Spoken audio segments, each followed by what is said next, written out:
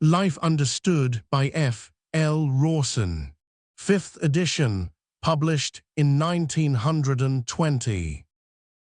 This is a historical, public domain work. It reflects its author's religious, scientific, and medical beliefs of that era. Claims about disease, diagnosis, treatment, or mortality are presented for historical and literary context, not as medical advice, and may conflict with modern evidence-based guidance. Do not use this recording to diagnose or treat a condition, or to delay or replace care from a qualified health professional. In an emergency, contact local emergency services. You are listening to Part 4. This audiobook is presented in 4 parts. This part contains Appendices 1 through 12. Appendix I. The Present Kingdom of Israel. The United States to Great Britain. List, brother, angels whisper to Judah's sceptred race, thou of the selfsame spirit, allied by nations' grace. Wouldst cheer the hosts of heaven, for Anglo-Israel lo, is marching under orders, his hand averts the blow. Brave Britain, blessed America, unite your battle plan, victorious all who live it, the love for God and man. Plus Mary Baker Eddy. From what has already been pointed out, it will have been seen that the whole of the history of the human race, whether viewed individually or collectively, is simply a series of false impressions, mere cinematographic pictures, thrown on the screen of human consciousness, hiding God's perfect world. This series of pictures, instead of being, as we have hitherto thought, a consecutive series of thoughts, so-called events following one after the other, is simply a repetition of the same heavenly events, falsely viewed, each time from a little different false material standpoint, and appearing to take place at successive periods of time. The history of the children of Israel, running like a scarlet thread in the woof of the history of mankind, when viewed in detail, sets out clearly all the main incidents that are portrayed again and again, in one shape or another, in this continually repeated chain of events. There we see, as manifestly illustrated in a living book, the so-called human thoughts working their infernal mischief through belief in heredity, belief in sin, disease, and limitations. In fact, belief in 100 different false, so-called laws. We see also the separation of the one consciousness into apparently two, male and female, resulting in continual sad separations throughout the whole gamut of human experiences. In these dream pictures, human beings are continually seen making frantic attempts to unite by material means, breaches, brought about by false mental working, such strenuous efforts merely resulting in a succession of lamentable failures. Not only do we find the repeated unnatural separation of individuals and families, but of peoples, nations, and countries, with the attendant discords and troubles due to separation, vividly instanced in important matters such as language. These divisions culminate in the greatest and saddest lie of all, namely, that called death, the closing scene of each series. In each series may be seen new elusive views of the same facts, the same people traceable more or less by the names, given them apparently merely by what has hitherto been miscalled chance. The misdirected attempt to enforce a surface religion by material means, as shown in the building of a temple and the institution of ceremonials, culminating in the government of the consciousness of the many by the dominating thought of the few, and ending in complete ruin of the material structure, all to be repeated again in subsequent generations until the lesson of the Golden Rule is learnt. This final consummation is now being brought about. By observing the chief actors in the successive scenes may be gauged the improvement that is continually going on in each generation, and the pictures about to be presented on the screen. One most startling revelation gained through this interesting retrospection is the increasing rapidity with which the different series present themselves. In the time of Methuselah and Noah, events dragged slowly along throughout a generation, numbering hundreds of years. At the present moment, exactly the same scenes are visibly reproduced in their modern dress and hurried into a few short years. So rapidly are material events progressing that these years will soon be crowded into a few short months, until, in a short time, a life's misery or happiness will be compressed into a day, even an hour, as the predestined end hastens with lightning rapidity. Although some think that the 969 years of Methuselah, Genesis 5:27, and the 950 years of Noah, Genesis 9:29, were the years when the families or clans of Methuselah and Noah existed, I think that the individuals lived to this age. In comparatively modern times, there have been many cases far exceeding 100 years, and one old tombstone relates that the person commemorated lived for over 250 years, and gives the date of birth and death. The identification of Israel. I have spoken of the evolution of the idea of God being brought to its ultimate conclusion through the Hebrew race. By this is not meant the people called the Jews only, but the Israelites as a nation, including their present-day direct descendants. In the light of modern scientific knowledge, the recognition of Israel's identity assumes an altogether new significance and is of worldwide importance. The discovery throws invaluable light on the political, religious, and scientific developments of the world during the next few years. The words of Frederick the Great and the reply of his chaplain may here be quoted. "Doctor, if your religion is a true one, it ought to be capable of a very brief and simple proof. Give me its evidence in a simple word." Instantly, the chaplain's reply rang out.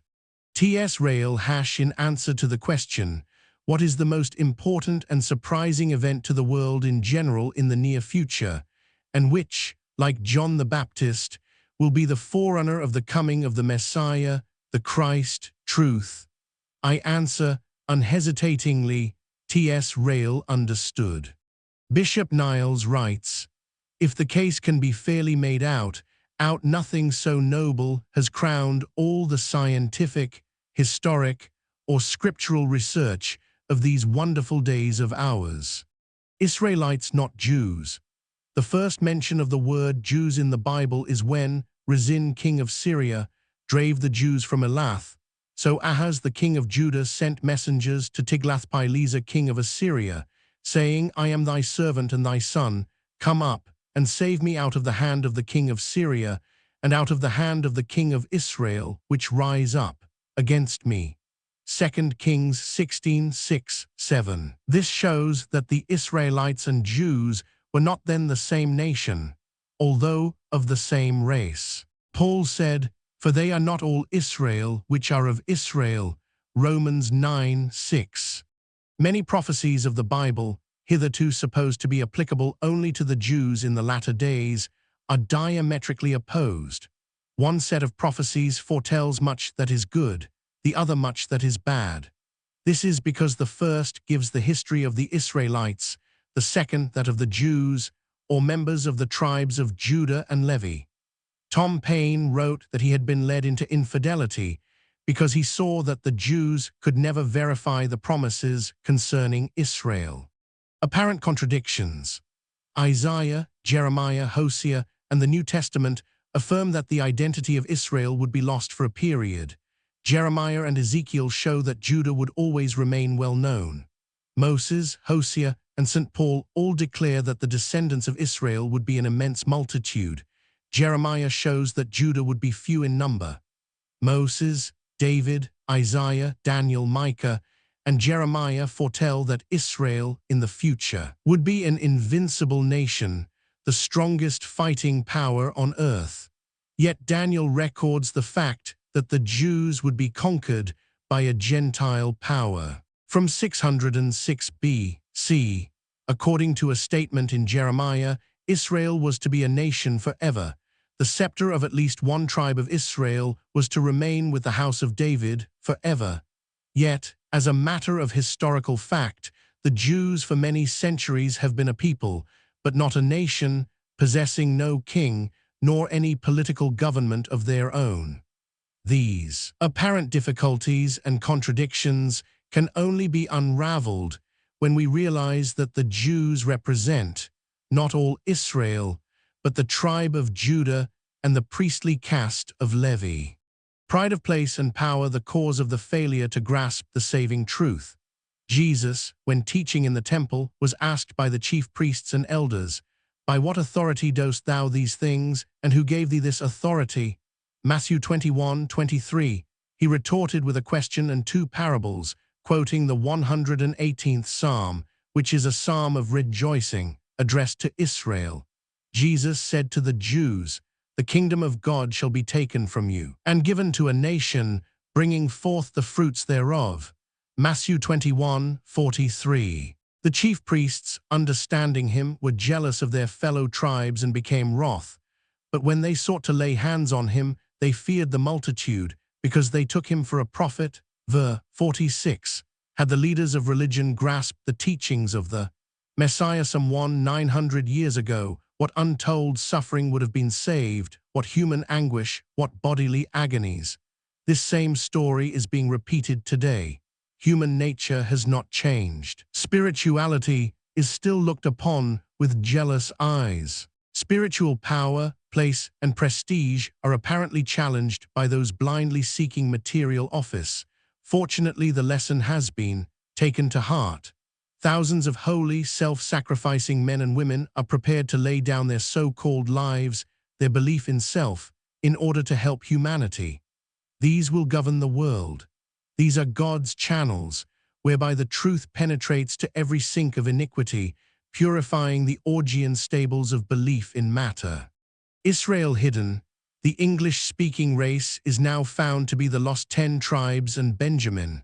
Isaiah said, "I will bring the blind by a way that they knew not." Is 42 verse 16. Now comes the glorious future foretold by prophets of old. Behold, your God will come and save you. Then the eyes of the blind shall be opened, and an highway shall be there, and a way, and it shall be called the way of holiness, the knowledge of true prayer. They shall obtain joy and gladness, and sorrow and sighing shall flee away. Isaiah 35:4, 5, 8, 10. All this is within the present possibility of realization by every man today.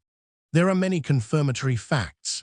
If it be admitted that we are in the latter days, or even near to what is wrongly called the end of the world, then unquestionably the Anglo-Israelitish theory must be true, and I think that in the light of present-day fulfillment of prophecy, no open-minded student of science can have the slightest doubt about it. There are over 60 prophecies in the Bible that can only apply to the English-speaking race, the British being 10 of the tribes, headed by Ephraim, the Americans chiefly the tribe of Manasseh, the Jews the tribe of Judah, and the Levites. As the Bible foretells, this knowledge has been undiscerned until recently.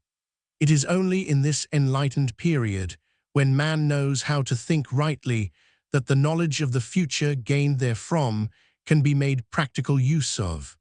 The harvest field of the world is ripe, and waiting for the final ingathering of all men to the kingdom of heaven. Lord, they have taken crafty counsel against thy people, and consulted against thy hidden ones.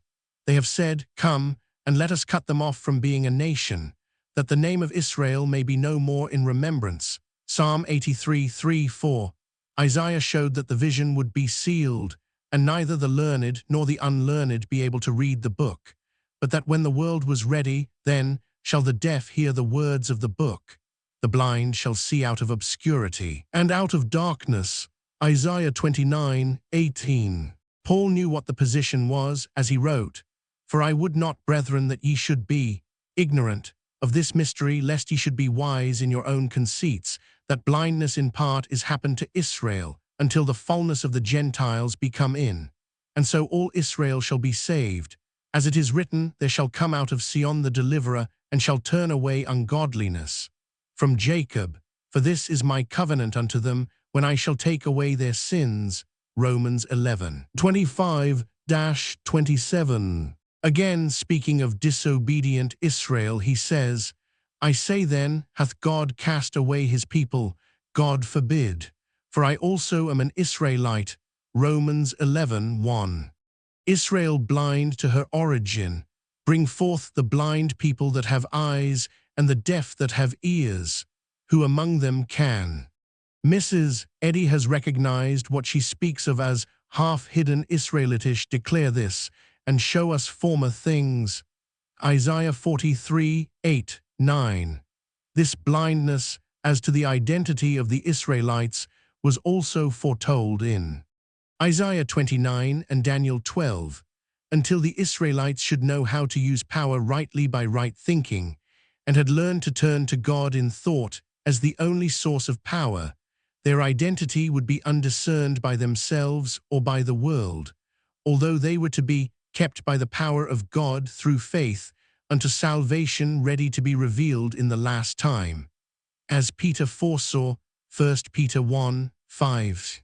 Britham, the land of the covenant. After many wanderings, foretold by nearly all the prophets, they were to reach Britain, Hebrew Britham, meaning the land of promise, the land of the covenant, also foretold throughout the Bible. The prophet Nathan said to King David, "I will appoint a place for my people Israel, and will plant them, that they may dwell in a place of their own, and move no more, neither shall the children of wickedness afflict them any more." As before a time, 2 Samuel 7:10. Israel to be in Britain. The word Britham in the Bible is translated a covenant. It occurs twice.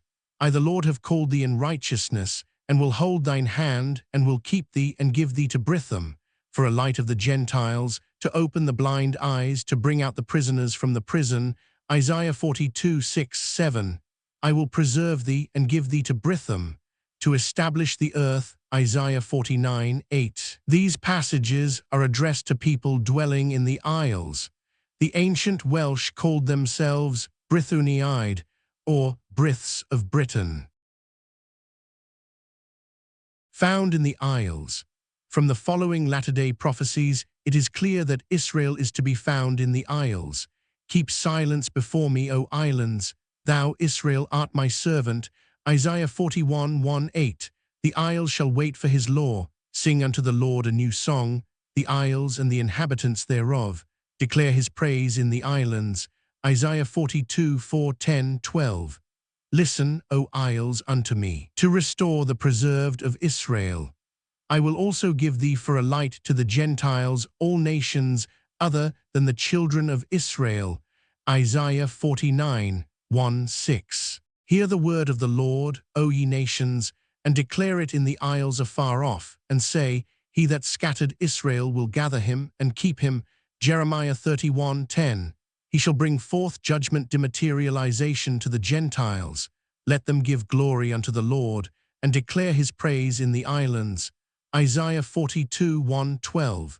"To the islands he will repay recompense, and the Redeemer shall come to Zion, and unto them that turn from transgression in Jacob." Isaiah 59:18-20. These islands in the northwest. Israel is told to glorify the name of the Lord God of Israel in the isles of the sea.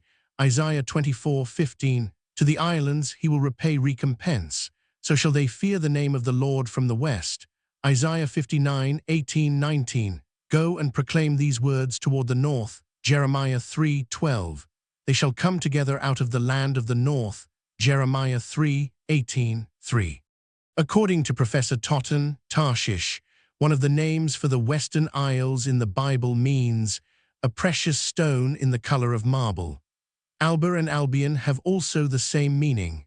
The latter was in 350 B.C.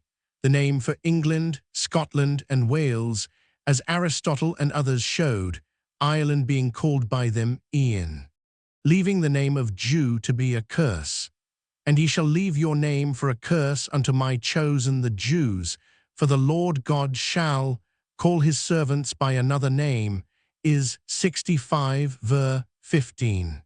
The change of name, Ezekiel was sent into exile in the year 599 B.C.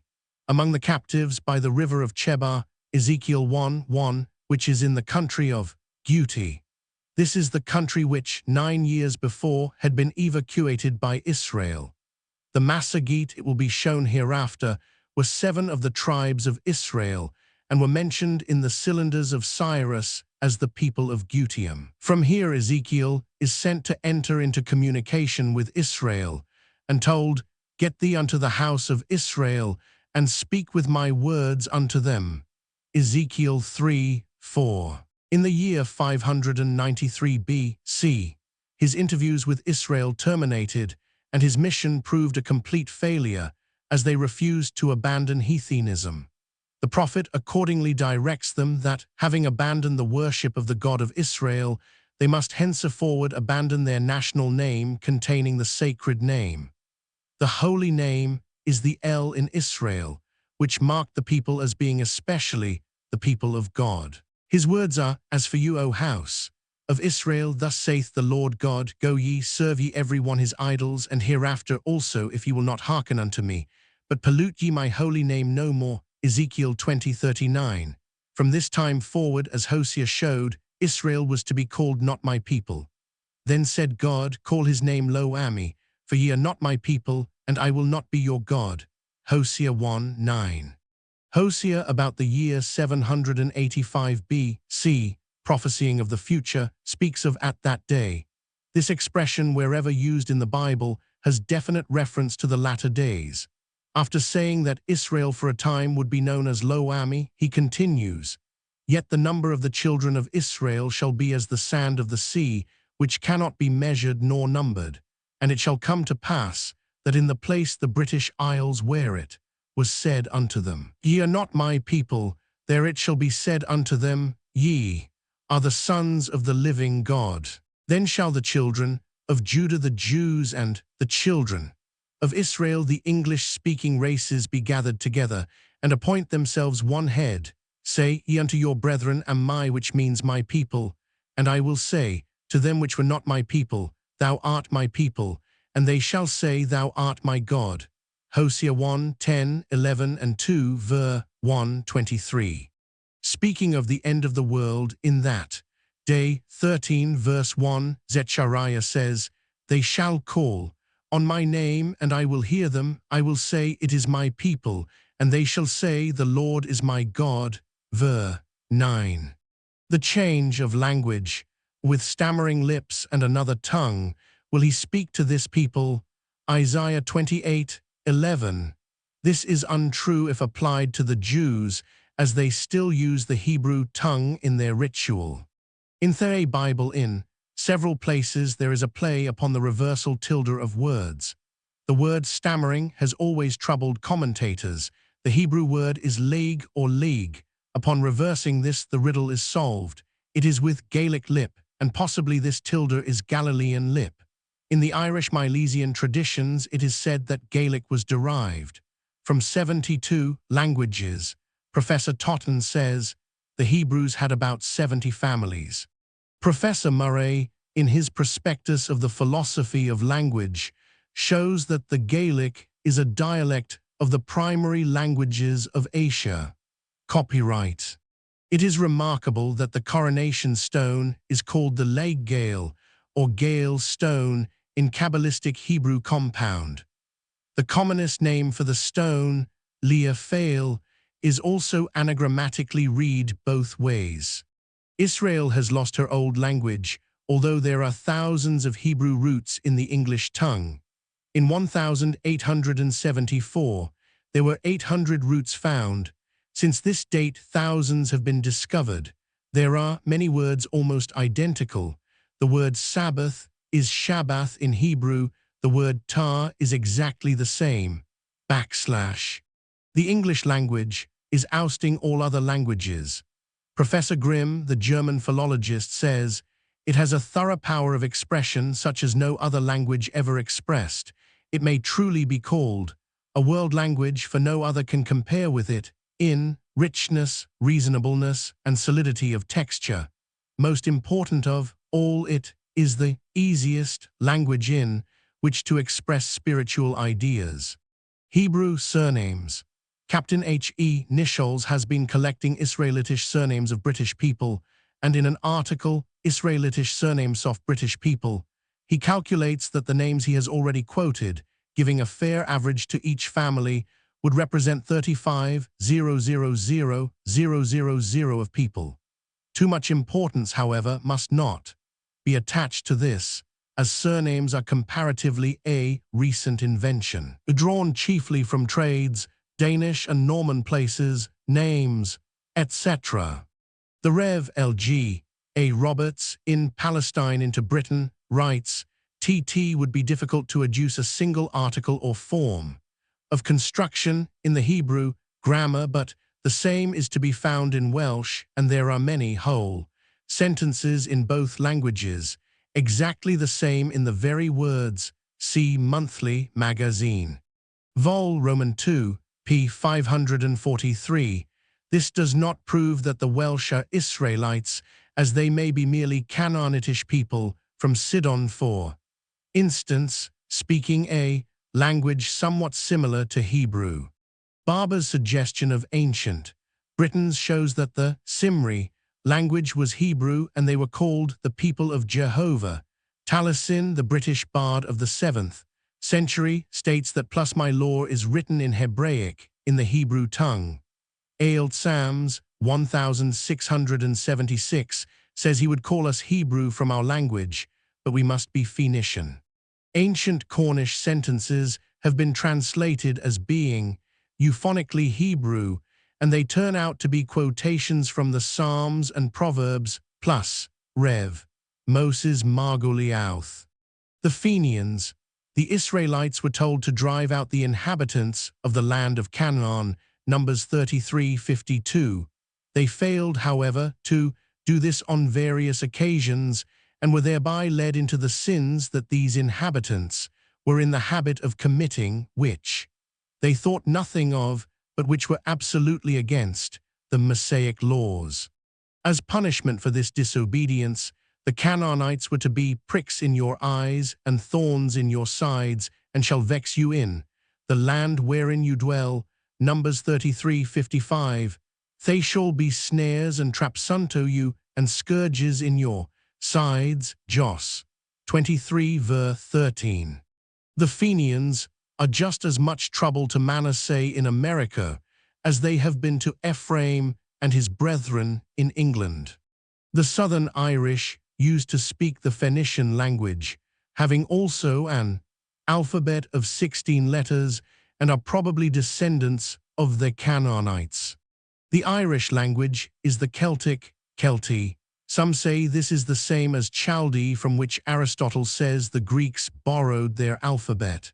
The Phoenician is a dialect of the Celtic, and Sir William Temple asserts that it is the most original and unmixed language that yet remains in any part of Europe. In parts of Ireland there are large stones placed erect, on which others, inclined and horizontal, are fixed in position. These resemble the altars raised by the Phoenicians in honor of their god Belus.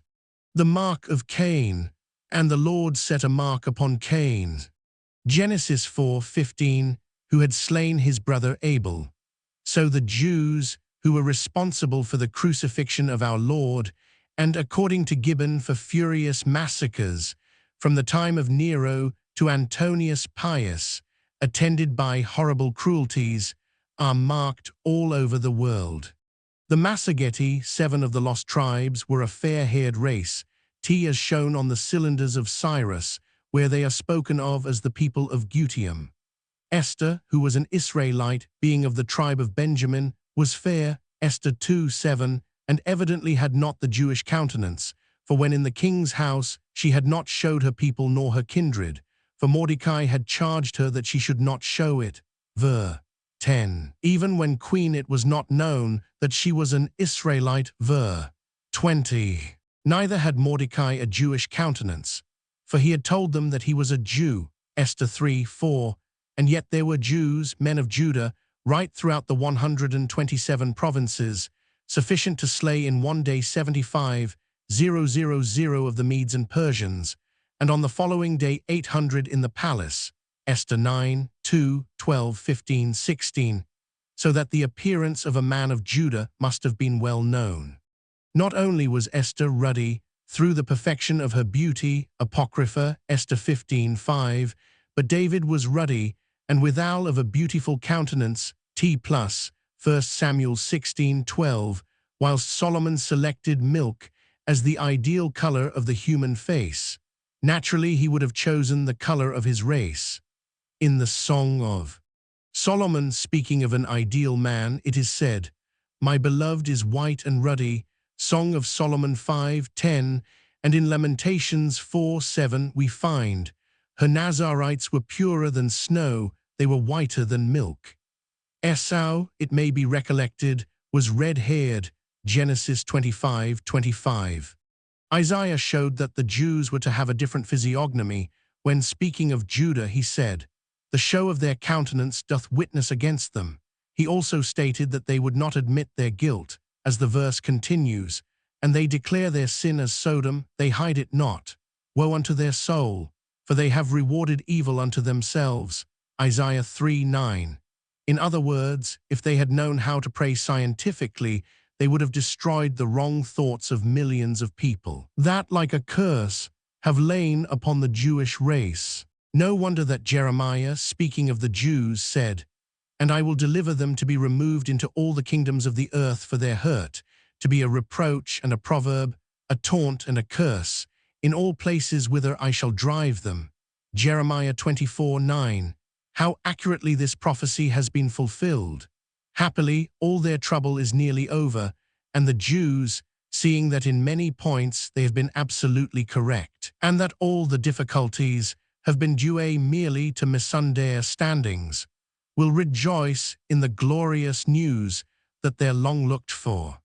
Messiah has come, and they will honor and reverence Jesus the Christ, the man who was martyred through the ignorance of their forefathers. When the sinner finds that the sin which has kept him in hell in the past has not been his fault but his misfortune, he turns with doubled zest to the worship of the one God and the relief of his fellow men.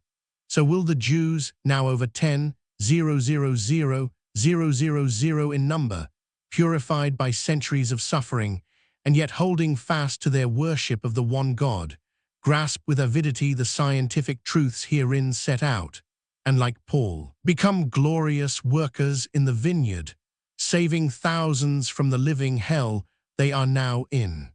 The separation.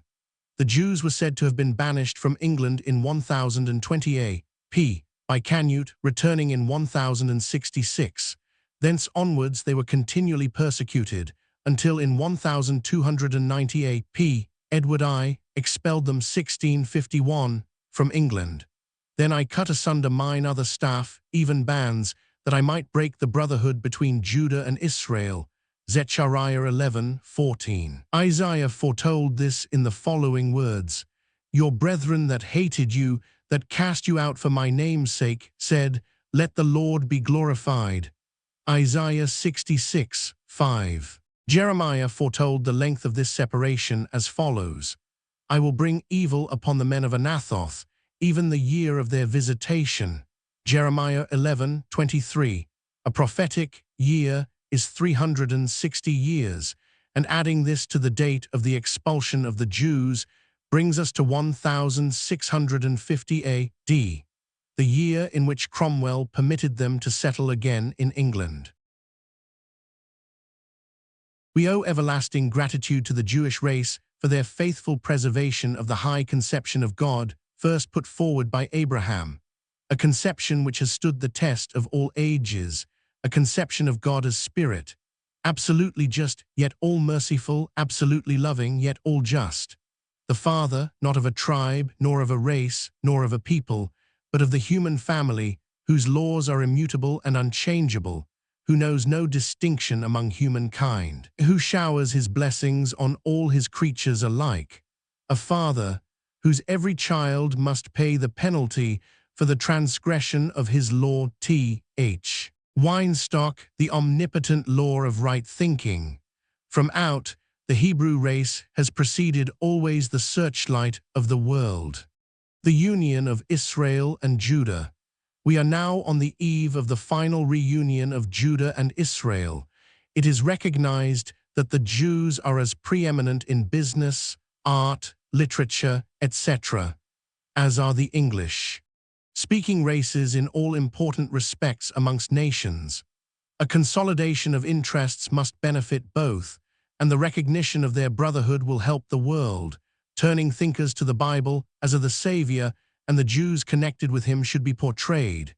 He states, I represented them of what, in general terms, may be called a fair complexion, and not strikingly like the Jew as we know him in the West.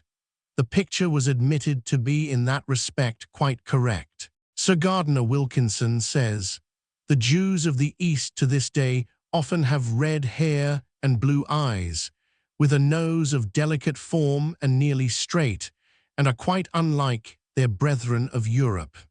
Practical timetable of the history and destiny of nations. This amalgamation is foretold in many places. Micah, speaking of the Christ, says, therefore will he give them up the Christ, truth, be hidden, until the time that she which travaileth hath brought forth. See Revelation 12:2-5.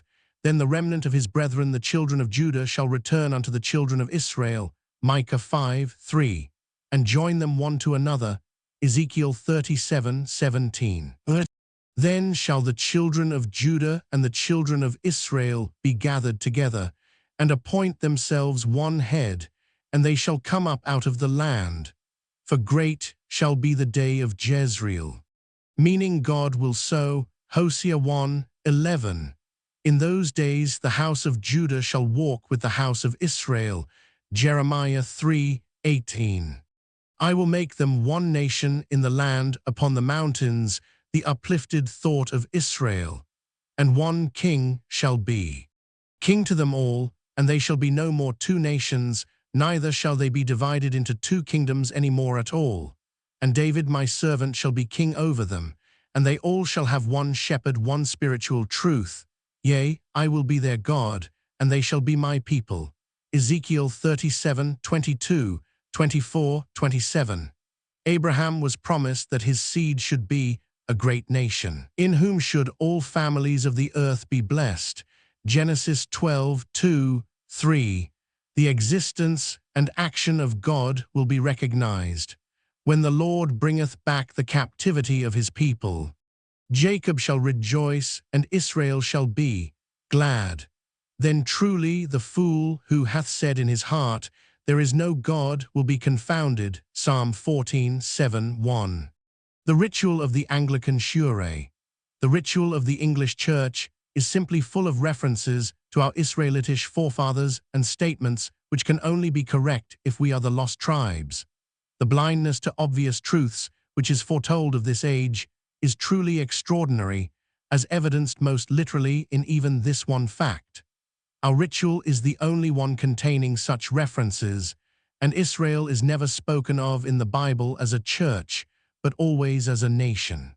The ritual of the Anglican Church, or State Church of England, the Church of the Angles, was settled by Act of Parliament, when, in 1603 AP, King James of Scotland came to the throne, and the prophecy of one king ruling over the united tribes of Israel was fulfilled. It is an extraordinary thing, and hardly conceivable, that it should be so calmly accepted without inquiry, that the Anglican prayer book is so worded that it appears at first sight to be not the ritual of a church, but the ritual of the people of Israel. In the Venite, Te Deum, Magnificat, Cantate, Nunc Dimittis, and in fact throughout, we are reminded that we are descendants of Israel. When the Anglican is baptized, or when married, etc. The prayer book refers to our forefathers Abraham and Isaac, and to the people of Israel. On Christmas Day, the special psalm is the 85th, the national thanksgiving of Israel to God. On Ash Wednesday comes the recital of the curse read out on Mount Ebal. The marriage service teems with references to the ancestors of Israel, and the closing words refer to Sarah, whose daughter ye are. There is not a trace of this in the Roman Catholic books, nor do any of the other religious books disclose anything of the kind. The Anglican Church worships especially the God of Israel. Of this worship, there is not a trace in the Roman ritual, whose God is always God the Father Almighty.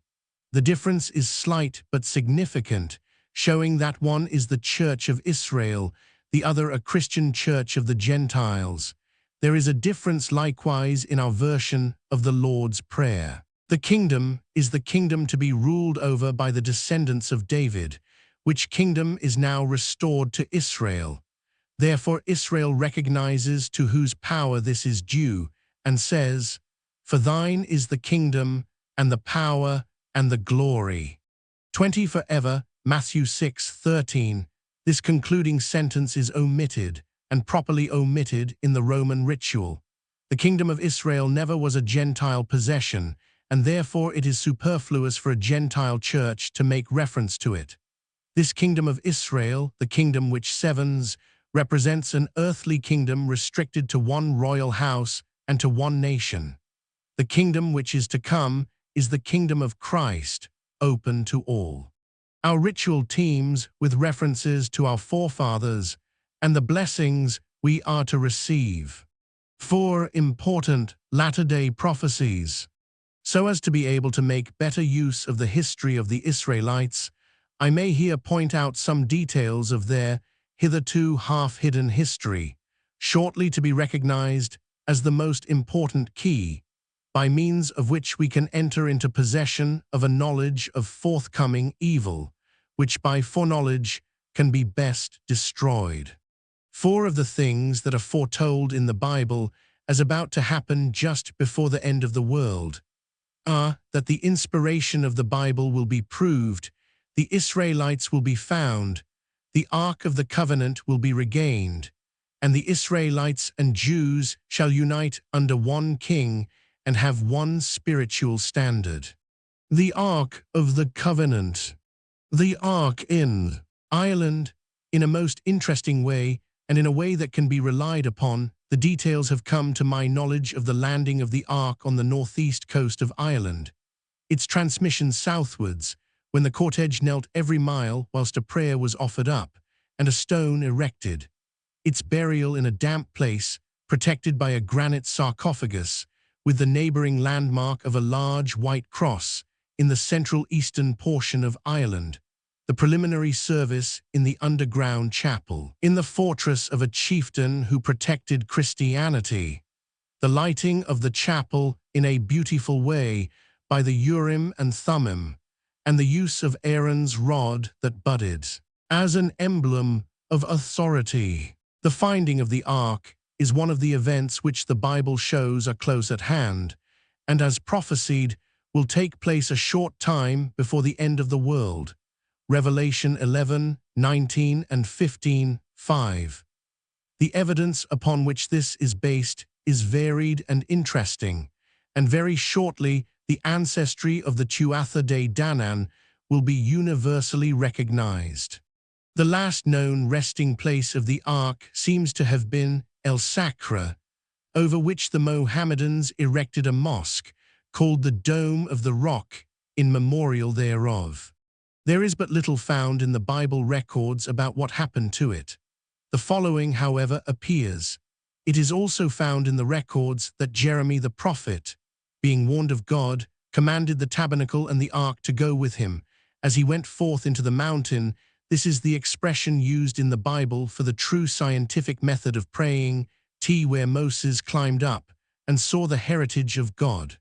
And when Jeremy came thither, he found an hollow cave, wherein he laid the tabernacle and the ark and the altar of incense, and so stopped the door. And some of those that followed him came to mark the way, but they could not find it. Which when Jeremy perceived, he blamed them, saying, As for that place, it shall be unknown until the time that God gather his people again together, and receive them unto mercy. Then shall the Lord show them these things, and the glory of the Lord shall appear, and the cloud also, as it was showed unto Moses. 2 Maccabees 2, 1, 4-8. This is what is just about to happen. And we shall understand what the glory of the Lord is, and the cloud also. The question is, how did the ark get into Ireland? Edward Hine writes as follows, History comes honestly and majestically to our help. It is an undeniable historical fact that about 580 B.C., i.e., the very time of the Babylonish captivity, that a princess from the east did arrive in the north of Ireland. Her name was Tephi, purely a Hebrew word, a proof in itself that she must have been of Eastern extraction, and she was accompanied by a guardian known as the Olam Fola, another Hebrew word, showing Eastern origin, and which means a revealer, which is the same as a prophet. This prophet was accompanied also by one Brug, no doubt Baruch, because Jeremiah and Baruch were undoubtedly together, Jeremiah 43:6. From this time many new things were introduced into that part of Ireland of a clear Hebrew origin. Thus the name of the place, Lotia Grofin, was changed to Tara, Torah, a Hebrew word, signifying the law of the two tables. The Murolamein was established, Hebrew for College of Olams, or School of the Prophets. The Iodhan Moran was created, also Hebrew for a Chief Justice.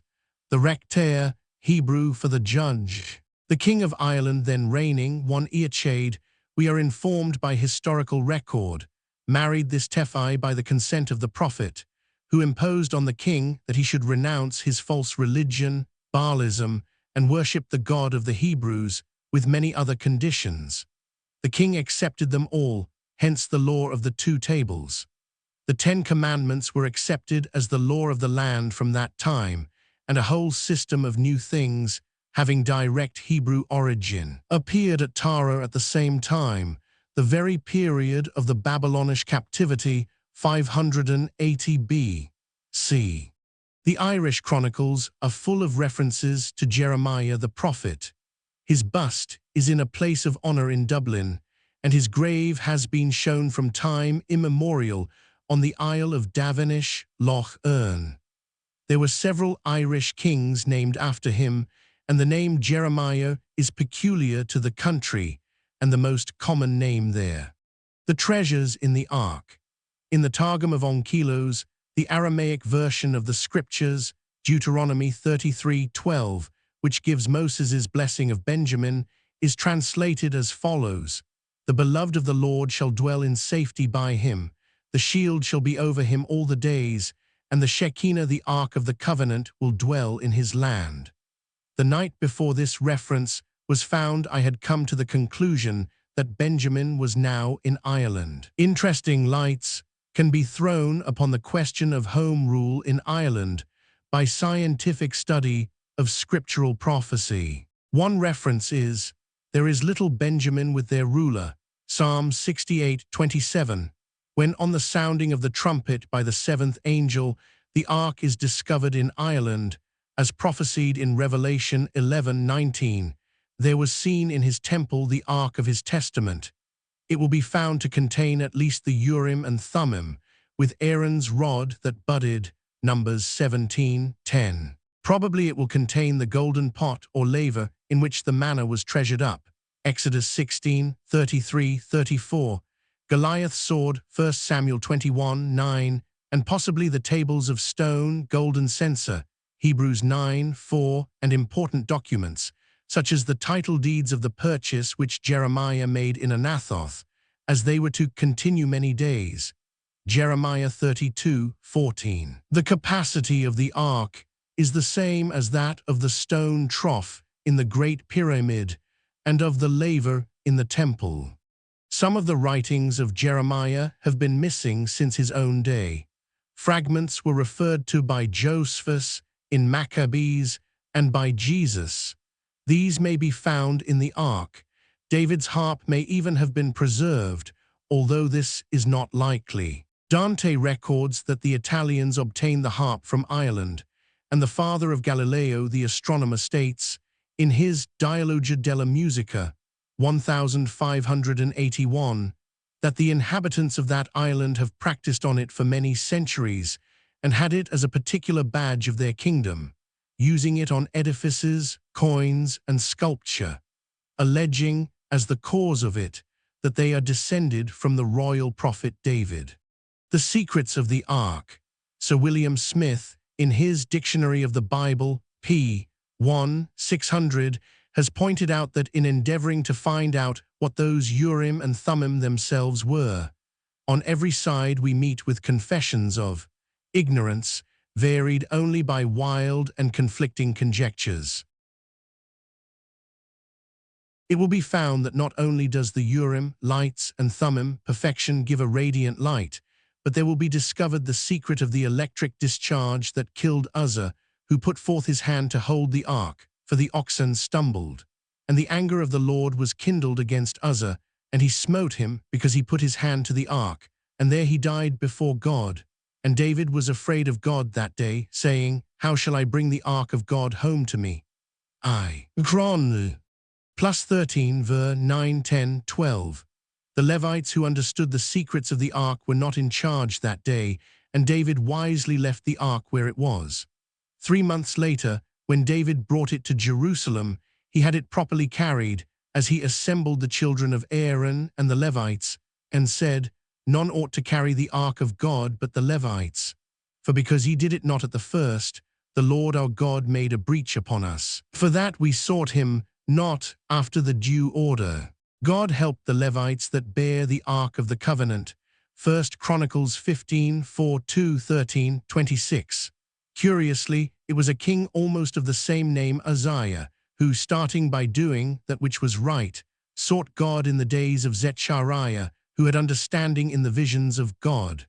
But when he was strong, transgressed against the Lord his God, and went into the temple of the Lord. And Azariah the priest went in after him, and with him 80 priests of the Lord, that were valiant men, probably entering, was almost as dangerous as thwarting the king, as the ark was never seen except by the high priest, and by him not at all times. And they withstood Uzziah the king. Then Uzziah was wroth, and while he was wroth with the priests, the leprosy even rose up in his forehead. And they thrust him out from thence, yea, himself hasted also to go out. And Uzziah the king was a leper unto the day of his death, and dwelt in a several house, being a leper. 2 Chronicles 26, 4, 5, 16-21. When Miriam and Aaron spake against Moses because of the Ethiopian woman whom he had married, the cloud departed from off the tabernacle, and behold, Miriam became leprous, white as snow. Numbers 12, 1, 10. Neither Moses nor Aaron was touched. This scourge was no doubt of the nature of the terrible skin diseases that are the result of the rays now being experimented with in the attempt to cure cancer, lupus, etc. This is probably why the covering veil of ram's skins over the ark, Numbers 4, 5, and Exodus 26, 14, was dyed red, which color is a protection. On a tablet in Hackney Town Hall, recently unveiled, are the following words. In honor of Harry, William Charles Cox, consulting electrician, who died at Hackney, 9th July 1910. He contracted a malignant disease while perfecting apparatus for adapting the X-rays to the relief of human suffering. As clearly pointed out previously, the action of God can never be anything but good. It is so-called nature and man that act as channels for evil. It seems as if, when not protected by the covering of ram's skins dyed red, which was put on every night, the electric action was very far-reaching. When the people complained, the fire of the Lord burnt among them and consumed them that were in the uttermost parts of the camp. Numbers 11, 1. It may be recollected that the officers of Joshua went through the host, telling the Israelites to follow the ark, adding, "Yet there shall be a space between you and it, about 2,000 cubits by measure. Come not near unto it." Joshua 3:2-4. Perhaps this may be the limit of the distance at which it is dangerous. Not only was the ark dangerous to individuals, but when the Philistines took the ark of God, the hand of the Lord was heavy upon them of Ashdod, and he destroyed them and smote them with emerods. And when they took the ark to the city of Gath to get rid of it, the hand of the Lord was against the city with a very great destruction. At Ekron also there was a deadly destruction throughout all the city. The hand of God was very heavy there. When the Philistines came to the conclusion to let the ark go back to the Israelites, the Levites took down the ark of the Lord, carried the coffer that was with it, wherein the jewels of gold were, and put them on the great stone. The Israelites evidently did not know the secret, as God smote the men of Beth-Shemesh, the Israelitish city where it was left, because they had looked into the ark of the Lord. Even he smote of the people 50,000 and 60 men. 1 Samuel 5:1, 6, 9, 11, and 6, 15, 19. The disease called emerods was probably similar to botch and scab, as Deuteronomy 28:27 says, "The Lord will smite thee with the botch of Egypt, and with the emerods, and with the scab, and with the itch, whereof thou canst not be healed." Herodotus speaks of a disease called by him Theleanausos, as afflicting the Scythians, who robbed the temple of the Syrian Venus, showing that the secret was known to others. The Scholiast on Aristophanes mentions a similar plague, as sent upon the Athenians by Bacchus. It is quite possible that some of the diseases that now trouble the human race are connected with the unrecognized action of unknown elements, and that the coming into action of these is going to be part of our latter-day troubles. Aaron's rod that budded. The secret of Aaron's rod that budded was probably that when the 12 rods were laid up in the tabernacle of the congregation before the testimony, Numbers 17:4, Aaron's rod was placed where the rays could act upon it. Some of these high-tension rays have a great effect upon growth. This rod was thereafter laid up before the testimony to be kept for a token. Ver. 10. The light by night. The light that appeared, and a flame of fire out of the midst of a bush, on Mount Horeb, Exodus 3:2, were no doubt the result of electrical action, and the glory of the Lord, the result of something discovered on Mount Sinai, when the sight of the glory of the Lord was like devouring fire on the top of the mount. Exodus 24:17. It is doubtful, however, whether Moses and Aaron really understood the workings thoroughly. When Korah and the 250 famous princes stood in the door of the tabernacle, Numbers 16:18, and the glory of the Lord appeared unto all the congregation, ver. 19, Moses and Aaron fell upon their faces, ver. 22, with dismay and grief. Evidently they were unable to control it immediately. When the congregation had left the tents of Korah, Dathan, and Abiram, the earth swallowed them up and their houses.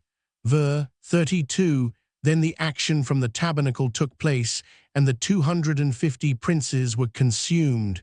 Ver. 35. On the morrow all the congregation of the children of Israel murmured against Moses and against Aaron, saying, Ye have killed the people of the Lord.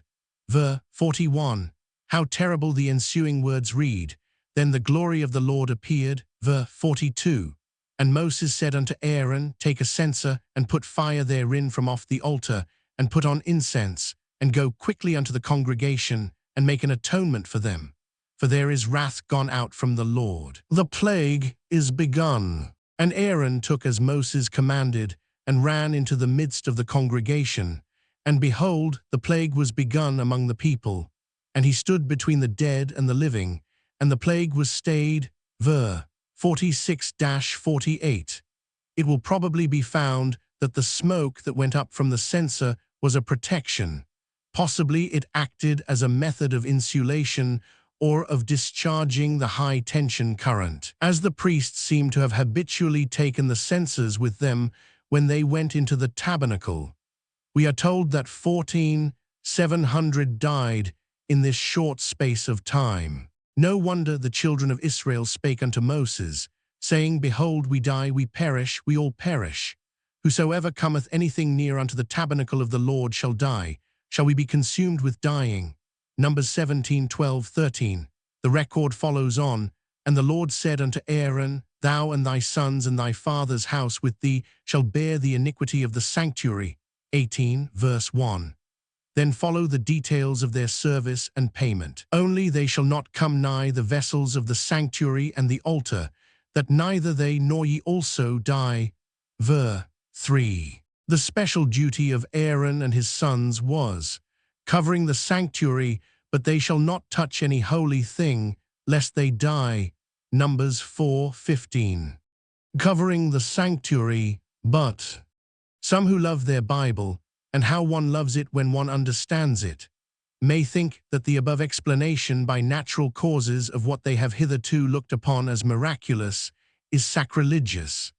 These must not forget that what we have to do is to so clear up the misapprehensions about the Bible that the world's leaders of thought recognize its scientific importance and appreciate it. The more that the action of God can be seen to agree with scientific law, the quicker the world in general will accept its teachings. The action of God never can be destructive nor even harmful. The only law is the law of spiritual, eternal life. It is these false views of God and man that have kept back the scientific world so long from the worship of the one true God, the God that is life, truth, and love. In the light of the present knowledge of the scientific method of right thinking, I do not hesitate to say that an intelligent, right understanding of the prophecies relating to this generation would be the saving of an appalling waste of bloodshed, untold suffering, and millions of money. The Bible shows the evolution of the understanding of God and of the mental powers of man and their only right use. This is very interestingly exemplified in the life of Moses. Constantly, at present, we have to choose the lesser of two evils, and evidently Moses proceeded on these lines in his courageous endeavors to guide in the right way the vast mass of ignorant and self-willed humanity of which he was the naturally evolved leader. His dealing with his fellow men, even in the cases of what we might look upon as the most doubtful incidents, would after all compare more than favorably with the modern methods of warfare, even in the present enlightened Christian era. Fatal use by Moses of false so-called mental power. Many have wondered why Moses and Aaron were punished so heavily for the apparently slight loss of temper which caused Moses to smite the rock. He had been told previously, Thou shalt smite the rock, and there shall come water out of it, Exodus 17:6. This he had done without being punished. Further, he did not seem to have been punished when he slew the Egyptian, Exodus 2:12, and when he went out from Pharaoh in a great anger, after saying, All the firstborn shall die, Exodus 11:5-8. Nor did it seem just that Aaron should die for the fault of Moses, Num 20 ver 24. As I understood better the action of God and of the human mind, and saw that God made not death, neither hath he pleasure in the destruction of the living, Wisdom of Solomon 1:13, and that all evil was the result of man's wrong thinking, one saw that the history of Moses was that of one who was learned in all the wisdom of the Egyptians and was mighty in words, Acts 7:22. In other words, he was an immensely strong thinker. Then I saw the result of his great anger in the slaying of the firstborn, and how the 40 years in the wilderness were as much a time of schooling for Moses as punishment for the Israelites. They understood in those days the power of one strong individuality over a mass of people not sufficiently advanced to know how to protect themselves from the wrong thinking of others. Balak said to Balaam, Curse me this people, for I wot that he whom thou blessest is blessed, and he whom thou cursest is cursed. Numbers 22:6. When it became clear that the rod with which he smote the rock twice, Numbers 20:11, was the denial, then I saw that, instead of using this rod and bringing about the miracle in whatever way was best by denying evil, he fell back into his old Egyptian ways, and in anger first intensified the difficulty, and then used his knowledge of ethereal phenomena to bring about a humanly predetermined result. Aaron also evidently made the same mistake. Must we fetch you water out of this rock? Ver. 10. Now there can be no greater sin than to be pharisaical instead of loving, and to use the human mind to bring about results. Moses and Aaron were justly punished by not being allowed to enter the promised land. It was nearly 40 years previously when first Moses smote the rock, using his human mind, for he then knew no better, and no punishment apparently ensued. On the second occasion he was much more advanced, and knew perfectly well that he had fallen back considerably, for ye rebelled against my commandment, to sanctify me at the water before their eyes, Numbers 27:14, and consequently both Aaron and he allowed their own thoughts, so-called, to bring punishment upon them. Deuteronomy 3:24 shows that Moses had begun to pray in the right way, as he said, O Lord God, thou hast begun to show thy servant thy greatness and thy mighty hand. He continues in the same strain, and then asks to go over Jordan, and continues in verse 26, But the Lord was wroth with me, for your sakes, and would not hear me. Moses felt that he was not sufficiently reliant on God. We know now how rightly to estimate this punishment self-inflicted by Moses.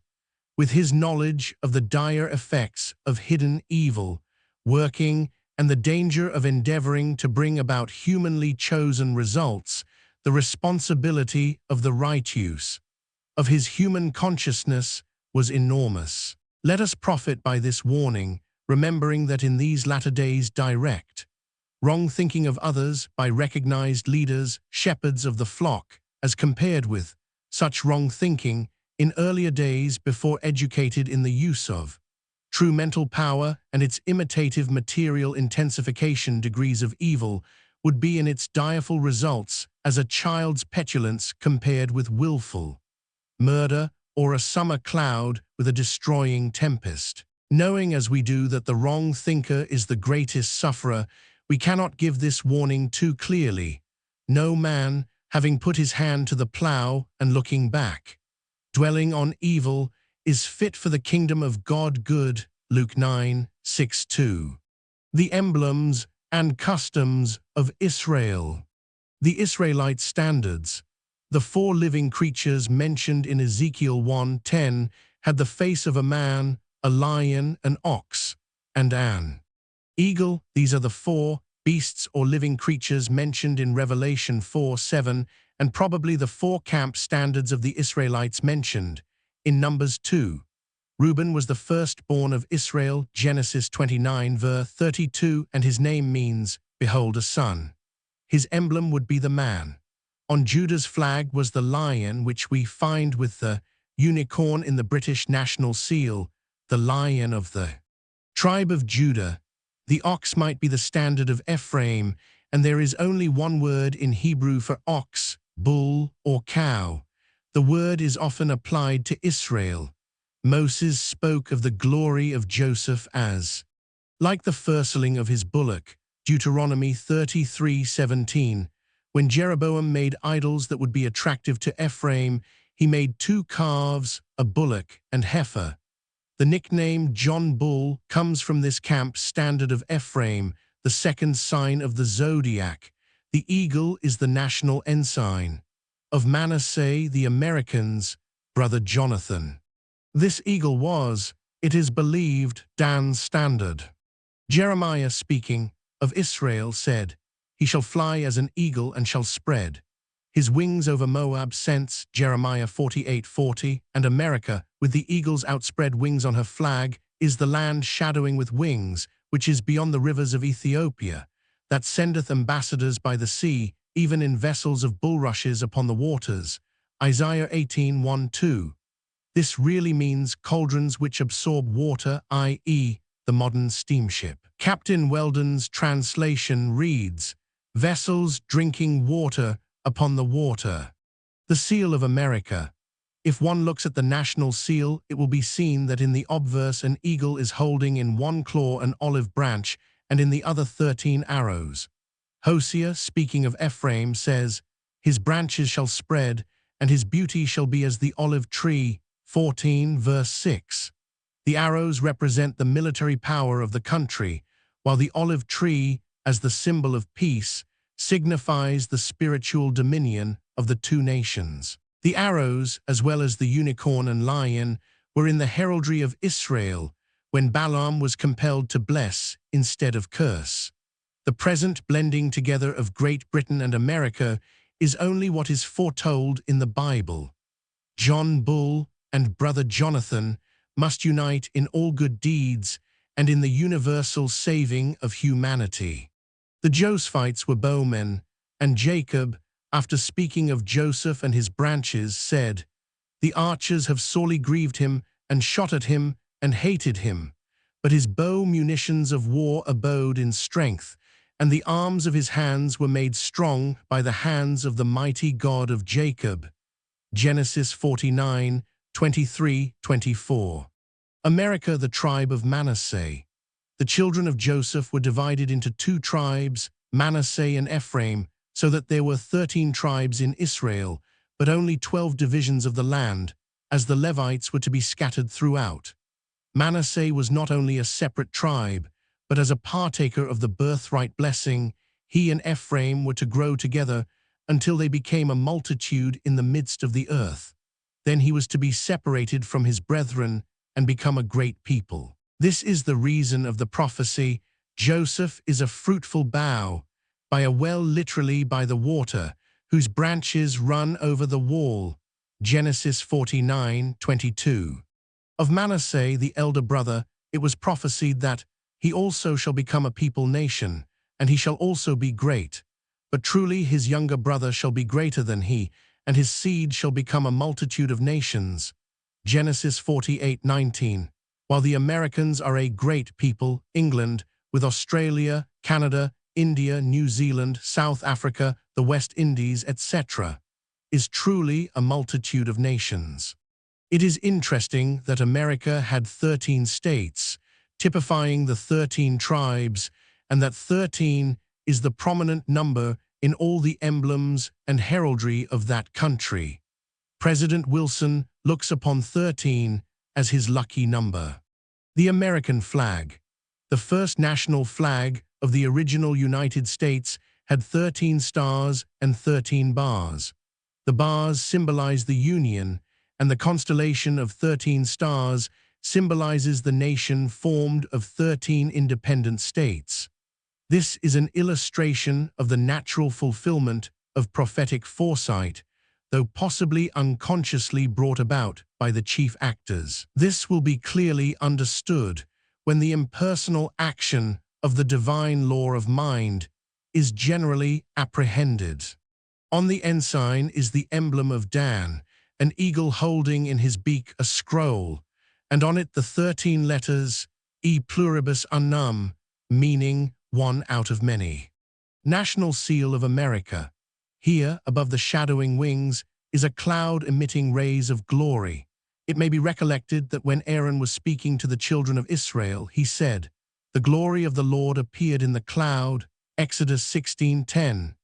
This cloud surrounds what is called the constellation, a group of 13 stars, in a field of azure sky, which is exactly the same number of constellations that appeared in the dream of Joseph before he was separated from his brothers. 2 out of the 13 can be taken as the 2 tribes of Joseph. On the reverse side of the seal is a pyramid without a top like the Great Pyramid, and above a triangle surrounded by a glory, and with one eye in the center.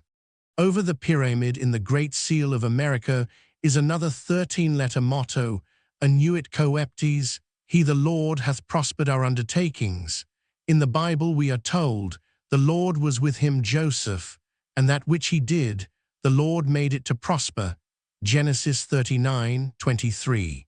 The number 13 signifies rebellion, and the first time that this number occurs in the Bible, it is with reference to rebellion, Genesis 14:4. The Americans not only rebelled against us in April 1775, but they also prospered. The Confederate Congress in 1863 adopted two flags, both with the cross of the crossed hands, Genesis 48:13-19, of the house of Joseph, and both with 13 stars. Britain's coat of arms. When Balaam, hired by Balak, the king of Moab, to curse the hosts of Israel, was compelled by the Lord to bless them, he said, God brought him forth out of Egypt. He hath as it were the strength of an unicorn. He shall eat up the nations his enemies, and shall break their bones, and pierce them through with his arrows. He couched, he lay down as a lion, and as a great lion, who shall stir him up? Numbers 24:8-9.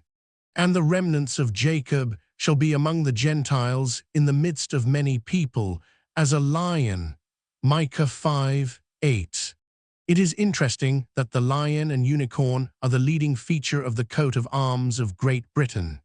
It may be recollected also that Moses, when blessing the children of Israel and speaking of Joseph, said, His glory is like the firstling of his bullock, and his horns are like the horns of unicorns.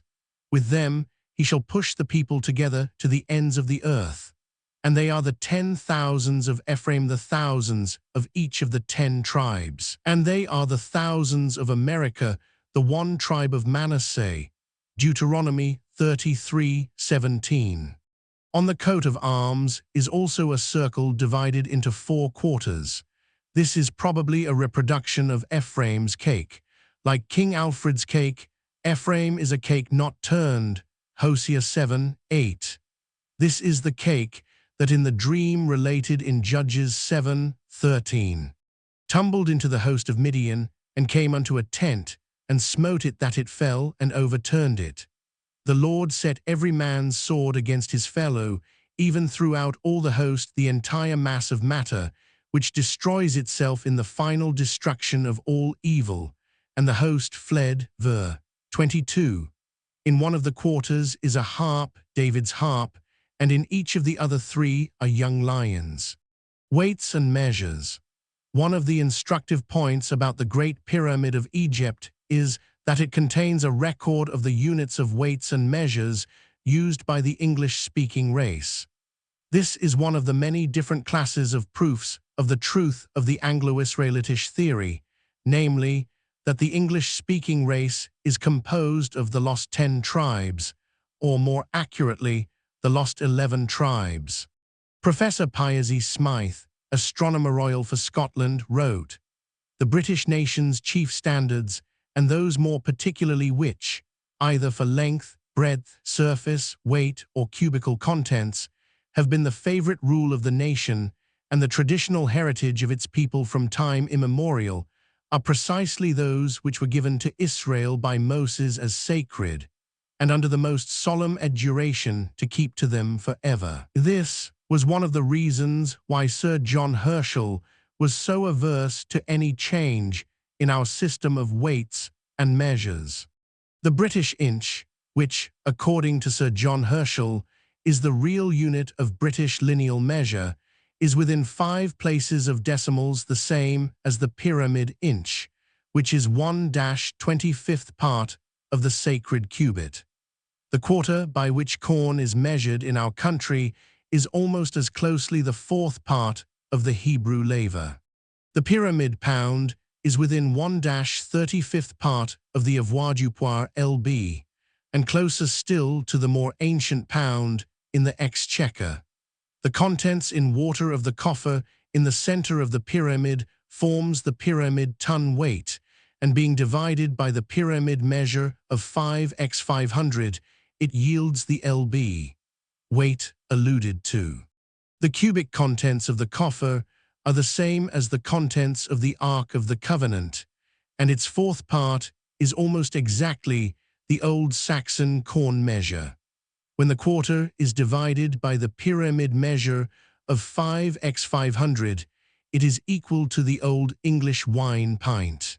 The foot measurement amongst the Gothic and Saxon nations that have occupied Europe for the last 500 years is throughout just about 12 times the pyramid inch. The Great Pyramid LB is also almost exactly the same as the LB weight throughout Europe. These have now been given up by the continental nations for the metric system, formed on what is now known to be a false standard during the atheistic madness of the French Revolution. Colonel Condare traces the close similarity of the British weights and measures, including the standards of capacity, to those of the Hebrews, and draws attention to the fact that they are not the same on the continent. Those of France, Spain, Italy, and Germany are all different, being based upon the metric system. The coronation stone. The kings of Ireland, Scotia Major, were successively crowned upon this stone until Fergus the Great, son of Eoch, the king of Ireland, having conquered North Britain and about to be crowned king of Scotland, Scotia Minor, sent an embassy requesting the stone to be sent in order that he might be crowned thereon. He was crowned on this sacred stone, 538 AP, in the Temple of Iona, but the Scots retained possession of the stone. The kings of Scotland were subsequently crowned upon it until it was forcibly removed to Westminster Abbey by Edward I, and from that time the kings and queens Mary, I believe, excepted of England, have been crowned upon it. The scepter has never departed from Judah. Genesis 49:10.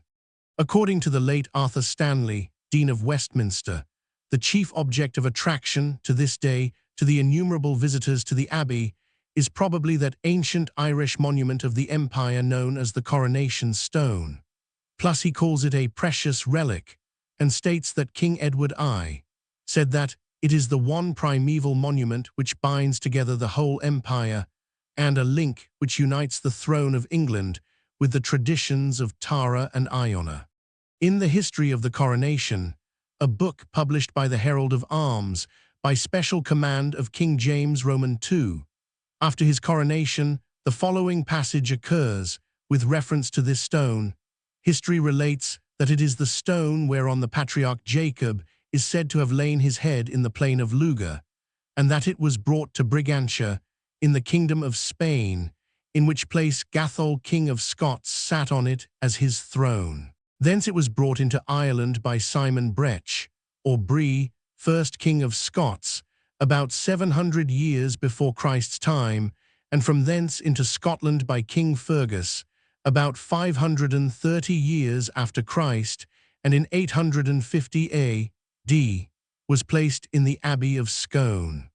Jacob's stone was for a long time treasured by the Jews, and is said to have been lost at the destruction of the sanctuary 588 B.C., and brought to Ireland of Dan about 584 B.C.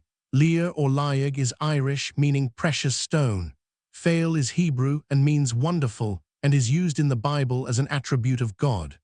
Another translation is the stone of destiny, and another the stone of Fal, the Gaelic sun god. According to the Rev. F. R. A. Glover, a translation of the Irish Celtic prophetic rune, which was attached to the Lear Fail, runs as follows: the Semitic race, a noble tribe, unless prophets false predict, where they may find the stone of fate. Empire there, they've the right to assume. Professor Ramsay's report to the Dean of Westminster states that the only thing certain about this stone is that it was prepared for building purposes, but that it was never used. This is rather interesting when one recognizes that Psalm 118, verse 22, the stone which the builders refused is become the head stone of the corner, is supposed, in its material signification, to refer to Jacob's stone. This stone, now in Westminster Abbey, has two large iron rings fastened to it by means of iron links and pins let in at the ends. These are well worn, showing that it has been carried for a long time. Where could this have taken place but in the wilderness during the 40 years of continued traveling? It also has a fissure in it. Numbers 28 shows that Moses was told to speak to the rock. Evidently by the references to it, it was some well-known rock. And the water came out abundantly, ver. 11, coals. Garnier points out that the reference in 1 Corinthians 10:4 bears this out, as the proper translation is, they drank of that rock a large movable stone or boulder that went with them. He also points out that Genesis 49:24 should be translated, from this time Joseph keeps the stone some celebrated, material stone of Israel. The children of Israel in the wilderness were estimated to number 500,000, and journeyed 40 years, yet never wanted water.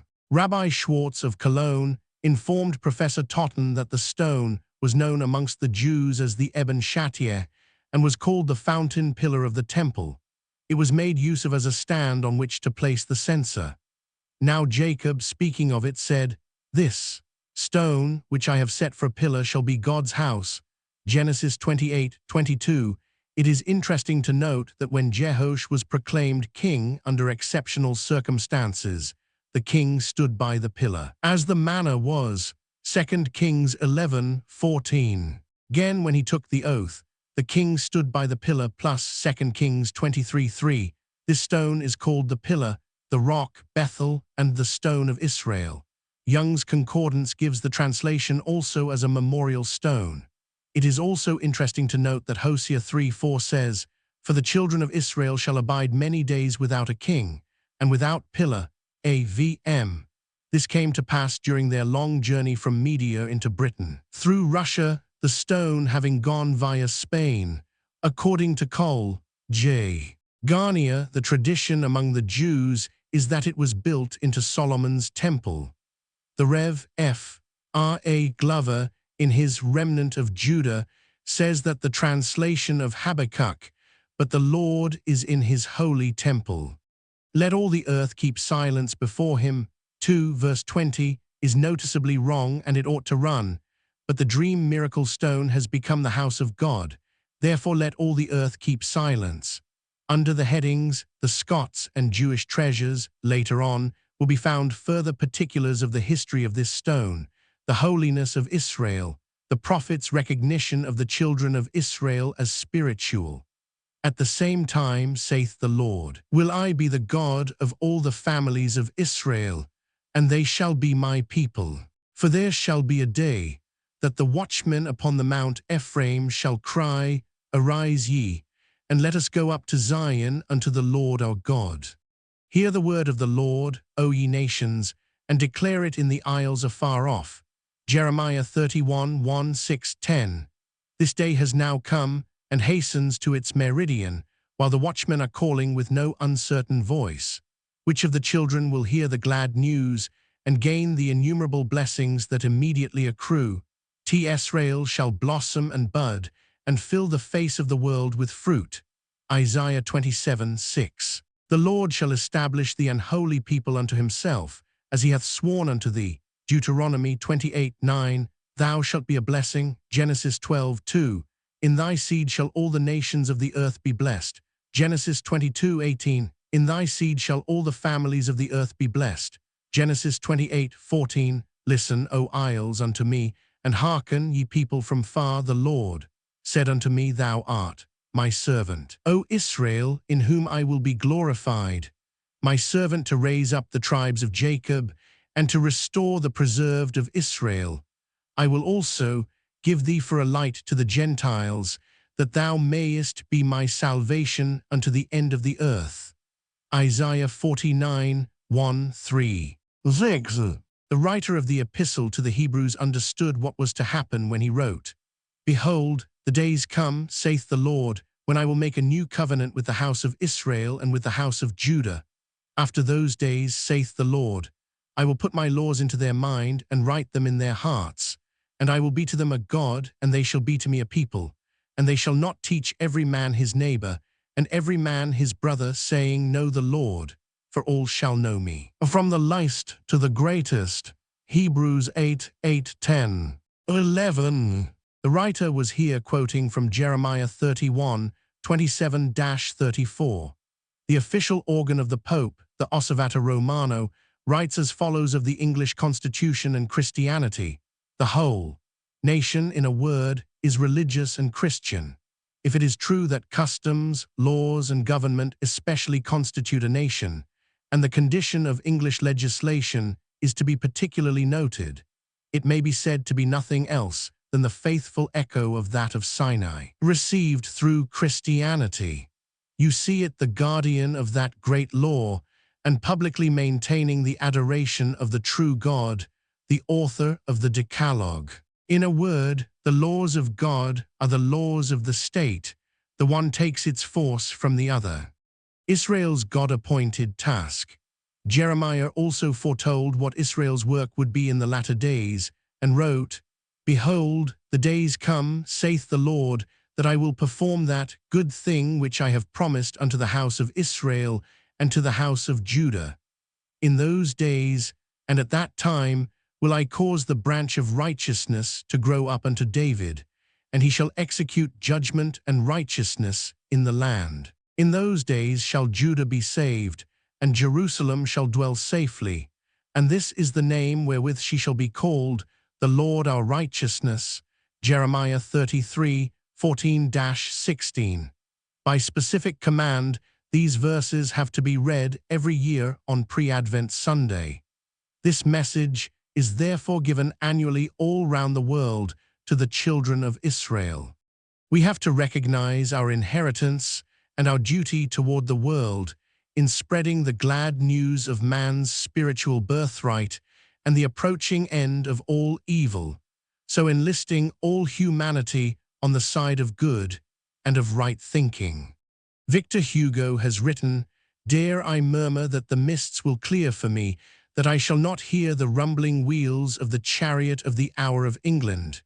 It will come, it is coming, it has come.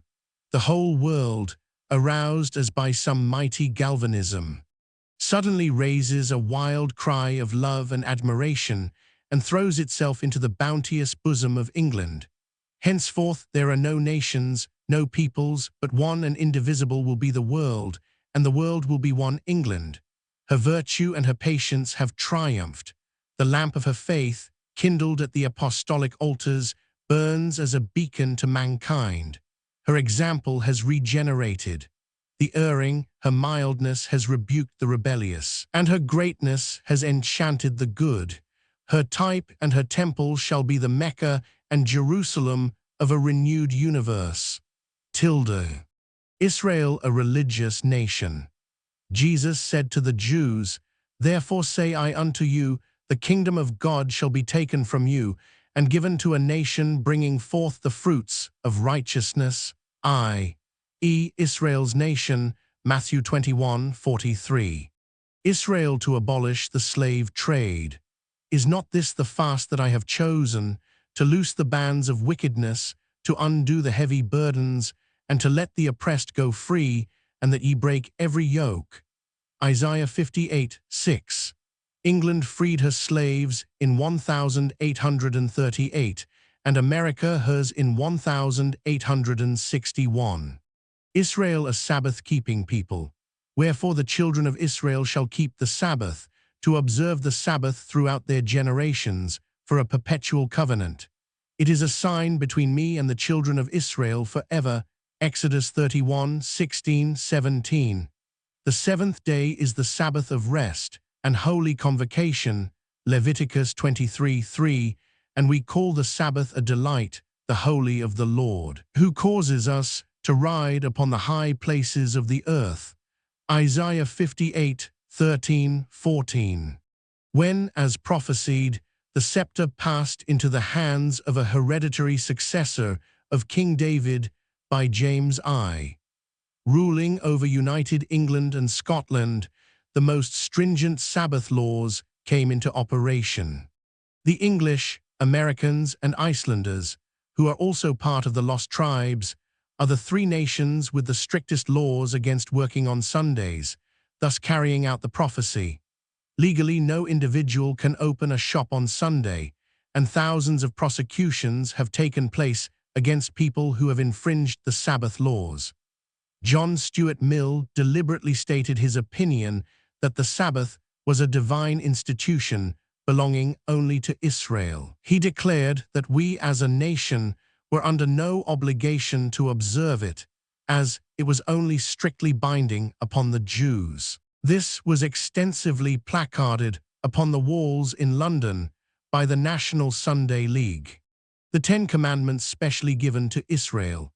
These countries are the only countries whose laws are based on the Ten Commandments.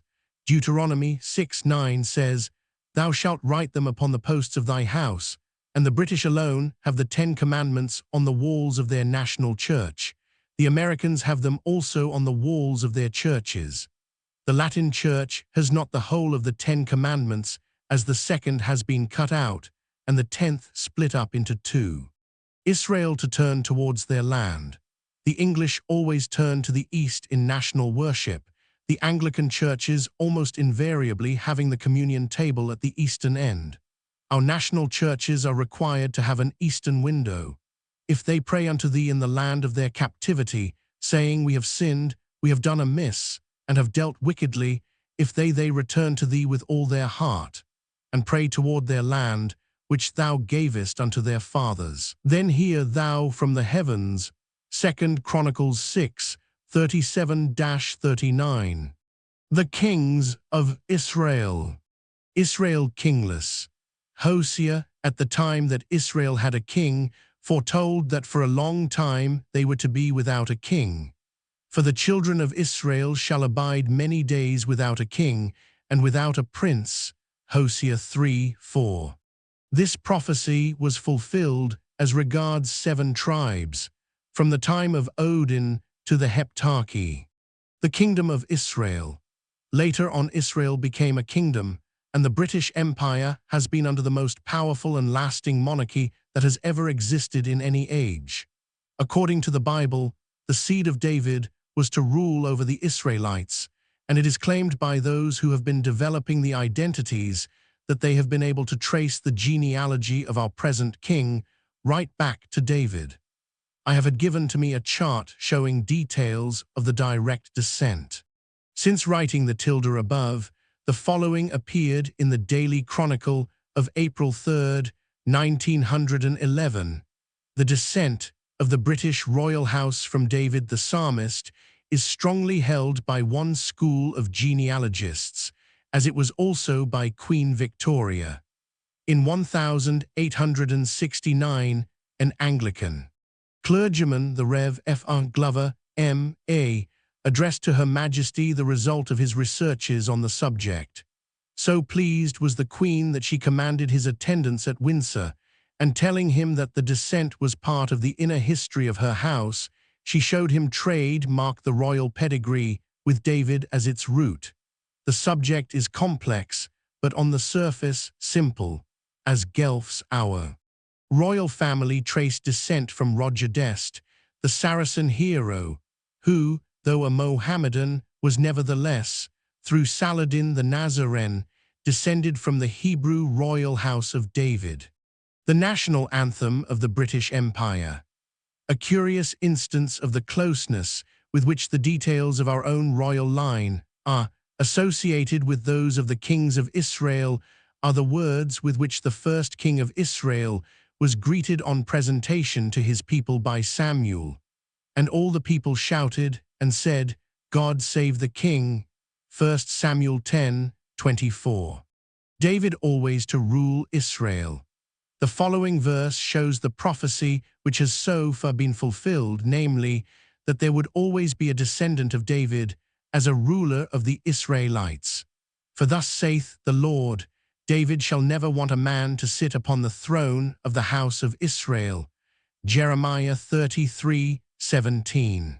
Nathan the prophet had already said to King David, And thine house and thy kingdom shall be established forever before thee.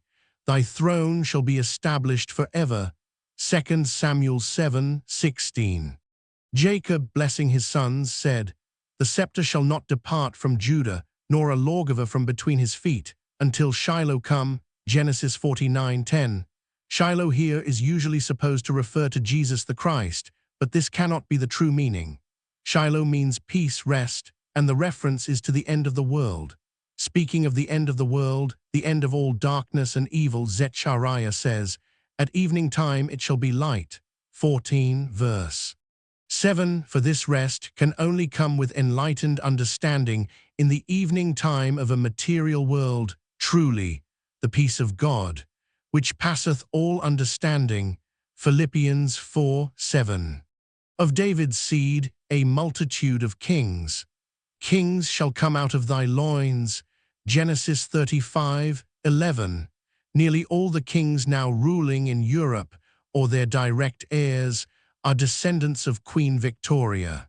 Shakespeare writes, "This blessed plot, this earth, this realm, this England, this nurse, this teeming womb of royal kings." David always to rule over one tribe. Before the separation of Judah and Israel, Ahijah prophesied to Jeroboam that he shall have one tribe for my servant David's sake, and for Jerusalem's sake, the city which I have chosen out of all the tribes of Israel.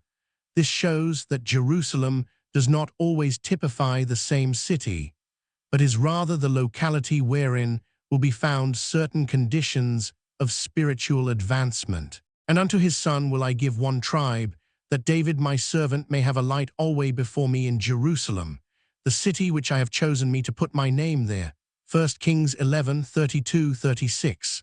The line of David ruled first over Judah, then over Dan, until it was restored to the kingdom of Israel, as foretold, when Henry Roman II ruled over 10 tribes. Agnes Strickland, in her Queens of England, says that the descent of Matilda, his mother, could be traced direct to David, king of Israel. Dan dwelt apart until 1603 AP, when Israel came under one king, as prophesied, and James ruled over the 11 tribes in Great Britain. King James was the descendant of a series of kings of Scotland named David, and in his opening speech in Parliament boasted of his dynasty being derived from that of Ireland.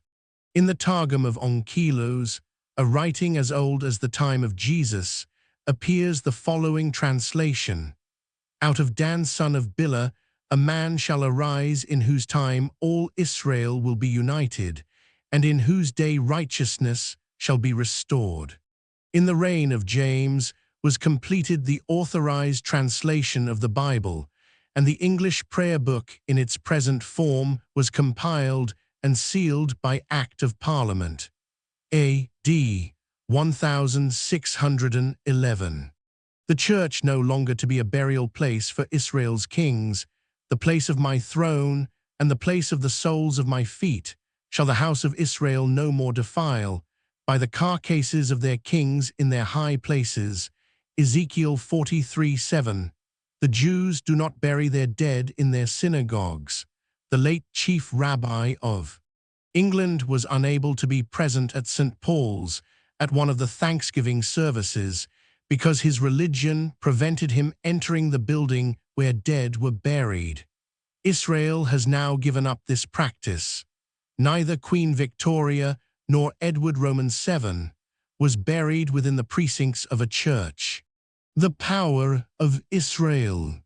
From weakness to strength, the Bible shows that Israel, after leaving Media, would have troubled times and would be reduced until arriving in the Isles. Perhaps this is why Paul advises them to abstain from marriages, telling them he did not speak from authority, but from his knowledge of times of distress. Isaiah in the 41st chapter says, "Keep silence before me, O islands, and let the people renew their strength." Ver. 1. Again, fear thou not. I will strengthen thee. Ver. 10. Captain B. de W. Weldon, who is specially fitted to judge of the present military position, speaks most highly of the strength and impregnable position of Israel. He says, England and America together can still act on interior lines against any possible combination of their enemies. geographical conditions have placed an immense advantage in our hands. After dealing with the likely movements in case of war, he says, this short statement of the fighting power of Israel is neither a threat nor a boast. It is a plain statement of fact. Wisely he ends as follows: Israel, as of old, must stand ready for battle. Above all, modern Israel must do what ancient Israel neglected to do, must turn with their whole heart and their whole mind to that Lord of hosts, who is the disposer of battles. Therein lies, as of old, the conclusion of the whole matter and its final solution. Israelitish prowess. The military power of the Israelites was foretold in the Bible in many places.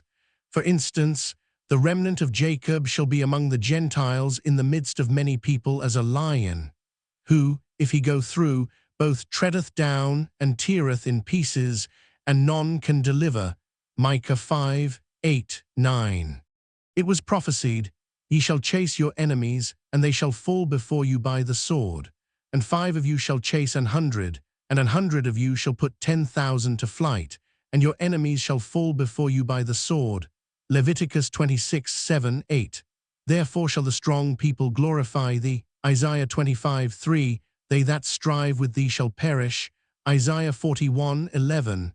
God shall rebuke them, and they shall flee far off, and shall be chased as the chaff of the mountains before the wind, and like a rolling thing before the whirlwind. And behold, at evening tide trouble, and before the morning he is not. This is the portion of them that spoil us, and the lot of them that rob us. Isaiah 17:13-14. Every combination against Israel has, as Isaiah prophesied, failed. Associate yourselves, O ye people, and give ear, all ye of far countries. Gird yourselves, and ye shall be broken in pieces. For God is with us. Isaiah 8:9-10. The nations Gentiles shall see, and be confounded at all their Israel's might. Micah 7:16. We have been victorious in over 280 battles over European nations. We rule over millions in India with a few men. When Pharaoh was destroyed, the Israelites said, Thou didst blow with thy wind, the sea covered them. They sank as lead in the mighty waters. Exodus 15:10. Isaiah, speaking of the Israelites, said, They that war against thee shall be as nothing, and as a thing of naught. 41 verse 12.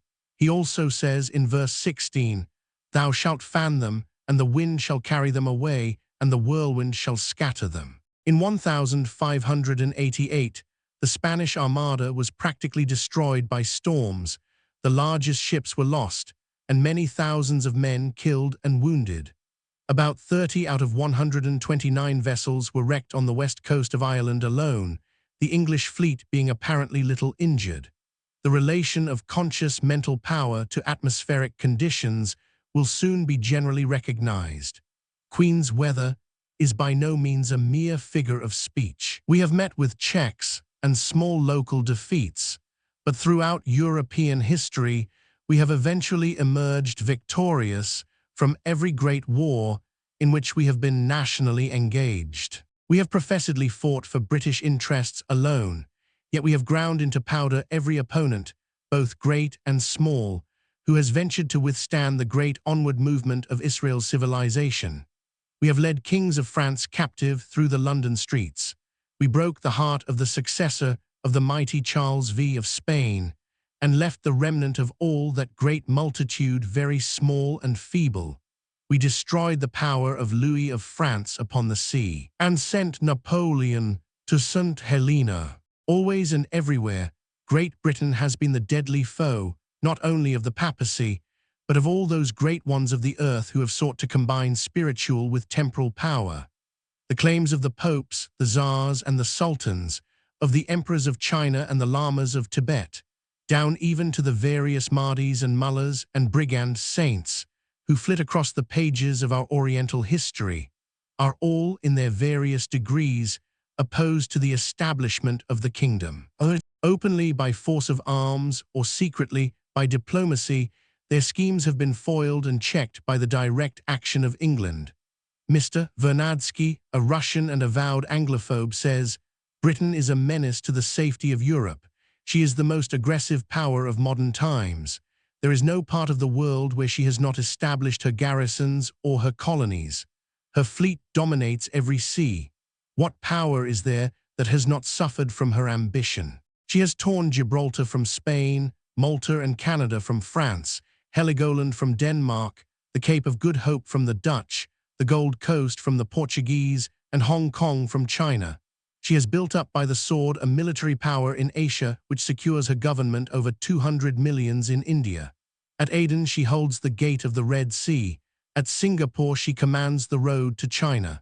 From Fiji she dominates the Pacific.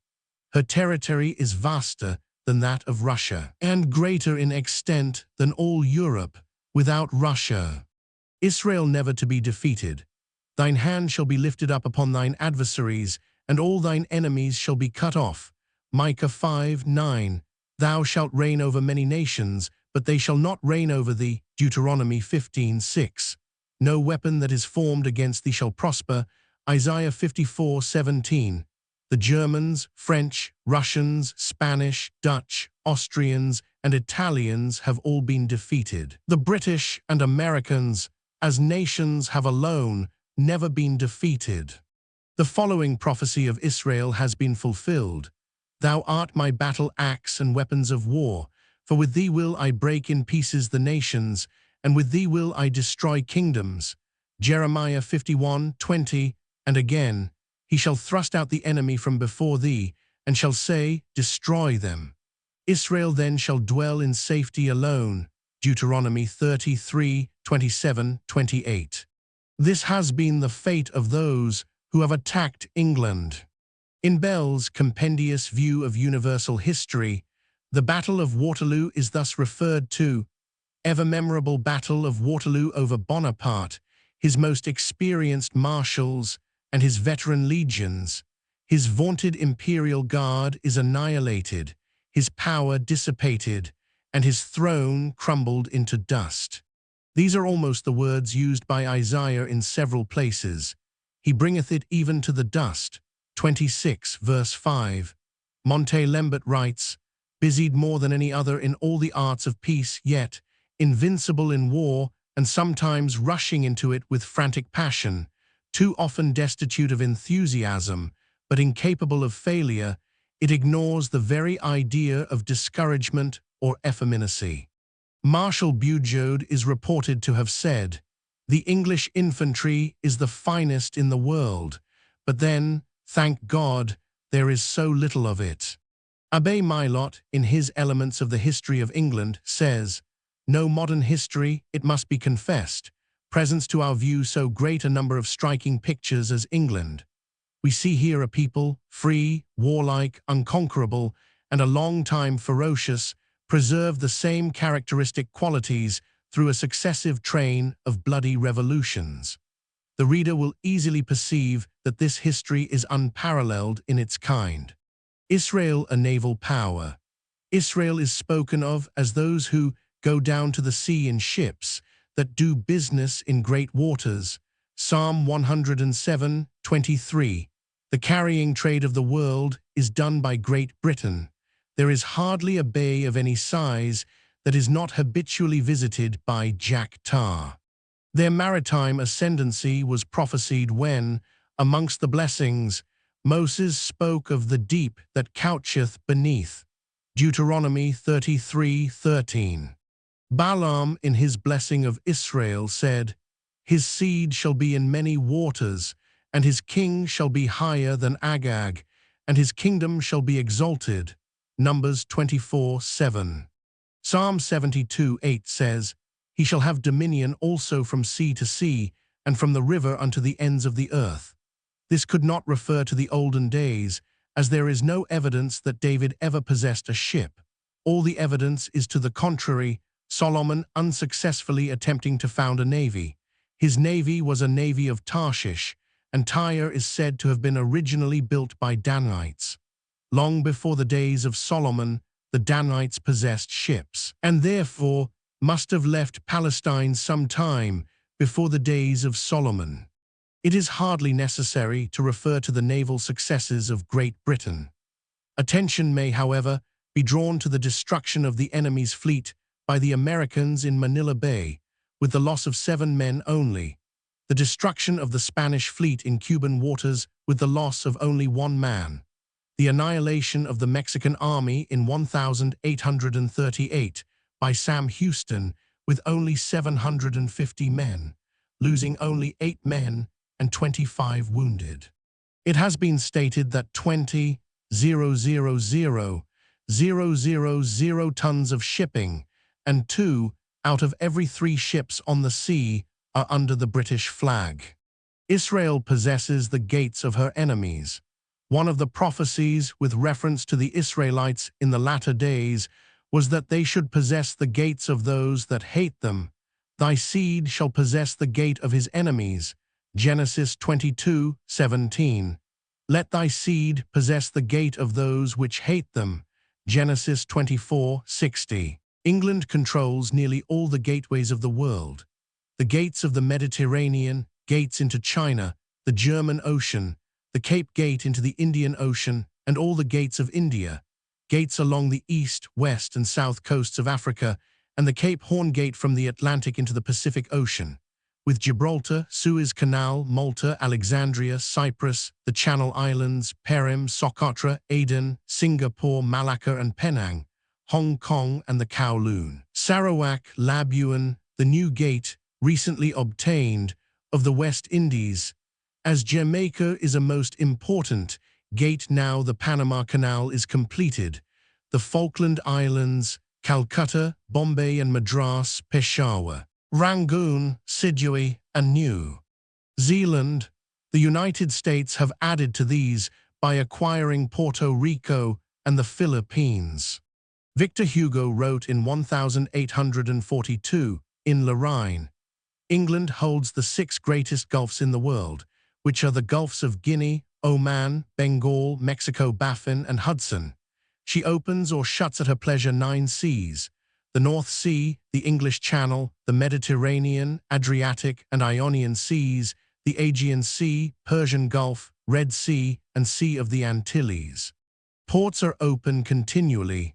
Thy gates shall be open continually, they shall not be shut day nor night. Isaiah 60:11. Unlike other foreign nations, England never closes its harbors. Israel a nation and a nation of nations. 2 nations are in thy Rebekah's womb. Genesis 25:23. America is a nation, and Great Britain a nation of nations, bound together by the ties of blood. What a brotherhood it is! India, Canada, Australia, New Zealand, South, East, West, and Central Africa, the West Indies, Fiji, etc. There must be close upon 100 separate colonies, and America has over 40 states. The prophecies on this point are numerous. I will make of thee a greater nation. Numbers 14:12. Thou shalt be a father of many nations. And I will make thee exceeding fruitful, and I will make nations of thee. Genesis 17:4-6. Israel chief of the nations. Ye know that they which are accounted to rule over the Gentiles exercise lordship over them. Mark 10:42. England has been foremost in every trouble, being consulted in every important movement. In a recent interview, the Lord Mayor of London said, "The City of London is the official capital of the world," and he added, "Our ideal, which is also our interest, is universal peace. We are the only nation who have reduced the strength of our army from time to time, lessened defense expenses, and yet throughout carried more weight than any other. The Lord hath avouched thee this day to be his peculiar people, as he hath promised thee, to make thee high above all nations." Deuteronomy 26:18-19. Israel ruling over many, but nowhere ruled over. Thou shalt reign over many nations, but they shall not reign over thee. Deuteronomy 15:6. Mr. Vernadsky, the Russian, writes as follows: Russia annexes no population except Slavs and a few tribes in Asia, while of 250 millions of Britain's subjects, only 20 millions are Englishmen. What nationality has not some of its members under British rule? Italians at Malta, Spaniards at Gibraltar, Arabs at Aden, Germans at Heligoland, Dutch at the Cape, Chinese at Hong Kong, Malays at Malacca, Hindus in India, Kafirs in South Africa, Maoris in New Zealand, and French and Indians in Canada. Israel of immense wealth. But thou shalt remember the Lord thy God, for it is he that giveth thee power to get wealth, that he may establish his covenant. Deuteronomy 8:18. This wealth and the source of it is prophesied elsewhere and is necessary to bring about the final distribution of the saving knowledge of truth and to establish the covenant between God and man. And the Lord shall make thee plenteous in goods. Deuteronomy 28:11.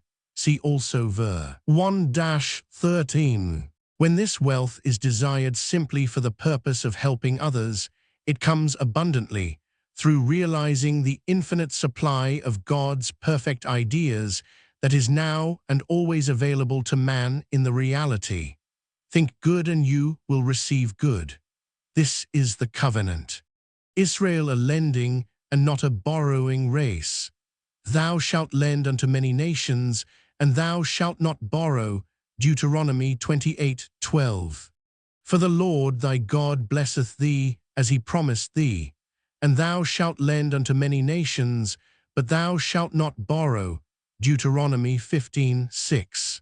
America is becoming almost as rich as England, and equally is a lender not a borrower, although in the past Brother Jonathan has temporarily borrowed from the ample resources of Brother John.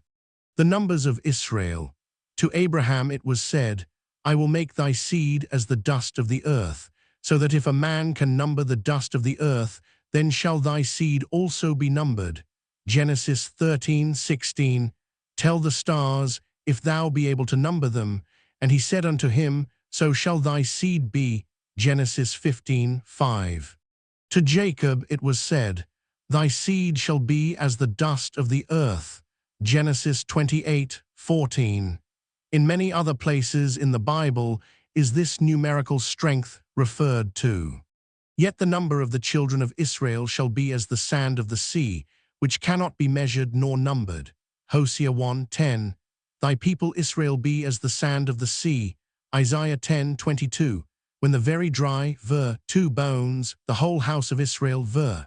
11, referred to in the 37th chapter of Ezekiel, stood up upon their feet. Ver. 10, they were an exceeding great army. Ver. 10, Israel and Judah joined together. It is quite impossible to give the number of the people now under British rule. It is estimated that there are over 400 million living within the empire. Israel adopts strangers. The English-speaking race is the only race that willingly adopts strangers of whatever nationality. The stranger that dwelleth with you shall be unto you as one born among you, and thou shalt love him as thyself, for ye were strangers in the land of Egypt. I am the Lord your God. Leviticus 19:34. And as ye are, so shall the stranger be before the Lord. Numbers 15:15. Both in England and in America, after a few generations, all traces of the strangers disappear, and their descendants become completely absorbed into the race. Israel a colonizing race. Israel was to find their isles too small for them. The 49th chapter of Isaiah is addressed to those dwelling in the isles, and the 19th verse is as follows, Thy waste and thy desolate places, and the land of thy destruction exile, shall even now be too narrow by reason of the inhabitants, and they that swallowed thee up, the Assyrians, shall be far away. Isaiah 49:19. Not only were the isles not large enough to maintain them, but they were to have colonies. Israel prayed to God, saying, The place is too strait for me. Give place to me that I may dwell. Isaiah 49:20. And we are told in the same chapter, Thus saith the Lord, in an acceptable time have I heard thee. And I will preserve thee and give thee, to establish the earth, to cause to inherit the desolate heritages. Ver. 8. Thou shalt break forth on the right hand and on the left, and thy seed shall inherit the Gentiles and make the desolate cities to be inhabited. Isaiah 54:3. Thou shalt spread abroad to the west, and to the east, and to the north, and to the south. Genesis 28:14. And I will strengthen the house of Judah, and I will save the house of Joseph, and I will bring them again to place them, and they shall increase as they have increased. Zechariah 10:6-8. Thou hast increased the nation, O Lord, thou hast increased the nation, thou art glorified, thou hadst removed it far unto all the ends of the earth. Isaiah 26:15. The English are the only people who have successfully colonized. The Dutch, Spanish, French, and German races have all tried but failed to be really successful. These colonies, the Bible shows, were to be all over the world. The sides of the earth, the coasts of the earth, the ends of the earth, the uttermost parts of the earth. All these descriptions are applied in Scripture to Israel when in exile. Israel was to break forth on the right hand and on the left.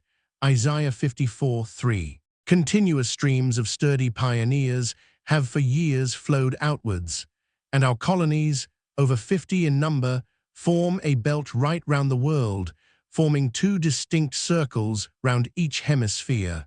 With the exception of the United States, not one has been lost. This loss was prophesied in Isaiah 49:20. Mr. Gladstone says, "There is no parallel in all the records of the world to the case of that prolific British mother, who has sent forth her innumerable children over all the earth to be the founders of half a dozen empires." Israel addicted to drunkenness. Not only are the English and Americans preeminent in this vice, but our ancestors, the Scythians, were such heavy drinkers that amongst the Greeks the saying, "to pour out like a Scythian," was proverbial, whilst the Saxons were said to drink like a fish. Isaiah says, "Woe to the drunkards of Ephraim, the priest and the prophet have erred through strong drink." 28, verse 1-7. It has been said that the Englishman believes in beer, beef, and the Bible. The Scotchman keeps the Sabbath and everything else he can lay his hands on. The Welshman prays on his knees on Sunday and on his neighbours during the rest of the week, whilst the Irishman does not know what he wants and won't be happy till he gets it. It may be worthwhile to refer shortly to a few more of the identities. Israel must be in possession of the desolate heritages of the earth, own the ends, the sides, and the uttermost parts of the earth, have the heathen for an inheritance, push the aborigines into the corners of the earth so that they die out, be called in Isaac's name Saxon, be the chief missionary power, full of good works and kind to strangers, conquering with a small army, having the finest fruit and cattle in the world, adhering to the old weights and measures. The English also have the same customs and manners, the law of perjury, profanation, custom of fallow land, gleaning, landmarks, parental homage, marriage laws, next of kin, laws of inheritance, usury, census taking, etc. It will be evident that the Anglo-Saxon race are the only people who can be said to have fulfilled these and numberless other predictions, and in their history the truth of prophecy has been gloriously vindicated. Besides the prophecies and the proofs I have already mentioned, there are other classes of proofs, amongst the most interesting of which are the experiences of Jeremiah when he finally left the Holy Land with the Ark of the Covenant. Plus Dan in Ireland. Edward Hine, who has done so much good work in the investigation of this subject, writes as follows: "The identity is a very remarkable one. We have ample evidence of the tribe of Dan settling in Ireland about the period of the Assyrian captivity. This is a matter of history and can be claimed as another historical link. The Tuatha Danann did this, which is no other than the tribe of Dan, whose early marks exist to this day in the names of places given by them, which are purely Hebrew, such as Dan Soberg, pronounced Dan Sovak, or Dan Swerik, near Carrickfergus, and shown in Ptolemy's map of Ireland, and which is literally Hebrew for Dan's resting place, Dan's habitation. Whereas Dan Sova, also Hebrew, means Dan in exile. It is also a historical fact that with the Tuatha De Danann, both the Hebrew language and words were introduced into the north of Ireland, and as there was no other tribe of Dan who could introduce the Hebrew, it clearly follows that this must have been the Israelitish tribe of Dan. See Genesis 36, Numbers 1, 38, 26, 42, Joshua 19, 40. Professor Totten, speaking of the ships of Dan, says, Iceland, Greenland, and even America were not unknown to them. Indeed, if we follow the investigations of Manasseh ben Israel, even Peru contributed her treasures to the Temple of Solomon. All the 10 tribes of Israel were not carried into Assyrian captivity, some escaped. All, however, were directed in the Bible to go to the same meeting place, viz., to the isles afar off, Isaiah 66:19. We were not told the names of those who escaped, but they were certainly Danites, and possibly some of Simon and Asher, as these 3 tribes were on the south of Palestine, near to Egypt, with the Mediterranean coast near their border. The Danites were the ship owners of Israel. Why did Dan remain in ships? Judges 5:17. Dan and Simon were protected by the territory of Benjamin, which was at that time part of a separate kingdom, that of Judah. The king of Assyria, therefore, could not attack Dan, Simon, and Asher without going through the territory of the kingdom of Judah, and probably members of these 3 tribes had a chance of escaping. Eldad, an eminent Jewish writer, tells us that, in Jeroboam's day, 975 B.C., Dan refused to shed his brother's blood, and rather than go to war with Judah, left the country and went in a body to Greece, to Javan, the British Isles, and to Denmark. Professor Tanner, M.R.A.C., F.C.S., who especially studied the subject, in 1873 read a paper at a conference held in Kensington Palace Gardens, in which he said, careful historic research has also shown that about 580 B.C. there arrived in Ireland a Hebrew prophet Jeremiah and the princess of an eastern monarch Tephi, having with them, amongst other sacred treasures, a remarkable stone, Jacob's stone, known as the coronation stone, the possession of which was believed to convey a promise of a perpetual scepter. Interesting evidence. An Ulster prince had just been chosen as Hermaun-elect to reign over Ireland. Thus Eadchaid was crowned Hermaun of Tara, and the seat of government at this time took its new name of Tara, a Hebrew word signifying the law of the 2 tables. There appears to have been a complete Hebrew revolution effected at the time the stone, the siege royal, and the standard of Judah were set up.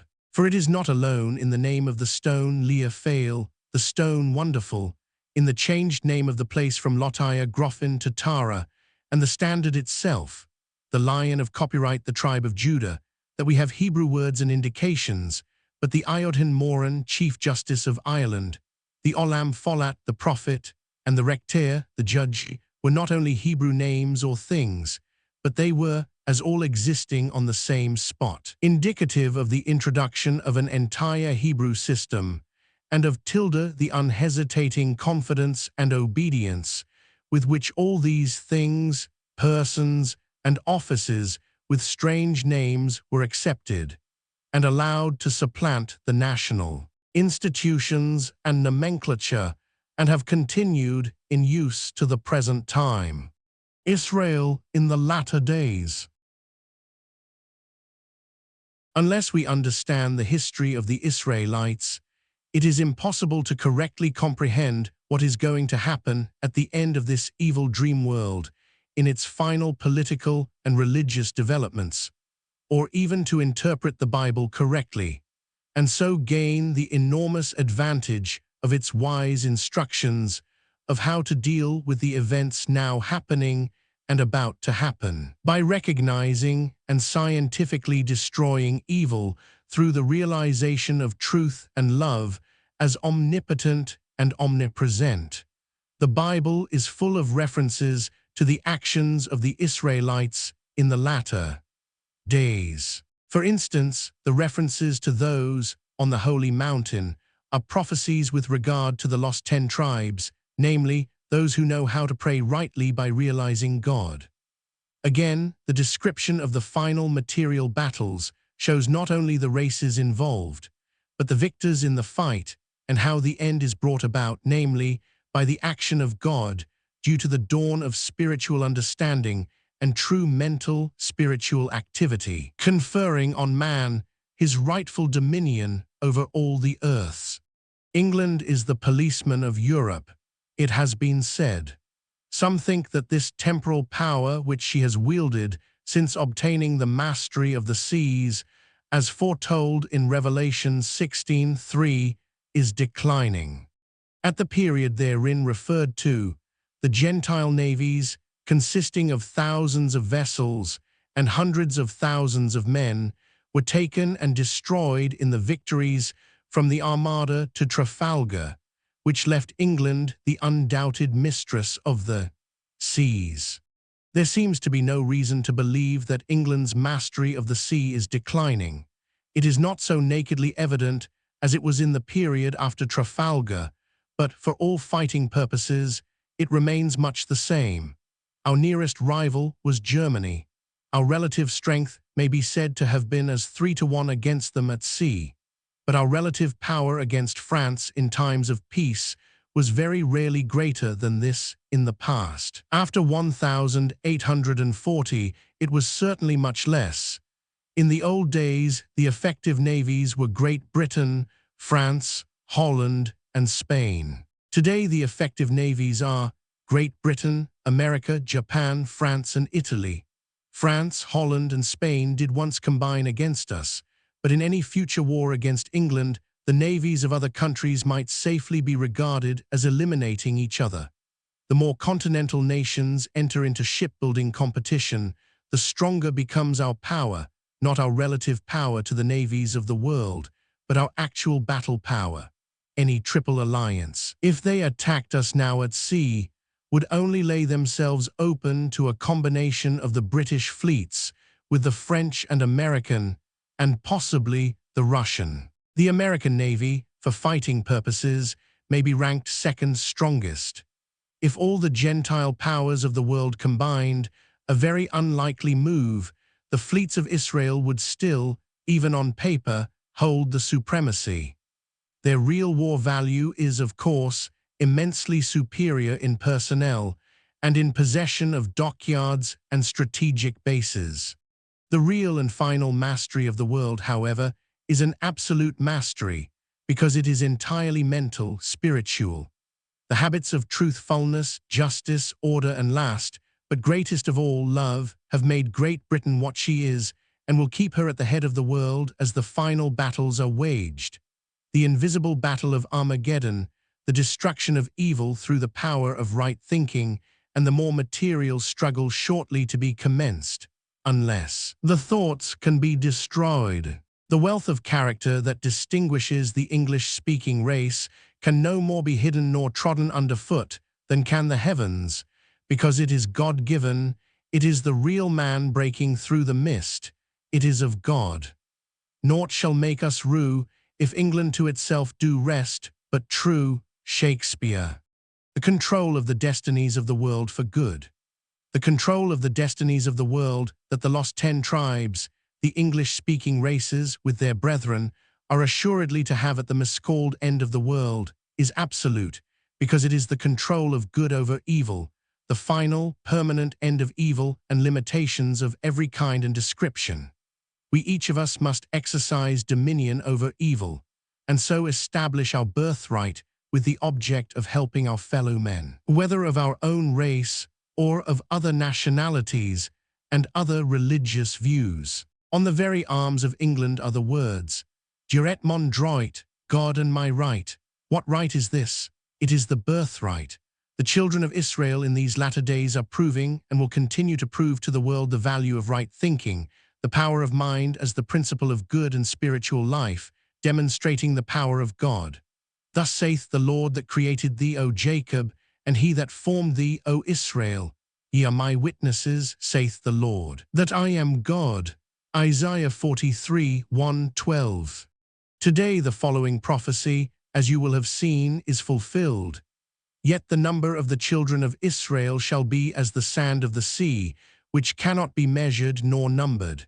And it shall come to pass, that in the place where it was said unto them, Ye are not my people, there it shall be said unto them, Ye are the sons of the living God. Hosea 1:10. The glorious destiny of the children of Israel. We have to fulfill our destiny as declared to Moses on Mount Sinai, when through his realization of God, he apprehended the truth so clearly as to even hear its human expression in the following words.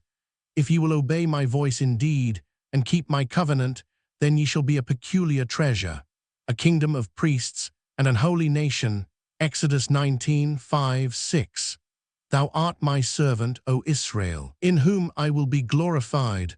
Isaiah 49:3. If we keep the covenant, and continually think good, namely, that man is spiritual and perfect, we become steadily better, and ultimately become the instrument through which all evil is finally destroyed by the knowledge of truth. It is a glorious fact that those of the English-speaking race are heirs to and undoubtedly will be the first recipients of the magnificent promises still due to the descendants of Abraham. Upon them is conferred the joyous privilege of dispensing the satisfying riches of scientific truth to the world, and so bringing to all mankind the peace of God, which passeth all understanding. Philippians 4:7. In this way they bless, and in return are blessed by, those to whom they impart the knowledge of truth. Victor Hugo wrote, in his eulogy of England, Over that sea in calm majesty lies the proud island whose existence consoles me for 1,000 continental crimes and vindicates for me the goodness of Providence. Yes, yes, proud England, thou art justly proud of thy colossal strength, more justly of thy godlike repose. Stretched upon the rock, but not like Prometheus, and with no evil bird to rend thy side, rests the genius of England. He waits his hour, but counts not the hours between. He knows that it is rolling up through the mystic gloom of ages, and that its chariot is guided by the iron hand of destiny. Jesus, it may be recollected, said, I am not sent but unto the lost sheep of the house of Israel. Matthew 15:24. He knew that at that time the world was not ready for his teaching, but that when the world was unselfish enough, then the lost 10 tribes, the English-speaking race, would understand what he was teaching, act upon it, and this suffering world would disappear forever in an awakening to eternal bliss.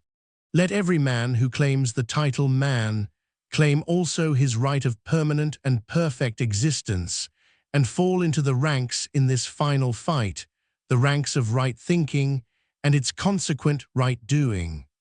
This will ensure the rapid attainment of that permanent universal peace which always must follow right thinking. Since the above was written, I treated to obtain accumulating proof of the fact that we are the lost 10 tribes. It will not be surprising to those who have understood what has been said that at once, in a so-called miraculous way, I came, for the first time, across Captain B. de W. Weldon, an English officer, who had been able to set this question at rest through his special experience and military knowledge. The workings of divine principle are shown when it is mentioned that he had never given an hour to the elucidation of the prophecies of the New Testament, and equally no time had been lost by me through trying to do what had been so efficiently done by him with regard to the Old Testament. Captain Weldon has written a book called The Evolution of Israel, in which he gives details of the wanderings of the lost 11 tribes, and shows that the principal movements of these tribes and many important dates are prophesied in an unmistakable manner. The history of the English-speaking race in the Bible. Recessional. God of our fathers, known of old, Lord of our far-flung battle line, beneath whose awful hand we hold dominion over palm and pine, Lord God of hosts, be with us yet, lest we forget, lest we forget. The tumult and the shouting dies, the captains and the kings depart, still stands thine ancient sacrifice, an humble and a contrite heart. Lord God of hosts, be with us yet, lest we forget, lest we forget. Far called our navies melt away, on dune and headland sinks the fire, lo, all our pomp of yesterday is one with Nineveh and Tyre. Judge of the nations, spare us yet, lest we forget, lest we forget. If drunk with sight of power, we loose wild tongues that have not thee in awe, such boasting as the Gentiles use, or lesser breeds without the law, Lord God of hosts, be with us yet, lest we forget, lest we forget. For heathen heart that puts her trust in reeking tube and iron shard, all valiant dust that builds on dust, and guarding calls not thee to guard, for frantic boast and foolish word, thy mercy on thy people, Lord. Amen. Rudyard Kipling. Value of historical evidence. Previously, it has been shown how what we call history is merely an apparently periodical repetition of events happening all at the same time, and which individually are only counterfeits or taken as a whole are recounterfescences of actual facts in the real world, called heaven. These periodical repetitions enable us to check our readings of the prophecies and so accurately foresee future troubles, taken in time. The evil thoughts can then be easily destroyed. Spiritual significance. Let it be well understood, as has been pointed out before, that the spiritual interpretation of the Bible is the important one to understand. Without the guiding star of truth, the key to the scriptures, all human researches, whether geological, geographical, geometrical, or historical, end in smoke. Like a will-o'-the-wisp, they lead nowhere.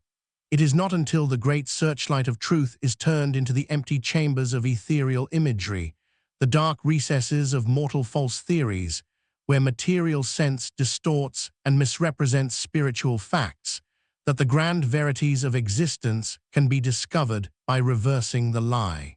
It is likewise not until scientific truth has interpreted the purely symbolic character of all material records that historical events can be scientifically handled with any particular benefit. They then take their rightful place. Now all these things happened unto them for ensamples, and they are written for our admonition, upon whom the ends of the world are come. 1 Corinthians 10:11. That knowledge is power is a truism, and more especially does this apply to foreknowledge.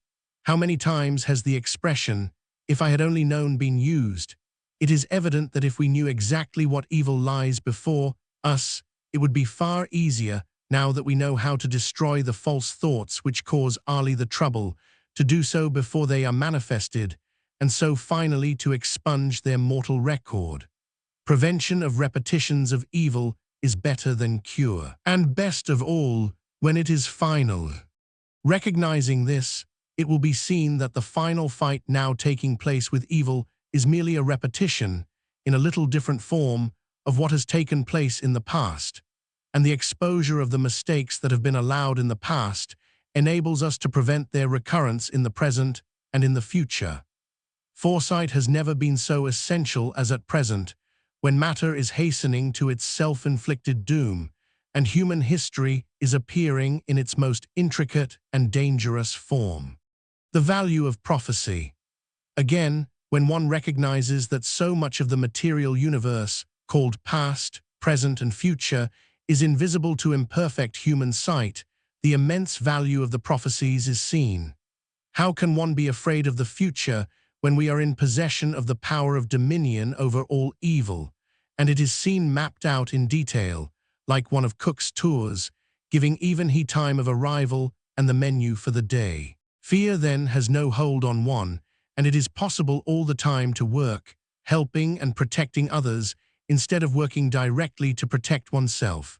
Remember that in prophesying, reading thought, One always, if working properly, detects the worst thoughts. These can then be destroyed by scientific prayer, when better thoughts alone remain and appear. The paramount importance of the sayings of our Master lies in their spiritual significance. Nevertheless, helpful sidelights may be thrown on them by an intelligent knowledge of the human incidents which called them forth. The prophecies of the Bible not only relate to what has been happening in the past, but also foretell what is now happening and about to happen.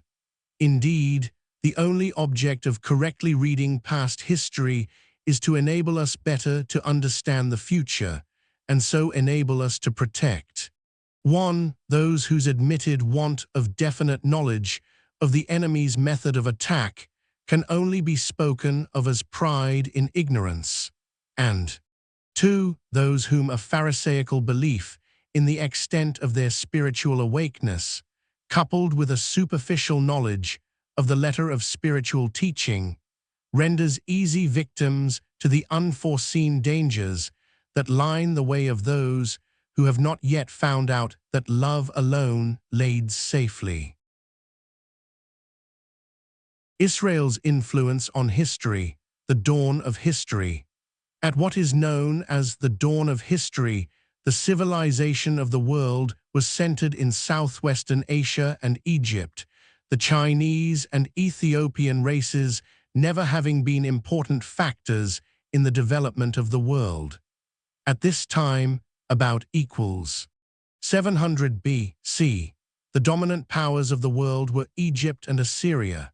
Since then, and until the predominance of England was completely established in the 19th century AD, there have been constant changes not only in the dominant powers, but in the countries in which these dominant powers held sway until at the present time. With the exception of Egypt, not one of these races is in the land it originally ruled. The early growth of Israel. The Bible contains the earliest developments, not only of the Israelitish people, who from small beginnings rose to a power in the days of David and Solomon, but also of those races which have in any way contributed to the civilization of the modern world. Heredity. The history of the descendants of Israel affords a good example of the human picture gallery called heredity. They were a well-defined race, which, notwithstanding numerous unfortunate lapses into the vicious habits of the surrounding nations, kept themselves comparatively pure and unmixed, and as a consequence had the strictest customs, a high religious ideal, and as Edward Carpenter says, the strongest national consciousness. If Judah and Israel had remained consolidated as one homogeneous people, history would have been very different today. Instead of uniting against the common foes, they fought and separated.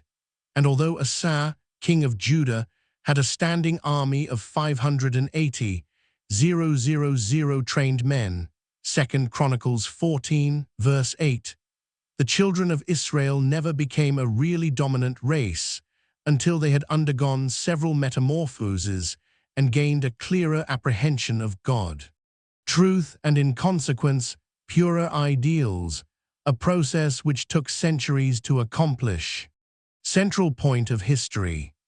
As we follow the children of Israel in the process of their evolution from a small, unimportant clan to their final development, we cannot but be struck with the idea that the history of other peoples as factors in civilization hinged chiefly on their association with the Israelites. For instance, even if the Danai, the early name for the Grecians, were not Danites, the early growth of Greece, and through Greece, of modern civilization, could not have taken place had it not been for the protective influence of 3 tribes of the Israelites, known then under the name of the Gets, who acted as a wall of defense on the Grecian frontiers against the barbarian races of the north. As in the Bible, so in history, Israel figures as a central point round which the fate of other nations revolves, and Israel's moral development and advancement, whilst seemingly slower, were sound, because scientific, being based upon a living principle. Montelembert writes as follows: "It is in England that the nobility of man's nature has developed all its splendor and attained its highest level. It is there that the generous passion of independence, united to the genius of association and the constant practice of self-government, have produced those miracles of fierce energy, of dauntless vigor and obstinate heroism, which have triumphed over seas and climates, time and distance, nature and tyranny, exciting the perpetual envy of all nations, and among the English themselves a proud enthusiasm, loving freedom for itself and loving nothing without freedom. Now that intelligent research, manifesting the constant action of God and foretold by the prophets, has identified the scattered records and brought together the lost threads of this marvelous story of a people, Israel, namely the English-speaking race, emerges with its boundaries, physical, intellectual, and spiritual, so enlarged that they hold within their grasp not only the civilization, but the moral salvation of the world. This also was foreseen and foreordained. The Bible gives a detailed history of the descendants of Jacob, both the kingdom of Israel and the kingdom of Judah, until the year 721 B.C., when the recognized history of Israel abruptly ends, and as shown in 2 Kings 17:18, the Lord was very angry with Israel and removed them out of his sight. There was none left but the tribe of Judah only. So was Israel carried away out of their own land to Assyria unto this day. Ver. 23. In this same chapter is the interesting account of how, when lions slew the men from Babylon and other cities whom the king of Assyria placed in the cities of Samaria instead of the children of Israel, the king had one of the priests of Israel brought back, so as to teach them how to pray, and they feared the Lord, and made unto themselves of the lowest of them priests of the high places. Ver. 24:32. Whether the mental effect over the lions was successful, we are not told. Nowadays there is no difficulty, whether working with the human mind or by prayer. The former is, however, wrong and not always effective. The captivity of Israel. At this date, in the reign of Hoshea, the major portion of the children of Israel was carried captive by Sargon into Assyria, and placed them in Hala and in Haba by the river of Gozan, and in the cities of the Medes. 2 Kings 17:6. 2 Kings 15:29 shows that in 741 B.C., in the days of Pekah king of Israel, came Tiglath-Pileser king of Assyria, and took Ijon, all the land of Naphtali. In 680 B.C., Esarhaddon completed the removal, until, in the words of Isaiah, there was none that moved the wing, or opened the mouth, or peeped. Isaiah 10:14. The captivity of Judah. About 100 years after, viz., about 599 B.C., the tribes of Judah, Benjamin, and Levi were carried captive to the waters of Babylon, hundreds of miles away, and they alone, and not Israel, as is shown in Ezra 1:5, returned to Judea about 536 B.C. Josephus also shows that Israel did not, as commonly supposed, return with Judah, for he writes, "The entire body of the people of Israel remained in that country Media. The 10 tribes are beyond the Euphrates till now, an immense number. The priests and the Levites that were in all Israel resorted to him Rehoboam, king of Judah, out of all their coasts. For the Levites left their suburbs and their possession, and came to Judah and Jerusalem. For Jeroboam and his sons had cast them off from executing the priest's office unto the Lord." 2 Chronicles 11:13-14. For a good many years, people have been endeavoring to find out what happened to the descendants of Israel other than Judah and Levi, for the reason that if the Bible is true, the prophecies of Jacob and Moses show unquestionably that the children of Israel were destined to become not only a mighty nation, but the dominant factor in the history of the world. Jeremiah 30:3 shows that Israel and Judah in their latter days would be distinct. For lo, the days come, saith the Lord, that I will bring again the captivity of my people Israel and Judah. Until 50 years ago, the general opinion was that the British race was of Aryan descent, a mixed race, composed partly of Angles, Saxons, Normans, Danes, Picts, Scots, and Celts.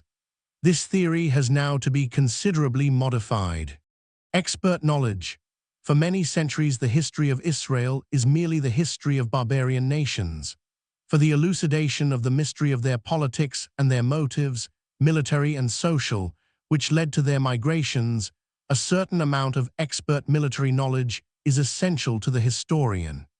The history of Israel, when traced, provides a surprisingly simple story, but unfortunately the tracing of this story has been complicated, as in the case of several other peoples, by more than one national change of name, as the people evolved in civilization. The history of Israel from 593 AD is practically the history of the Goths, and since the settlements of England by the Angles and Normans, there has been no difficulty in following their vicissitudes now that the clue has been obtained.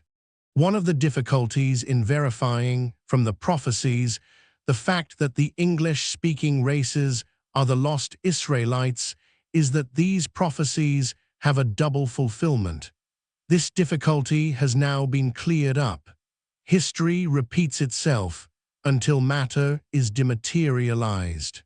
Ralph Wedgwood and John Wilson first put forward publicly the idea that possibly the tribe of Ephraim was the origin of the main stock of the British people, and about 1870, Edward Hine published his 47 identifications of the British nation with the lost 10 tribes of Israel, of which 100,000 copies were sold in the first year alone. Whilst a series of proofs has been gradually gathered together in support of this idea, it has never been generally accepted because so many inaccurate statements were put forward, and until now no one has been able to prove historically every link of the connecting chain.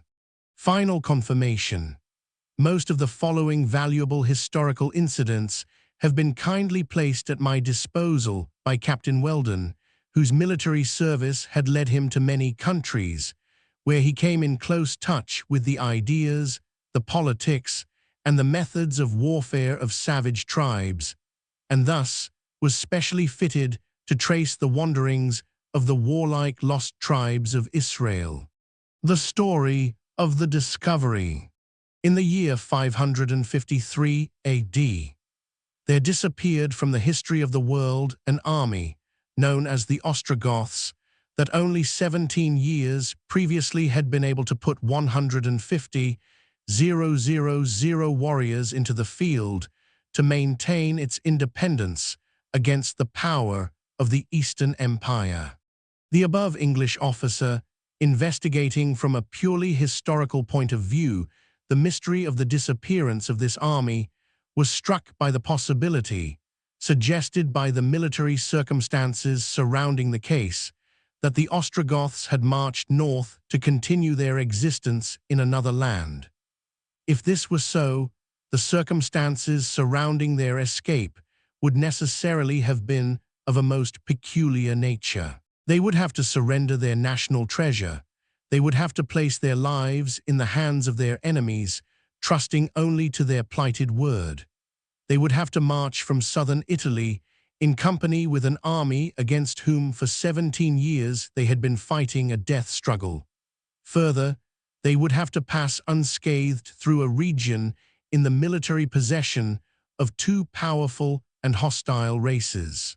The whole of the available evidence seemed to point to the fact that an escape under these unusual conditions had been really effected. Whilst these incidents were still fresh in mind, attention was incidentally drawn to the 15th chapter of Jeremiah, in which, to his great astonishment, verse after verse, was seen apparently dealing with an exactly similar series of episodes in the history of the people of Israel. Now the previous history of the Goths had led them through many adventures in many lands, and coming upon the verse in Amos which says of a people, "I will sift the house of Israel among all nations, like as corn is sifted in a sieve." Chapter 9, verse 9, he began to wonder whether there could be any connection between the Goths, who had been sifted through many nations, and the Israelites, of whom Jeremiah and Amos wrote, and whether there could be any truth behind what is known as the Anglo-Israelitish theory. A study of the oldest historical records was instituted, which necessarily included the Bible, to which hitherto he had attached but little importance. Bit by bit, to his astonishment, it became apparent that obscure passages in the prophets were merely the foreshadowing of events recorded later, nearly all of which incidents occur in the history of the Geti, Goths, Angles, and English-speaking races. All these are alluded to in the Bible, the 7 tribes of Israel, who afterwards became the Angles, being spoken of sometimes as Israel, sometimes as that troop or Gad. In secular history, these people appear originally as the Massa Gete, or the people of Geuti, or Goths, the word Goth being philologically derived from Geuta Thaud, or the people of Geuta. The 2 tribes of the house of Joseph, Ephraim and Manasseh, are usually spoken of in prophecy as either Joseph or Ephraim, being known in secular history as the Gets, then as the Ostrogoths, and afterwards as the Normans. Another tribe of Israel, Dan, was known in secular history as the Picts and Scots. Long after the time of their departure from Samaria, Ephraim and Manasseh were joined by Benjamin, Dan having in the meantime parted company with them. The Israelites are also spoken of as Tzark, Jacob, Samaria, and Bethel. Loss of the name of God. In all their wanderings, the Israelites only made one drastic change of name. This was in 593 B.C., when, as already mentioned, at the command of the prophet Ezekiel, they abandoned the name of Israel on adopting heathenism and took instead the name of Scythians, that is to say, Scutai, which became Geutai or Gets. Israel was now, as shown in Hosea 1:9, Lo-Ami, outcast, or not my people. They had entered Scythia in their flight after the Battle of Carchemish in 608 B.C., by a similar process to that which changes the name Englishman into Canadian. When we settle in Canada, Israel, instead of keeping themselves distinct as a race, so far intermingled with them that they became known as Scythians or Geti, and thus willingly identified themselves with the lowest of barbarians. God's name regained. A time was to come when Israel once more was accepted as the people of God. Then the sacred name crept back again, unnoticed, into use. The Geuta Thaud, the people of the Geutai, became shortened into Goth, with the name of God in the German tongue forming the root of the word.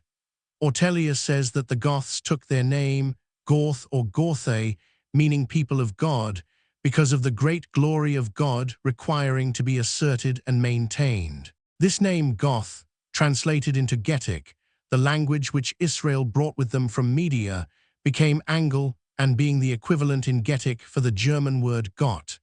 In Scandinavian, another language which was connected with the fortunes of Israel during their wanderings from sea to sea, the word, as is also the equivalent of Gott and An.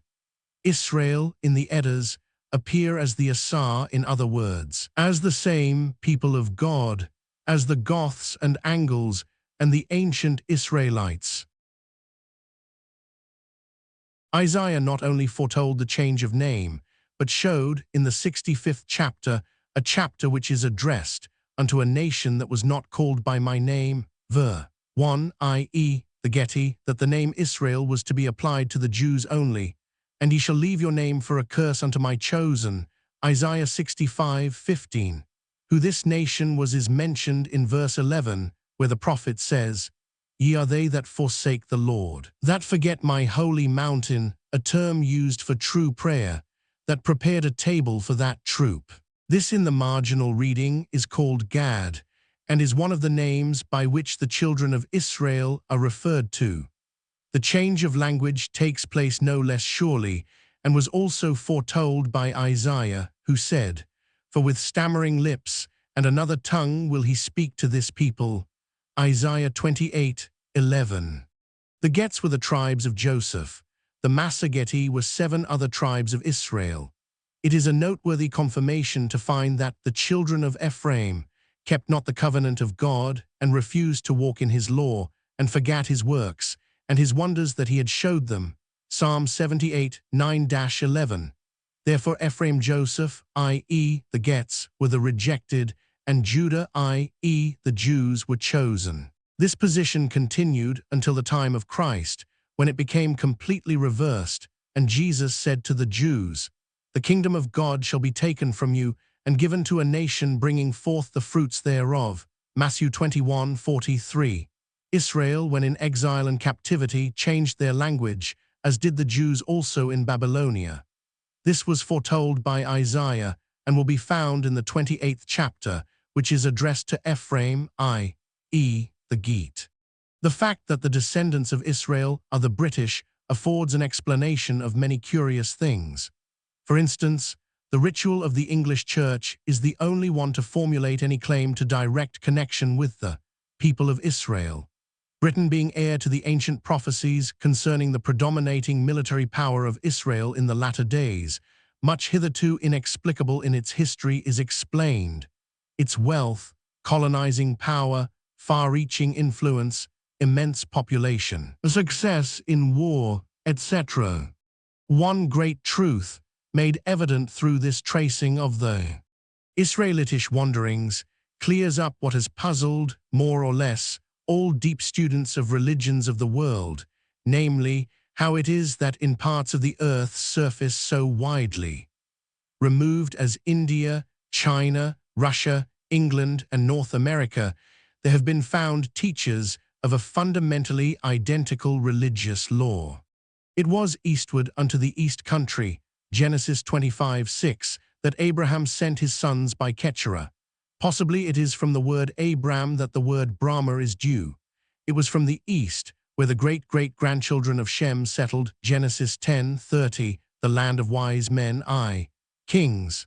4:30, that the Magi came to Bethlehem, Matthew 2:1, Buddha, Confucius, Lao Tzu, and Zoroaster all may well have sprung from the same race, leaders in religion as in war. Mohammed, the teacher of the one God, undoubtedly did, being an Arab, a descendant of Ishmael, the eldest son of Abraham by Sarah's Egyptian handmaid.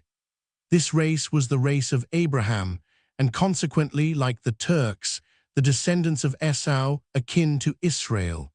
But it was not the chosen race, since the privileges of the birthright were confined to the descendants of Jacob alone. The covenants. In Genesis 12:2-3, a promise was made to Abraham that his seed should be a great nation. Later, a formal covenant was made with the Israelites on Mount Sinai as follows: "Keep my covenant, then ye shall be a peculiar treasure unto me above all people, a kingdom of priests and an holy nation." Exodus 19:5-6.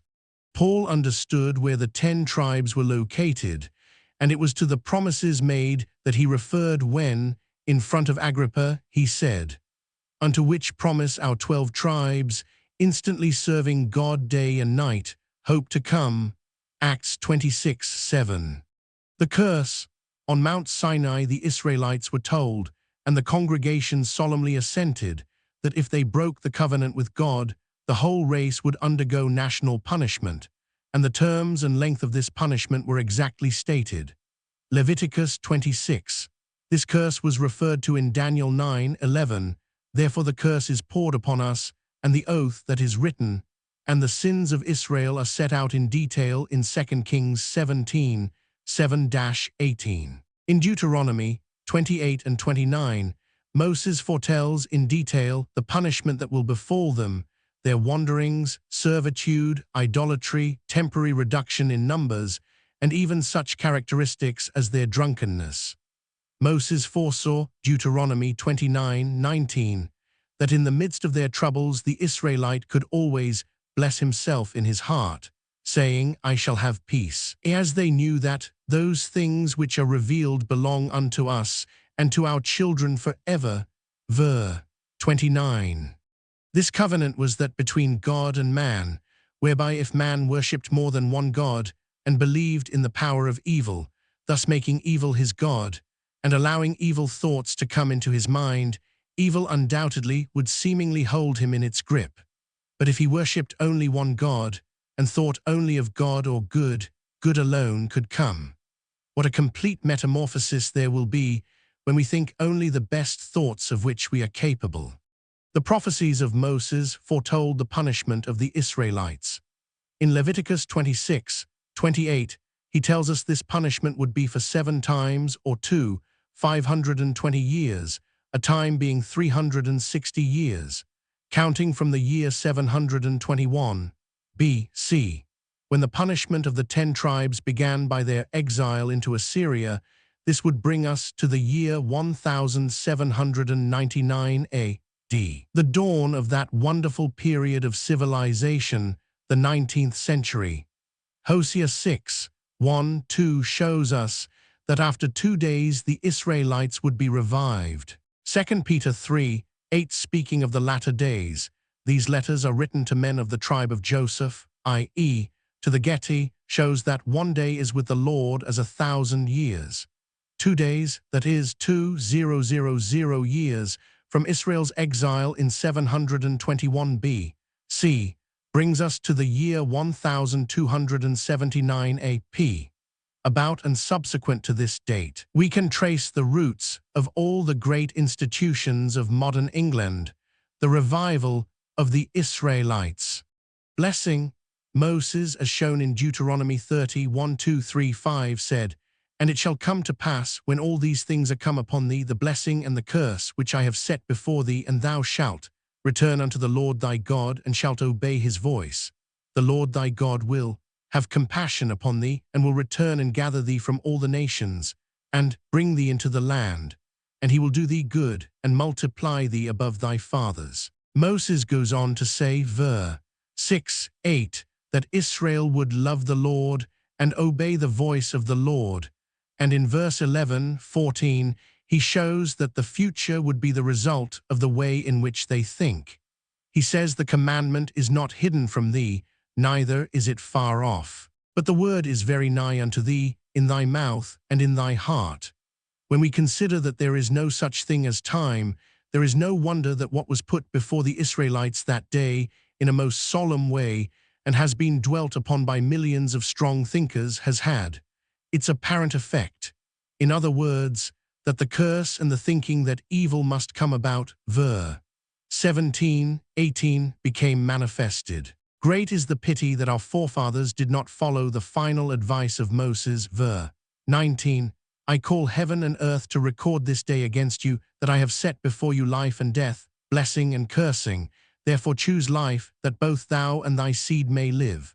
The choice. Fortunately, we now can choose good or evil. Choose you this day whom ye will serve. Joshua 24:15. Let us choose to think truly and of the real spiritual world, instead of thinking evil of ourselves, our fellow men, and our surroundings, our earthly lodging, for heaven alone is truly our home. The captivity. The Bible gives full details of how the children of Israel carried out their covenant, and how blessings and curses alternately acted upon them as they served the one God or followed after other gods, until that period when, as foretold, the 10 tribes were taken away captive out of Samaria in 721 B.C. by Shalmaneser and placed in the cities of the Medes. 2 Kings 17:6. The 7th century was a period of wars and anarchy. Hordes from Scythia, issuing from the lands north of the Caspian, had poured through Media and ravaged all Asia Minor. Media and Babylonia were fighting a life and death struggle with Assyria. Registered. After the captivity in 721 B.C., Israel remained a semi-servile race, settled in various parts of Assyria, until 7 years before Nineveh fell, an event which had long been foretold by Jonah and other prophets. In this year, 612 B.C., Jeremiah proclaimed, "The Lord said unto me, The backsliding Israel hath justified herself more than treacherous Judah. Go and proclaim these words toward the north, and say, Return, thou backsliding Israel, and I will bring you to Zion, Britain." Jeremiah 3, 11, 12, 14. The escape. 2 Esdras 13, 41, speaking of the Israelites, says, "They took this counsel among themselves, that they would leave the multitude of the heathen, and go forth into a further country, where never mankind dwelt." In the year 612 B.C., the Egyptians under Pharaoh Necho marched with haste. God commanded me to make haste, 2 Chronicles 35:21, upon Carchemish. This blow had to be warded off by Babylonia and Media when the concentration of their troops at Carchemish gave the 10 tribes their awaited opportunity of escape. It was for this reason that the ambassadors of Necho, as shown in the same verse, said to Josiah, king of Judah, who attacked Necho, so tending to relieve the Babylonians, "Forbear thee from meddling with God, who is with me, that he destroy thee not." Josiah's interference was stopped by his death from an archer in the valley of Megiddo, after he had disguised himself. Ver. 22. Necho then took Josiah's son, Jehoahaz, after he had reigned 3 months, to Egypt, appointing his brother Jehoiakim as king of Judah. 2 Chronicles 36:4. Nebuchadnezzar, king of Babylon, 11 years later attacked Jerusalem and took Jehoiakim and the vessels of the house of the Lord to Babylon. Ver. 7. Leaving his 8-year-old son, Jehoiachin, as king. 3 months later he also, with the goodly vessels of the house of the Lord, was carried off to Babylon. Ver. 10. And Zedekiah, his brother, left as king. 11 years later, after a 2 years' siege, Nebuchadnezzar slew the sons of Zedekiah, put out his eyes, and carried him off with all the vessels of the house of God. Ver. 18, to Babylon. These are enumerated in 2 Kings 25:13-17, but the ark, with its precious relics, Jacob's stone, David's harp, Aaron's rod, Goliath's sword, the golden pot, and the Urim and Thummim, are not mentioned as having been carried off. The Israelites, being set free by the attack of Necho on their enemies, the Medes, fled north about the year 608 B.C. Nebuchadnezzar commanded the combined forces against Necho, and in the days of these kings shall the God of heaven set up a kingdom, which shall never be destroyed. Daniel 2:44. In 606 B.C., Jeremiah showed that Israel was henceforth to be a nation before me forever. Jeremiah 31:36. The 10 tribes passed through the Caucasus into Scythia, through the only practical route at that time and now, namely, the Pass of Dariel, and by the fortress still called, I hear, the Gate of Israel. From 2 Esdras 13:40-45, we learn that 10 of the tribes passed, with their flocks and their herds, across the upper waters of the Euphrates into a land called Arsareth, a journey of about 1.5 years. This Arsareth is a country to the northwest of the Black Sea, then called Scythia, and it was the country of until about 94 AD. The Buddhists looked upon themselves as having a divine mission and are now expecting another Messiah. Reading, some time ago, an account of the landing of the higher caste Japanese in Japan. I thought they must have been Israelites. The time of arrival was approximately that of the exile of the Israelites, about 720 B.C. The Sumerians, the people of Gomer, the name also given to. This had already been prophesied. Ahijah the prophet, although blind, was able to see through the disguise of Jeroboam's wife, who consulted him, and after foretelling the death of her child, said, "For the Lord shall root up Israel out of this good land, which he gave to their fathers, and shall scatter them beyond the river, because they have made their groves, provoking the Lord to anger. 1 Kings 14:15. Herodotus mentions that, as the Scythians were returning into their own land after that they had ruled Asia in the days of the Medes, they met an army of their own slaves, with whom they fought many times and could not prevail. These were probably the sturdy Israelites, the escaped slaves of the conquered Medians. On old maps, part of Media is called Isaacs, literally Israelites. In 593 B.C., the Israelites changed their name as directed by Ezekiel, and almost immediately they began to appear in Babylonian history as the people of Guti. The original country of Guti, we are told, lay east of the Tigris and just south of Ecbatana in Media. It is at Ecbatana, in the year 605 B.C., that the known history of Israel ends with the death of Tobit, son of Tobias. It was under the name of people of Gutium or Guti that they destroyed the Babylonian power in 538 B.C., as prophesied in the 50th and 51st chapters of Jeremiah. Xenophon Cyropedia gives the names Cadusi and Saki as auxiliaries in the overthrow of Babylon. Cadusi is the name in Hebrew used in Isaiah 13:3. A few years before, about 605 B.C., Nineveh fell, and consequent upon the anarchy from the breaking up of the empire, the Israelites were free from pursuit, and the power of the Assyrians, the ancestors of the present Germans, over them ceased forever. Hosea 5 ver 5-6 says, Israel and Ephraim shall go with their flocks and with their herds to seek the Lord, but they shall not find him. It was a long time before they found the Lord, as the prophecy of Hosea that Israel was to be swallowed up.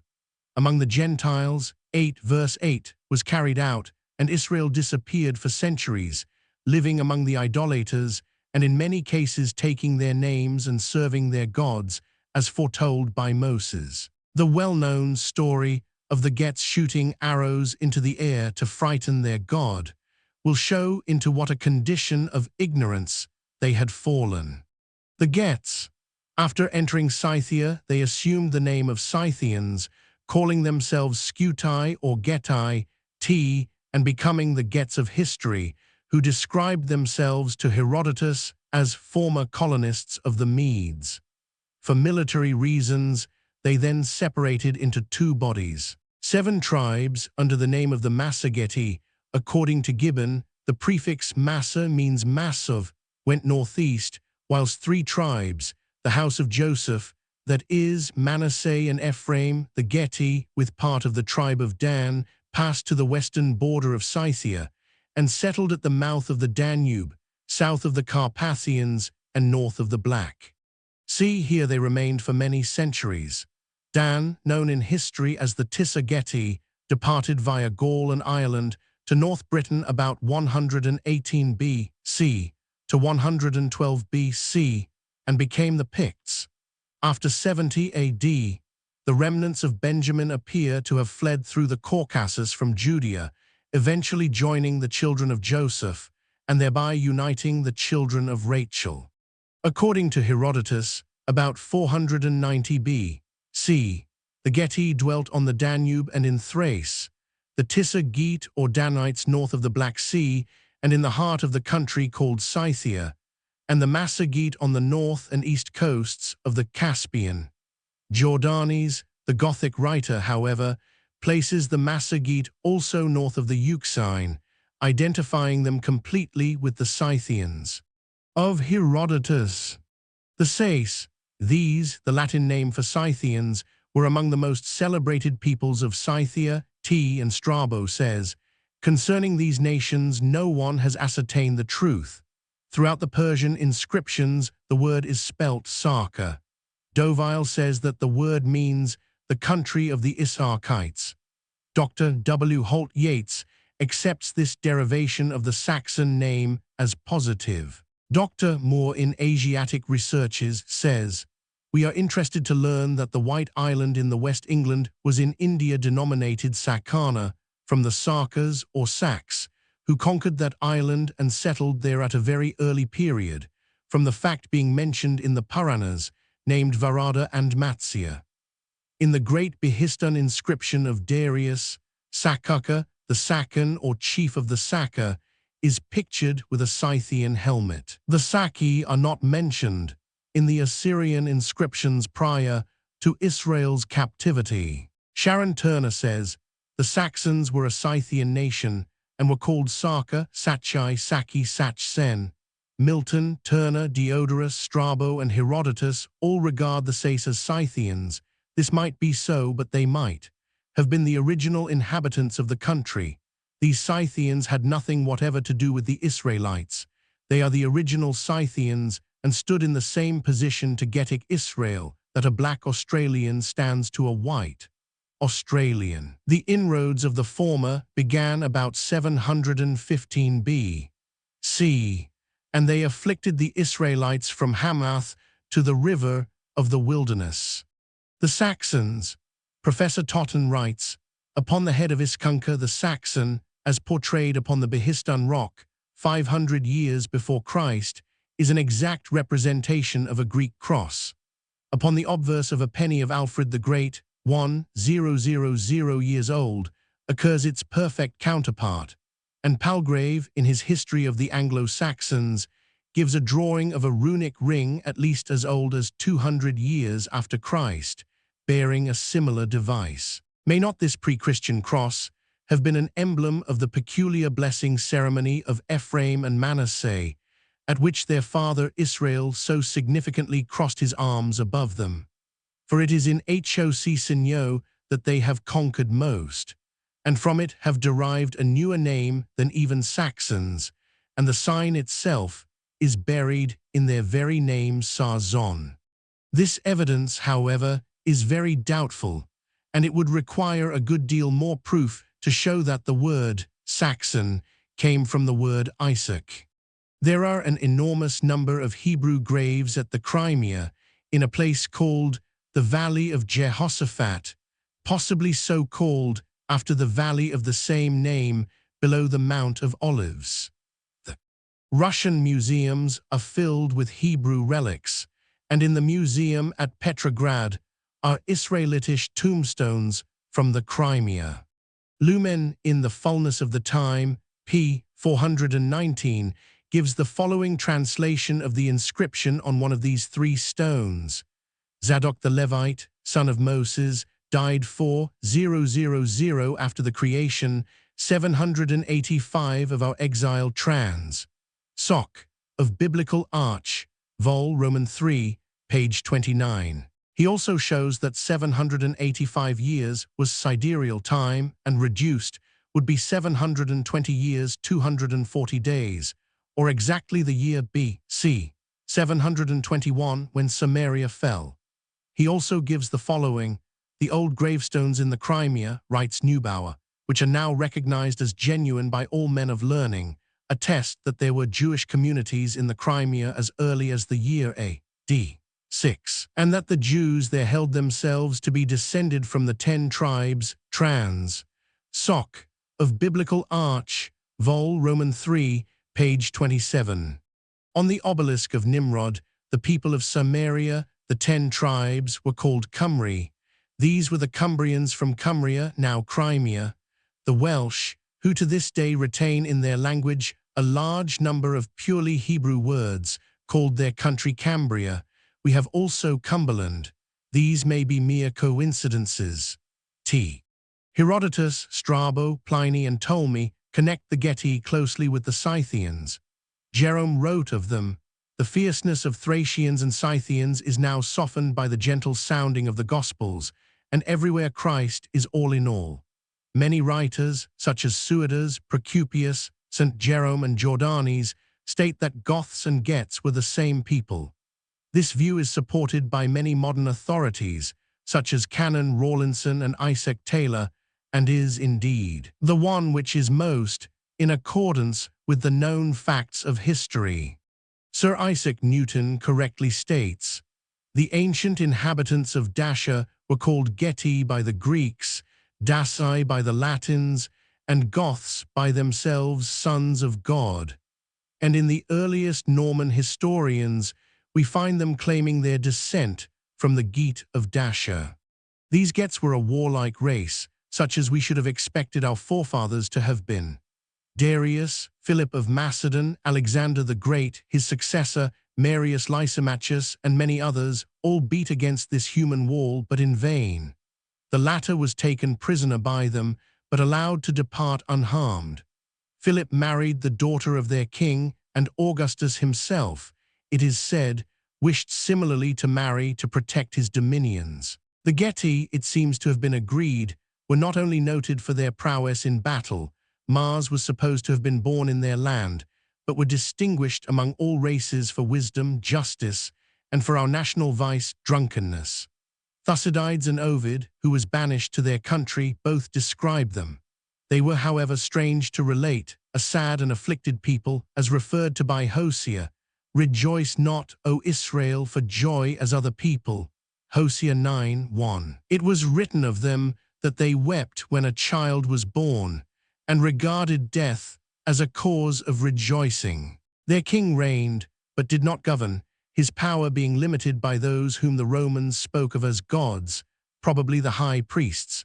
When Philip of Macedon besieged one of the Getic towns, a long line of priests in snow-white robes, carrying lyres, hatted men, possibly mitrid, issued forth, singing a psalm unto their god. These priests are said to have induced Philip to make an alliance with the Geat. The writings of Justin Martyr, Tertullian, and Jerome show that there were Christians among the Gets. It is interesting to note that Alexander the Great, marching to besiege Jerusalem in 322 B.C., on seeing the high priest, clad in his robes, also desisted, and went to the temple to offer sacrifice to the God of the Jews. Herodotus describes the Gets as the most valiant and upright of the Thracian tribes, and the most righteous of nations, who said their God was the only true God, and states that when Darius came against them, they were the youngest of the nations, being just 1,000 years old. This just takes us back to the Exodus from Egypt, when Israel first became a people. Their great hero was Zalmoxis or Zamolxis, Moses. Herodotus, speaking of him, says, "He affirmed that neither he nor they which were his disciples shall die, but should come to a country full of all manner of good things." They also boasted of the prowess of Hercules, probably the Danite Samson. One of their kings, the famous Anachasis, was reckoned a sage amongst the Greeks. What chiefly struck the Greeks was their belief in the immortality of the soul. The Scythians, Arians Alexander chap. 1, Book Roman 4, shows that in the time of Alexander there was a large body of the Scythian nation in Asia and another in Europe. Diodorus says, the Scythians, formerly inconsiderable and few, possessed a narrow region on the Araxes, but by degrees they became more powerful in numbers and in courage. They extended their boundaries on all sides, till at last they raised their nation to great empire and glory. In the course of time, they subdued many nations between the Caspian and Mootes, and beyond the Tanais. In the time of Herodotus, they had gained an important footing in Europe, and had taken a westerly direction. In 628 B.C., they invaded Media and became masters of Asia. Even Babylon for nearly 30 years was subservient to them.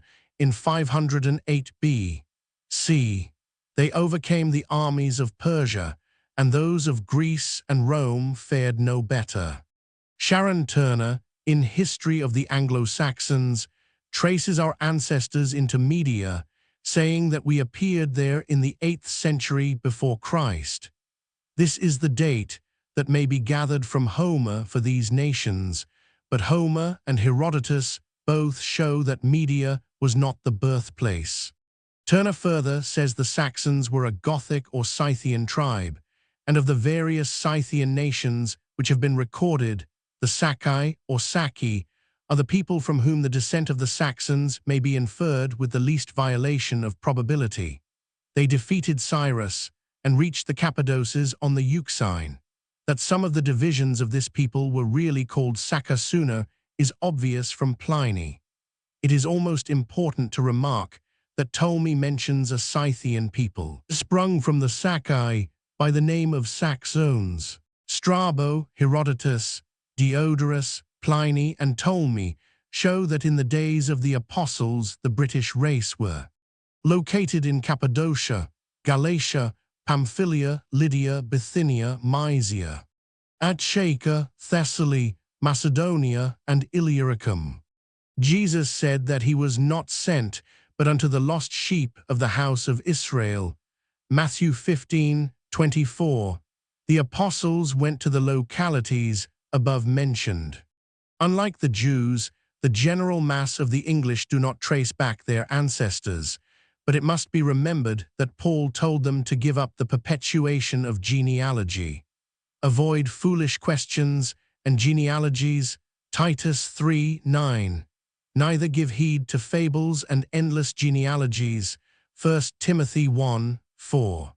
The following extracts from Palestine into Britain by the Rev.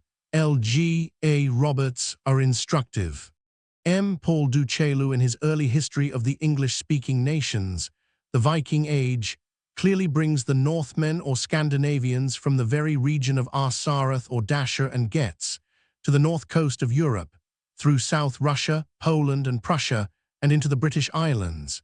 He also says that they had a high degree of civilization and had many customs like those of the ancient Greeks, the Scythians, and the Massageti, Viking Age, pp. 4-5. 26.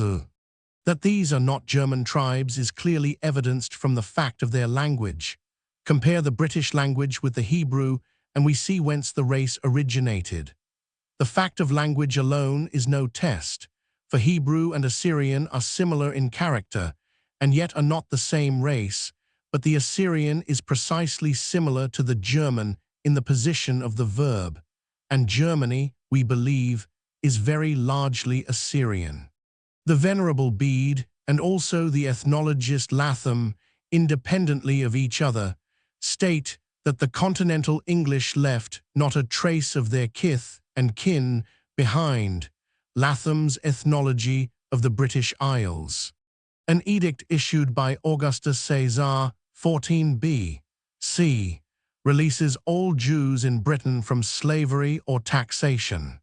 Crania Britannica, quoting from Hawes Wiltshire, tells of a facsimile of a Hebrew breastplate being found on the breast of a skeleton dug up in a cist or barrow at Stonehenge. The Druidical worship was very similar to that of the Hebrews, Hulbert's Religions of Britain, 1825. Their high priest was similarly clad and had a tiara on his head with the incommunicable name of I.A.U. upon it. He was clothed in spotless white, with a girdle round his waist and a breastplate of judgment upon his breast. They believed in one God, whom they worshipped under three names, Belenus, Hessus, and Taran. Hessus was their great all-heal, and they believed him to be the savior of the world. When they gave up Druidism, they never changed the name of Hessus, which they obtained from the 24th Psalm, which psalm they knew by heart. The Lord Hessus and mighty, he is the King of glory, Heb. When you lift up your heads, the King of glory shall come in. Who is this King of glory? The Lord of hosts, Hessus and mighty, he is the King of glory, Psalm 24:9-10. This Lord of hosts is the power when we treat, i.e., pray rightly. The Massageti, the remaining 7 tribes rounded the Caspian, expelled the Scythians on the east side, and settled on the borders of the Media, known to Isaiah as the desert by the sea, not far from their old homes on the river Gozan and in the cities of the Medes. Here they became a dependency of Media and were known as the Massagete. Herodotus gives a number of details of the people he calls the Scythians, which identify them with the Israelites. For 16¾ centuries, Joseph remained separated from Israel and pursued a different route to Britain. the land of the covenant. This historical fact explains what could not be understood before, namely, why the prophets, especially Hosea, differentiate not only between Judah and Israel, but between Joseph or Ephraim, Judah and Israel. In tracing their history, it will be seen that in the Bible the Geti are known as Joseph or Ephraim, and the Massagite as Israel or that troop or Gad. About 18 times are the tribes of the house of Israel enumerated in the Bible. In every case, one tribe is omitted, generally Levi, once Simon, and once Dan. In the Apocalypse, Dan is not mentioned as one of the tribes sealed in their foreheads, Revelation 7:3, for safety. At the time this was written, Dan was already in Great Britain, the land of the covenant, and required no protection. Fall of Babylon. In 538 c, under the name of the people of Gutium, a fair-haired race, under the direct protection of the god Merodach, the warriors of Israel, as recorded in the Cylinders of Cyrus, marched to Babylon and fought against it in the victorious army of Cyrus, whom some say was an Israelite of the tribe of Dan. Chapters 50, 51, and 52 of Jeremiah can only be understood if the fact is grasped that Israel and Judah here met, and that Israel came as conquerors. Daniel, who was at that time inside Babylon, was fully cognizant of the position of the children of Israel, as shown by his prayer. Unto us confusion of faces, unto all Israel that are near and that are far off through all the countries whither thou hast driven them, because of their trespass. Daniel 9:7, and the opening of the river gates of Babylon at night, when the conquerors marched in, was certainly due to the Jews inside. This opening of the gates was clearly prophesied by Isaiah as follows: Thus saith the Lord to his anointed, to Cyrus, I will loose the loins of kings, to open before him the two-leaved gates, and the gates shall not be shut. Isaiah 45:1. Daniel, who until then was personally unknown to the king Belshazzar, probably spoke that night as boldly as the Bible states that he did, knowing that in any case he would be safe the next day. As the political leader of the Jews and the foremost man amongst them, and with the great scientific knowledge that he had, he must have known perfectly well what was about to happen. That he was implicated in the conspiracy was shown from the fact that on Cyrus taking Babylon, Daniel was promoted to a place of the highest honor, equivalent to a leading cabinet minister of the present day. In Jeremiah 50:46 we find these words, At the noise of the taking of Babylon 538 B.C., the earth is moved and the cry is heard among the nations. About this time, the migration of the nations commenced. The Israelites at that time, as described by Herodotus, were a powerful and valiant race, and shortly afterwards Cyrus proposed marriage to their queen Tomiris and was refused. This resulted in his famous attack on the Massagite about 529 B.C. In that campaign, acting under the advice of Croesus, the Persian king entrapped 1/3 of the army of the Massagite by leaving a camp full of wine and provisions, and soon afterwards suddenly attacking the drunken soldiers at their feast. Isaiah 22:13 deals with this episode. And behold joy and gladness, slaying oxen and killing sheep, eating flesh and drinking wine. Let us eat and drink, for tomorrow we shall die. Death of Cyrus. Isaiah 44:28 calls Cyrus the shepherd of the Lord, and Jeremiah 51:23 foretells that Israel will break in pieces, the shepherd and his flock. Now Cyrus was slain by the Massagite in one of the fiercest battles in history, described by Herodotus. Expedition of Darius. Israel then thought it safest to flee from Persian vengeance across the Volga into Scythia, probably with the object of combining with their brethren on the Danube. The celebrated Scythian expedition of Darius, about 513 B.C., across the Danube, through the country of the Geti, and according to Herodotus, as far as the Volga, was an attempt to head off these fugitives, and was successful, insofar that it prevented the union of Israel and Ephraim, who together would have been too strong for Darius, and forced Israel, the Massageti, into central Russia. Both Jacob and Moses, in blessing the Israelites, laid stress on the fact that Joseph would be separated from his brethren. The march under Odin, about the year 100 B.C., the Massagete, the 7 tribes, under the command of a one-eyed leader, the celebrated Odin, descriptive details of whose withered arm and blind right eye are given in Zechariah 11, 16, 17, left their settlements in Scythia and went north from Asgard to the Baltic, where they became known as the Asar, subsequently the Angles. The sagas show that the pressure of the Romans drove Odin and the Israelites northward. The poem of Beowulf, the earliest Angle poem in existence, states that Odin belonged to the Geta or Gets. The Icelandic Eddas and sagas state that Odin led his people into Scandinavia from Scythia or the Danastrom. The Icelanders themselves are part of the 10 tribes. A long time before I knew that the Gets and Goths were Israelites, the thought had presented itself that Odin was an Israelite and knew how to work mentally. Undoubtedly, he was a strong mental worker, if he did not work consciously in this way. The Rev. A.B. Grimaldi says, "The descent of our royal family from the royal line of Judah is, however, no new discovery. The Saxon kings traced themselves back to Odin, who traced back his descent to David, as may be seen in a very ancient MS. In the Herald's College, London, and in Sharon Turner.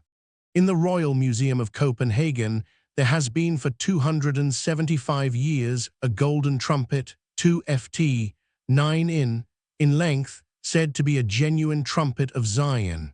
Professor Totten writes, "Up to the present time, there has not been the slightest scientific doubt as to the genuineness of this relic.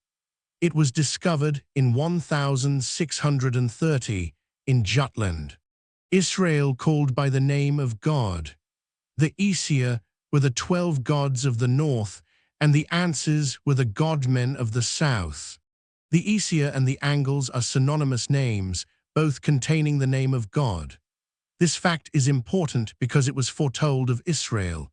All people of the earth shall see that thou art called by the name of the Lord." Deuteronomy 28:10.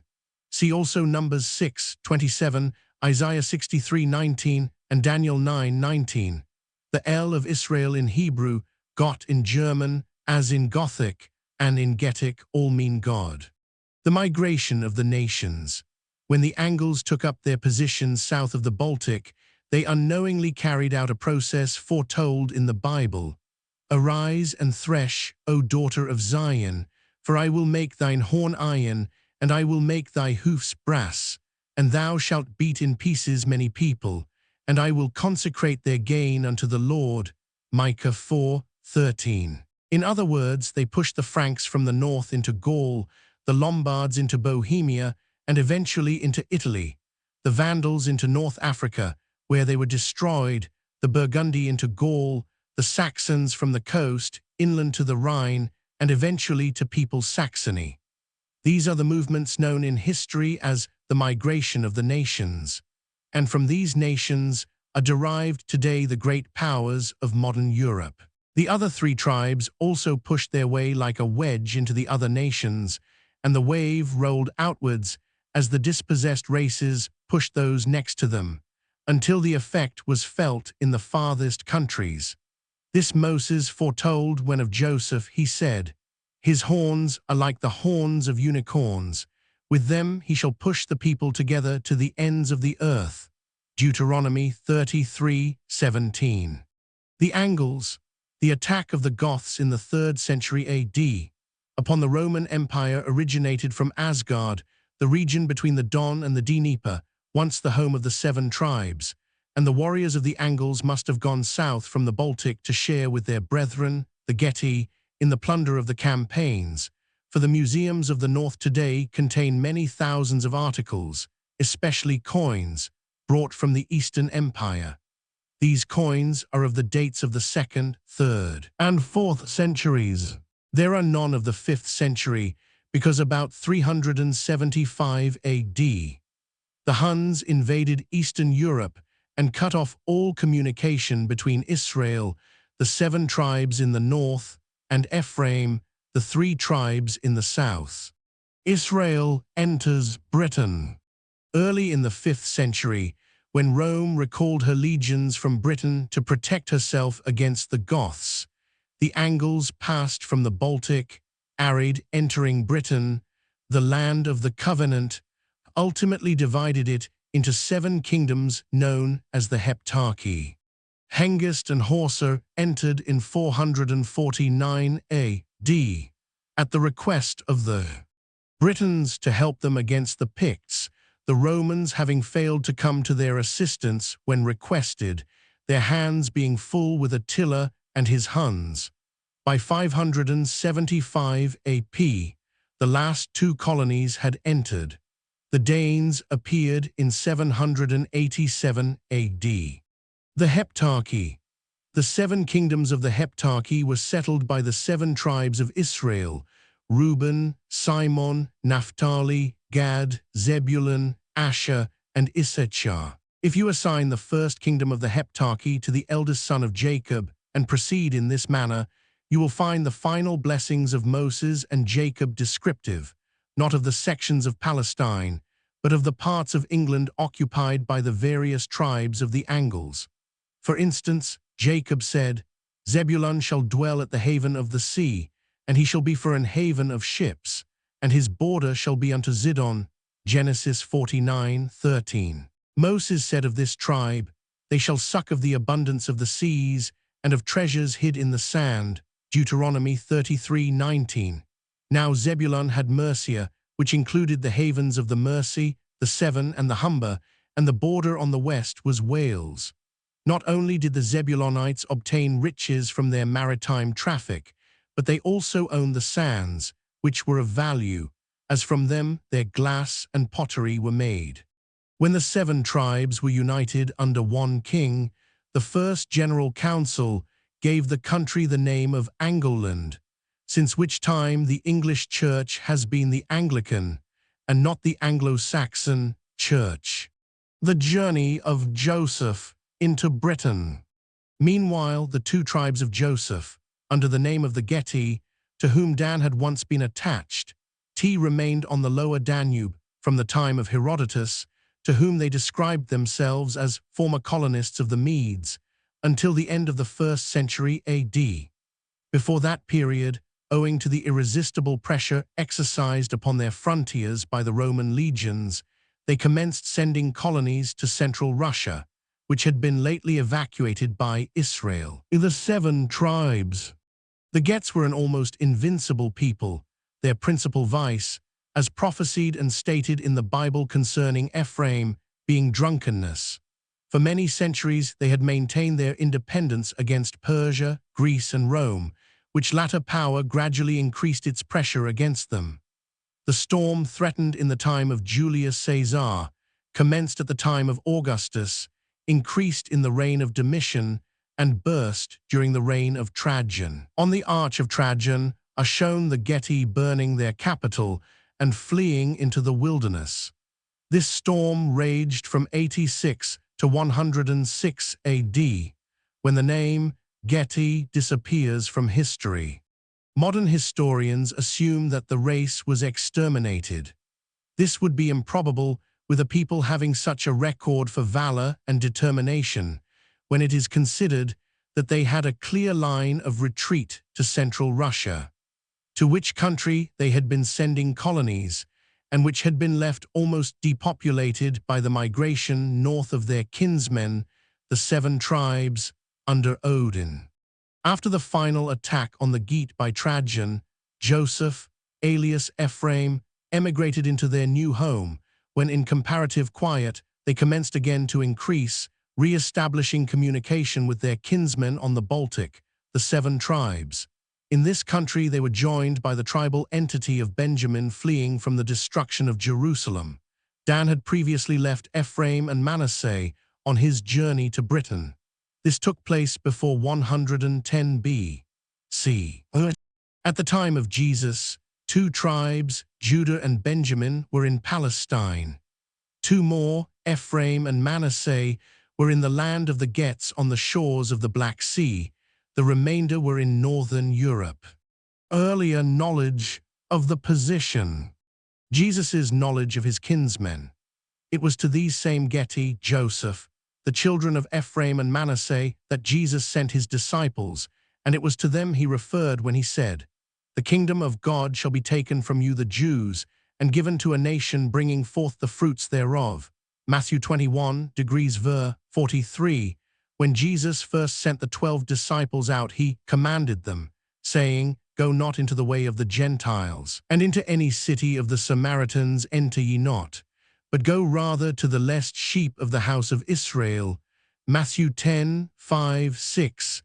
And now we know who were the people which sat in darkness and saw great light. Matthew 4, 16.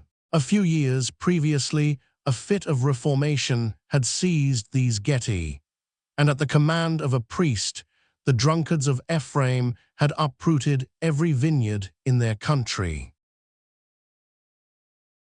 It may be recollected that when Jesus said to the Pharisees, "Ye shall seek me, and shall not find me," the Jews said, "Whither will he go that we shall not find him?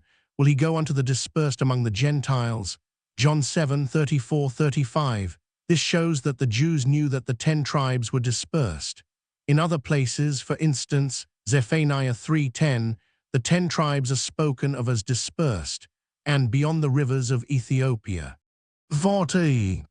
Captain Weldon suggests that possibly Peter in the antechamber was expecting the signal to be given which should loose the 12 tribes on Rome, and that it was in the bitterness of his disappointment, when he found that their strife the previous night as to who was to be greatest was a farce, and the victory was a spiritual one, that he denied the master. Now we know that the lambs and sheep which Peter had to feed were the lost sheep of the house of Israel. Acts 2:22 shows how he tried to impress the men of Israel with the miracles of the day of Pentecost, and verses 36 and 39 show that it was the Israelites, even all that are afar off, whom he was addressing. It was in fulfillment of this command that the first epistle of Peter was addressed to the lost 10 tribes when he said that they were the people of God. 1 Peter 2:10. Peter quotes the wording of the covenant made on Mount Sinai with Israel: "Ye are a chosen generation, a royal priesthood, and holy nation, a peculiar people." He follows on, that ye should show forth the praises of him who hath called you out of darkness into his marvelous light. Verse 9. They had been called out of darkness by the presentation of the everlasting gospel. Jesus said to Peter, "Upon this rock I will build my church." Matthew 16:18. When Jacob blessed Joseph, he said, "From thence is the shepherd, the stone of Israel." Genesis 49:24. The stone again is mentioned in Nebuchadnezzar's vision, the stone that broke in pieces the kingdoms of the earth. This was the stone that would grind to powder the person on whom it should fall. Matthew 21:42-44. This stone, in its material significance, was a chosen instrument, a nation, the United Kingdom. The stone that smote the image became a great mountain and filled the whole earth. A kingdom which shall never be destroyed. Daniel 2:35-44. It has also its individual significance. The stone which the builders rejected. Matthew 21:42. Behold, I lay in Zion for foundation a stone, a tried stone. Judgment also will I lay to the line, and righteousness to the plummet, and the hail shall sweep away the refuge of lies. Revelation 16, verse 21, and your covenant with death shall be disannulled. Isaiah 28:16-18. St. Peter writes, "Ye also, as lively stones, are built up at a spiritual house and holy priesthood 1 Peter 2, verse 5. Evidently Peter himself was not the rock. Immediately after this first epistle of Peter was written comes the first mention of the Goths in history. It is instructive to note that immediately after the Gets disappear into the wilds of Scythia, completely away from the world, a revival of heathenism sets in throughout adjacent Roman provinces. A revival so pronounced that the Roman governor considers that a little mildness would be all that is necessary to reconvert numbers of the Gentiles, plus Captain B. de W. Weldon. Professor Totten says, the 7 churches of Asia Minor were the bulk of 7 of those Anglo-Israelitish tribes which spread out through Macedonia and Greece, and now have disappeared. Benjamin, the light-bearer, was an 8th. The other 2, Dan and Simon, the 9th and 10th, had long before escaped into the Isles, for both of them abode in ships and were the pioneers of Israel. The testimony of Josephus. Josephus well knew who the Israelites were. He states that when Ezra read the epistles of Xerxes to the Jews at Babylon, he sent a copy of it to all those of his own nation that were in Media. And when these Jews had understood what piety the king had towards God, and what kindness he had for Esdras Ezra, they were all greatly pleased. Nay, many of them took their effects with them, and came to Babylon, as very desirous of going down to Jerusalem.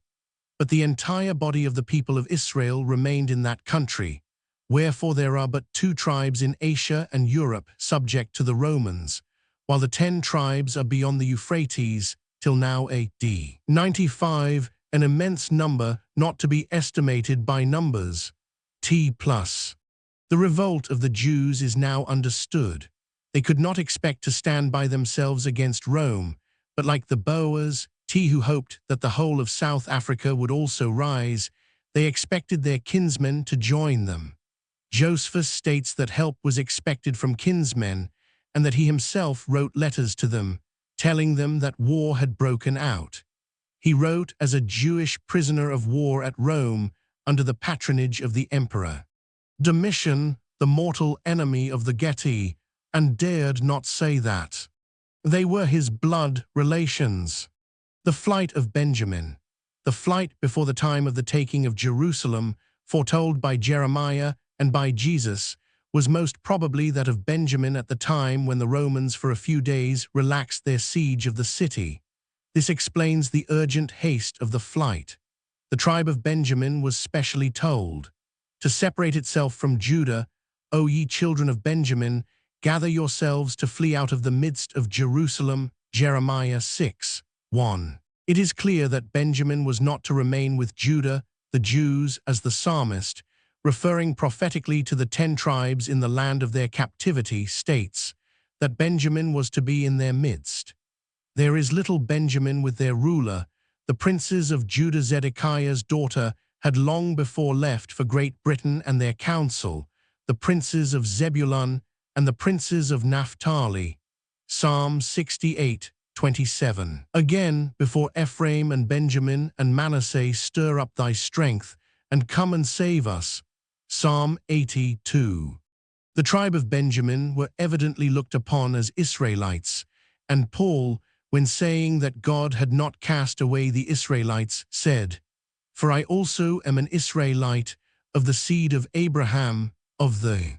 It is related that a number of the Jews escaped, and it would be natural that as all the disciples, with the exception of Judah's, were probably Benjamites, they being all Galileans, the tribe of Benjamin would have attached special importance to the prophecy of Jesus, and have been ready to escape directly they saw an opportunity.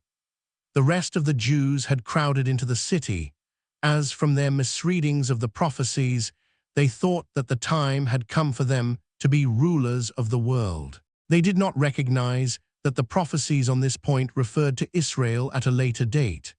The result was that 250,000 are said to have perished, and a still greater number during the Bar Kokheba insurrection later. 2 years before, Cestius Gallus had invested the city and taken the lower town of Bezetha, surprising it during the Feast of Tabernacles, as Titus later surprised the Jews at the time of the Passover. Josephus tells us that many then fled the city. The temptation of Jesus. The discoveries of Captain B. de W. Weldon, showing the military situation, throw new light upon the human circumstances connected with the temptation to wield a worldwide power that came to Jesus in the wilderness. At that time, only just across the Danube, there were about 200,000 armed warriors of the Geti, kinsmen of the Jews, whilst the Jews themselves were expecting a military Messiah to deliver them from the hated Roman yoke. Further north, within marching distance, were more kinsmen of the Jews, the fierce seamen and soldiers of the Asar, the 7 tribes, also trained warriors, who later joined their brethren in the pillaging of the southern nations, and in 396 AD, overran Rome itself. Jesus doubtless knew that the Geti, under their king Decebalus, were in 69 AD, about to invade Moesia, and would in 86 AD cross the Danube and drive the Romans before them to the Balkans later on under the name of Ostrogoths, following the example of their brethren, the 7 tribes, and overrunning Rome with its so-called Christianity. He also knew that the Jews were boiling with rage against the Romans, and foretold that a few years afterwards the pot would boil over and the contents be spilt, as actually happened when Jerusalem was taken and the Jews forever banished. Jesus would not have had the slightest difficulty in combining the 3 sections of the Israelites, and the temporal power of the world would have been absolutely at his feet. What was his reply? "Get thee hence, Satan," Matthew 4:10. Fighting as beast against beast never did help man permanently out of his difficulties. The only fight has to be in our OWN consciousness, where the evil thoughts have to be denied and so destroyed. The temptation of Jesus came most probably in the form of a proposal from the leaders of the Jews to use this wonderful mental power that they knew he possessed, to bring about a combined military attack upon Rome. Just after this, he gave his first warning against the Pharisees. Matthew 4:5-6 looks as if they had tried to prove to him that the time prophesied by Isaiah in chapter 9, verse 7 had come, when the throne of David was to be established, with justice from henceforth even forever. Jesus knew that the chief victory to be gained was a moral one, as referred to in verse 17, and this victory was the purification of the material conditions necessary before the universal victory could be brought about. This is now just about to be consummated, being the mental victory over evil of every kind. When we understand that the stones signified the Israelites, and this is confirmed by the fact that the first epistle of St. Peter was written to the Geti, we see that the first temptation, command that these stones be made bread plus ver. 3, might well have been the proposal to compel the Getwer to support the Jews in their insurrection. Jesus, ver. 4, showed that victory was not gained by material support, but by right thinking the word. There was then offered to him the supreme ecclesiastical leadership, but the Pharisees, who probably were very thorough as far as they went, made part of the stipulation that he should cast himself down from the pinnacle of the temple, that is, give up the new ideas that he was teaching and descend to their material level. Verse 6 might have been the promise of assistance should he need help against any possible trouble from the Geti, lest thou dash thy foot against a stone. The Pharisees, material from head to foot, kept for themselves the temporal rulership, but even this was offered to him when the previous temptation proved insufficient. All the kingdoms of the world and the glory of them will I give thee, ver. 8-9. This refusal of Jesus to fall in with their worldly ambitions, get thee hence, Satan, ver. 10, would account for their subsequent deadly opposition to one who they considered had lost a golden opportunity of putting the Jewish nation in the position to which they considered it had a divine right. At the time the disciples were telling their hearers of this triple temptation, the Jews were keenly discussing the expected success of their arms over their so-called tyrants. It is clear that the fact of the Gets and Massageti being their kinsmen had been carefully kept from the ears of the Romans, for had the apostles openly stated what the temptations of Jesus had been, they would probably have been called betrayers of the nation, and would have had to leave Jerusalem precipitately to ensure their own safety. Early power of the Israelites. The Goths, about 245 AP, the Gets, under the names of Ostrogoths or Eastern Goths, reappeared. In 269 AP, they were back in their old haunts on the Danube.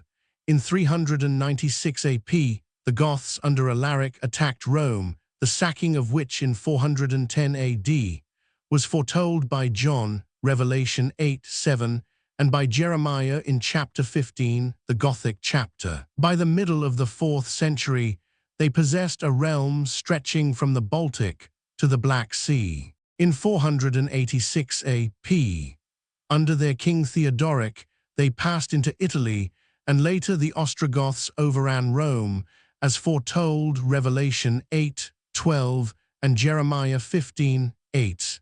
The coming of the Goths represented one historical fulfillment of Ezekiel's vision, when the dry bones of the house of Israel stood upon their feet, an exceeding great army, Ezekiel 37, 1-14.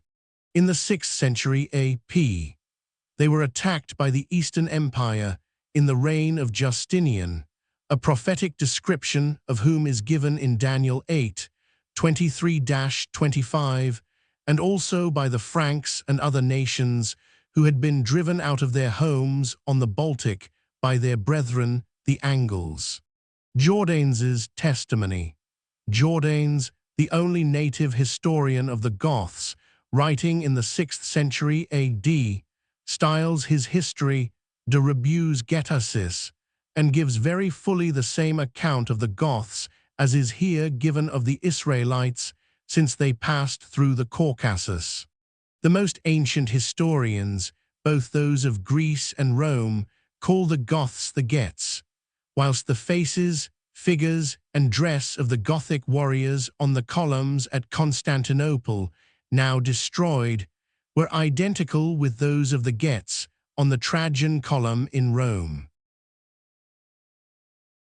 The Ostrogoths.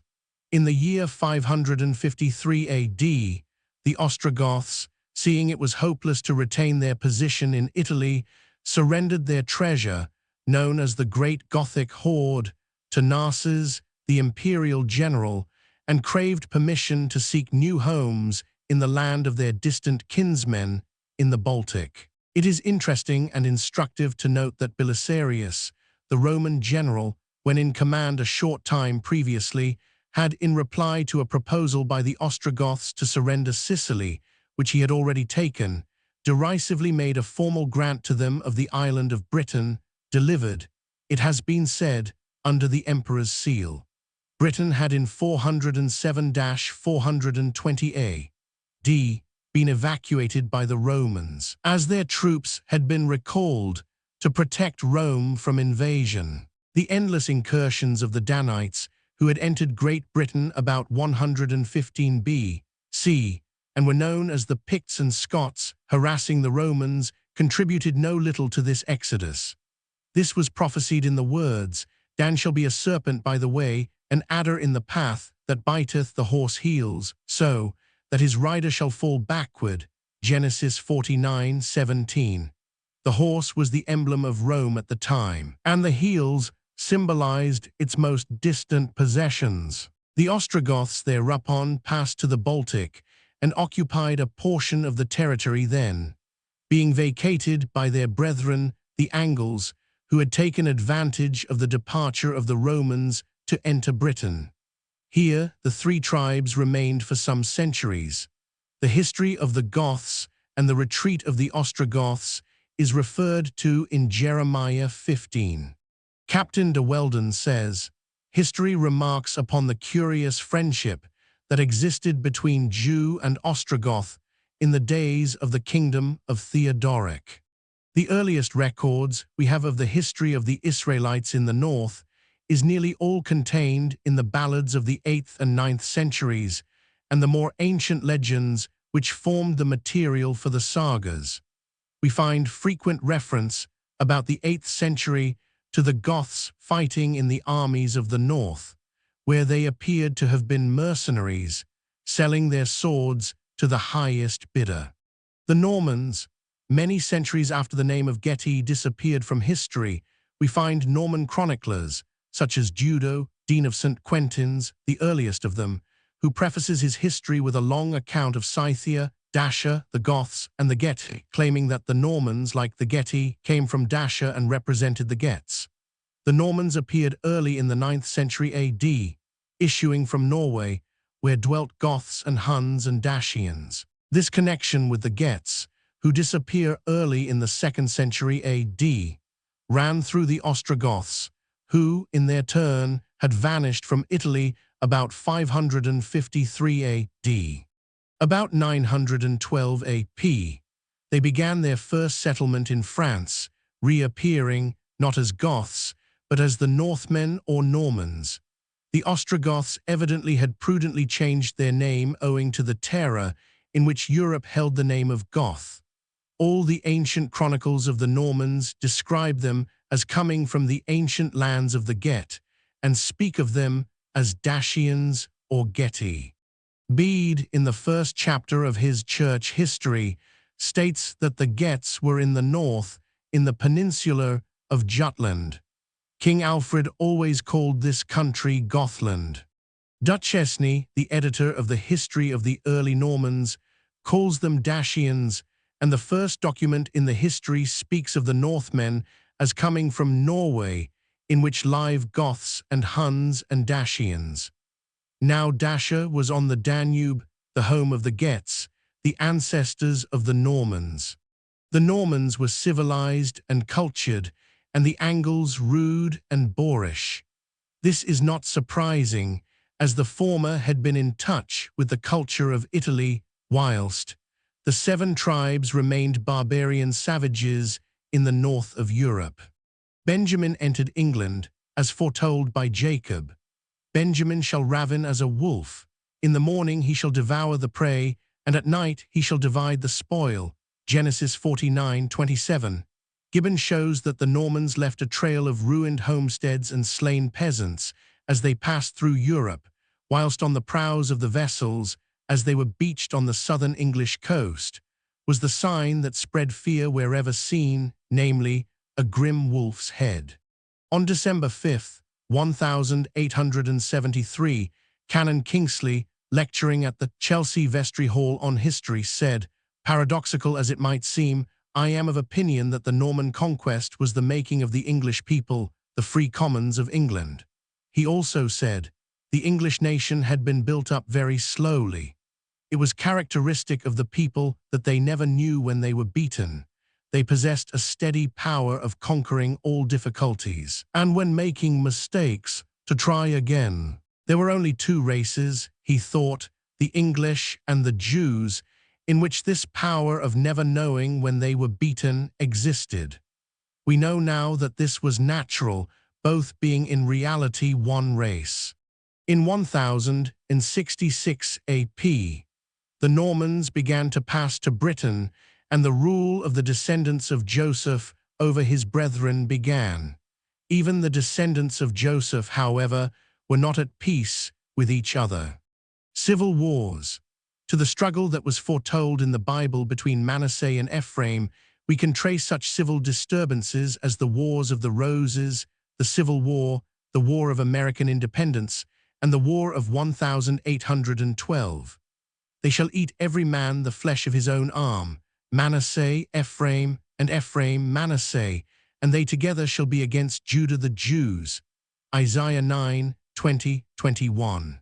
Manasseh has continually tried to recover the birthright that was surrendered to Ephraim, Genesis 48:17-20.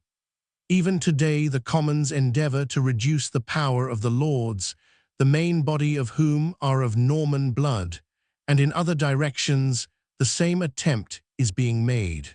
English kings in direct line.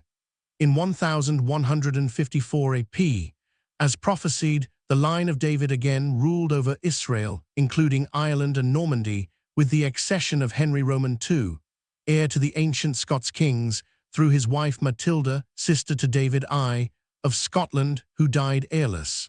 All the tribes were thenceforward gathered together under one king, with the exception of Dan, the Scotch, and Judah, the Jews. In 1279 AP, the second day of Hosea's prophecy ran out, Hosea 6:2, and Israel, as foretold, commenced to revive. In that year the Statute of Mortmain was passed, which forms the germ of the Reformation and of modern education. Later on, in 1603 AD, at the accession of James I, of England, 6th of Scotland, when it was claimed that he held the kingship by divine right, Dan also was absorbed in the Federacy of Israel, and in the very year that was foretold, there was one king alone ruling over the united tribes. The history of Dan. The Danai, Hecataeus of Abdera 6th century B.C., quoted by Diodorus Siculus 50 B.C., says, "The most distinguished of the expelled foreigners from Egypt followed Danaus and Cadmus into Greece, but the greater number were led by Moses into Judea in Aeschylus's Supplicants 6th century B.C. The Danans are represented as a seed divine, exiles from Egypt. In Homer's Iliad, Danai and Dardanai are mentioned 147 times, and in the Odyssey, 13 times. These probably refer to the wanderings of the tribe of Dan. The Rev. L.G.A. Roberts, R.N., Secretary of the Imperial British Israel Association, writes to me as follows: "A former colony of Danites came out of Egypt circ. 1636 BC, and went into Greece as Danai, see Aeschylus' Suppliants, saying they had been slaves in Egypt, were the seed divine, and fled from their brother Egyptus, Joseph." Genesis 50:18. Luma, in The Key to Bible Dates, gives 1850 B.C. as the year Dan left Egypt, and 1847 B.C. as the year he was crowned king of Greece. He also gives 1480 B.C. as the year of the Exodus. Usher gives 1729 B.C. as the year Joseph was sold into Egypt. The Lacedaemonians. The Lacedaemonians were Israelites, as shown by the letter of Arius their king in Mace 12 ver 21. The Lacedaemonians and Jews are brethren, and that they are of the stock of Abraham. The relationship is both claimed and acknowledged. The Lacedaemonian seal and Dan's symbol are the same, an eagle with a dragon in its claws. Josephus confirms this. The early Greeks. Dan was a maritime nation, possessed of ships in the time of Deborah, and was not referred to in 1 Chronicles 4-8, where are given details of the tribes. In Grecian history, we are told that the Danaoi settled in Greece and changed the name of the people to, and made them call themselves, Danu, or tribe of Dan. The Etruscans were also possibly Israelites. Sense. Dr. Latham, in his Ethnology of Europe, says, "I think that the eponymous of the Argive Danaea was no other than that of the Israelitish tribe of Dan, whilst Humboldt considered the Greeks as Israelites. Homer mentions Danaoi continually. In addition, Danaus, the son of Belus, king of Egypt, left Egypt and settled in Greece. The correspondence to Dan, the son of Bela, who with his brother had settled in Egypt, identifies him. Dan's banner was an eagle. Consequently, we find the eagle with the serpent in its claws representing Greece. Homer refers to the eagle continually. Keating, in his History of Ireland, says, "The Danans were a people of great learning and wealth. They left Greece and went to Ireland and also to Denmark and called it Dan Mayer's Dan's country." Dan, with probably part of Asher and Simon, seem to have left Palestine in ships for Ireland. In this way, the early Israelites prepared their way for the bulk of the 10 tribes who went overland. Jeremiah, speaking of the Israelites, said, "Set thee up waymarks, make thee high heaps. Set thine heart toward the highway, even the way which thou wentest. Turn again, O Virgin of Israel." In one of the periodic historic fulfillments, this foreshadows the princess Tephi. "Turn again to these thy cities." 31, verse 21. The early Danites, who arrived in the Isles by sea, appear to have communicated with the rest of the tribe who, with Ephraim and Manasseh, dwelt on the shores of the Danube. The march across Europe. All the way across southern Europe and Asia from Media are mounds beautifully arched. One, opened by the Russian Archaeological Society, formed a beautiful arch in the mound, and there lying straight out was a silver serpent with ruby eyes. Dan shall be a serpent by the way, Genesis 49:17. Dan was not only a pioneer, but used to have the naming of the places, and often used the names of their ancestor Dan, Judges 18:29. The rivers and towns he named Danube, Don, Dnieper, Dniester, with other Dans and Dons, clearly marked the path of the Israelites through Europe on their way to the land of the covenant via Denmark. The Tuatha De Danann, in Ireland many centuries before the Christian era, appeared, so history tells us, in 3 ships, a race of settlers from the east, calling themselves the Tuatha De Danann, which the Rev. J. H. Allen says literally means the tribe of Dan. Mr. Gladstone tells us they came from the Danai of Greece. The Phoenicians, it is known, used to reach Great Britain by ship, and probably the Danites, who lived in the adjacent district of the Holy Land, were well acquainted with the Isles and had colonies settled there. In the Annals of Ireland, it is written, "The Danans were a highly civilized people, well skilled in architecture and other arts, from long residence in Greece and their intercourse with the Phoenicians. Their first appearance in Ireland was 1200 B.C., or 85 years after the great victory of Deborah, Judges 5:17. Jeremiah writes, "For a voice declareth from Dan, and publisheth affliction from Mount Ephraim, publish against Jerusalem, that watchers come from a far country, and give out their voice against the cities of Judah." 4, verse 15-16, as if Dan dwelt in a far country. The Piets Israelites. The Pictish Chronicle, which is the only record extant of the Picts, shows that the race, known then as the Picts, reached Ireland by 3 ships coming from Thrace, the home of the Gets.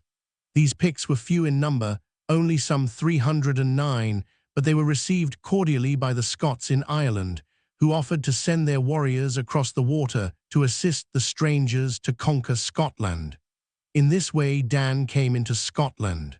When the Israelites crossed over to Scotland, they colonized a district which became known as Eire Godel, or region of Gaul, which means sons of God, and is pronounced Argyll.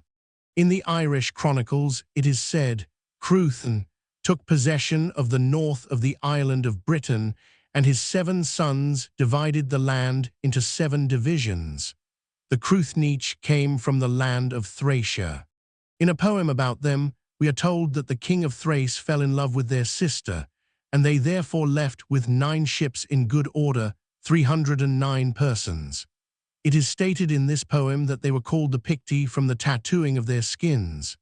The Pictish Chronicle states that the Picts came south from Scythia, and that they are called Picts on account of their painted bodies, and Scots either from Seti, intimating that they came from Scythia, or else from Scotta, a daughter of the king of Egypt, who became queen of the Scots. The Picts and Scots are descended from a fair-haired people called the Albani. The Pictish Chronicle says, they were Goths, a people who, it is thought, took their name from Magog, son of Japhet, whom the ancient Greeks called the Geat. The origin of Gog and Magog, of city fame, is unknown. It is interesting to note in the Encyclopaedia Britannica, p. 190, that Magog, according to some, was the name for the Massagete, and that in the district of Astrakhan a legend is still to be met degrees with, to the effect that Gog and Magog were two great races, Geti and Massagete, which Alexander the Great subdued and banished to the inmost recesses of the Caucasus, whence they are destined ultimately to make their escape and destroy the world. Plus, Zedekiah's daughters. Jeremiah is stated, after leaving Egypt, to have fled to Ireland in ships of the Danites, carrying with him Tephi, the daughter of Zedekiah, thus ensuring the continuance of the line of David. After the sons of Zedekiah had been killed, and Zedekiah himself had had his eyes put out and been carried away captive, Jeremiah was left behind with the king's two daughters.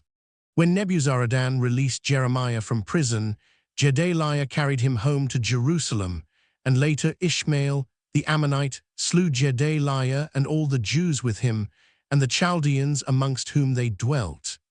Then Ishmael carried away captive all the residue of the people that were in Mizpah, even the king's daughters, and all the people.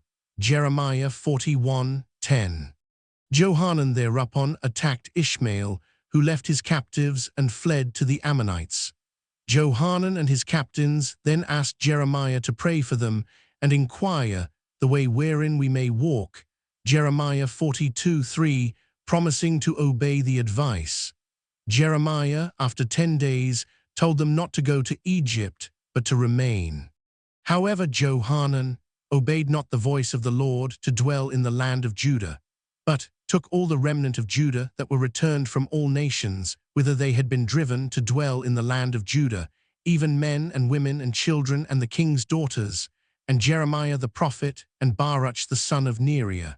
So they came into the land of Egypt, for they obeyed not the voice of the Lord. Thus came they even to Tarpans.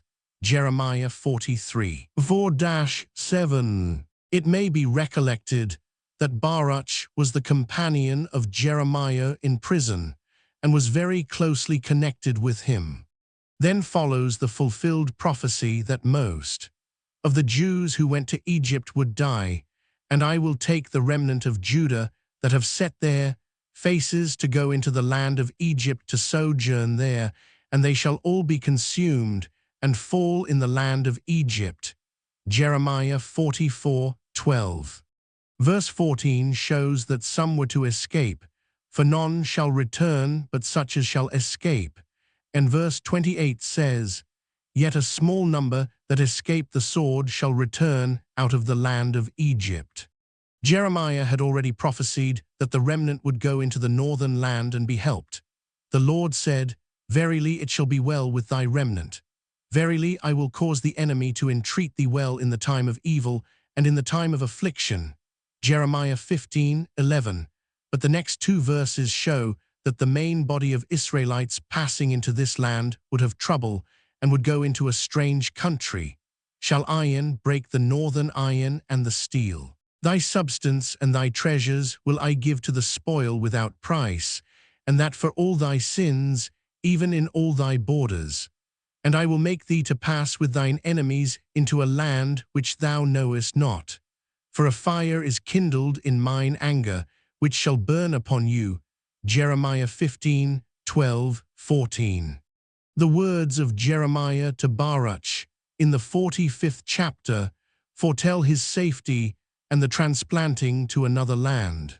Tephi, this was the name of the eldest daughter of Zedekiah. Tephi was a family name. Taphath was the daughter of Solomon, 1 Kings 4:11. The name Tephi signified a tender twig. The root taf signifies an infant and is the Hebrew word used for little one in numerous places. T also appears to be diminutive, meaning little. In 513 AD, the Irish kings and leaders assembled for 3 days to inquire into the ancient history of Ireland, with fasting and prayer. The records had been so destroyed through the struggles of the Baalitish priests that nothing could be ascertained further than that it was a subject shrouded in deep mystery, and connected in some way with the existence of a woman from over the great plain, the sea, with a royal prosperous smile, and who, such had been the intensity of respect of their ancestors for this illustrious scion of royalty, concerning whom also there was some mystery too deep to be uttered, was buried in a tomb 60 feet long and wide, a tomb which unbroken tradition asserts to be still inviolated. A poem was composed by the chief bard to the Irish King Desmond, in which he asks, "When was the place called Timor?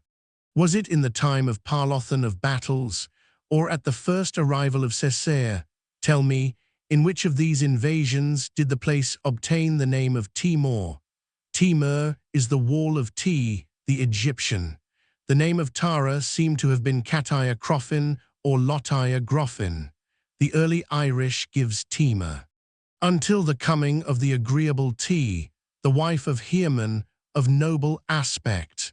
A rampart was raised around her house, for Ti, the daughter of Lughade. Lughade, according to the Rev.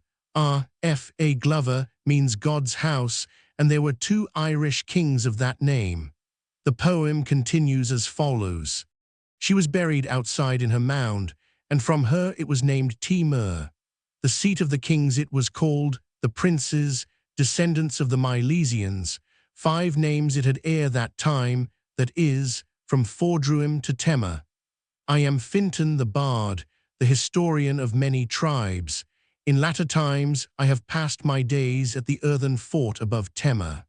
Another celebrated bard, Cuan O'Cochlain, composed a similar poem in 1024 A.P. He says, "Where, after her death, was T's monument.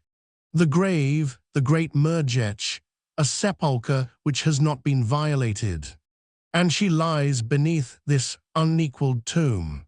It is a mystery not to be uttered. Taffy, the Welsh sobriquet, is usually derived from David, Hebrew, beloved, one of the commonest Welsh names. T. Tephi was herself the daughter of David. The riddle of Ezekiel in chapter 17 is a wonderful prophecy of the history of Zedekiah's descendants, the young twigs. Zedekiah's daughters were cropped off by a great eagle. Jeremiah, and carried into a land of traffic, a city of merchants, Great Britain. The seed of the land was also planted. In a fruitful field, he placed it by great waters, so it became a vine, and brought forth branches, and shot forth sprigs.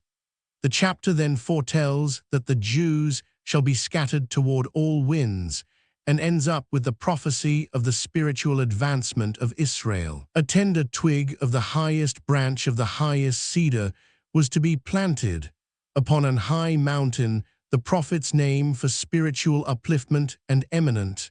It shall bear fruit, and under it shall dwell all foul, the uplifted thoughts, spiritual thinkers. I, the Lord, have brought down the high tree Zedekiah, have exalted the low tree his daughter, have dried up the green tree the Jewish nation, and have made the dry tree the Christian religion to flourish. Ezekiel 17, 3-6, 21-24, Psalms 80, 4-11 refers to the same thing. The Scots, Cole J.C. Gawler of the Tower of London, keeper of the crown jewels, wrote an article in 1873 called "Scots Synonymous with Wanderers." In this article he says that the following lines of Sir Walter Scott led him to examine into the history of the Scotch. "Unless the fates are faithless grown, and prophet's voice be vain, where'er is found this sacred stone, the wanderer's race shall reign." He found that the Scotch and their stone came to Ireland from Spain, and previously were adventurers who fled from Egypt during the national disturbances. Some historians speak of the stone as having belonged to Moses. Some say that the many-colored plaid of the Highlanders, the use of which goes back so far that the origin is unknown, is a souvenir of Joseph's coat of many colors. It has been said that it is a survival of the military uniform of the army of Alexander the Great. He writes, "The dates of their arrival in batches in Ireland correspond pretty well with the dates of the first invasion of Palestine by the Assyrians and the invasion of Egypt by the same power in Jeremiah's time. The name of Scots is said by some of the legends to have been derived from one Scota, a daughter of Pharaoh, who was married to the leader of these adventurers.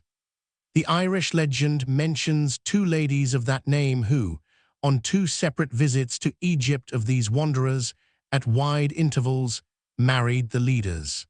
On examining into the Hebrew language, he found that Jacob's encampment, Genesis 33:17, was called Succoth, and that in Leviticus 23:43 it was stated that your generations may know that I made the children of Israel to dwell in booths Hebrew Succoth when I brought them out of the land of Egypt. He comes to the conclusion that the word Scuthi or Scythian was identical with the Hebrew Sakthi, which was identical with the wanderers spoken of by Sir Walter Scott. Justin Martyr, writing about 143 p. says, "There is not a nation, either of Greek or barbarian, even of those who wander in tribes and live in tents, amongst whom prayers and thanksgivings are not offered to the Father and Creator of the universe by the name of crucified Jesus." Sir Isaac Newton, in his Chronology, states that a colony of Iberians from the borders of the Euxine or Euxine and Caspian Sea settled in Spain, and a colony of them by the name of Scots settled in Ireland, originally called Scotia, in the Fourth Age of the world. The Scots still love wandering, and colonies of them will be found in nearly every country. Ireland. Post Ellis, in his public lectures in Paris, derives the name of Ireland from the Jews, Erin being quasi-Jurin, i.e., the land of the Jews. He states that they took possession of Ireland very early. In the early days, Ireland is said to have been inhabited by a race of demons or giants, described as monsters in size and hideous in shape, many of them being footless and handless, whilst others had the heads of animals. They are called Fomorachs, and Professor Rees states that the name Foma means underwave. Since to the Celts, the sea represented darkness and death. These were no doubt the early primeval half-men and half-animals, traces of which Darwin said had never been discovered, similar to those inhabiting the ancient continent of Lemuria, which is now being investigated by those who can read thought in the past, and who find that the inhabitants were gigantic, half animals and half men. There is some confusion with the Fomorians, whose remains show them to have been rather an undersized race, and whom Cole Garnier thinks were a Canaanitish race. According to the History of Ireland, in the Peabody Institute, printed in 1783, the origin of the Irish sense is traced to the Scythians and Egyptians. They buried their dead, and the professions were hereditary, like the Egyptians. Their records unanimously agree that part of the Irish are descendants of the Phoenicians or Canaanites, part of whom it is said landed in Ireland 1000 years before Christ. My father found that many of the words used by cork butter women were Phoenician. The early monkish annalists state that Ireland was first inhabited by Cessair, the granddaughter of Noah, who, according to Professor Rees, represented a tribal goddess of the pre-Celtic people. She and her followers were possibly Atlanteans, who, on the submergence of that continent, managed to escape to Ireland. They soon, however, died out. Smith's Dictionary of the Bible shows that the phrase, "the Isles of the Gentiles," in Genesis 10:5, would be more correctly spoken of as the far-distant Western Isles. It would be interesting if it turned out that it was the British Isles that were divided, as stated, amongst the grandchildren of Noah. This would explain some of the difficult references in ancient Irish history. CP 363, line 1.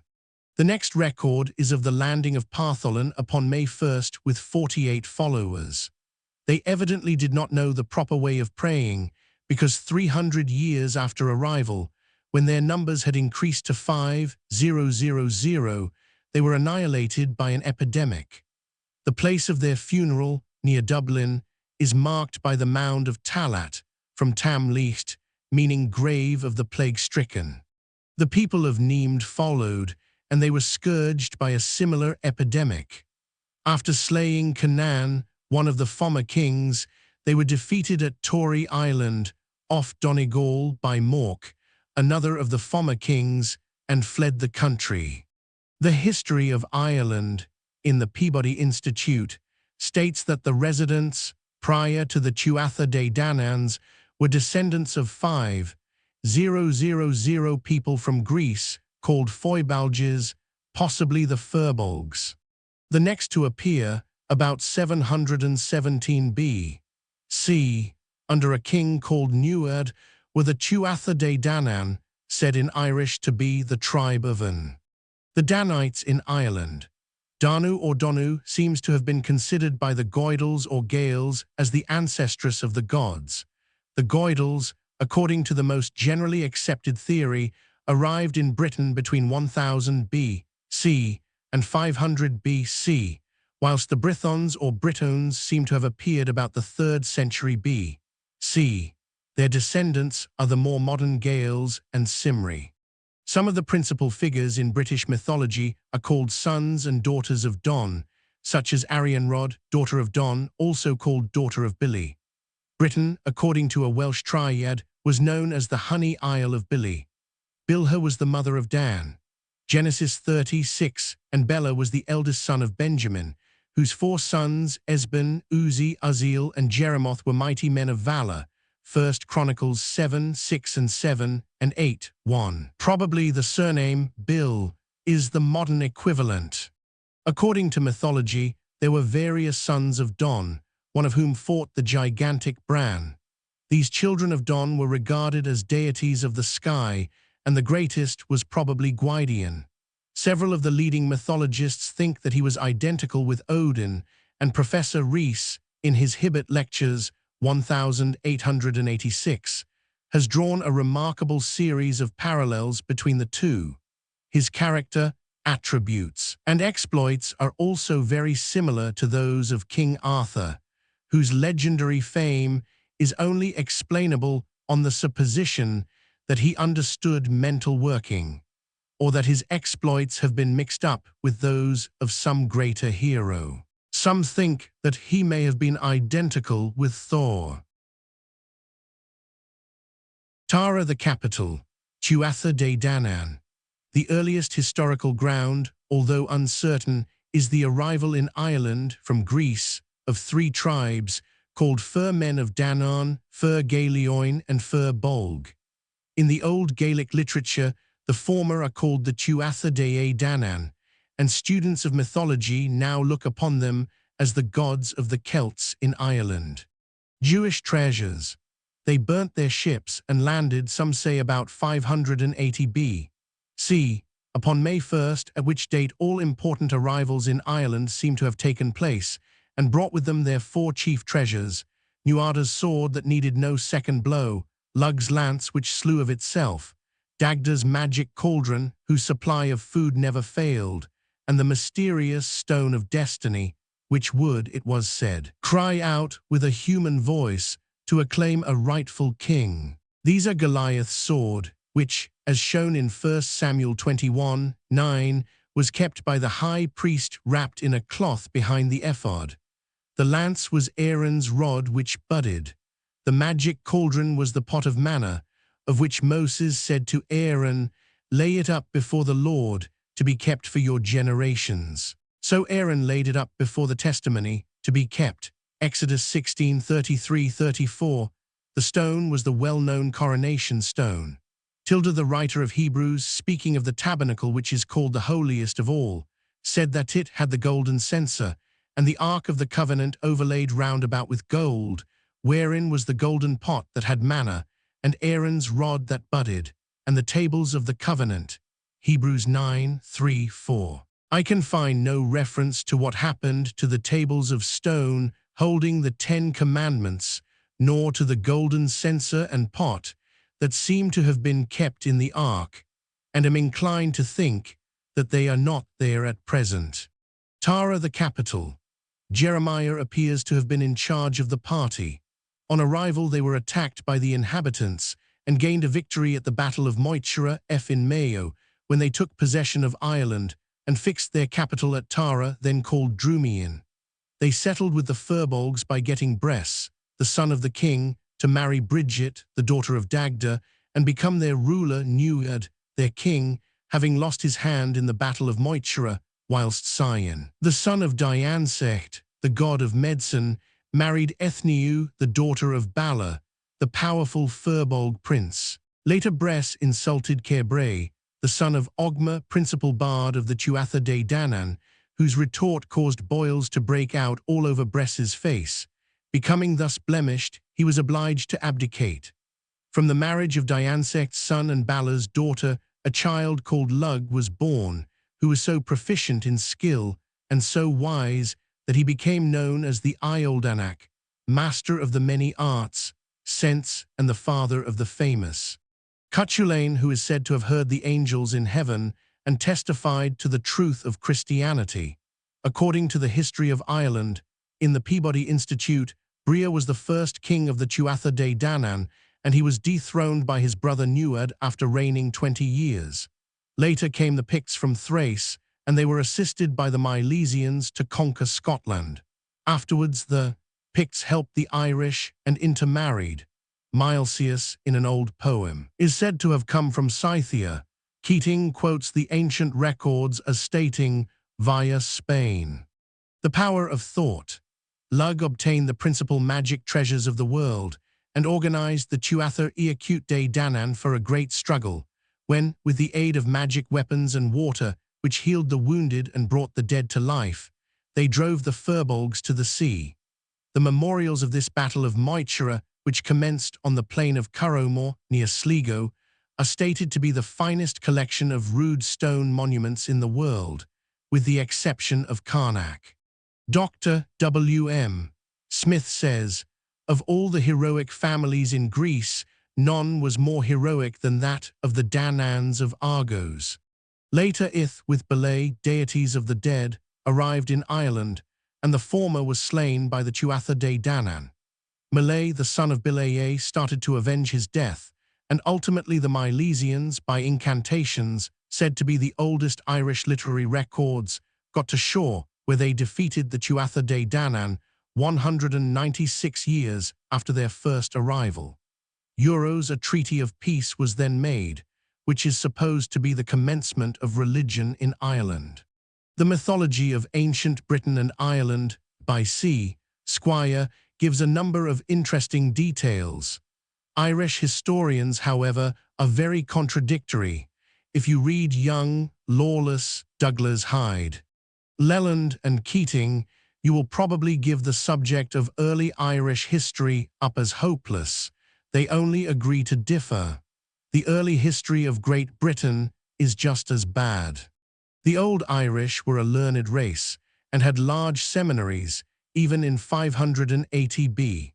C. Bede says that Oswald, the Anglo-Saxon king, applied to Ireland for learned people to teach his people Christianity.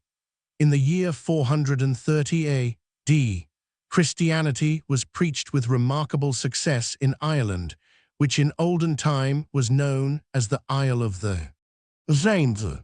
The Irish, Scotch, and Welsh all lament for their dead in the same way as do the Jews and Israelites.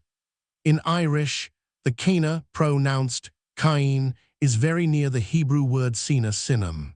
The last verse of the Lament of O Grieve, from the Irish nuns Iberian Celtic, is as follows. O bondman of Egypt, no Moses appears to light your dark steps through this desert of tears, degraded and lost ones. No Hester is nigh to lead you to freedom or teach you to die. Helpful facts. The importance of these historical legends is that they correspond in detail and literally with known facts that have occurred in the history of the Israelites, as set out in the Bible and elsewhere. They are given rather in detail in the expectation that readers with a knowledge of the subject may be led to further investigation with a view to unearthing the historical facts from which they have been gathered, and in the hope that the results of such investigations may lead to further important discoveries, elaborating the identity of the early Irish with the Israelitish race. The whole of the evidence goes to support the fact that the British Isles are the original western home of the Israelites and their present headquarters. Ancient Britain. The ancient Britons.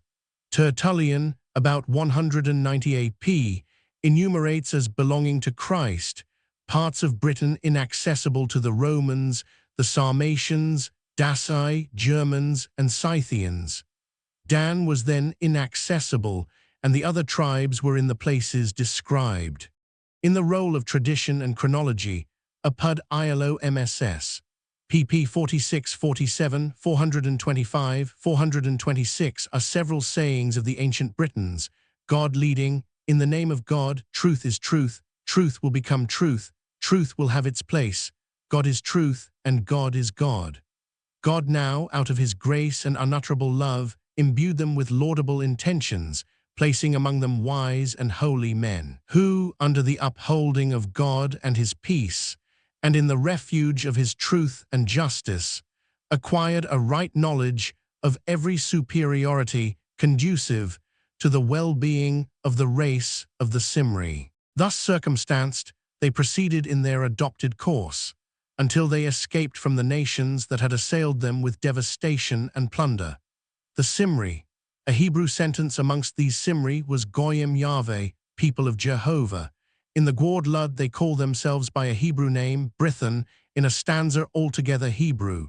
Omri, king of the Israelites in 929 B.C., inaugurated a new dynasty and new policy, courting alliances with the heathen, his younger son Ahab, for instance, marrying Jezebel of Tyre, the Baalite. Hence the name of Beth Omri, or Beth Cumri, the house of Omri, by which Israel is called on the Assyrian obelisk in the British Museum.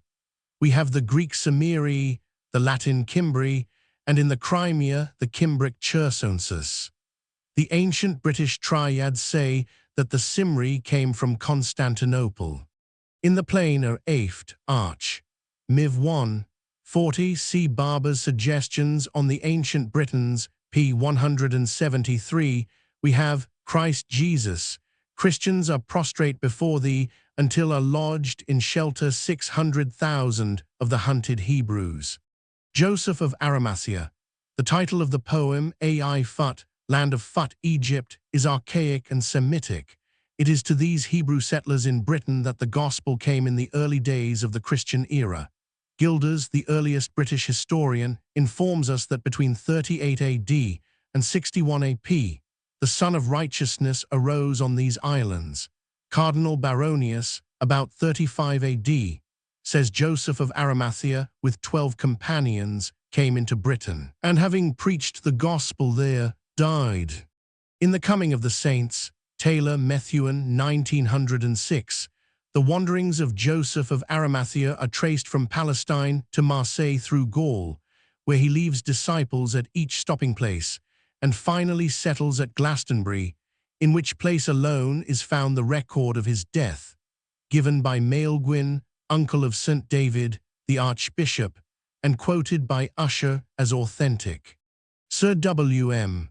Smith's Dictionary of the Bible mentions that the tradition of St. Philip having sent Joseph to Glastonbury, where he settled, was generally current, and quotes C.P. Fabric, Cod, Apoc, N.T. 1, 270. The miraculous thorn at Glastonbury is said to have been the result of Joseph's staff being placed on the ground. The Councils of Pisa, 1417, Constance, 1419, Siena, 1423, Basel, 1431, all affirmed that Britain owed its Christianity to Joseph of Arimathea. Christianity in Great Britain. The reference in 2 Timothy 4. Ver 21. Eubulus greeteth thee, and Pudens, and Linus, and Claudia is entirely to the British. Eubulus or Aristobulus was the first bishop of Britain sent here by St. Paul, plus Sabellius N.O. Lib. c. 5 says, Christianity was privately professed elsewhere, but the first nation that proclaimed it as their religion and called itself Christian after the name of Christ was Britain. Polydore Virgil in the reign of Henry Roman VII, and after him Cardinal Pole, 1555 AP, both rigid Roman Catholics, affirmed in Parliament, the latter in his address to Philip and Mary, that Britain was the first of all countries to receive the Christian faith. Jennebrard remarks, the glory of Britain consisted, not only in this, that she was the first country which in a national capacity publicly professed herself Christian, but she made this confession when the Roman Empire itself was pagan and a cruel persecutor of Christianity. The kingdom of God cometh not with observation, Luke 17:20. Britain presented a good asylum from persecution even at that early time, but that very early the gospel came by the hands of Hebrews is borne out by the finding of 2 medals bearing the effigies of our Lord without a halo. One of these was unearthed at Cork in 1812, under the foundation of one of the very first Christian monasteries ever built in Ireland. The other under the ruin of a druidical circle at Bringwyn in Anglesea about the same time. Antiquarians inform us that the Hebrew letter Aleph on the obverse side to the right of the effigy of one of these gives the date as the first year after the resurrection, the other Hebrew letters signifying Jesus on the left. The word Meshes is on the collar, and the reverse side has an inscription in Hebrew rendered thus, Messiah the Prince came in peace and man life, for man became. On the other medal the inscription is different, but also in Hebrew, and reads, Naught in thee was found worthy of divine wrath, and there is no lettering on either side of the obverse. Rev. L. G. A. Roberts. Tacitus shows that Bran, the father of Caractacus with others, was taken as a hostage to Rome about 51 AP. In the British Triads, in which Taliesin says, My law has been declared in Hebrew, he shows that Bran and 4 others were the first native Christian missionaries, and he calls them men of Israel. It has not been known what was the definite community of Christian Hebrews, as Dr. Plummer calls it, addressed in the Epistle of Timothy, and which Paul intended visiting between his first and second trials before Nero. There are 7 years of St. Paul's missionary life unaccounted for. Clement says he preached even to the utmost bounds of the West. Theodoret says St. Paul carried salvation to the islands that lie in the ocean. Jerome's words are, Paul having been in Spain, went from one ocean to another and preached in the western parts. He had to go far hence unto the Gentiles, Acts 22:21. It is difficult to think that Paul did not know that we were the lost 10 tribes. He says, For I would not, brethren, that ye should be ignorant of this mystery, lest ye should be wise in your own conceits, that blindness in part is happened to Israel, until the fullness of the Gentiles be come. Romans 11:25. Modern history in the Bible. So far from the great European nations being ignored and Bible history ending, as far as the Old Testament is concerned, with the first coming of Christ, that history continues down to and beyond the present day. The details are full and occasionally surprisingly minute. We must naturally not expect to find modern races mentioned by modern names in so ancient a book as this, to the men of 750 B.C. or 520 B.C. Such names as England, Spain, France, Germany, etc. would have been utterly meaningless. They were interested in Israel, in Moab, in Tyre, and in Assyria.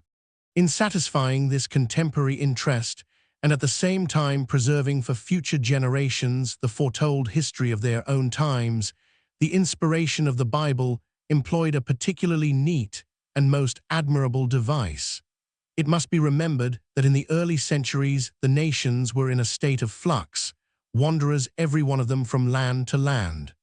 The method of the Bible is adapted to meet this fact, and Bible history deals not with countries, but with the races that eventually were to inhabit these countries. It thus comes about that Israel developed into the English-speaking race, a race which, before it received the name British, a pure Hebrew phrase meaning man of the covenant, was known in secular history not only as Israel and the English, but also as the Geet and the Goths. The land of Israel. The land of Israel at different periods would be A. from 1450 B.C. to 721 B.C. Palestine or Samaria, B. from 721 B.C. to 606 B.C. Israel was not a nation and did not possess a country. Their home was then Assyria and Media. C. from 606 B.C. to 519 B.C. Israel dwelt in the place Kaskafa, i.e., east of the Caspian. This, therefore, is the land of Israel during this period. D. from 519 B.C. to 100 B.C. Israel dwelt north of the Black Sea. E. from 100 B.C. to 450 A.P. Israel dwelt on the Baltic. After this period, Israel reached another land, Britain. This would also be a land of Israel, but usually it is referred to after a name derived from Jerusalem. It is Zion, the heart of the land of the covenant, i.e., the British Empire. Mount Ephraim. Mount Ephraim similarly would be the home of the tribes of Joseph, i.e., A. Samaria, B. the Danube country of the Geats, C. Normandy. Without entering into detail, it may be said that the France of today represents Tyre, Britain and Wales, Sidon and Zidon, Germany, Assyria, Spain, Moab, Denmark, Ammon, Russia, Magog, Turkey, Edom. The modern dominant stock of those countries being derived from the races which once were known by these names. With these keys in our possession, we can unlock a good deal of biblical history.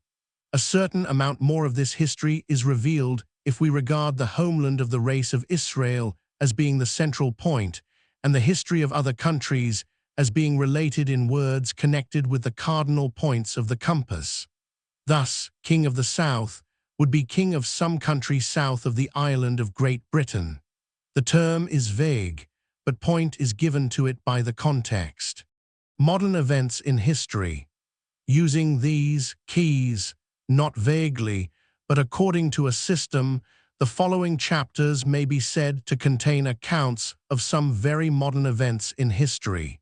The Anglo invasion of Britain, Isaiah 51, 9-16, Jeremiah 31, 6-11.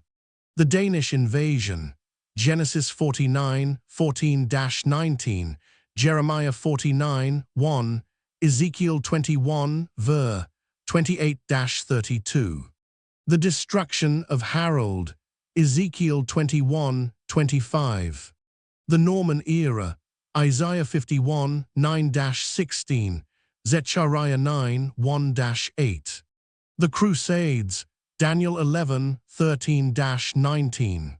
The Wars of the Roses, Ezekiel 22, 18-22. The Reformation, Isaiah 32, 1-5 and 12, 1-6. Oliver Cromwell, Daniel 11, 20. The whole history of Napoleon, Daniel 11, 21-45. These and numerous other passages contain a whole series of coincidences between forecasts in prophecy and accomplished facts in history. They are drawn from Captain Weldon's book, The Evolution of Israel, and it is perhaps necessary to study what is previously written of the history of Israel from 721 B.C. to 1066 A.D. before the full significance of some of the interpretations can be grasped. It need hardly be said that the Bible does not offer whole passages of modern history, to be read straight off by men who their whole lives long have been attaching other meanings, and making of non-effect the story written in its pages concerning the people of Israel. The intermediate history of Israel, i.e., the period covering from the year of the escape from Media, 608 B.C., until modern English history opens in 1066 A.D., must first be studied as it is written in the Bible itself. The following dates may be useful. Accession of King James of Scotland, 1603 A.D. Accession of King Henry Roman II, 1154 A.P. Punishment of Israel terminated 1799 A.D. Revival of Israelites, 1279 A.D., 2 days after their flight in 721 B.C. Israel escaped north, 608 B.C. Taking of Nineveh, about 605 B.C. Dan entered North Britain via Gaul and Ireland, about 118 B.C. to 112 B.C. Benjamin joined Ephraim and Manasseh 70 A.D. Arrival of Jeremiah in Ireland, about 580 B.C. Taking of Babylon 538 B.C. Scythian expedition of Darius 513 B.C. Massagetsi march north under Odin 100 B.C. Bit by bit here a reference and there a reference. Clues and suggestions are made in these intermediate passages. With these aids, and with the plain, matter-of-fact statements made in the modern chapters themselves, the decipherment of modern history in the Bible becomes easy.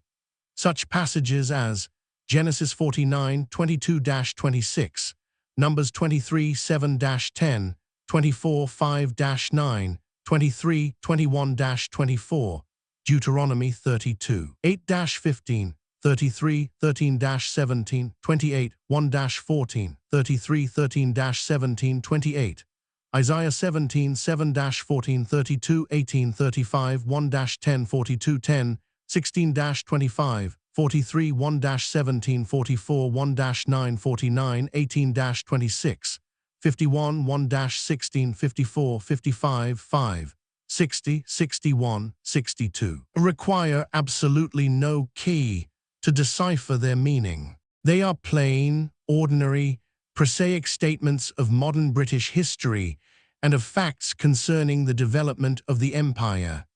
Such passages will be better understood as time goes on and the prophecies are more closely studied and further fulfilled. The political importance of this reading of the future from an open book will be at once understood by all thinkers. The Right Hon. W. Ewart Gladstone wrote that the Bible is the only safe political chart to the future with regard to the Eastern question, and we find now that this is equally true of any other important political question. Those who want to know the future accurately have only to find the key and then study this valuable book of accurate foreshadowings. Appendix II. Forgotten knowledge. Atlantis. Since the time of Atlantis, the continent that originally existed in the Atlantic, the evolution in human consciousness of the idea of God has been best developed and will be brought to its ultimate conclusion by the Hebrew race, the descendants of Abraham and Sarah.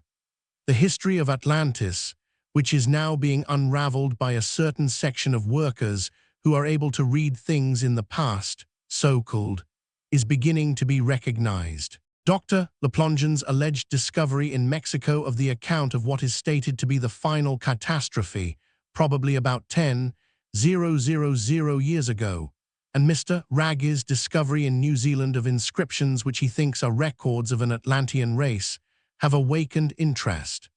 The history of Lemuria, which Haeckel points to as the cradle of the human race, is not of the same value as the inhabitants were, as far as can be told, mere brute beasts, half men, half animals, and similar to the Fomorachs of mythological Ireland. In Atlantis, on the contrary, there were two highly civilized divergent races, the followers of one god, the sons of God, Elohim, referred to in Genesis 6:2 and Job 1:6, and the followers of many gods, those practicing the worst forms of black art.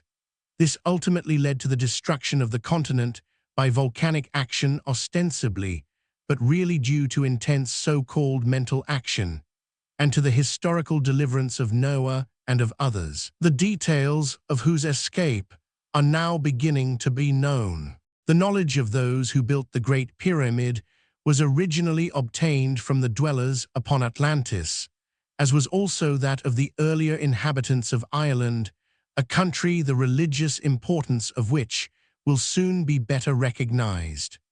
The northern portion of Atlantis was almost connected with Ireland and was submerged many years before the final cataclysm. We may almost lay down as a law that the greater the number of gods, the worse the condition of affairs. Take the multifarious gods that were worshipped by the Egyptians in the reign of Cheops it, with the fact that, with certain exceptions, such as the humanitarian monotheist, Akhenaten, 1375 B.C., Egypt has always been a type of evil or ignorance of good, Egyptian darkness, Exodus 10:21-23. It is stated that Cheops, or more correctly Khufu, the Egyptian king, became a monotheist, and the whole of Egypt worshipped the one god, during the 30 years that the Great Pyramid was being built under the supervision of its unknown architect, said by Herodotus to be Philotas, a shepherd king, and believed by some to be Job, and by some to be Melchizedek. When this monument in stone was finished, according to Josephus, by the children of Seth, as a record of their astronomical discoveries, the Egyptians went back to their multitudinous gods, and Cheops wrote the standard book on the Egyptian religion. Tradition states that Shem buried the chest of Noah, containing the records of the former earth, and that the Sabaeans, Abraham, and some of the prophets had access thereto. The Great Pyramid. The Great Pyramid is probably the most wonderful building ever erected, as it not only contains a most accurate record in stone of many facts, some of which we have only recently rediscovered, but it symbolizes in stone the history of the most important portion of the world up to its so-called end, the date of which has been calculated therefrom by Professor Piers Smythe, late Astronomer Royal at Edinburgh, and others, as likely to take place almost immediately. The Great Pyramid shows the death of Mrs. Eddy on December 3, 1910, this being the end of the Grand Gallery. It also shows the date of the end of the penultimate period as November 12, 1917. The stone, having been worn away, the date shown originally would probably have been December 4, 1917. The difficulty of the use of large stones, such as those in the Temple of Baalbek, about 500 tons in weight, disappears in the light of greater knowledge. I once had to report on a process which with ground stone or sand made a block almost indistinguishable from real stone. On another occasion, by an accident, artificial stone was made quite indistinguishable from the natural formation. I was engineer to the works, and it gave a good deal of trouble, as it all had to be broken up. Meaning of numbers. The science of God and man is no more supernatural than is the science of numbers. Mary Baker Eddy. The deeper meanings of the Bible can be far more readily and thoroughly understood when you know something of the symbolic meaning of numbers, apart from their ordinary mathematical significance. Numbers are based upon principle and are controlled and proved by his God's laws. For intelligence is manifested through them, and they underlie all nature and all language, etc. Even in this false material world, we consequently find an exact numerical value attached to every verbal statement, in however many languages it may be expressed. Every sound has its exact numerical value, and it is an interesting thing that if you take a given word, it has the same fundamental numerical value in whatever language it may happen to be expressed. For instance, the word silver has a definite numerical value, which is identical in every language in which there is an expression for it. Numerical value of the alphabet. The following values of the letters of the alphabet may be of interest. The value of the Hebrew letters are given in the Kabbalah and are of great age. The values of the Greek letters are only found in the Middle Ages. The English values were given me by an Arab sheikh who had a wonderful knowledge of numbers. All these systems are based upon the numerical value of the letters found on the pots which antedate the first Egyptian dynasty. They date back probably to about 10,000 BC. Letter, Hebrew, Arabic, Greek, Roman, numerical value. Asin A, Aleph, Alpha A1, B, Beth, Bar, Beta, B2, J, CH or soft G, GH, Gimel, Jim, Gamma, C3, D, DH or TH, Asin, the Daleth, Dal, Delta, D4, E or H, as an aspirate in the beginnings of words. He, ha, epsilon, E5, V or W at end of word, long O or U. Thou war episemen F6 1E equals. Lane zine zeta 7H, Arabic, or CH, guttural sound like KH or registered chin loch. Hethar eater H8 TH dedala tar theta I9 IJ, Y and, in the middle or sounded at end of word. Yodyatota J10K, KH, copyright or jihad, or Q-Kaf Kaf Kappa K20 logs lamed lamlas L30 mo otf, mem meme mu M40 nas equals. Nun nu N50S or soft C. Samic scene Xi Oi 60O Arabic, NGH guttural, used in Hebrew and Arabic only. Ayin Ain Omicron P70F or V, beginning a word or syllable P or PH. P far pi Q80 SS Arabic or TZ, used in Hebrew and Arabic only. Tzadi Sad Copper R90 at guttural, used in Hebrew and Arabic only. QH Kof Kaf Rho S100K Re Resh Ra Sigma Ut 200 Shis Shin Shin Tau U 300 Y Tau Tar Upsilon V 400 TH Asin Thing 405 Ka Final Kaf Sa Phi W 500 M 500 Een Lem Ka equals Aya XX 600 N 5 Nun Zal Psi Y 701 B 200 Mo P Dad Omega Z 800 TZ We E El Zadio Zar Sanpi 900 dotted Aleph Gain Alpha dashed 1000. Sometimes a reference to the above numerical values of sounds will help in elucidating the meaning of a passage in the Bible, which otherwise would be misunderstood on account of our want of knowledge of the writer's methods of expression. This is especially the case in understanding the meanings of names and places, which are of great importance in discovering what is actually recorded, and consequently being able to foresee what is about to happen, as foretold in the Bible. The fact that everything has its numerical value shows why man, the planets, thoughts, language, sound, light, heat, in fact all things have their relationship to each other and to the whole. The expression, he telleth the number of the stars, Psalm 147:4, does not mean the quantity, as they are infinite in number, but it refers to the numerical value of each star. Each star has its definite numerical value. All true thoughts, God's thoughts, originate in principle. Original language, which is merely the expression of these thoughts, must start from this same principle and convey the impressions of truth. The word silver only conveys to the human senses the material counterfeit of a spiritual thing, which is the same in whatever language you may try to express it. It is for this reason that the numerical value is identical. There are only 9 numerals, Each of these has its own special significance, which often will elucidate the meaning of a passage in the Bible containing a reference to numbers when nothing else will. Such elucidation enables a thinker to discern more clearly its spiritual teaching. Each number has varied significations. For instance, in one series of meanings, the first three are the spiritual, 1, God, 2, God and his manifestation, and 3, the Trinity. The second three are the material, 4, mortal man, 5, fear, 6, sin. To each number a contrary significance has been also attached. 7 is the fullness of either good or evil.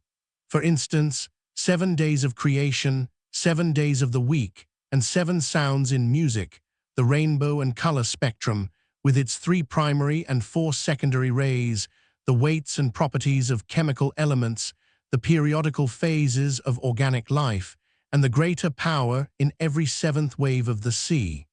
By those who have made a study of the subject, it is said that every so-called perfect material thing in the universe consists of 7 perfect parts. The terms in time of the incubation of eggs and the gestation of animals are always in multiples of 7. The body has 7 obvious parts and 7 internal organs. The head has 7 parts for external use and 7 apertures. Further, a septennial order prevails in atomic forms of elementary matter, discovered by Newlands and Mendeleev.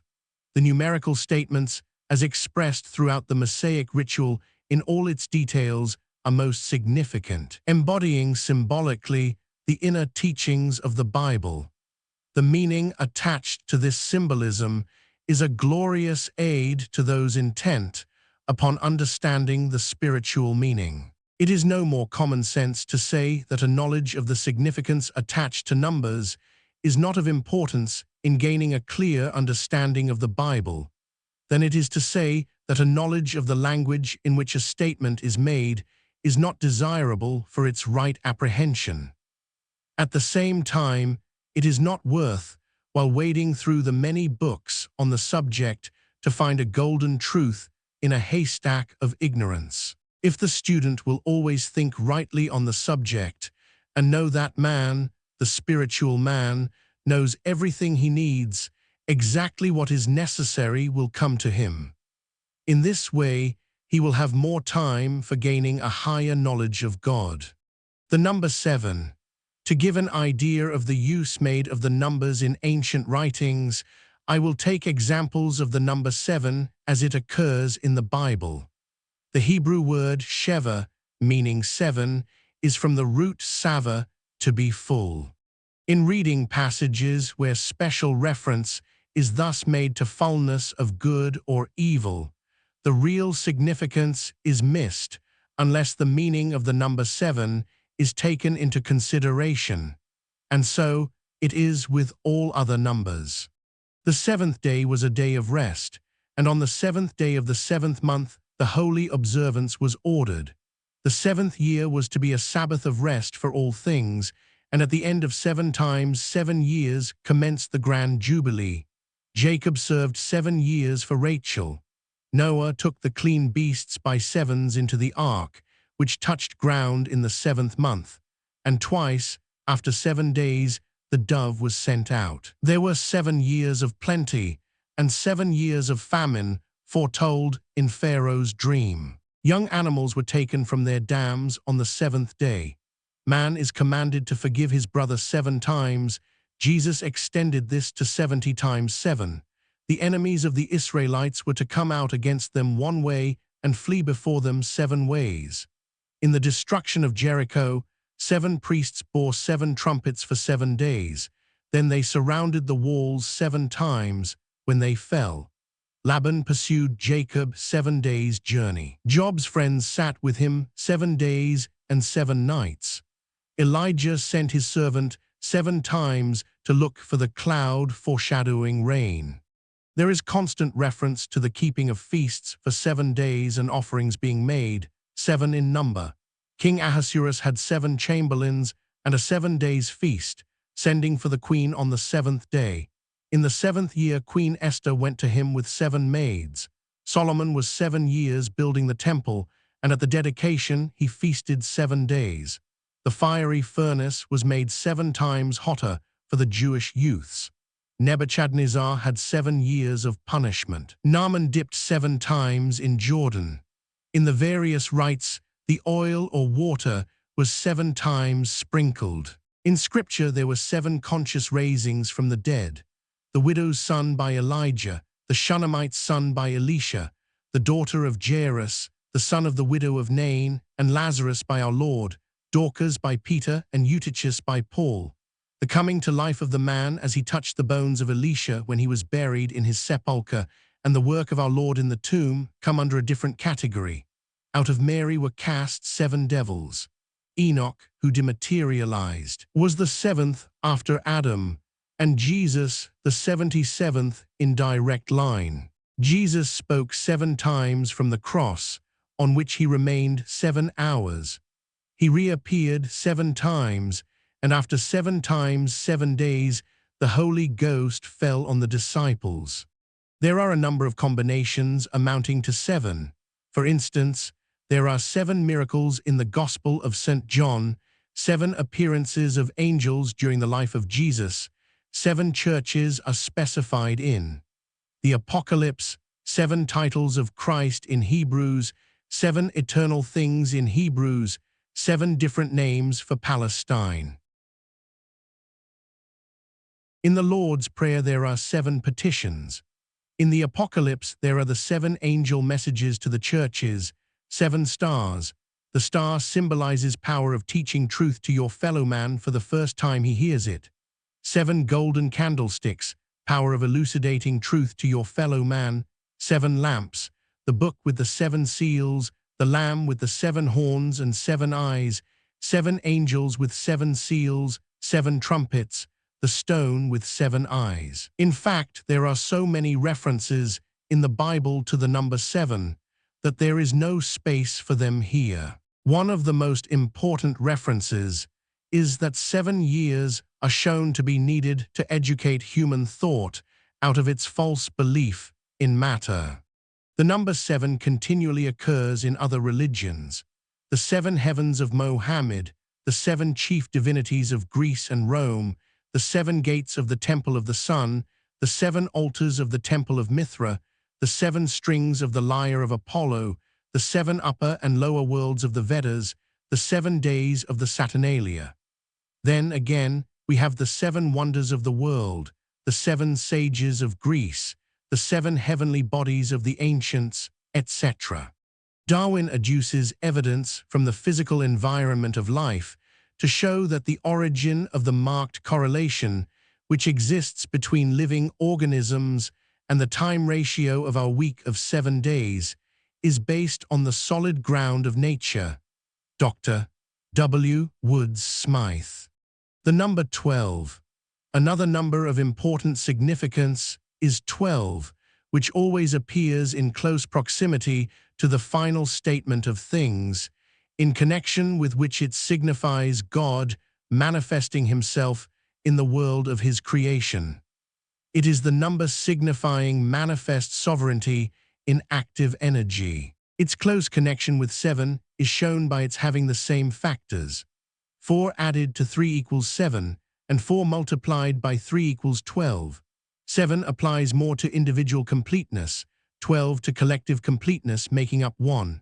12 signs of the zodiac, 12 hours, 12 months, 12 tribes of Israel, 12 spies, 12 apostles, 12 baskets of fragments.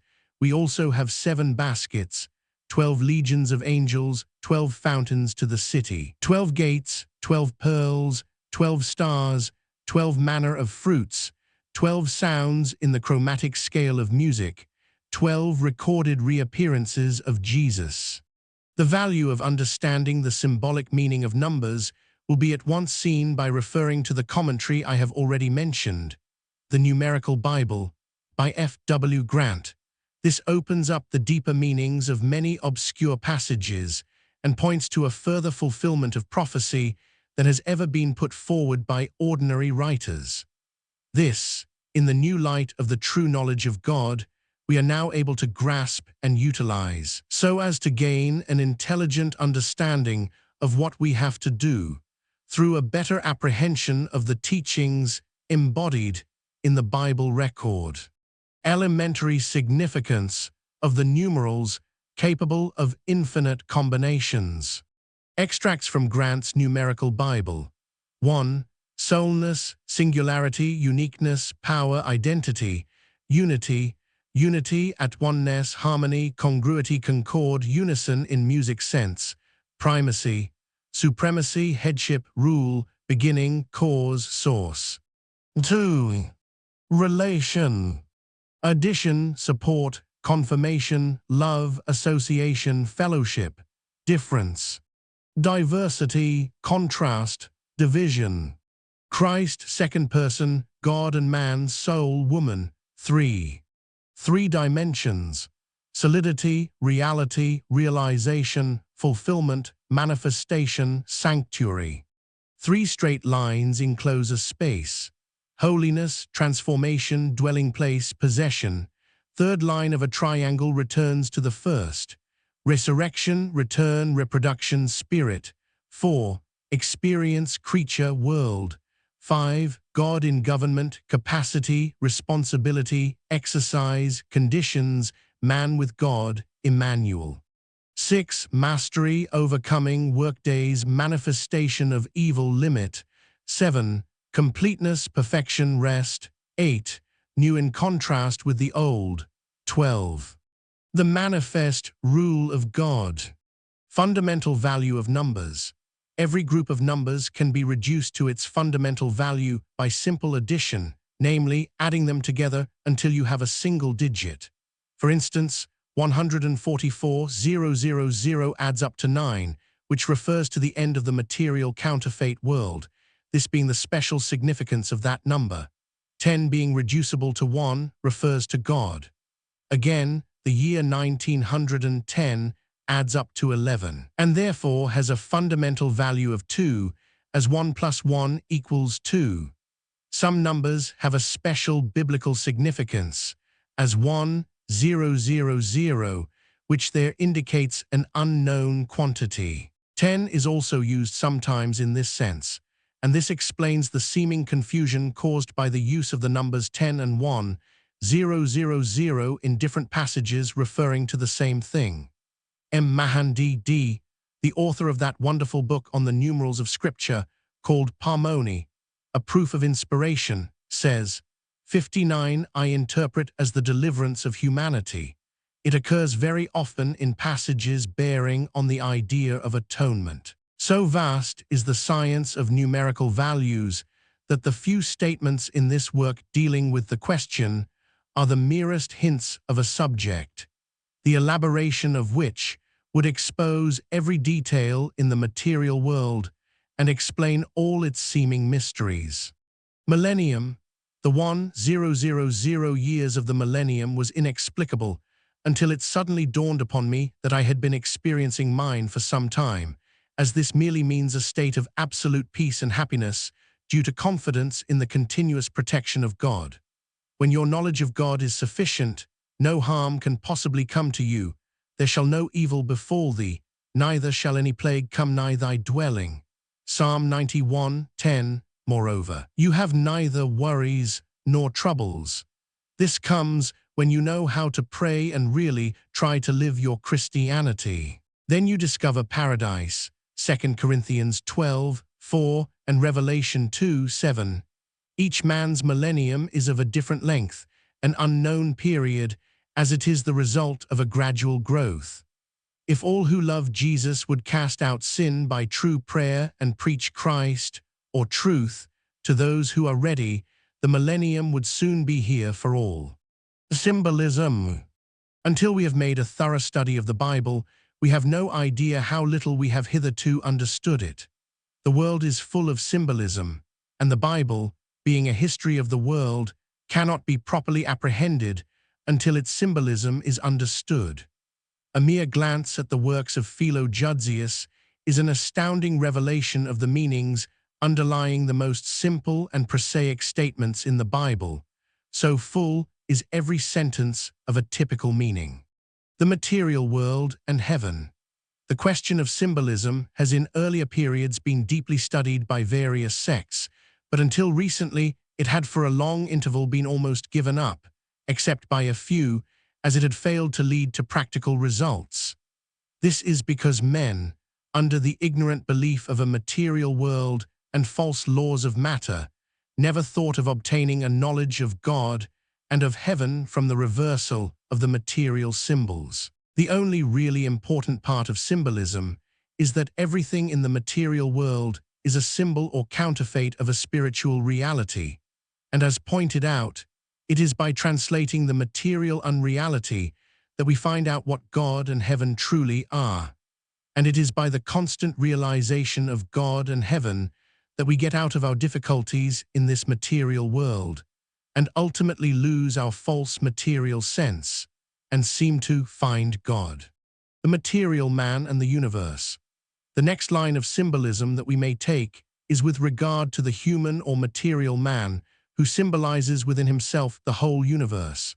It would be waste of time to go into details, but it is worthwhile pointing out that the reason for this is that in heaven man specifically, that is the ideal man, is the manifestation and consciousness of God, as infinite as God, and is conscious of the infinite spiritual ideas that there are in heaven, of whom are all things.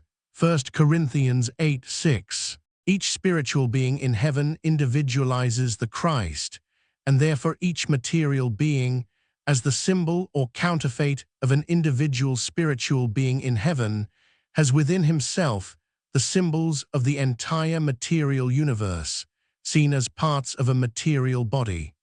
Fechner looked upon the whole universe as a living being, made up of parts themselves living. The material world, an apparently united whole. The more we understand and reverse the falsely conceived so-called material laws of vibration, of which Pythagoras appeared to have a very fair knowledge, the more do we find how the whole of the groupings of the material world, the planets and stars, the earth and its details, the human beings and their component parts, the embryonic germs, the atoms and the planetary action of the electrons within them, are all bound up together, each with its intimate relationship to the other. This is because all are really spiritual ideas, but materially counterfeited, and these spiritual ideas are all in one mind, God, intimately bound together as one harmonious whole, and governed by one unerring principle that governs all. The symbolism of love. The three phases of love referred to in this work are symbolized, more or less definitely, in the life of each of us. A marked illustration of these three phases may be traced in the married life of Mrs. Eddy, and are symbolically referred to in her letter to the First Church of Christ Scientist, Boston, Misk. Writ. p. 139. This letter also contains a call to love, and a lesson of how to love our fellow man, as well as the early history of this teaching in the Christian Science field, typified in the story of the building of the first church. It is interesting to note the remarkable analogy in the incidents recorded in the story of Ruth the Moabitess. Her first marriage to Mahlon, the kinsman's refusal to become her second husband and redeem the parcel of land to which he had the legal right, the rescue from the grasp of legal power, and the free conveying of this lot of land by Ruth to Boaz, whereby the gift became inalienable, and finally the building up of the house of Israel from this union, whereby the wilderness doth bud and blossom as the rose. The accuracy of the analogy is borne out by the fact that the history of the church in the latter days, Jeremiah 48:47, will be found foreshadowed by the history of Moab, the main points of which are recorded very clearly in Isaiah 15 and Jeremiah 48. It must be remembered that the fuller understanding of these marvelous records and their application to present-day events can only be gained when some attention is paid to the message conveyed in the meanings of names, both of persons and places, and the numerical significance of the writings and symbols. The Christian Science Church Manual. This is not only a record of the bylaws of the Mother Church, but it is also typical of the human consciousness and contains in its rules not only the regulations that are apparent on the surface, but the instructions thus embodied by Mrs.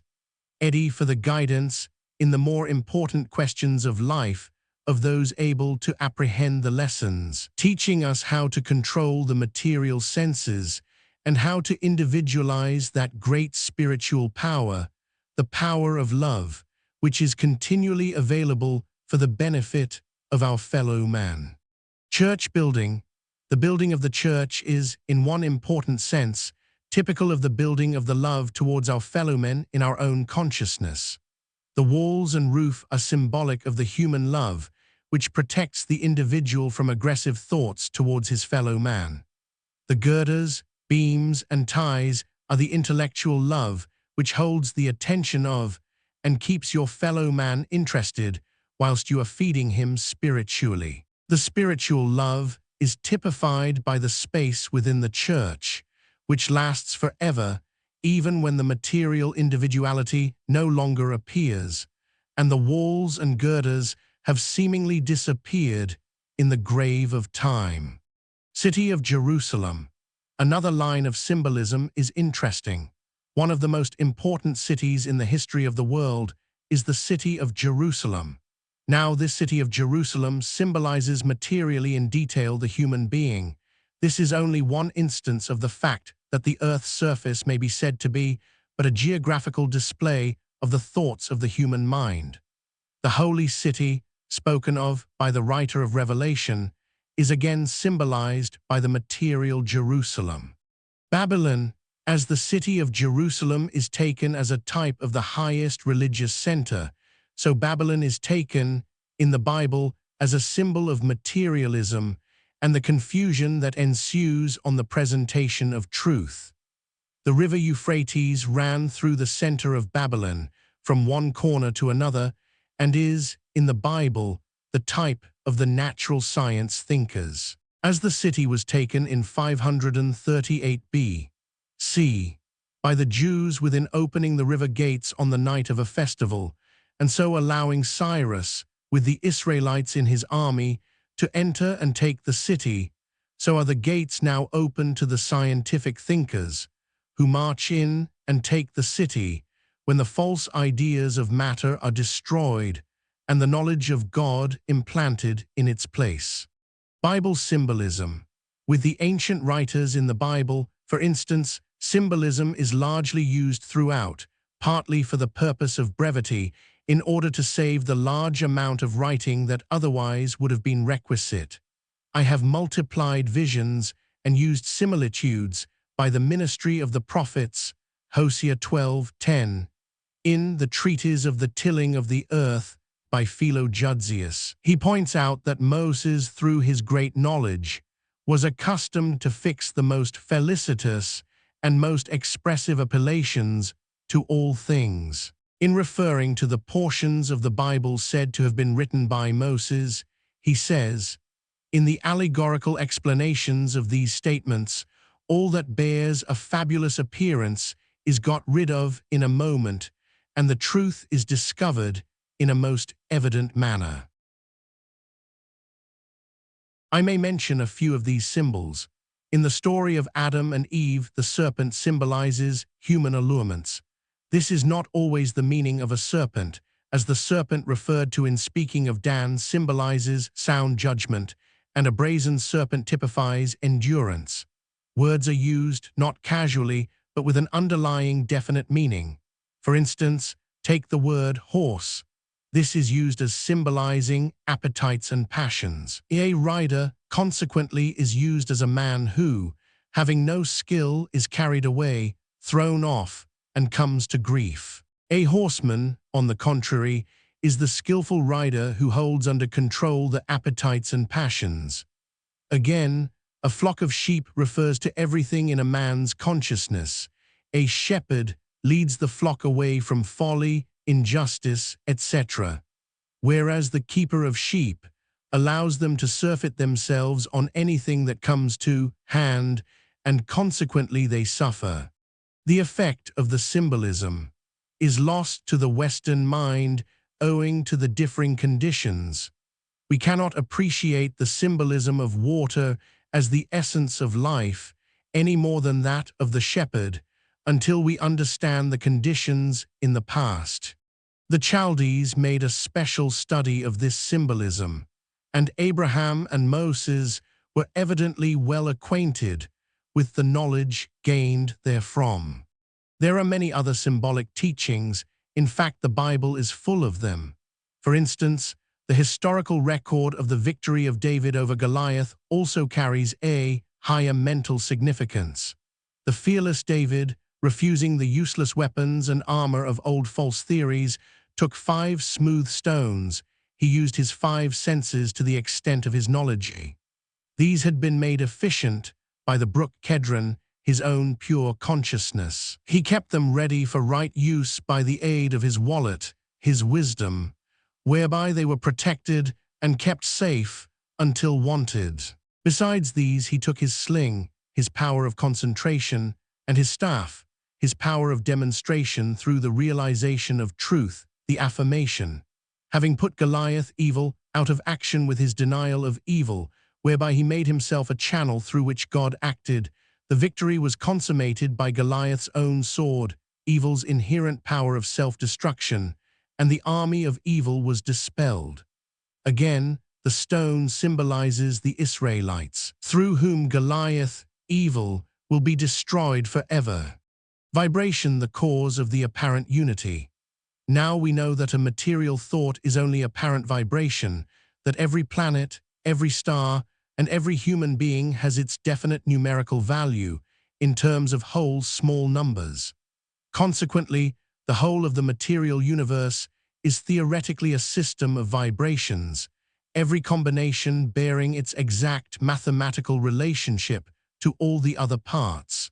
This is the material representation, or rather counterfeit presentment or misrepresentation, of the absolute law, order, and system that exist in the spiritual universe, where all is governed by God as principle and reflects God.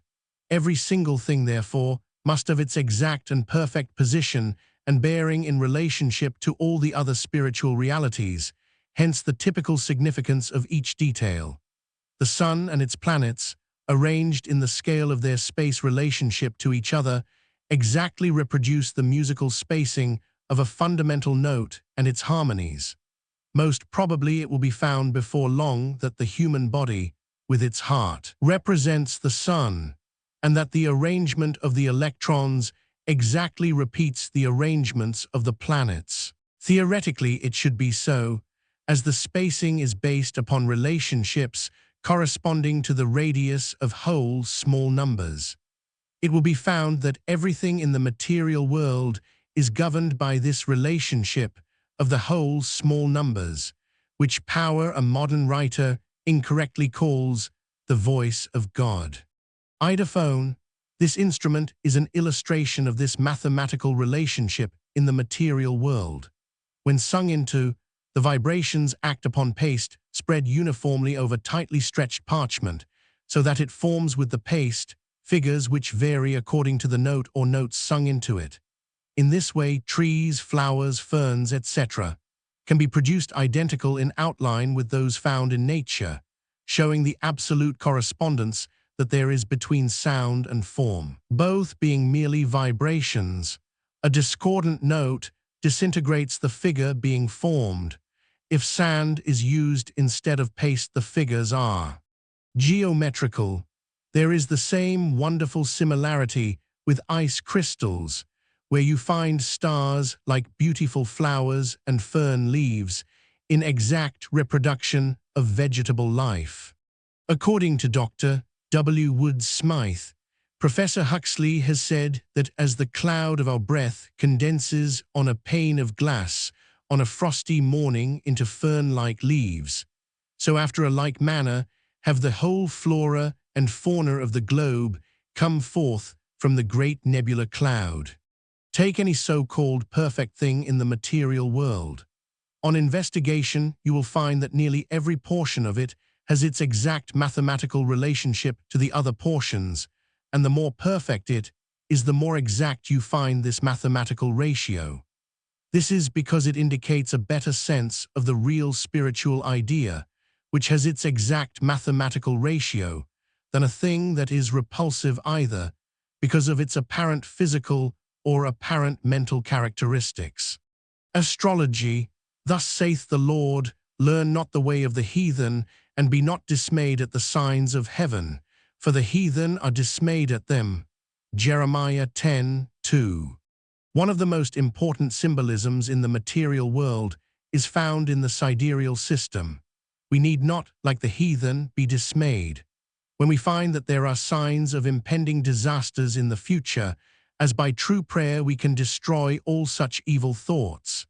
In the sidereal system is symbolized not only the spiritual reality of the sun, planets, and stars, but the history of the world and the history of every human being. At first sight, it seems very difficult to see how this can be so. On investigation, it will be found to be very simple. It merely is because the whole of the material world, past, present, and future, appears, as far as anything in the material world can be said to be apparent, at the present moment in the form of thoughts, material and therefore false thoughts. Abraham undoubtedly studied the stars. Goethe and Bacon gave details of their horoscopes to account for certain characteristics, whilst nearly every physician and man of science in medieval Europe was an astrologer. It was looked upon as a difficult but real science. Chaucer, Dryden, Scott, Bulwer Lytton, Sir Richard Burton, Kepler, and Napier the mathematician all gave a considerable amount of attention to the subject, and Richelieu and Napoleon firmly believed in it. It is not advisable, however, to give time to it in the present day, as information worth having can be much better obtained in other ways. All needful knowledge is close at hand in a readily available form, and directly we know how to pray scientifically, we can gain it. Astrological results are due, not to any effect that the constellations have, but to the fact that every 4 minutes a different main vibration acts upon the Earth. Each planet also appears to come into so-called action upon any particular portion of the Earth every 4 minutes, and has its vibratory number, which can be reduced to its digit or fundamental value. The order in which they come into seeming action and the fundamental values, as shown by John Haydon, Ragan, Westcott, Ahmad, and many others, are as follows. Ahmad, in his latest book, includes Sunday in the positive numbers. Saturday, Saturn positive. Thursday, Jupiter, Tuesday, Mars, Sunday, the Sun, 4 and 1 Friday, Venus 6 negative. Wednesday, Mercury, 5 Monday, the Moon 7 and 2. OWM op and ones. Beginning at the exact minute of sunrise at any given place, the next hour is influenced by the vibration which is theoretically held to govern the day of the week. For instance, on Saturday, Saturn, or the vibration 8, governs the first 4 minutes, and to a lesser degree the first hour at 60 minutes after sunrise. Jupiter 3 governs the second 4 minutes and the second hour. Mars, or 9, the third period. Many calculations are wrong because the ancient Arabian astronomers called the planet nearest the Sun, Venus, and the second Mercury, whereas nowadays these names have been interchanged, and the one nearest ourselves is called Venus. From this series of vibrations can be mathematically calculated not only a man's material future, but the thought that comes to him at any given moment, as every thought, like every sound, has its vibratory value. Haydon numbers the zodiacal constellations thus: Aries 7, Taurus 6, Gemini 12, Cancer 5, Leo 1, Virgo 10, Libra 8, Scorpio 9, Sagittarius 4, Capricorn 5, Aquarius 2, Pisces 11. It is a great waste of time to try and find out either the past, the present, or the future in this way, as this only prolongs illusions which have to be destroyed before dominion can be gained by man and perfect happiness, thus eventually reached. We have enough to do to learn how to work in the proper way. When a man learns how to think rightly, plus he can destroy any so-called bad influence when its preordained time comes, and thoroughly protect himself and all those around him. Numerical value of names. The same sound in every language has the same vibratory number. If you add up the numbers of the different sounds in your name and obtain its fundamental value, you will find that it is the same number as the fundamental value of the tilde equals vibration that theoretically must act at the moment of your birth, and as astrologers will say, of the number of the planet under which you were born. Every letter, or rather sound, has its recognized value in numbers. Until this remote, but none the less positive action is seen and recognized as illusory, this planetary action does apparently take place, and people and things continue like a picture gallery, showing forth the apparent results of such illusory action. Truly an ignominious position for beings who have in reality absolute dominion over the whole earth. It has been said that an undevout astronomer is mad. The laws of mathematics are just as true in heaven as they are in this so-called material world. We have, therefore, to gain a better sense, a spiritual sense, of these laws and their relation to heavenly realities. Knowledge is proud that he has learnt so much. Wisdom is humble that he knows no more. Cowper. He who knows not, and knows not that he knows not, he is a fool, shun him. He who knows not, and knows that he knows not, he is simple, teach him. He who knows, and knows not that he knows, he is asleep, wake him. He who knows, and knows that he knows, he is wise, follow him. Ancient Hindu saying. Appendix III. Witchcraft. Isabella O. Ford writes, the number of witch executions in France was enormous. In Francis I.'s reign alone, it is reckoned at 100,000. In Louis Roman XIII.'s 10,000 witches to one wizard were burned, one writer asserts. Judge Ramay of Nancy says he burned 800, and in 1595, several unhappy women committed suicide sooner than fall into his clutches. Suicide amongst women grew common. In 1 month only, 500 were executed in Geneva. In Toulouse, on a special occasion, 400 were burnt in 1 day. Of Braunschweig, during the time of Duke Heinrich Julius, Tittman says, religious fanaticism was revived by the introduction of Protestant doctrine and kept well alive by the representatives of the Church.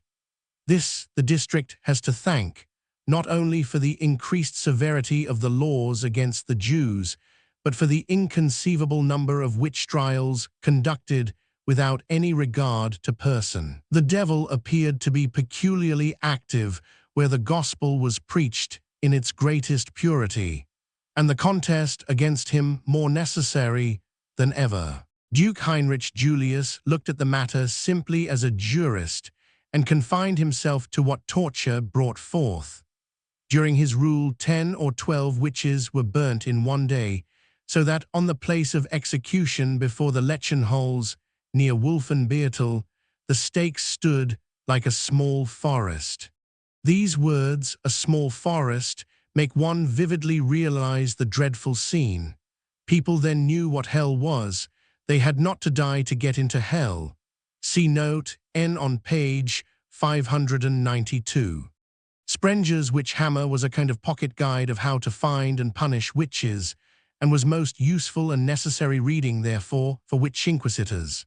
It bore the sanction of the Pope, and was followed until the 18th century. It based its theories upon the Bible, and devoted 33 pages to the proof that women were especially addicted to sorcery. Its author, Sprenger, was, as we have noticed, a great believer in the powers possessed by women, even young girls. Of 15 he condemned. Since this witch hunting was looked upon as a religious duty, all sects joined in it. A man was not safe to whatever religious body he belonged. All pulpits equally exhorted their congregations to be active in this great campaign. Luther was a most determined and bitter enemy of these unfortunate people. He says, "No one should show mercy to such people. I would myself burn them." The Puritans carried the persecution to New England, where it took a firm hold, and most horrible cruelties were committed. In Pennsylvania and New York states, too, witchcraft was treated as a capital offense. Even William Penn, presiding at head trial of 2 Swedish women, instructed the grand jury to find against them. The Parliament of Toulouse condemned to be burnt together 400 human beings. Let one judge of the horror of the black smoke of so much flesh, of fat, which under piercing cries and howlings made a horrible bubble, execrable and nauseous sight, which has not been seen since the boiling and the roasting of the Albigenses. Plus 600 witches perished in the bishopric of Bamberg alone within 3 months, and from the bull of Pope Innocent Roman VIII. It is estimated that 300,000 witches were immolated. The witch-finder, General Hopkins, pricked, waked, and swam hundreds of unhappy women in the eastern counties of England. Major Ower was strangled and burnt at Edinburgh in 1670 for sorcery. An old man was burnt for witchcraft at Wurzburg in 1749, and a woman in Spain in 1781, whilst 5 witches were burnt at St. Jacob in Mexico. As late as 1877. In 1911, a woman was hunted as a witch in Pennsylvania. As to the methods, the nursery tales of the torments of hell have here been realized. Even for protesting against this witch crusade, many were burnt, among others the abbot of St. Martin, the deans of Fautzl and Waldbruch, the vicars of Budelich and Bescheid, and the chaplain of Trittenheim. Whence came this extraordinary belief in witchcraft, and how was it that men of such diverse views as Charles V. Luther, Erasmus, Karpsov, Baxter, and Sir Thomas Browne were of opinion that witchcraft existed and should be stamped out, and looked on approvingly at the methods employed? After the before-mentioned bull of Innocent Roman VIII was published, a maxim of the priests was that the greatest heresy is not to believe in witches. Since all this arose from a dread fear of the power of the devil, occasioned by the extraordinary results obtained by these people. Michelet says it arose from despair, a dread uncertainty of what was going to happen in the world. An enormous void was made in the world. Who would fill it? The Christians say the demon, Ubique demon. But to adequately answer the question, volumes would be required, and here it will be sufficient to recognize that a witch mania did once exist, in fact, and to ascertain some particulars as to the classification of witches, their compacts, supposed crimes, trials, confessions, and deaths. No lack of material is wanting, as witch literature is extremely voluminous.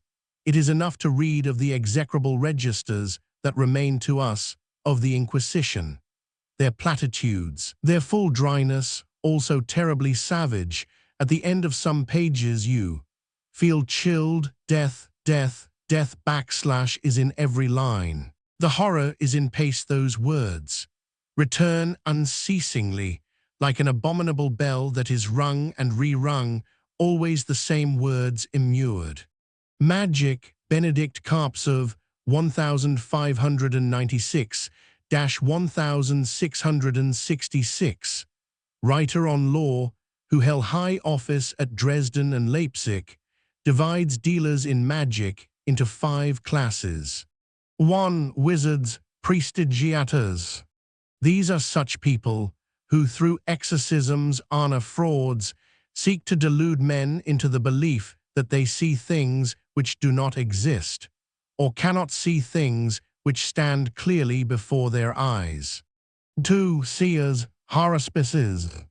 These prophesy out of the course and position of the stars. They observe day and hour.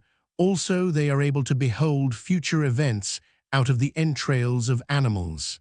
3. Venefici, a class of wizard, who through godless sayings, unholy signs, imprecations, through devilish herbs and brews, prepare ruin and death to animals and men. 4. Witches. These are able to conjure up bad weather, storms, hail and thunder. They prepare the downfall and ruin of man. 5. Last of all are the necromancers. Against these formidable creatures then was the papal bull fulminated, and in England the statute de heretico comburendo was more particularly directed. F. Leonard. The writings of the early fathers show that they thoroughly believed in supernatural results obtained by magic, although they only distinguished true miracles wrought by God from the magical results by pointing to the greatness, majesty, and sublimity of the former, and by saying that the results of Jesus were prophesied. Justin Martyr says, "Should anyone object to us that Christ wrought his miracles by magic, we refer him to the prophets."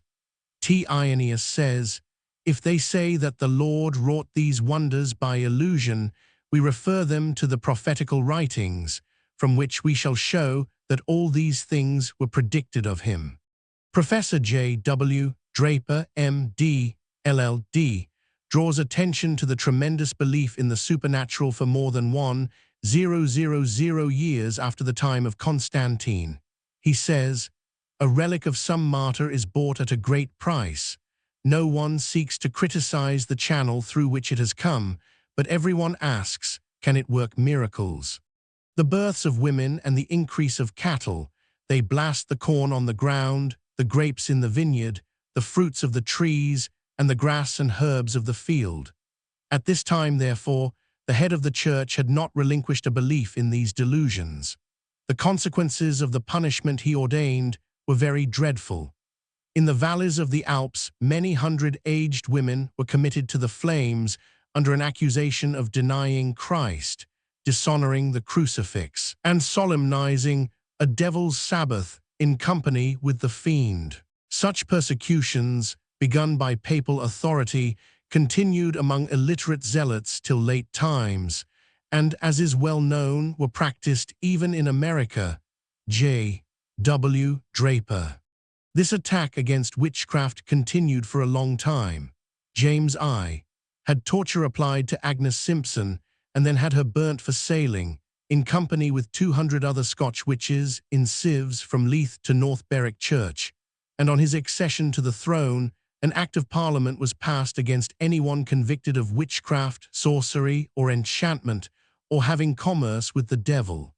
In 1892, a trial took place in Wemding, southern Germany, where the husband of a woman brought an action for slander against the Capuchin Father Aurelian, as the father had charged the wife with bewitching a boy. In 1914, 3 men in India were sentenced to transportation for life for having burnt alive an old woman, Sunjo by name, who they believed had caused the illness of their wives by witchcraft.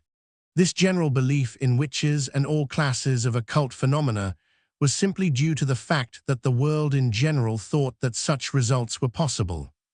Consequently, those with a peculiar class of mind were able easily to bring about alterations in the counterfeit aspect of spiritual realities, called matter, which, until lately was difficult because believed to be impossible, but which now is daily becoming more common as people see that it is possible. Sorcery. There is no doubt that in many cases most extraordinary results were obtained, as the following quotation shows. Nowadays, these manifestations are called spiritualistic phenomena. This is only because they are easier to obtain if it is thought that they have something to do with departed spirits. Everyone believes that rain and wind may be purchased of wizards, and that fair weather may be obtained by prayer. The head of the church, Sylvester Roman II, makes a brazen head which speaks to him prophetically.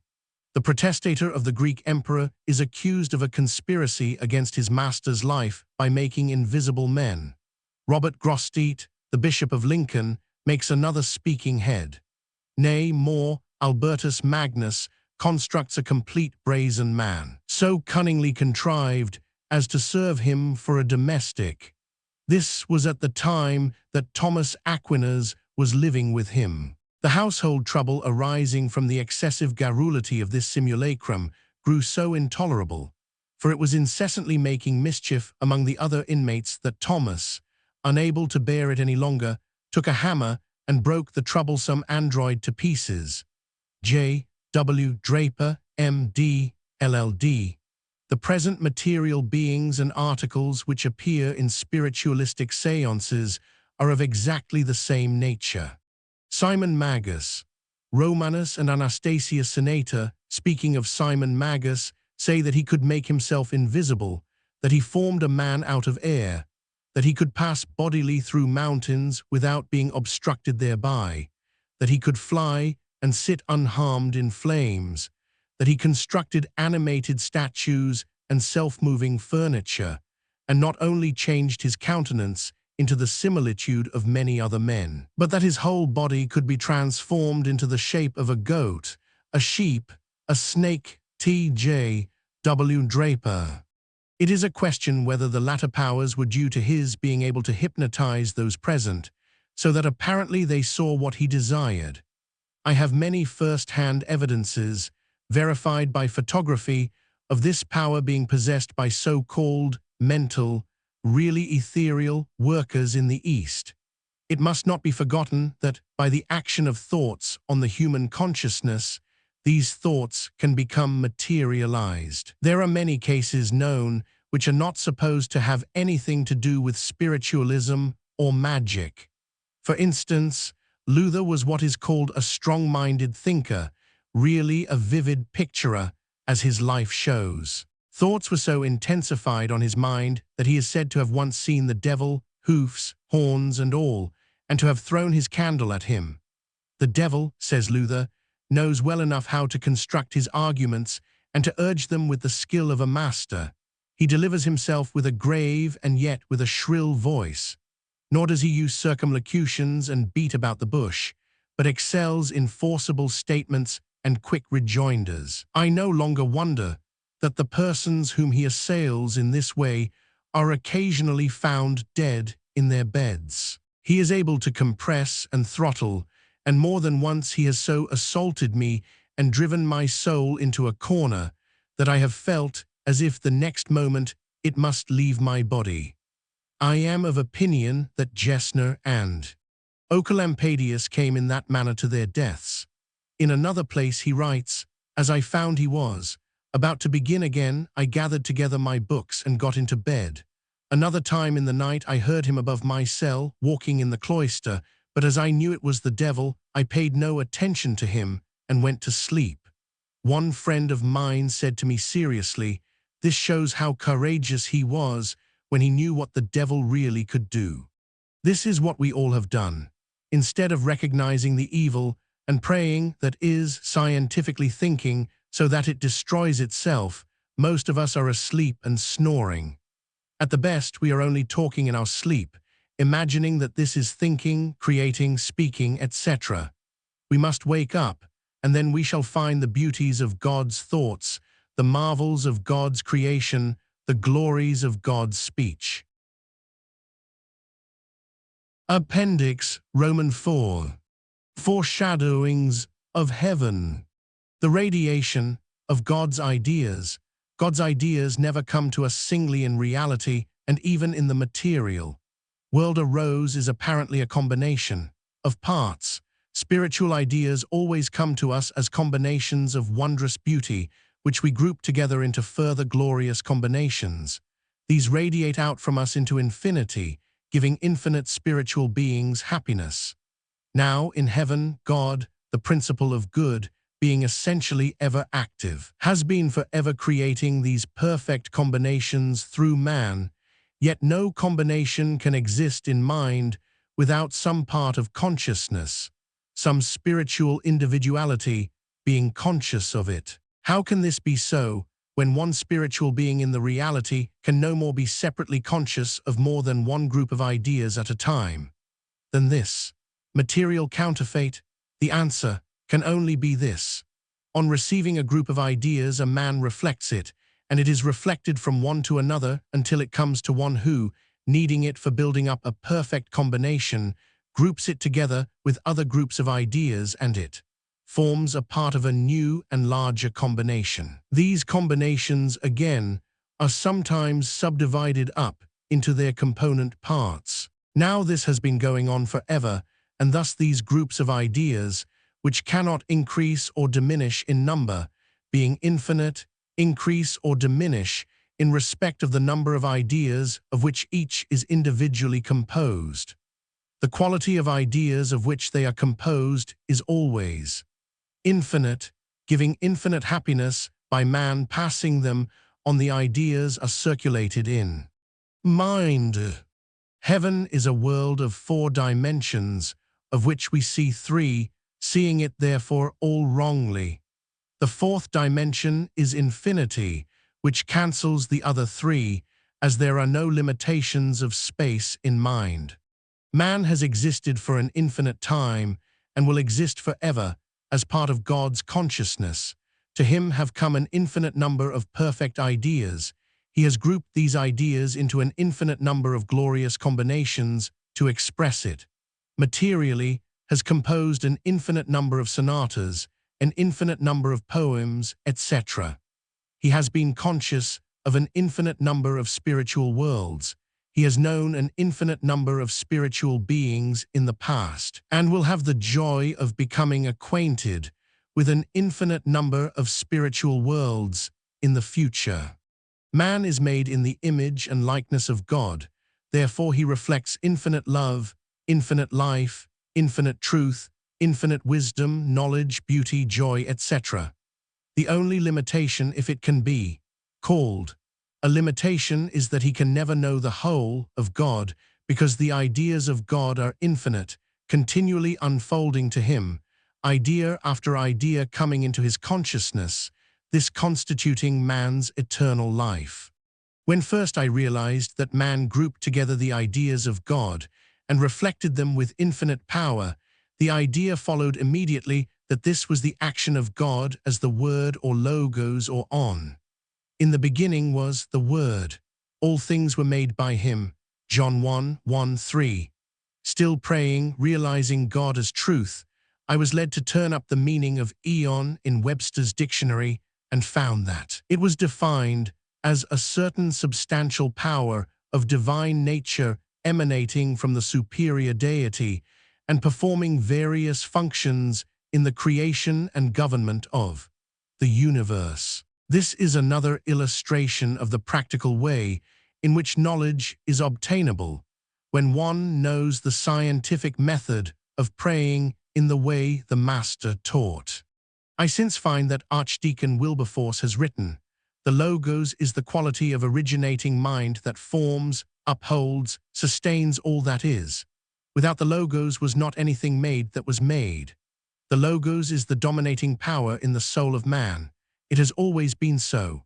The early Aryans, 1700 B.C., knew it, but generations of wrong thinking have darkened human minds to their divine origin as possessors of the Logos imfutos. Food, the material misrepresentation of these ideas that come to us to be grouped together, is the food that the material man eats, and the spiritual reality of the act of taking food is the taking in of ideas, with the object of grouping them together in a new combination. The real plates and cups are therefore the spiritual man's power of mentally holding a certain number of ideas, whilst additional ideas are coming to him to be grouped together into a new and beautiful combination. The knowledge of the reality of food is of value in the treatment of troubles arising from imperfect working of the internal organs.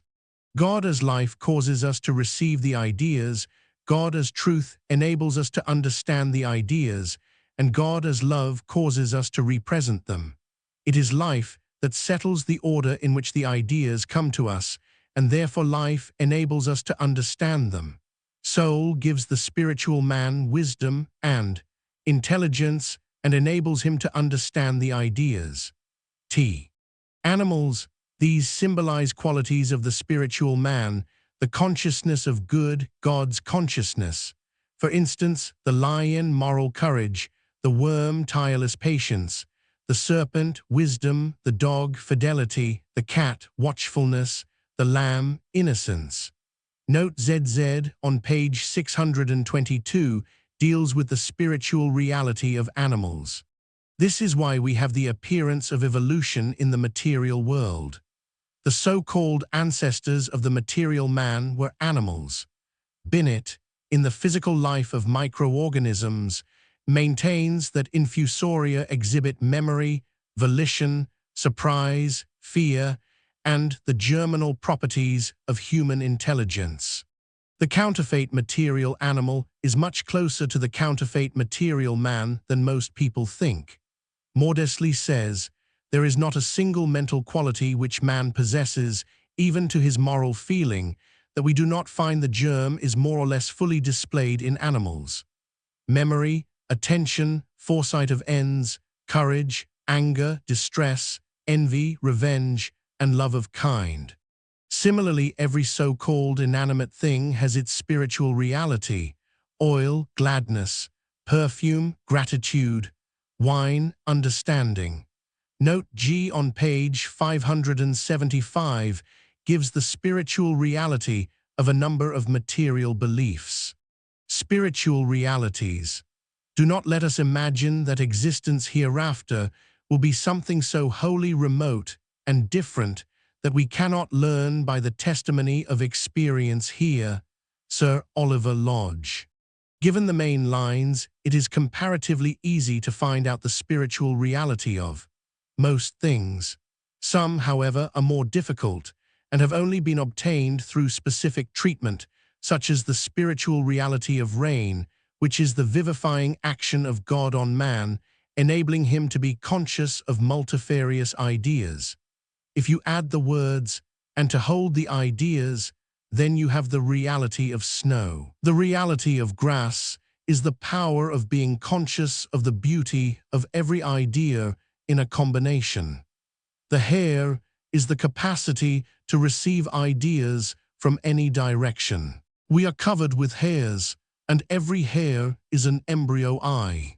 Almost the only seeming difficulty was to find the spiritual reality of the shoulder. On turning up in the concordance all the references in the Bible to the word shoulder, it became clear that the shoulder is the loving support which enables man to use the arm, that is, the power of reflecting or passing on the ideas of God. Immediately, as usually happens, came the opportunity of proving the value of the knowledge.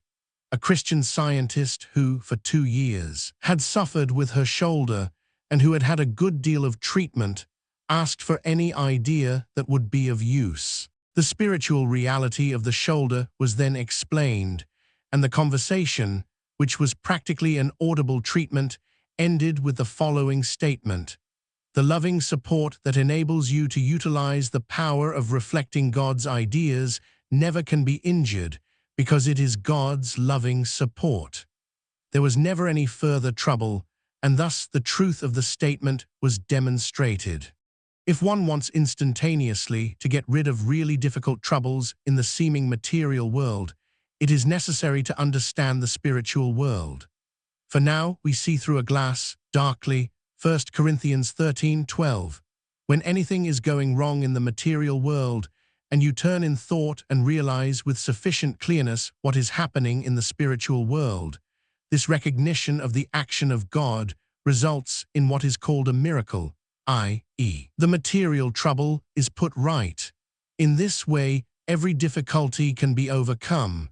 There is no limitation whatsoever. Seek ye first the kingdom of God and his righteousness, and all these things shall be added unto you. Matthew 6:33. The Christ capacity. The spiritual reality of the head is man's capacity, the Christ capacity that the spiritual man has of utilizing in various ways any of the infinite ideas or combination of ideas that exist in heaven. The head of every man is Christ. 1 Corinthians 11:3. For instance, the spiritual reality of the eyes is the capacity of spiritual discernment, of the ears the capacity to understand any of the infinite ideas that there are in mind, as distinguished from the actual understanding of any idea that is being presented, which is done by the spiritual reality of various internal parts of the body. The foot is another power enabling man to understand, being the power of concentration. This correspondence is correct, as the human being does not see with his eyes nor hear with his ears. Looked at from a natural science point of view, sight and hearing are mental effects produced by the action of thought on the human mind. The Christ is the true idea of God and his manifestation, the consciousness or mind of mind, God.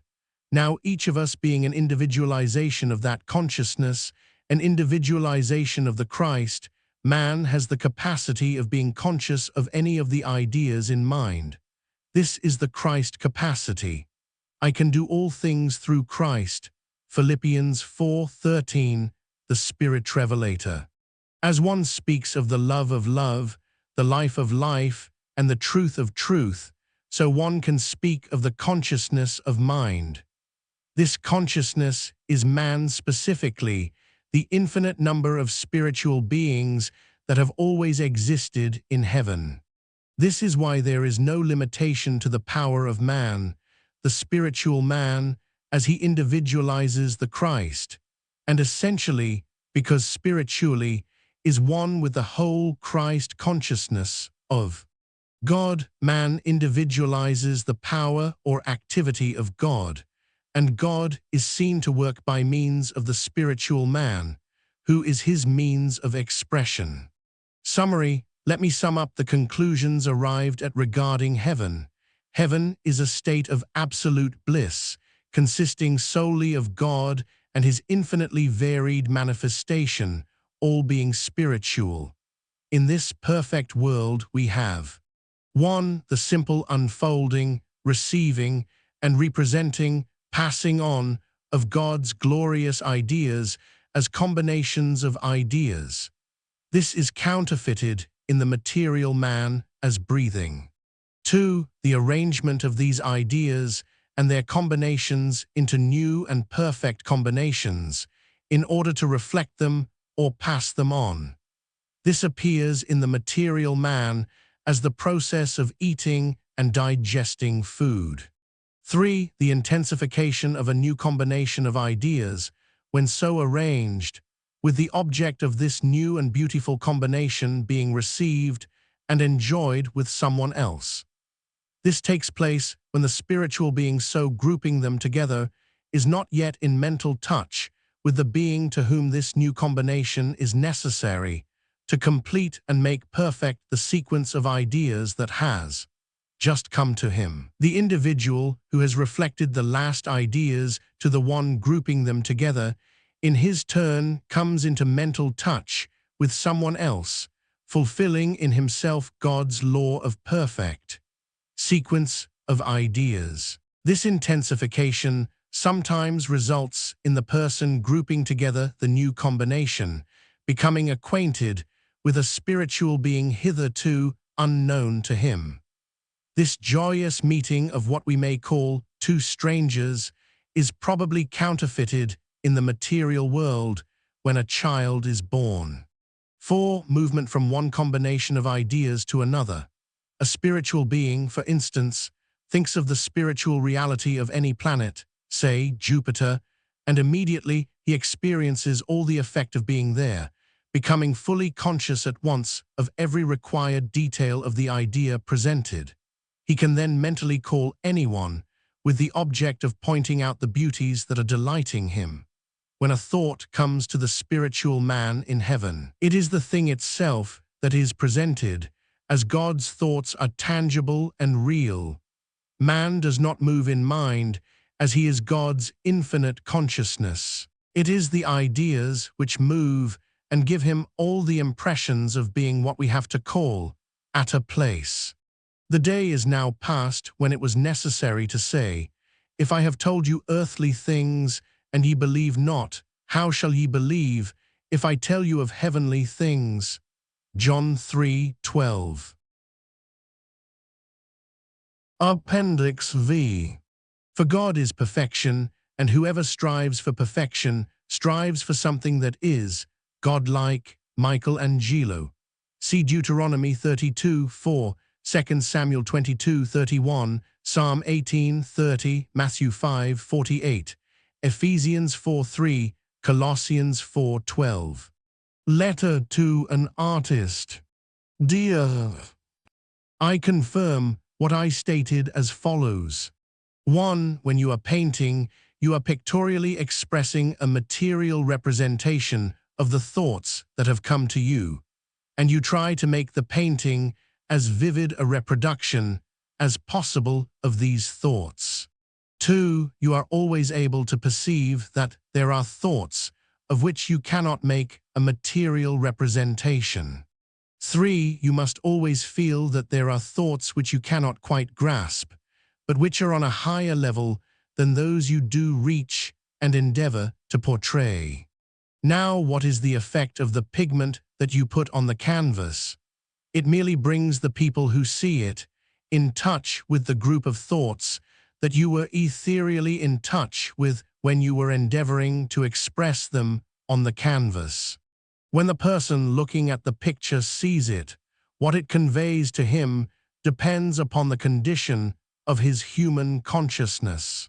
One man will either be struck with the excessive coloring in one place, a mistake that you have made, or possibly something that he thinks is wrong, and he obtains no pleasure at all. 2. Another man, seeing nothing but what is nice, will simply be pleased with the general effect. 3. Another man will pick out beauties in your work and see all the best of it. 4. Sometimes a man will even see it just in the same way as that in which the thoughts presented themselves to you. 5. Another will see all the thoughts that you felt were there, but were unable to get at, and they will lift him away altogether from the picture and material surroundings, and he will be in touch with a lovely picture and beautiful thoughts of many kinds. 6. Every now and then there will come one who will get in touch with thoughts that you did not even feel, but which were there all the same. This man will rise in thought and lose himself and his material surroundings in the realization of God, his heavenly Father, and those around will feel an angel's presence. Now, why this difference? It is simply a question of the stage of the individual's advancement out of seeming human limitations, in other words, the condition of the man's consciousness. The first is one deadened to all artistic feeling with a depreciative spirit, a man who, while remaining in that attitude, does very little good to anyone. The second has a better condition and catches thoughts that give satisfaction. The third catches all the better thoughts, deriving great pleasure therefrom. The fourth has the same condition of consciousness as yourself. Now the fifth has a higher ideal and catches nothing but what are called good thoughts, even thoughts that you were only just able to feel. The sixth is he whose advancement more nearly approaches that of Jesus the Master, and one whose presence is felt wherever he goes. The man to whom children run, before whom evil flees, the man who lives habitually in the presence of God. He gets a sense of the new heaven and the new earth, the glorious kingdom of God that is within. Why is this? Because in every case they are God's thoughts, seen, felt, or thought as you may call it materially. The first catches such material thoughts that there appears practically no heavenly tone about them. The second sees heaven a little more as it really is, and the last is for the time what we call in heaven. That is to say, the thoughts that he catches are so close upon the real thoughts that he feels as though he were in heaven. Now, how are you to enable those who see your picture to be lifted up by seeing it? You can do this in two ways, by denial and by affirmation. When you are working, that is to say, when you are ethereally in touch with the so-called thoughts that you intend to portray or are portraying, and you deny the existence of wrong thoughts, you are destroying material thoughts of a bad description that would act upon those looking at your picture, whose minds were in such a condition as otherwise to catch the higher thoughts. When you are affirming, that is to say, realizing the reality, heaven, you are clearing your mind and allowing yourself to catch and portray the higher thoughts that the fifth man was able to catch, but which you only dimly perceive. Most important of all, every time you so work you are altering the condition of your mind, purifying it so that it is permanently more like that of the sixth man. The result of working in this way, that is to say, treating whilst you are doing your work, recording your ideals, is that when people come to look at the painting, you have cleared away many of the wrong thoughts that would act upon them and prevent them getting hold of the highest thoughts they were capable of appreciating. This will enable them to enjoy the painting and note beauties that otherwise would have been lost to them. Work of this description is what is called the work of genius, but now we know of what genius consists, and any man can be a genius more or less if only he will think in the right way. When you are at work, try to think of yourself as you really are, a perfect being in a perfect world governed by a perfect God, and recognize that the work you, the real you, are doing is absolutely perfect, because it is due to the action of God, the principle of good. When you work, God is at work, because the real man is the expressed activity of God, the instrument through which God works in the real world. Christ the power of God and the wisdom of God, 1 Corinthians 1:24. You have work to do. You have to lift your fellow men so that they see that material things are not the aim and end of man, that real happiness is not to be gained by applying one's attentions to material ends, but only by obtaining happiness for one's fellow men, and that the only way to do this is by the purification of one's so-called mind by constant right thinking, true prayer. With some men, this can be done better through the canvas than verbally, and in any case, the canvas that tells this story is seen and appreciated by many. Everyone has the capacity of doing this. All that is necessary is the knowledge of the detailed method of working. We must be about our Father's business. Awake and waken the world. Understand your power as equipped by God. The power that is at work is God's law, God's power, and this is God revealing himself through their consciousness. Lift up your eyes and look on the fields, for they are white already to harvest. And he that reapeth receiveth wages, and gathereth fruit unto life eternal. John 4:35-36.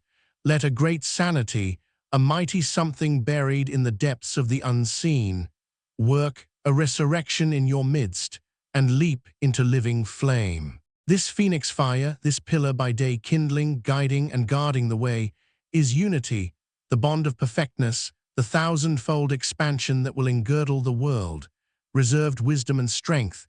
It builds upon the rock, gainst which envy, enmity, or malice beat in vain.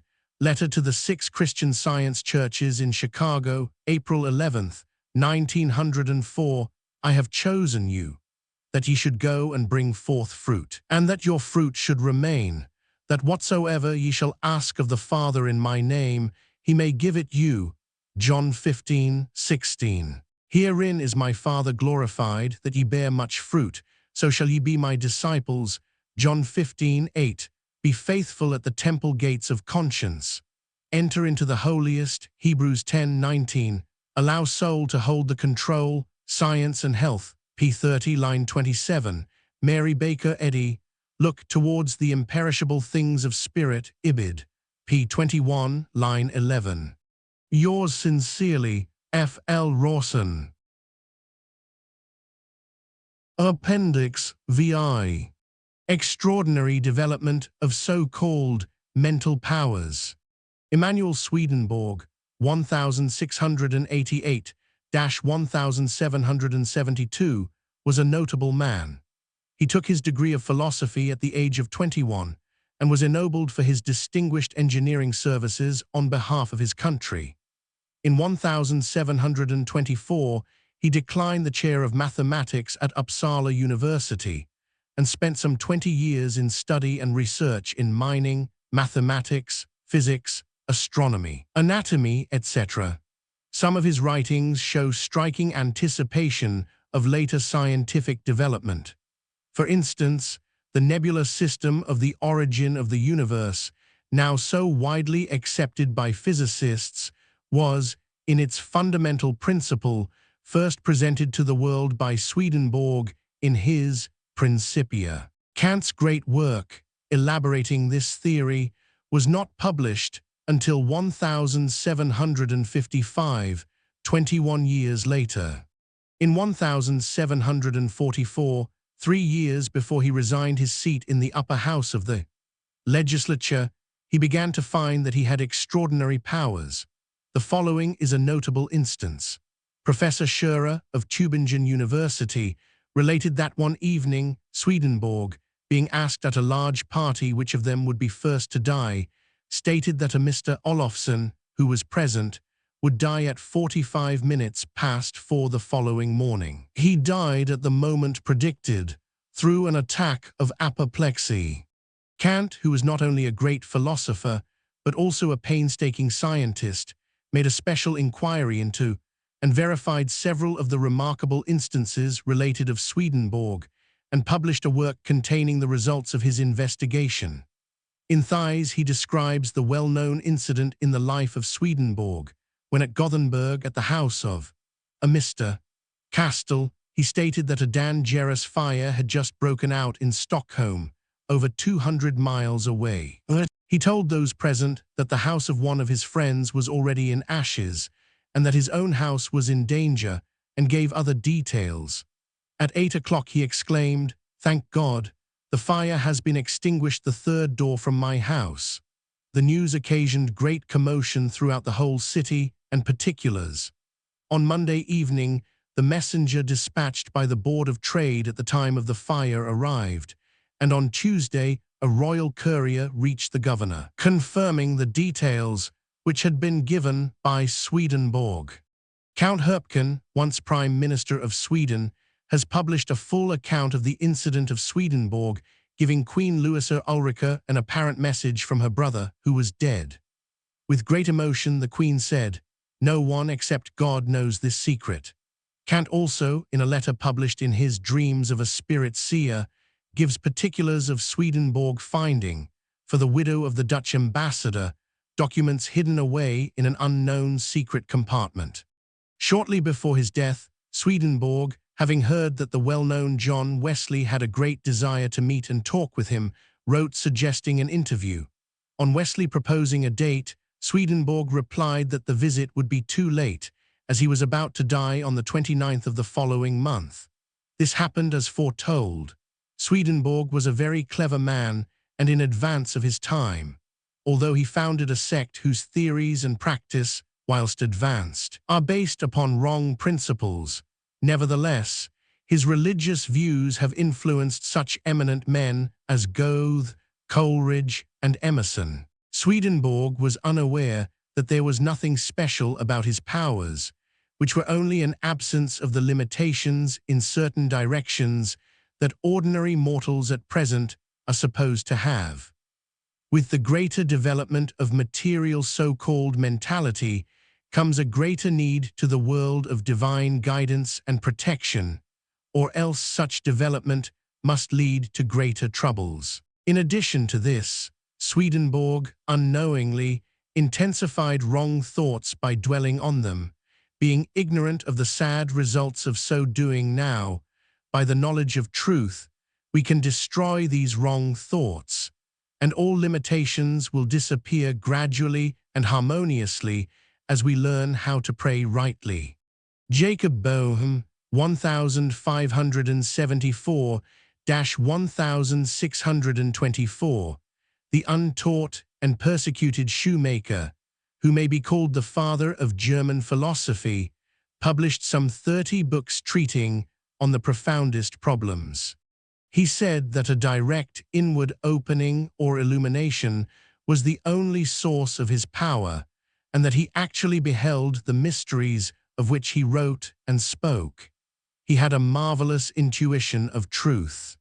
About this time also lived St. Teresa, the suffering Spanish mystic, St. John of the Cross, aflame with intense devotion, and St. Francis de Sales, all wonderful individuals. Mrs. Cora L.V. Richmond was another wonderful personage. She left school when 11 years old, and for some 4 years diagnosed and gave medical advice to those who came to her father's house. She also dressed wounds and performed minor surgical operations. During such times she spoke in German, although having no knowledge, consciously, of any other language than English. When she was 15 years of age, she began to lecture upon the most abstruse problems in ethics, theology, philosophy, and science. At the age of 16, she went to New York, when Horace Greeley, Professor Mapes, and Professor Robert Hare became interested in her work. Professor Mapes once named Primary Rocks as a subject for an address by her. After the lecture, he rose and said, "I am a college-educated man and have been all my life an investigator of scientific subjects and associated with scientific men, but I stand this afternoon dumb before this young girl." The New York Herald gave verbatim reports of her lectures, and the halls in which they were held were full to overflowing. Andrew Jackson Davis was another man who showed extraordinary developments. He had read practically no books, and yet, when in the trance state, he manifested perfect familiarity with such subjects as anatomy, physiology, and medicine. The Russian astronomer Meidler and Leverrier testify to the detailed scientific information given by Dr. Davis when he was an uneducated youth of 19. Although he had evidently not realized that man is a spiritual being in heaven now, one or two of his statements are worth quoting. There is an internal, invisible quality and essence that may be found by search and analysis to be the truth of all truths and the real of all realities, the internal principle of the external positive mind. The physical and mental organization of man enforces the conclusion that there are no possible limits to social progress and spiritual attainment and elevation. For man is a microcosm or a combined expression of all the perfections contained in the divine essence that animates and preserves the harmony of the universe. Upon the constitution of man, who is a type of divine wisdom, are based those important principles which, when duly comprehended, will construct of the whole world one brotherhood, plus F35. Dr. Davis, in the trance condition, stated that the information he obtained was not derived from any persons, but was the result of a law of truth, emanating from the great positive mind and pervading all spheres of existence. He said, "This truth is attracted to and is received by the mind. I do not receive these impressions from the great supreme mind, but from this second sphere, focus, or medium, which legitimately belongs to this globe alone. When you ask me a question, I am then existing in the medium or sphere of the body, but in investigating and finding the answer, I pass to the sphere where I can associate with the truth. I pass from the body with a desire for a particular kind of information. The desire attracts the particular kind of truth of which I would be informed, separates it from all other things, and causes it to flow into the mind. and when I thus obtain the truth of which I am in quest, I return to communicate it through the organization. It is quite possible that he believed it to be necessary for his so-called mind to leave the body in order to get the information. As a matter of fact, this is not necessary at all.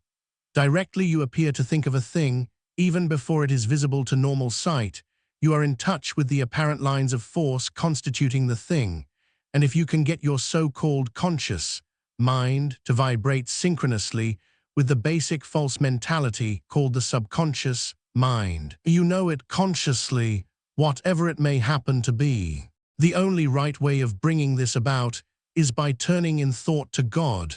Then nothing but good can ensue. W.J. Colville also has had a number of wonderful experiences as an inspirational speaker. For instance, when in New York, he gave at a lecture an exhaustive review of Marie Corelli's novel, Treasure in Heaven, although it had only just arrived, and he had only seen a copy that evening a few moments before speaking. Passage after passage was quoted in almost the exact words of the author. Mr. Colville has kindly given me some details, which will be found in Note Y on page 617. How different is all this? Now we know the correct way of thinking, whereby we can obtain all the advantages of mental instead of non-mental work without any of its disadvantages, and at the same time draw nearer to God and receive the paramount spiritual uplifting that such dwelling in the presence of God brings. Appendix Romans 7. Summary of intellectual development. In the time of Socrates, intellect or intelligence was the supreme principle around which all thought centered. With the Hindus, it was just the opposite. Here the vital principle was life, the supreme principle into which everything ultimately merged, the intellect being a mere detail. One great school of ancient philosophy recognized nothing but passing sensations, Protagoras. Another postulated a permanent ego, a god, and a reason founded on their existence, Zeno, while Plato and Aristotle tried hard, but without success, to adjust both of those into one system. In the modern schools, like that of Mr. Herbert Spencer, the more physical powers hold the supremacy. Now we find that mind is the lord of all, and that true philosophy is true religion and true science. There have been various attempts to codify the history of intellectual development, by Hegel at the beginning, by Kant in the middle of the century, and in our own days by Mars. From what has been said, you will recognize the real position, and will see that right through the history of philosophy there have been two main lines of thought, both wrong, trying to harmonize themselves, but absolutely failing in the attempt. One school taught that there was a great reality, imperfectly seen, and that as time passed, we were obtaining a better knowledge of this reality, which we should ultimately reach. The other taught that the only reality was the material world perceived by the senses, and that the evolution in this material world steadily went on. As already explained, the world of intellect is divided into three types of thinkers: the religious, the philosophical, and the scientific. The former refers the change in phenomena to the agency of a personal will, whether of gods or demons. The scientific refers phenomena to physical antecedents, while the so-called philosophical or metaphysical, really only semi-metaphysical, varies between one and the other, and has endeavored to refer phenomena to the cause, essence, or spirit that they admit is at the back of the change in phenomena. In the following sketch, I have used capitals wherever cause is referred to, so as to make the meaning a little clearer. Let us here again review the position. The truth: God created you and the real, tangible, mental, spiritual world which exists now, always have existed, and always will exist perfect. A material counterfeit world God never made, and is not conscious of, as it is a non-reality more or less bad, a false sense of the real, an illusion, the suppositional opposite of good. Matter, or evil, by its very nature, produces self-elimination and will ultimately lose even its false sense. By bringing about total disappearance, this final disappearance being brought about through the action of God, thanks to the nature of truth. The truths which are now being placed before you have been recognized, more or less, by all the great thinkers. Some, like Plato, Aristotle, and Parmenides, have been very near the truth. Parmenides said that there was one changeless being, the only reality, and looked at the material, which he called the changing many of becoming, as so much illusion. His philosophical opponent, Heraclitus, being, according to some critics, a materialist, took the opposite view and said that the only reality was the perpetual changing of the material. It will presently be shown that Plato divided existence into four principles: good and the ideas, number, and material basis of ends or material atoms. The Eleatic school believed that principle consisted of only two elements, mental and material. Empedocles later divided the mental into love and hate, the material into fire, air, earth, and water. Anaxagoras believed in an indefinite number of atoms and therefore elements. Plato, with his wonderfully logical mind, not only grasped the main facts, but pointed out clearly the difficulties there were in harmonizing what appeared to be with what logically must be true. He saw that the reality consisted of ideas, invisible, incorporeal entities existing not in space, but in the realm of thought, eternal, self-subsistent, unchangeable, and numerically plural and distinct, without being successive in time, as are the thoughts that daily come to the material man. He also saw the fallacy of the ordinary philosophical position, or, as James Martineau puts it, he could not resort to our logical method of regarding the lower as contained in the higher, or the higher, by merely unfolding themselves, yielding the lower. He assumed knowledge to be possible, implying something persistent, diverse, and plural, in contradistinction to the Heraclitic school, who denied persistence, and to the Eleatic, who looked at all existence as an unchangeable unity. Plato insisted on the existence and apprehension of unity and variety. Where he failed was in seeing that his unchangeable unity was God, and that the relative and unstable of the Heraclitic school, which we call the material world, was absolutely distinct and a non-reality. None of the philosophers until the 19th century have seen this solution of the whole difficulty. The historical development of philosophy. In giving the following synopsis of philosophy, I do not attempt more than to arrange some of the philosophers in their right order, and to give some of their chief tenets.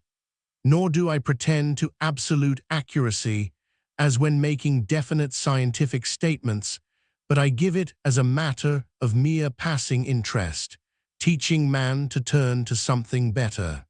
Ancient philosophy. The ancient philosophers were not only deep thinkers, but many of them held a very high political and commercial position. They are usually all described as physicists. The early theory, in what ought really to be called modern times, as the world has existed for immense periods, was that the universe existed on account of the conflicting will of various gods. Thales 636-543 B.C. was the first to depart from this theory by stating that matter, in the form of water, was the cause of all things. If he had said the basis of all material things, he would have been nearly correct, for, as shown in this work, all matter was originally aqueous vapor. Laozi 604-500 B.C.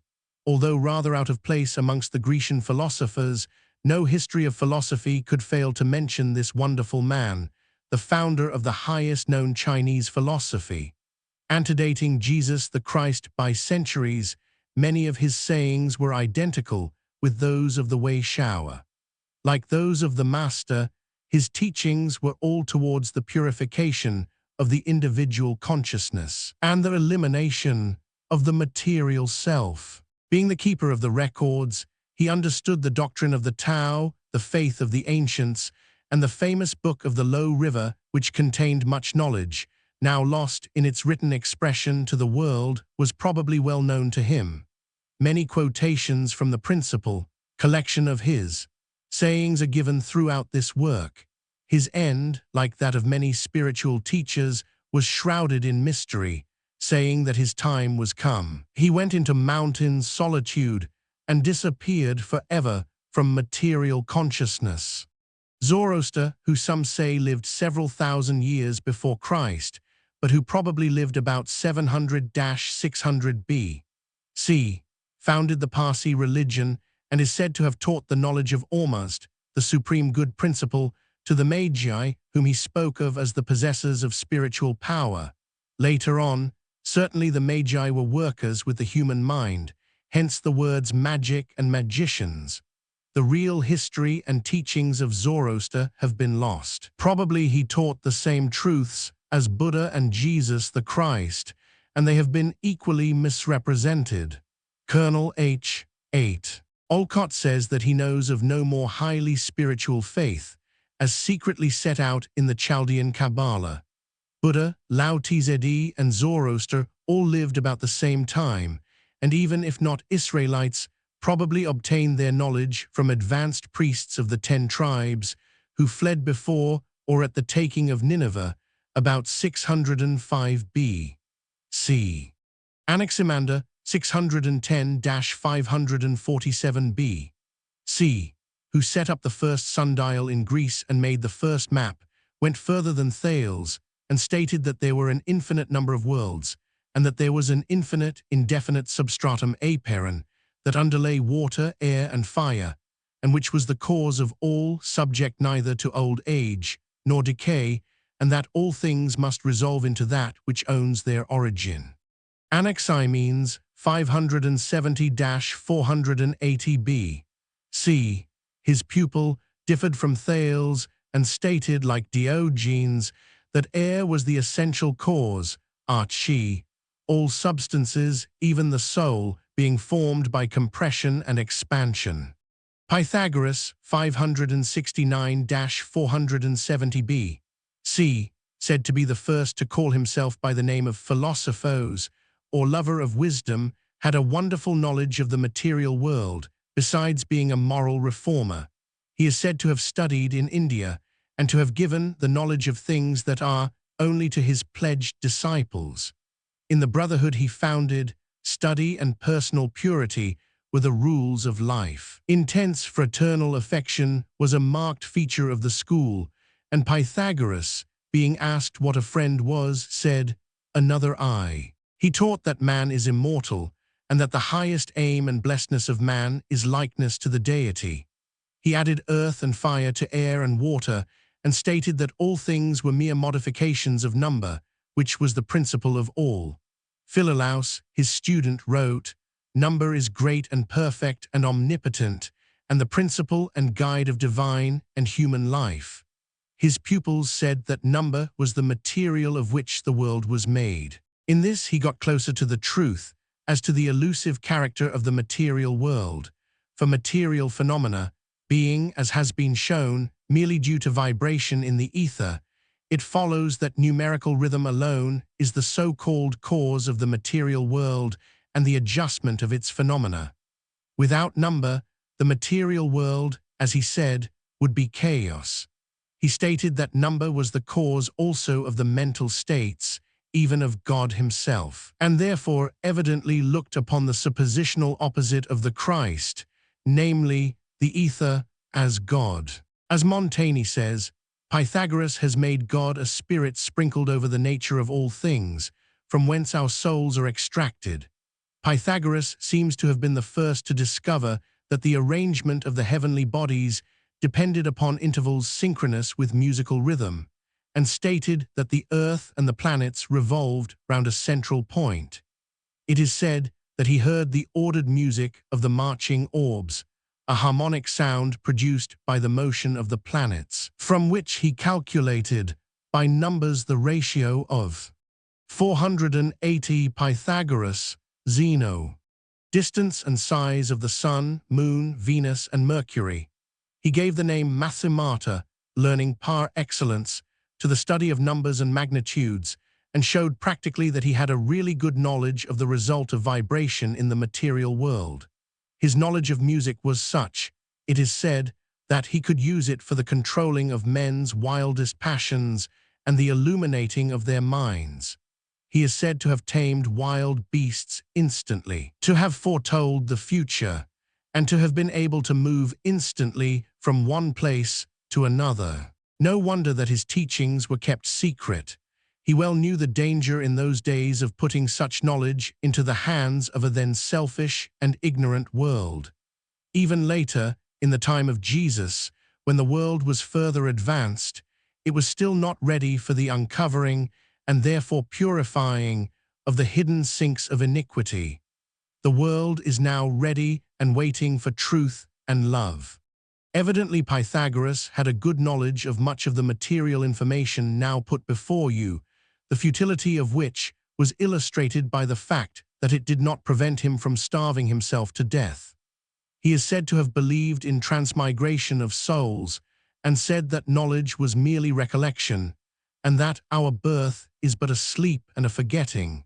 But as he stated, that the same events occur again and again in regular cycles. It looks as if he really knew something of what material death and birth actually are, and that his so-called transmigration of souls was only his presentation of the fact that what is called evolution is merely successive false misrepresentations of the real spiritual world. Like many great teachers of olden times, he left no writings. Zeno, born 490 BC, since his pupil, called by Aristotle the father of logic, proved his logical gifts by maintaining that not only the substance and movement of things, but the movement and change had no real existence of their own, as motion was merely an illusion of the senses. Being so logical, he believed in the teaching of the elitic school that all is one and ex nihilo nihil fit, or it is impossible that anything should be made out of nothing. It is wonderful how, through pure logic, he made a number of statements which hitherto had seemed impossibilities, but now we find are correct, as far as the material world goes. His logical mind enabled him to confound his opponents by reducing their arguments to absurdity. For instance, he said that a multiple can be divided until we reach the indivisible units, but then an aggregation of indivisible units must be indivisible itself. Again, a flying arrow is at every moment of its flight stationary in one particular spot. Further, if time and space are infinitely divisible, then motion is an illusion of the senses. Therefore, time and space are not infinitely divisible, but are one and continuous, and multiplicity is a mere illusion of the senses. Ages of wrong thinking, until late in the last century, had encrusted us with a blindness which prevented our seeing how illogical are the positions that thinkers are obliged to take up. Or, even if we do see it, we throw it on one side, as taking too much trouble to clear up. Heraclitus, 576–480 B.C., was known as the weeping philosopher, as he was always grieving over the follies of mankind. His contemporaries nicknamed him the Obscure. His sayings were probably far beyond their grasp. Dr. Ng, Lady Margaret, Professor of Divinity at Cambridge, says his scanty fragments contain flashes of the most penetrating brilliance, and he seems to have been the first to propound the Logos idea. Some of his sayings are almost identical with those in the Gospel of St. John. Yet many, misunderstanding his use of the word fire as a material emblem, said that he went right back to matter and imagined being as a fiery ether. He taught the transitoriness of everything individual, and that a fundamental law governed all nature, which he spoke of as Zeus, or the mind or law of nature. His students, as did those of Hegel, split into two camps after his death, disagreeing absolutely as to the meanings of his sayings. Xenophanes 576-480b. C. The founder of the Eleatic school put forward a vital principle of pure being, pervading and animating men and animals, and spoke of God as the one or the eternal unity, the first cause and animating principle of all things, asserting the unity and eternity of God as against the vile tales of mythology. Parmenides 488b. C. His follower added to this an important truth. As Dr. B.T. Crozier puts it in his History of Intellectual Development, the material world, which was indissolubly bound up with it, was degraded to a mere succession of fleeting ephemeral existences, coming into being and passing away as in a dream, or, like the images in a mirror, shadowy and illusory appearances, without reality or independent existence of their own. You will see that he had found the truth about the material world, but did not understand the real world, heaven. He, however, believed in an eternal unchanging being, namely, God, and denied the possibility of basing any arguments on sensations, on the ground that they are deceptive and lead men into self-contradiction. How extraordinary that such an advanced thinker never found out and taught to others the scientific method of true prayer. What countless horrors would have been averted, which we now have to face and destroy. Confucius 550-479b. C. Having the benefit of personal intercourse in 517b. C. With Lao Tzu, then 87 years of age. Anaxagoras, Empedocles, the Sophists. The teachings of this philosopher, although chiefly ethical, have left their traces on the minds of the Eastern world. He is said not to have believed in a personal God. The teachings of Lao Tzu in China have been entirely lost, and his name is now connected with black magic and other forms of false mental working. Anaxagoras 500-428b. C. Started a new era by announcing that intelligence, an infinite spirit, was the first cause, and looked upon the material world as consisting of an infinite number of invisible atoms of different kinds, of the same size, mixed up together, originally all in confusion. He also got very close to the truth, as far as the material world is concerned, in saying that mind, T in the character of principle of motion, caused all this extended universe of atoms to revolve, when the like parts, by their own affinity, separated and formed the various masses of flesh, wood, iron, etc. This mind bringing the proper particles together to form the different portions of the material world. He was banished from Athens for supposed atheism. Empedocles 444-384b. C. Speaking of God, said, "He is all pure mind, holy and infinite, darting with swift thought through the universe from end to end." He pronounced the four elements gods, as he mixed the spiritual and the material together, and looked upon evil as a something attacking the good. To create an impression that he was immortal and had been taken up into heaven, he is said to have committed suicide by leaping into the crater of Etna. Sophists 460-380 C.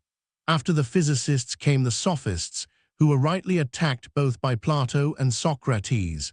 Amongst them were Protagoras, Hippias, Polus, Corrigas, Theodorus, and Hippocrates. The main subjects of their teaching were mathematics, astronomy, and rhetoric.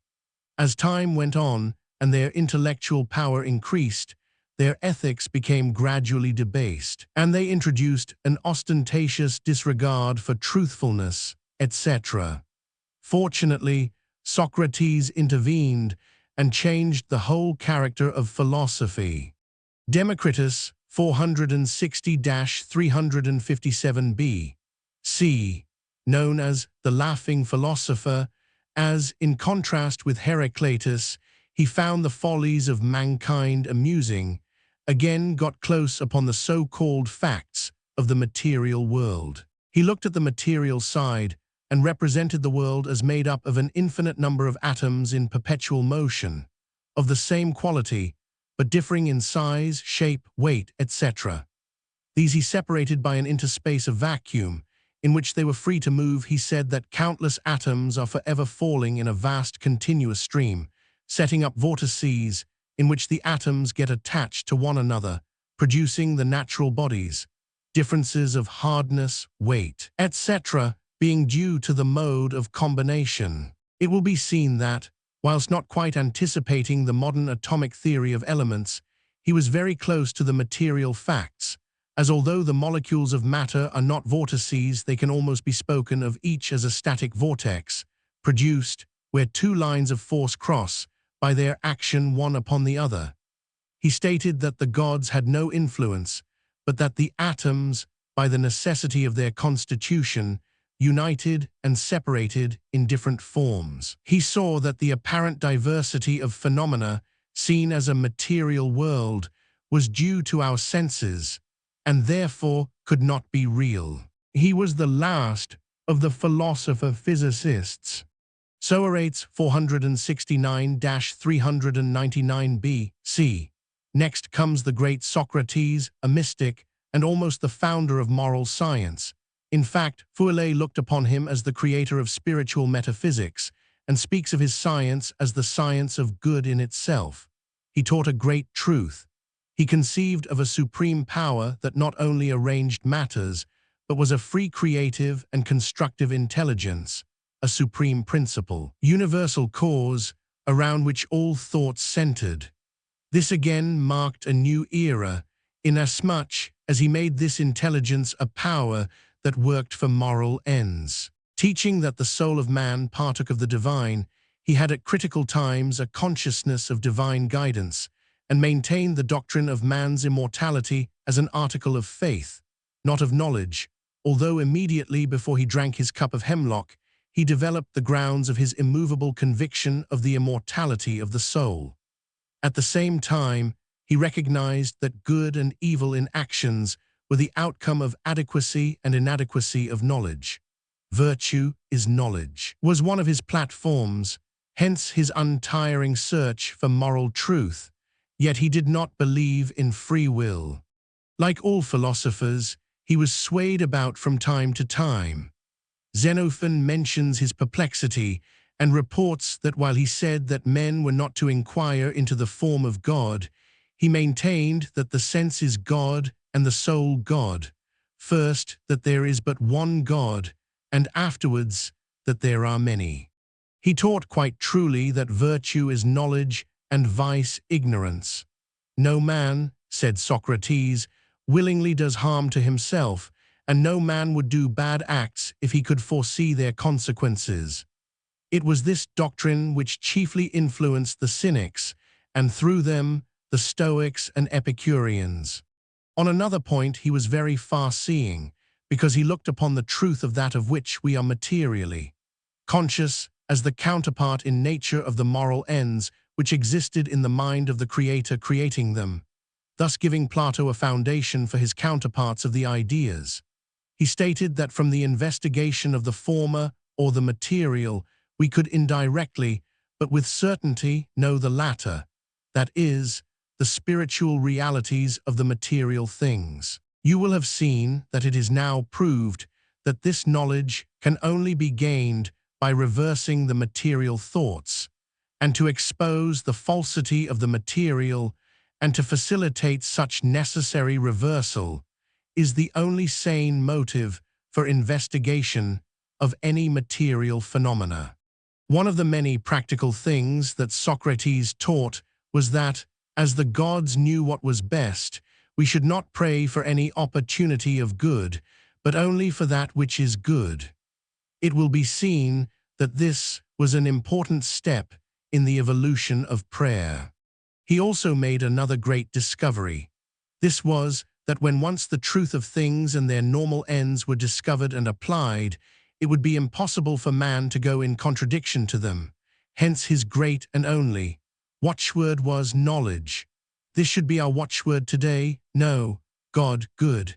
He recognized, in a way we do not, the importance of understanding the precise meaning of words. This deep thinker was ultimately put to death on a charge of impiety, chiefly founded on the fact that he claimed to possess a divine sign by which he was led. It probably was due, however, to his stubborn political opinions, and the fact that by means of his superior knowledge, he constantly humiliated those he met, whom he considered conceited. You may recognize a man as foolish, but you are not only cruel, but also a fool if you expose his folly, or even let him know that you think him foolish. If you realize the truth, namely, that man reflects divine wisdom, being spiritual, you help him and yourself.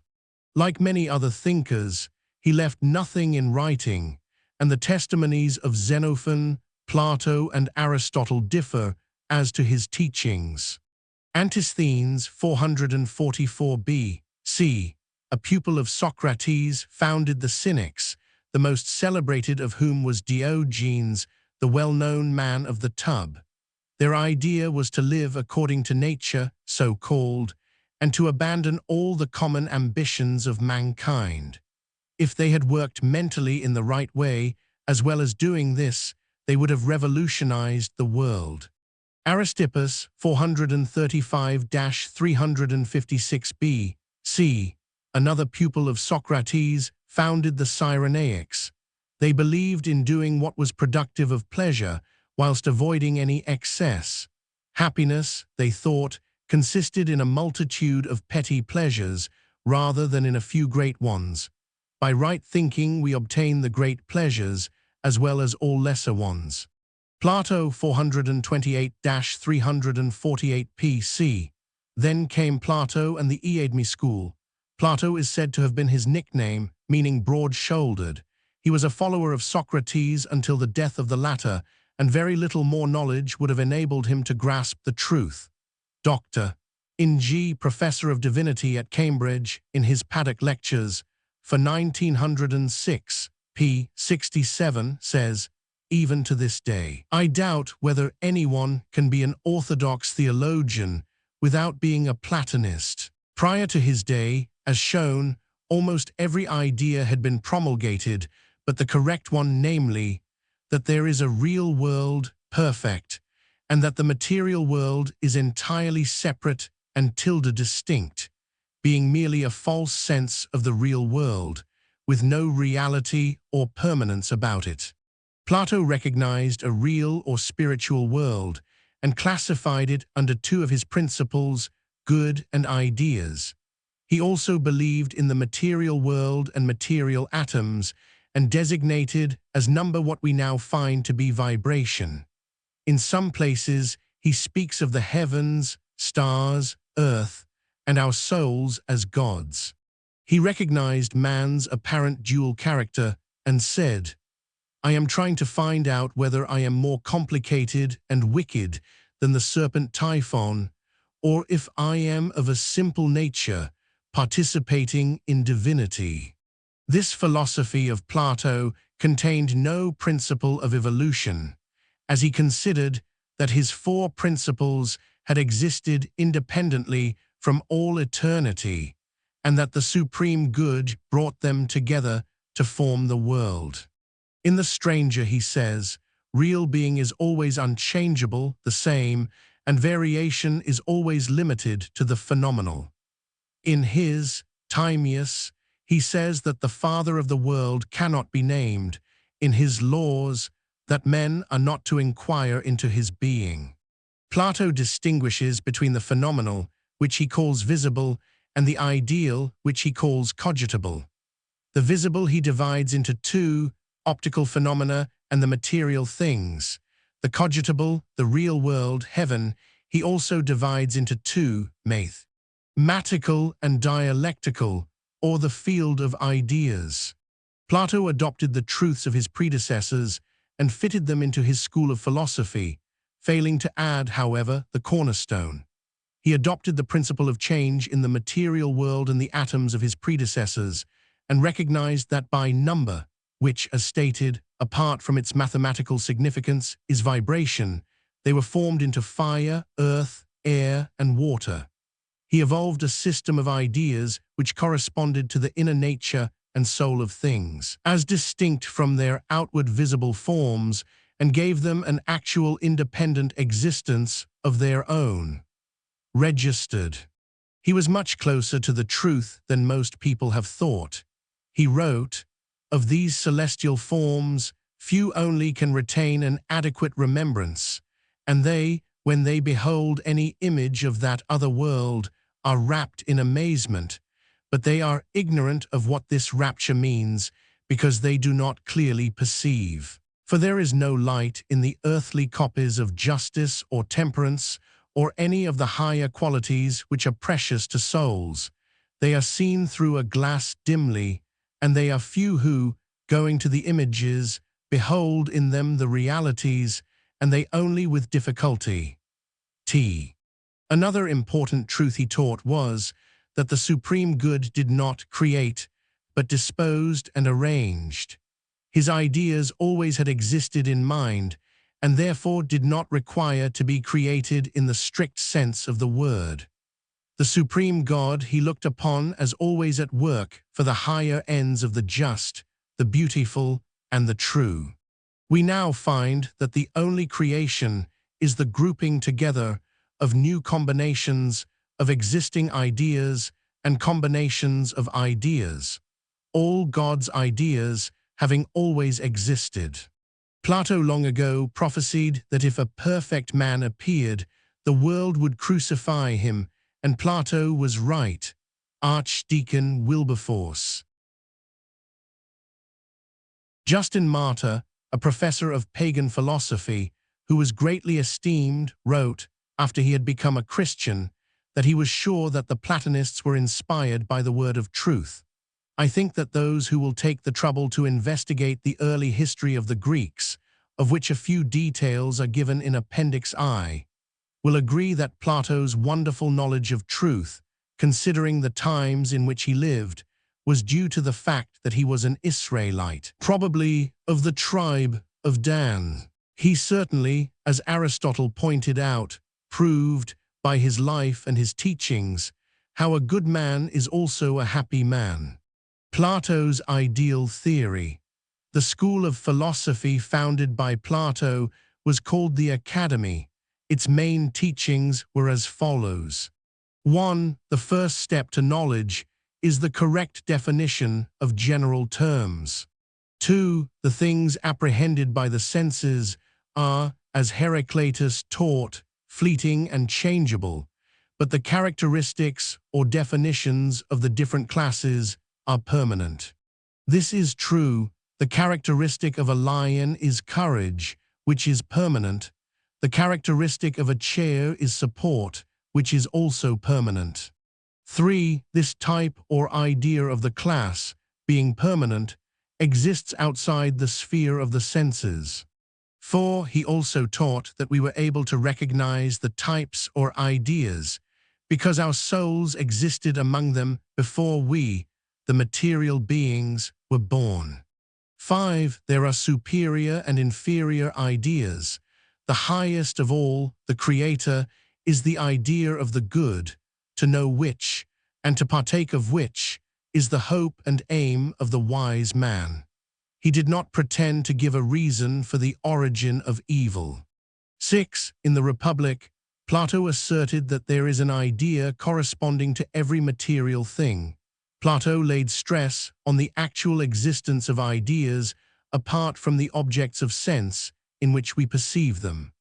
The Rev. James Gow writes, "This dogma was wholly mysterious to Plato himself, and he can only explain it in figurative language, but he had not the heart to abandon it. He was combating the debasing sophistry that there is no knowledge and no virtue, and life is a sham, and it was in the separate existence of the ideas that he found his proof that each soul is immortal, and that knowledge and virtue can be attained, partially in this bodily life, but fully in the spiritual life hereafter." If Plato and Dr. Gao had seen that there was no reality in the material world, which was only the real world falsely seen, Plato's dogma would have been no longer mysterious. He was on the very verge of the truth, anxiously reaching up and peering over the barrier of matter into the ocean of life. Neoplatonism. In this system, the soul was not a single indivisible unity, but was made up of a higher divine part and a lower sensuous part, the higher part being intermovable. The Neoplatonists taught that evil has no independent nature, no reality of its own, but merely adheres to another being, that it is nothing but an obstruction and privation of the soul. F. Eucken. Plotinus, the founder, taught an important truth. He said that thinking alone led to truth, and that the absolute unity or God was above the ideas and could only be apprehended by man exercising a kind of intuition that transcended knowledge. He then was united with the divine being. His followers practiced what is spoken of as a kind of meditative trance instead of the study of nature, showing that he had a dawning idea of how to think. He knew too much, however, to allow them to fall into a trance. According to Maeterlinck, he had the most divine intellect of any man that ever lived.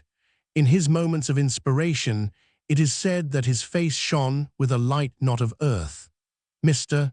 F. Taylor writes, "The transcendent spiritual reality within the earthly image shone through the mask of flesh. By sheer intellectual and spiritual energy, he attained into union with God, became one with that undefinable reality, which is the flame in the prophet's heart, the love and purity which radiates from goodness of character, the light and life of every man that cometh into the world, and the one undying self in which we all live and move and have our being." Aristotle 384-322 B.C. Aristotle, the great systematizer, founded the school known as the Peripatetics. Being a biologist, he could not follow the strict lines of Plato, the mathematician, to whose school he was attached for 20 years. He took Plato's ideas and placed them in the mind of supreme good. He left out number and grouped together material bases of ends or atoms with the material ideas. Under his system, he had to discover some independent source of motion and put forward a truth, as far as any material theory can be said to be true, namely, that it was the ether that, revolving in an eternal circle, supplied the movement of the material world. Aristotle therefore divided Plato's principle into two, the one, the supreme intelligence, and the other, the source of everything in the material world. He saw that the material world, being kept in revolution by the ether, would by its own nature evolve, one after another, all the phenomena of the material world, crystal, plant, animal, and man. He did not grasp that one of his two principles, namely the ether, which appeared to be the source of everything in the material world, was simply the counterfeit of the other, the supreme intelligence. At the same time, he taught that God was not in the material world, to whom it was as if it did not exist, and he looked upon qualities as realities. At the same time, he was very close upon it. He dealt very fully with the material world under the heading physics, and then dealt with philosophy or theology, the science of the real as real, in a series of essays, some unfinished, which he placed after physics. From this arose the name metalaftophysics. He never harmonized the two portions, and evidently felt the impossibility of doing so. As he never finished this part of his system, he endeavored to understand the reality of so-called facts.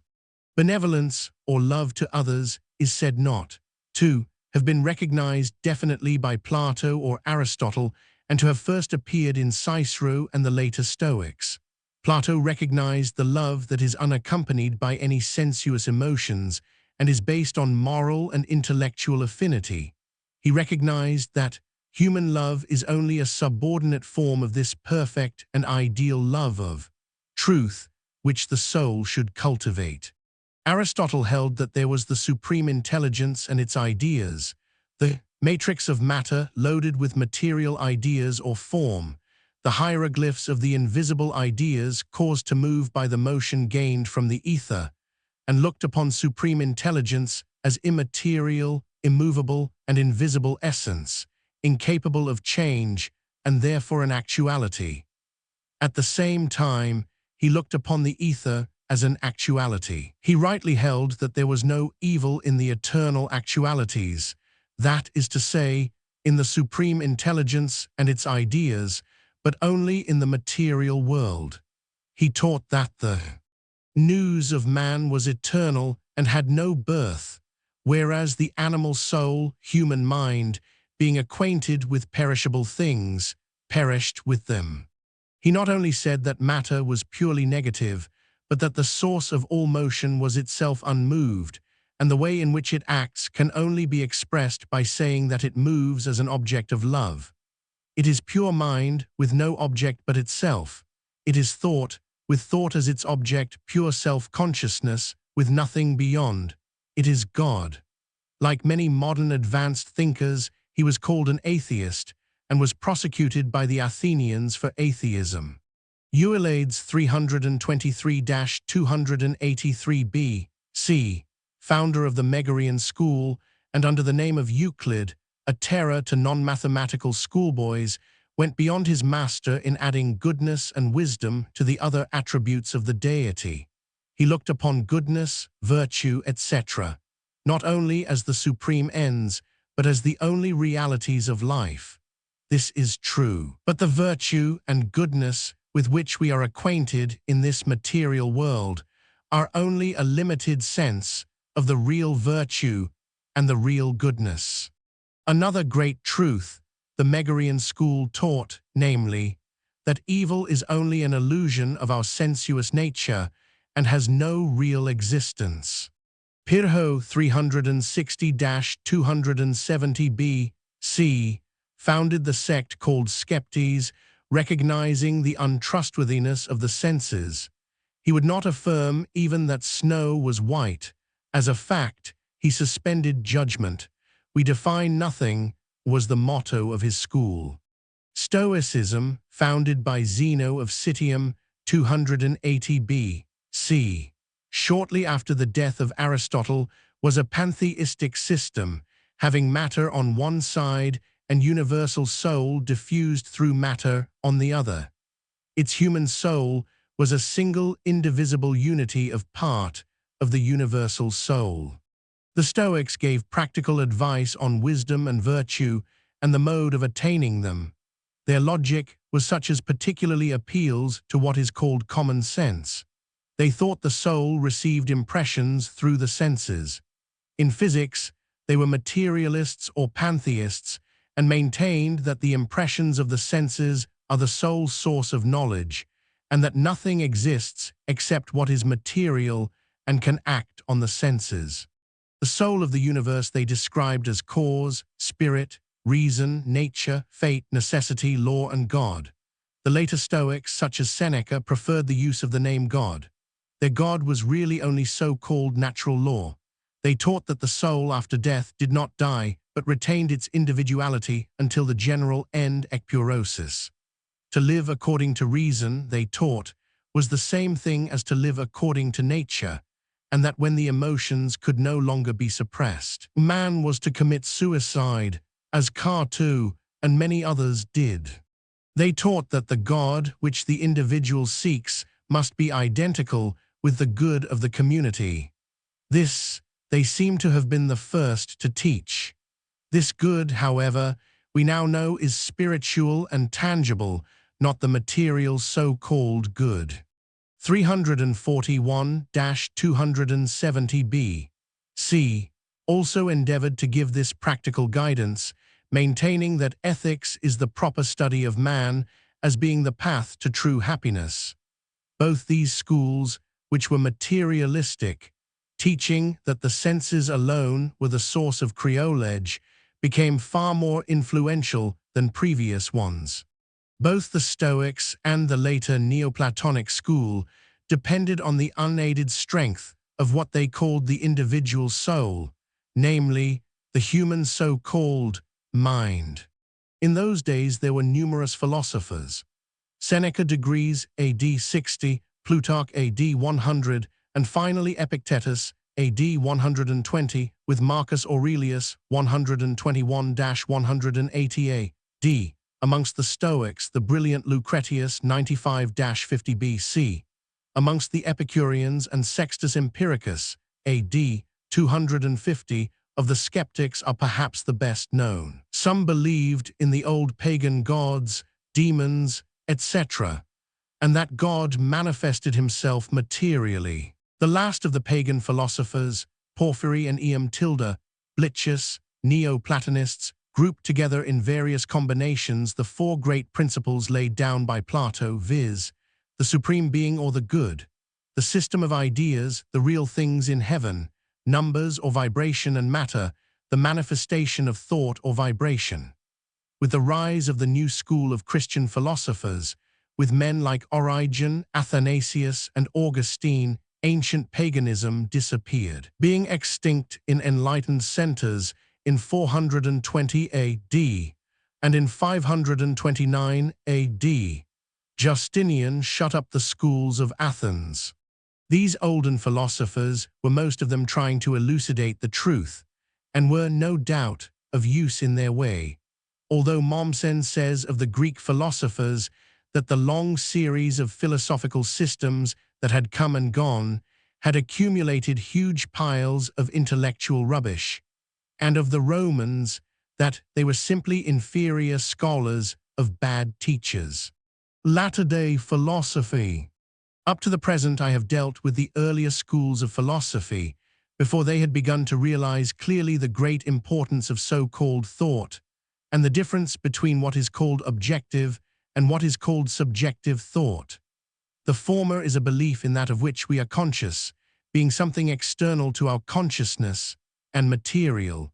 The latter is a belief in that of which we are conscious as being only an impression in our so-called mind, having no other existence, real or otherwise. Both now turn out to be false mental impressions or ethereal vibrations, material and entirely elusive. For years, philosophers have argued as to these two methods of obtaining knowledge, the subjective and objective. Bruno 1550, burnt at Rome, February 16, 1600. This philosopher taught that space is infinite, filled with self-luminous and opaque.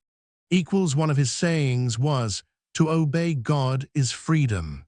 Worlds, many of them inhabited, this correct statement being his capital offense. He believed that the world is animated by an intelligent soul, the cause of forms, but not of matter, that this lives plus in all things, even such as seem not to live. He nevertheless, though, that matter and the soul of the world together constituted God. 5J4. Jacob Boehm, 1574-1624, the great mystic and father of German philosophy, was only a working shoemaker. His keen intellect was spent in deep and original thought, and he had a marvelous knowledge of the truth.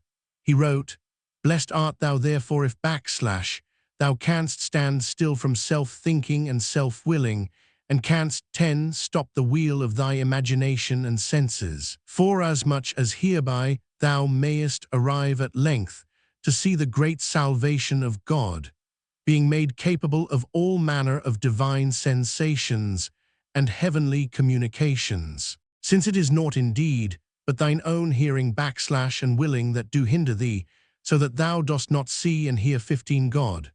This thy willing moreover stops thy hearing, and having brought thee hither, it overshadows thee with that which thou willest. It binds thee with thine own chains, and it keeps thee in thine own dark prison which thou makest for thyself, so that thou canst not go out thence, or come to that state which is supernatural and supersensual." Of him Emile Boutroux writes, "Inner experience and reflection are, once for all, his true means of investigation. True, he was an illuminate. His meditation was a prayer, his discoveries, divine revelations. 45 Descartes, 1596-1650.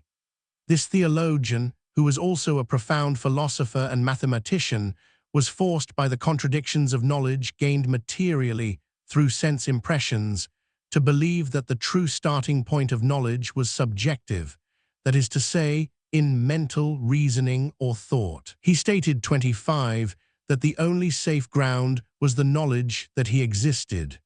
I think, therefore, I am. Thought he regarded as without an equal, and Huxley affirmed that his system was the very soul of contemporary philosophy and science. His dream has now been realized, namely, how by thought to preserve mankind from illness and disease, even from the debility of old age. Today the Gazette, Danvers, would not have announced his death as it did, as follows. In Sweden there has just died a fool who said that he could live as long as he wished. Spinoza, 1632-1677. See footnote, page 500. Locke, 1632-1704.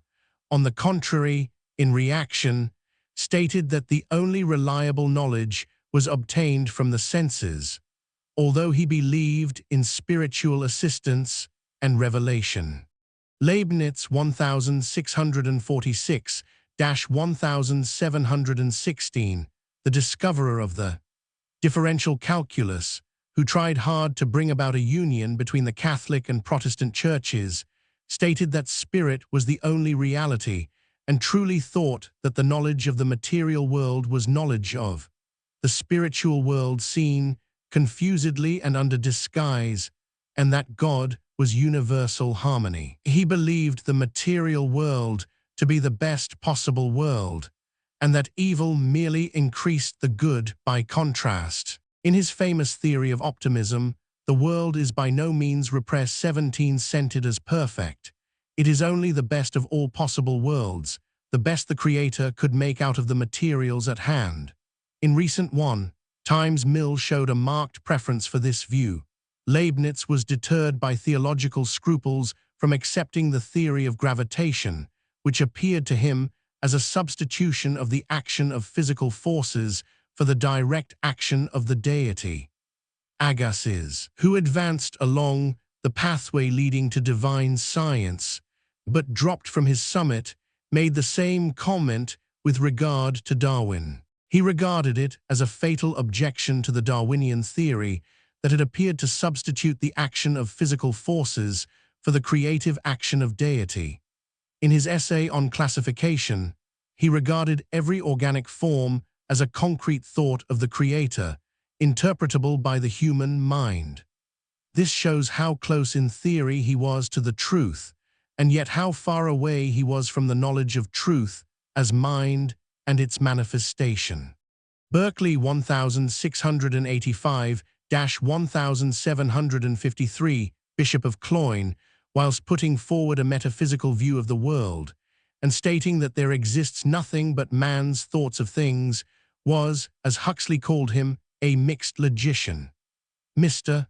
Oldroyd has said that Christian Science is Berkeleyism run mad, but his system was only semi-metaphysical, practically pantheism. Berkeley wrote, "Although our sensations are wholly subjective, we do not deny an independent reality of things." He also said that there was no substance of matter, but only a substance of mind termed spirit, that there are two kinds of spiritual substance, the one eternal and uncreated, the substance of deity, the other created, and once created, naturally eternal. He fell from the sublime to the ridiculous by recommending tar water as a panacea for all human ills. He had not seen the fundamental principle that all was divine mind, God, and not the limited human sense, wrongly called mind. Consequently, he could not keep his practice on a level with his theory. Hume, 1711-1776, the great historian and political economist, followed on, and showed by clear thinking that what Descartes claimed, namely, that man was able to gain knowledge subjectively, was true.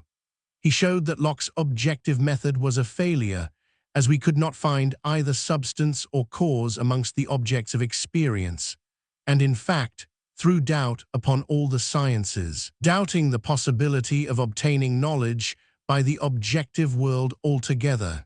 He is better known as a religious skeptic because of his attack upon miracles, and has usually been considered a materialist. He recognized that what is incorruptible must be ungenerable.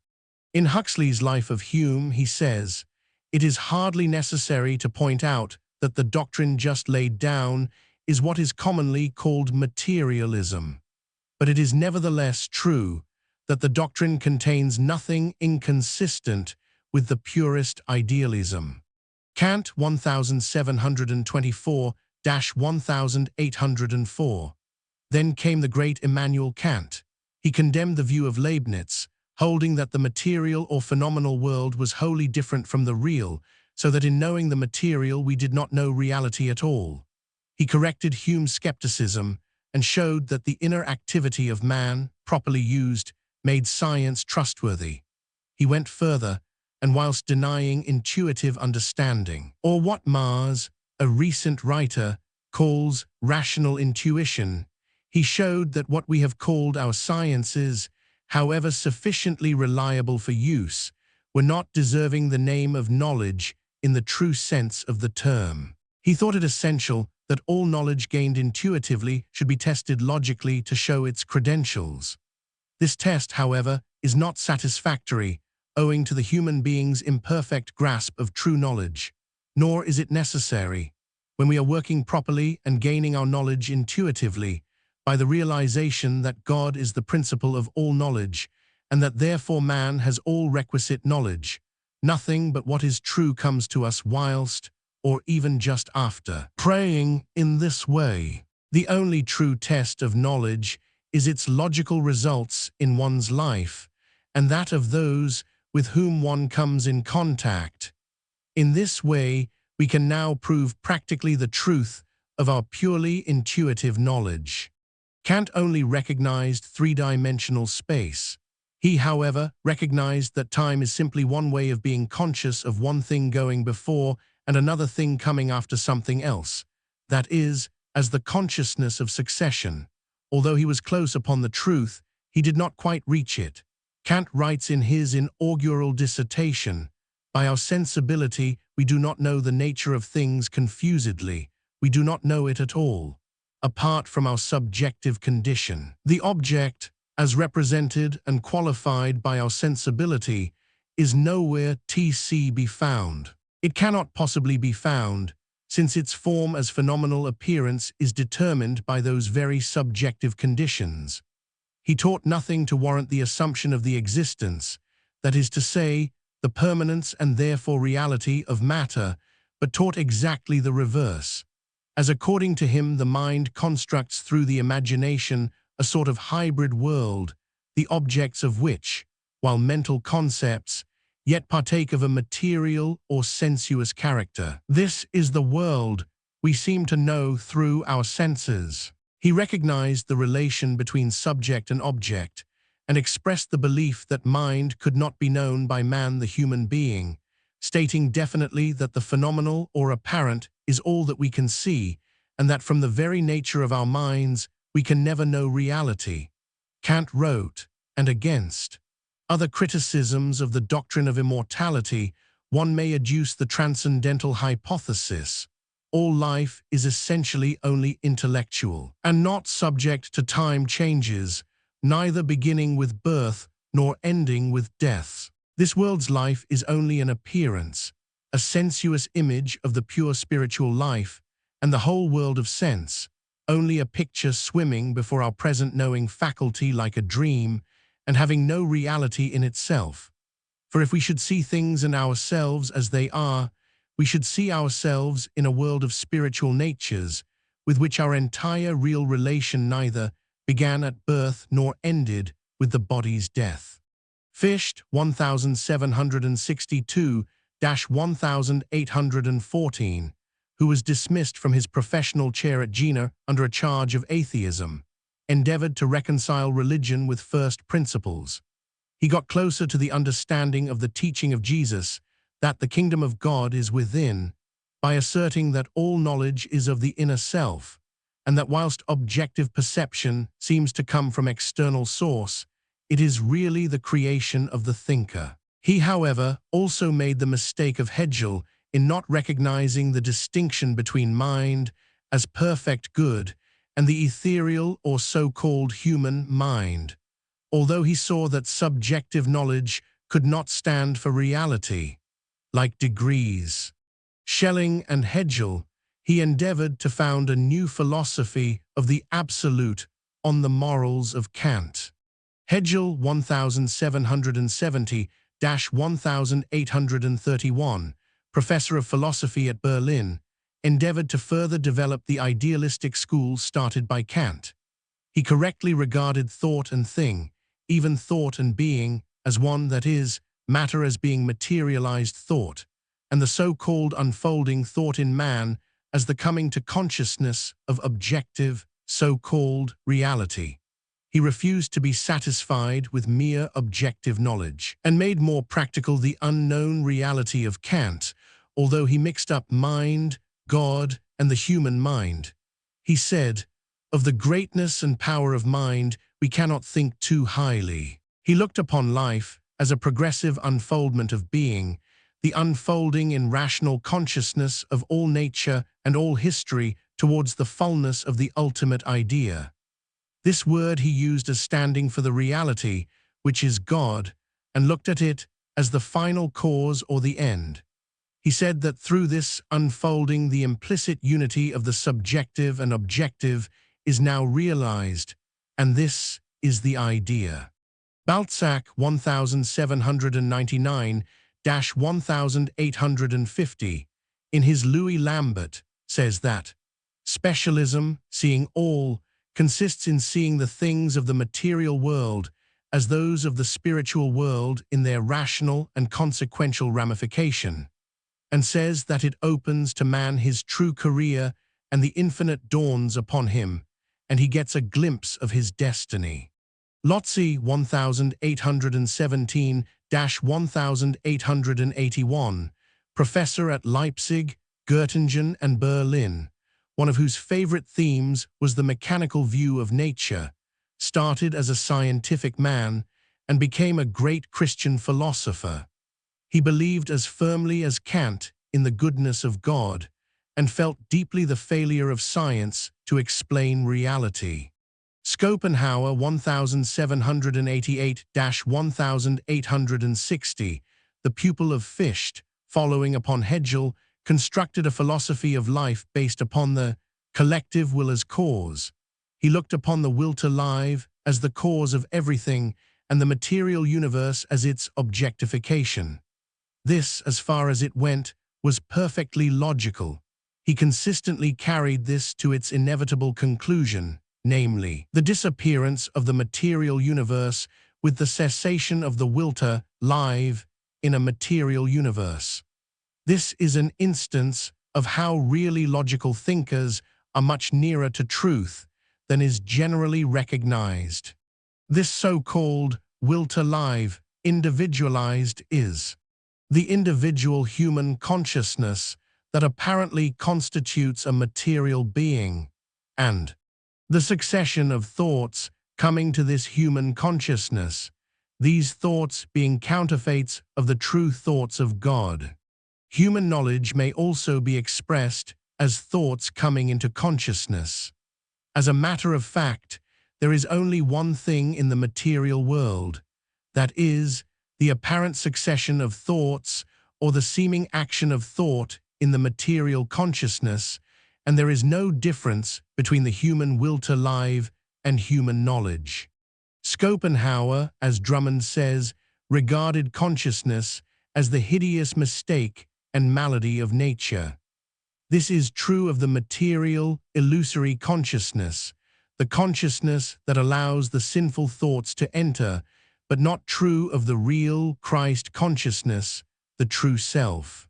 Schopenhauer recognized that there was something beyond mere human knowledge and discerned the value of the Christian religion to those who were able to grasp it. He envied the attitude of the Quietists and said, "Knowledge can deliver itself from the bondage of the will and exist purely for itself." This he considered the source of art. Further, if it reacts on the individual manifestation of the will, it can bring about self-surrender, i.e., resignation, which is, he said, the final goal, and indeed the inmost nature of all virtue and holiness, and is deliverance from the world. Schopenhauer therefore exposed material existence as the manifestation of material evil, which binds its victims, alias mortals, on the Ixian wheel of desire and ennui, until the will to live is metaphysically denied and disowned. He recognized that the material person was nothing, the mere passing phenomena of the will to live. And although an agnostic, he recognized that the Christian religion had something of essential value, which it was perfectly impossible for him to fit in with what he knew of material existence. His philosophy made him a misanthrope of the bitterest kind, and joy was almost unknown to him. He was so logical that the tiniest grain of truth would have turned the scale and opened his eyes to the vast outlook on reality. Modern philosophy. There are various schools of modern philosophy, of which I only refer to a few. Hedonism, which says that the agreeable is the good. Utilitarianism, or universal hedonism, which is a considerable advance on the above. The utilitarian argues that it is good to be happy, that happiness is the good. Perfectionism, another variety, argues that it is happy to be good, that perfect goodness is happiness. Evolutionary ethics, as propounded by Herbert Spencer, Darwin, Leslie Stephen, and others, has already made that of Mill and Bain out of date. It may be called the evolution of hedonism, tracing, as it does, the rise and progress of morals to man's sense of pleasure and pain. Pragmatism. This name, coined by Professor W. James, denotes an attitude of mind towards our ultimate beliefs in the light of their consequences. The following, by its founder, gives one main view of the doctrine propounded as an antidote to skepticism. TT is now seen that life and action are deeper than logical processes, that immediate premises are behind all inferences, that thought cannot begin until life furnishes the data, and that there is nothing deeper in conjunction or life than the fundamental needs, interest, and instincts of the mind. This is true of the mind that is God. All the great men of modern days have been very close to the truth. There are so many great thinkers that I can only mention about half a dozen. John Stuart Mill, 1806–1873, an admittedly earnest truth-seeker, whom Gladstone describes as the saint of rationalism, writes, "All appearance attests the strength of the tendency to mistake mental abstractions, even negative ones, for substantive realities." At the same time believing in the reality of matter, he was faced with the belief that God was not omnipotent, and wrote, "The only admissible moral theory of creation is that the principle of good cannot, at once and altogether, subdue the powers of evil. We must save God's goodness at the expense of his omnipotence." This is the position into which the belief in the reality of matter has driven one of the best of modern philanthropists, a Christian socialist and reformer who teaches that God is improving mankind by means of matter, and that evil is not really evil, as it is necessary for the improvement and therefore benefit of mankind. Huxley, 1825–1895, professor at the Royal College of Surgeons, the Royal Institution, and the Government School of Mines, gave his life to the vigorous promulgation of what he regarded as truth, and had a passion for absolute veracity. His teachings have been completely misunderstood by many. He called himself an idealist and followed Plato in his constant endeavor to discard the shifting appearances of our senses and find truth. He considered metaphysics and physics as complementary, saying that they will never be completely fruitful until one united with the other. At last, they have been welded into one by the elimination of physical misconceptions and the spiritualization of semi-metaphysics. This spiritualization is bringing forth much fruit. Sense. It is necessary to keep always clearly in mind the difference between false and true metaphysics, the metaphysics of the pure mind that is God. You will find that human semi-metaphysics harmonize with so-called natural science and that they are identical. This is possible because neither is true. They are both a false sense of the real, dealing only with disappearing phenomena. Huxley coined the word agnosticism, meaning what turns out to be true, namely, that the mortal man can never know the reality. He said that the path which leads to the truth was that idealism which declares the ultimate fact of all knowledge to be consciousness, or, in other words, mental phenomena, and therefore affirms the highest of all certainties, indeed the only certainty, to be the existence of mind. He said that sooner or later we shall arrive at a mechanical equivalent of consciousness, just as we have arrived at a mechanical equivalent of heat, and he endeavored to reduce what he regarded as the ultimate certainty, mind, to terms of the uncertainty, matter, which he looked upon as psychic stuff, or mind atoms, something which we have no possibility of knowing. What a revelation it would have been to him had he recognized the difference between the human so-called mind, with all its faults and dissolving views of false phenomena, and the one mind that is God, governing all manifestation. He failed through endeavoring to find truth in materialism, instead of following along the path of idealism, where he asserted that only absolute certainty was to be found. He admitted that sense and logic alone are utterly helpless, and did not make Kant's mistake, but recognized the influence of what has been shown in the female's complement of wisdom, namely, intuition, which he called mother-wit, or inborn capacity of genius. His philosophic position he has summed up as follows: the key to all philosophy lies in the clear comprehension of Berkeley's problem, which is neither more nor less than one of the shapes of the greatest of all questions: what are the limits of our faculties? And it is worth any amount of trouble to comprehend the exact nature of the argument by which Berkeley arrived at his results, and to know by one's own knowledge the great truth which he discovered, that the honest and rigorous following up of the argument which leads us to materialism inevitably carries us beyond it. The more completely the materialistic position is admitted, the easier it is to show that the idealistic position is unassailable, if the idealist confines himself within the limits of positive knowledge.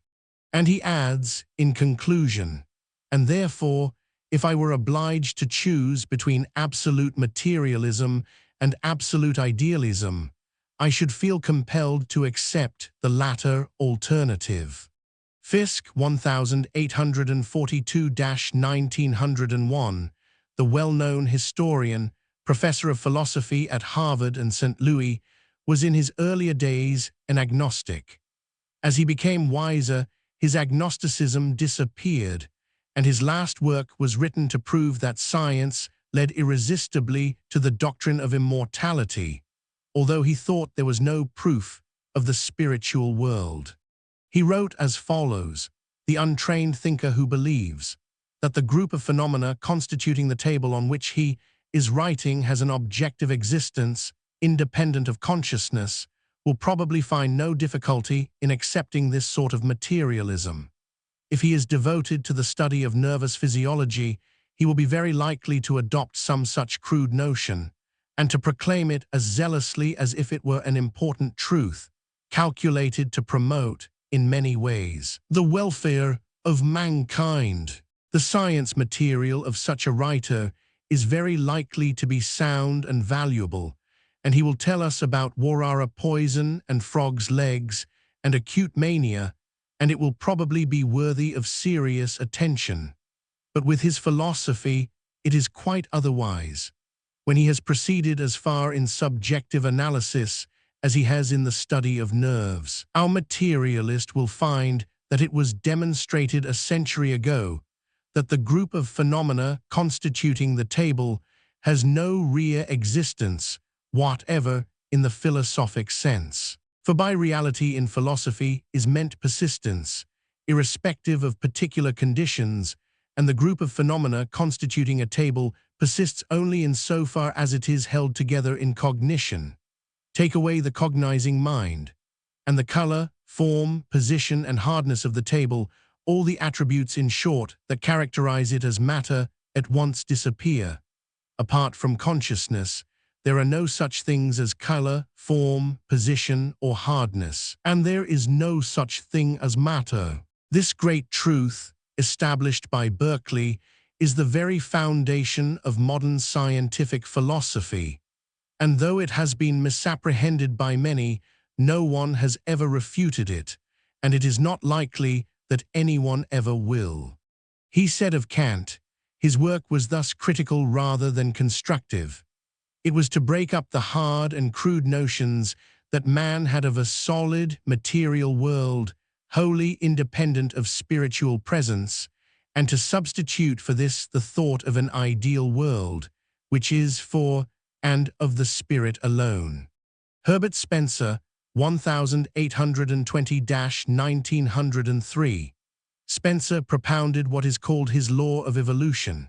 He looked upon the universe as but the progressive unfolding and evolution of a fixed quantity of force, infinite and eternal energy, acting in the antagonistic forms of attraction and repulsion, and truly stated that from the constitution of the human mind, so-called knowledge of noumena is impossible.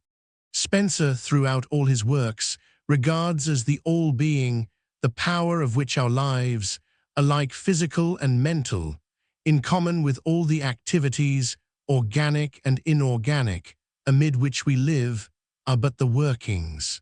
He believed that his synthetic philosophy was consistent with either an idealistic or materialistic view of the universe, because we could reduce it to terms of mind or matter. In this he was correct as far as he went, because, as has been pointed out, all phenomena can now be given in terms of mind, material mentality, or in terms of matter, both being equally incorrect, because there is no matter and only one mind, God, good.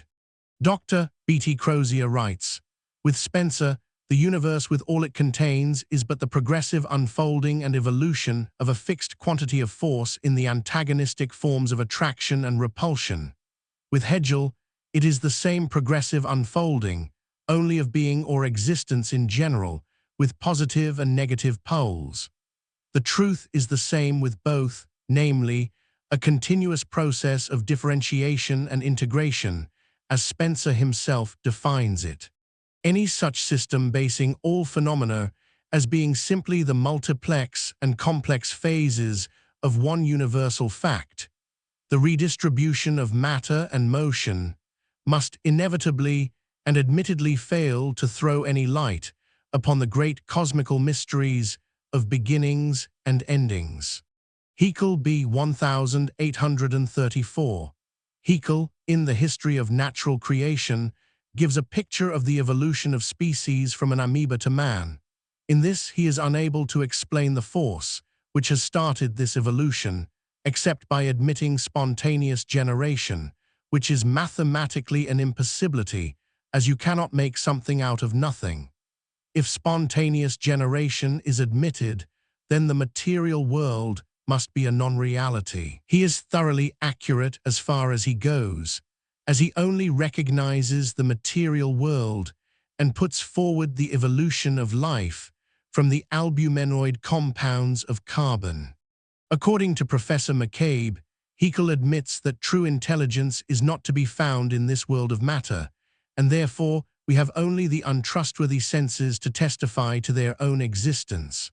Only recognizing the material, he writes perfectly correctly, just as the infinite universe is one great whole, so the spiritual and moral life of man is part of the cosmos, and our naturalistic ordering of it must also be monistic. By spiritual, he can only mean man's sense of the spiritual.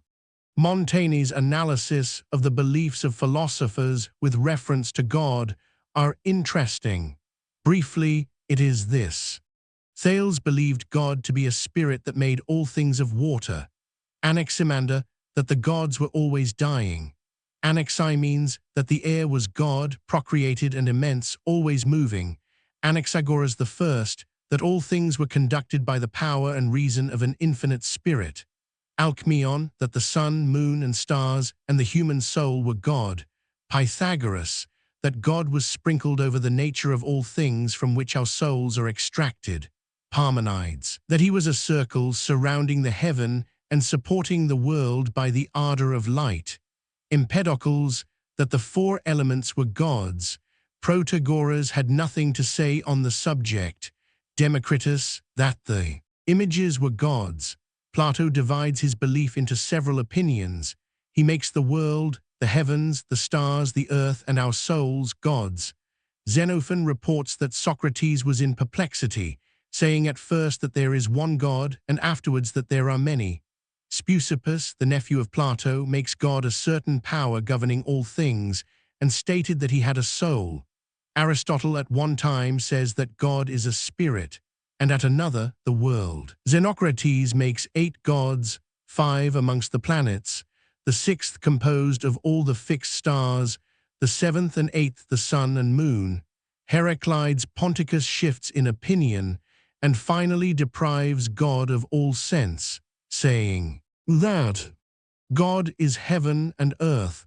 Theophrastus wanders in the same irresolute manner. Strato said that God is nature. Zeno says it is the law of nature commanding good and prohibiting evil, which law is an animal. Diogenes Apollinates that it is age. Xenophanes makes God round, seeing and hearing and breathing, and having nothing in common with human nature. Aristo thinks the form of God to be incomprehensible.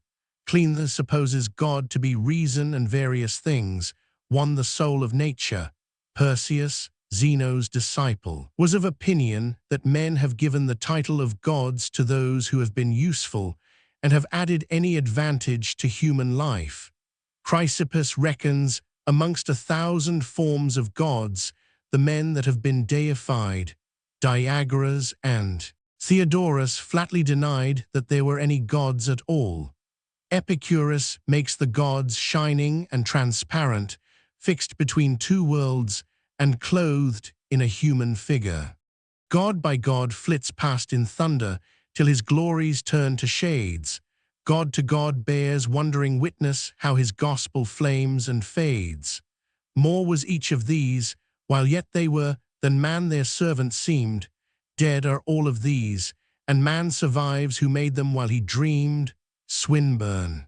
The ideas of God today are almost as diverse as the ideas of the old philosophers. A large number of people, however, are now rejoicing in a practical, demonstrable understanding of God. These people find that this knowledge of God is an ever-present help in trouble, and capable of relieving themselves and others of all worries and troubles. The following extract from the writings of Dr. Franz Hartmann gives an idea of present philosophical views. Man is a materialized thought. He is what he thinks. To change his nature from the mortal to the immortal state, he must change his mode of thinking. He must cease to hold fast in his thoughts to that which is illusory and perishing, and hold on to that which is eternal. But who but the enlightened can hold on to a thought?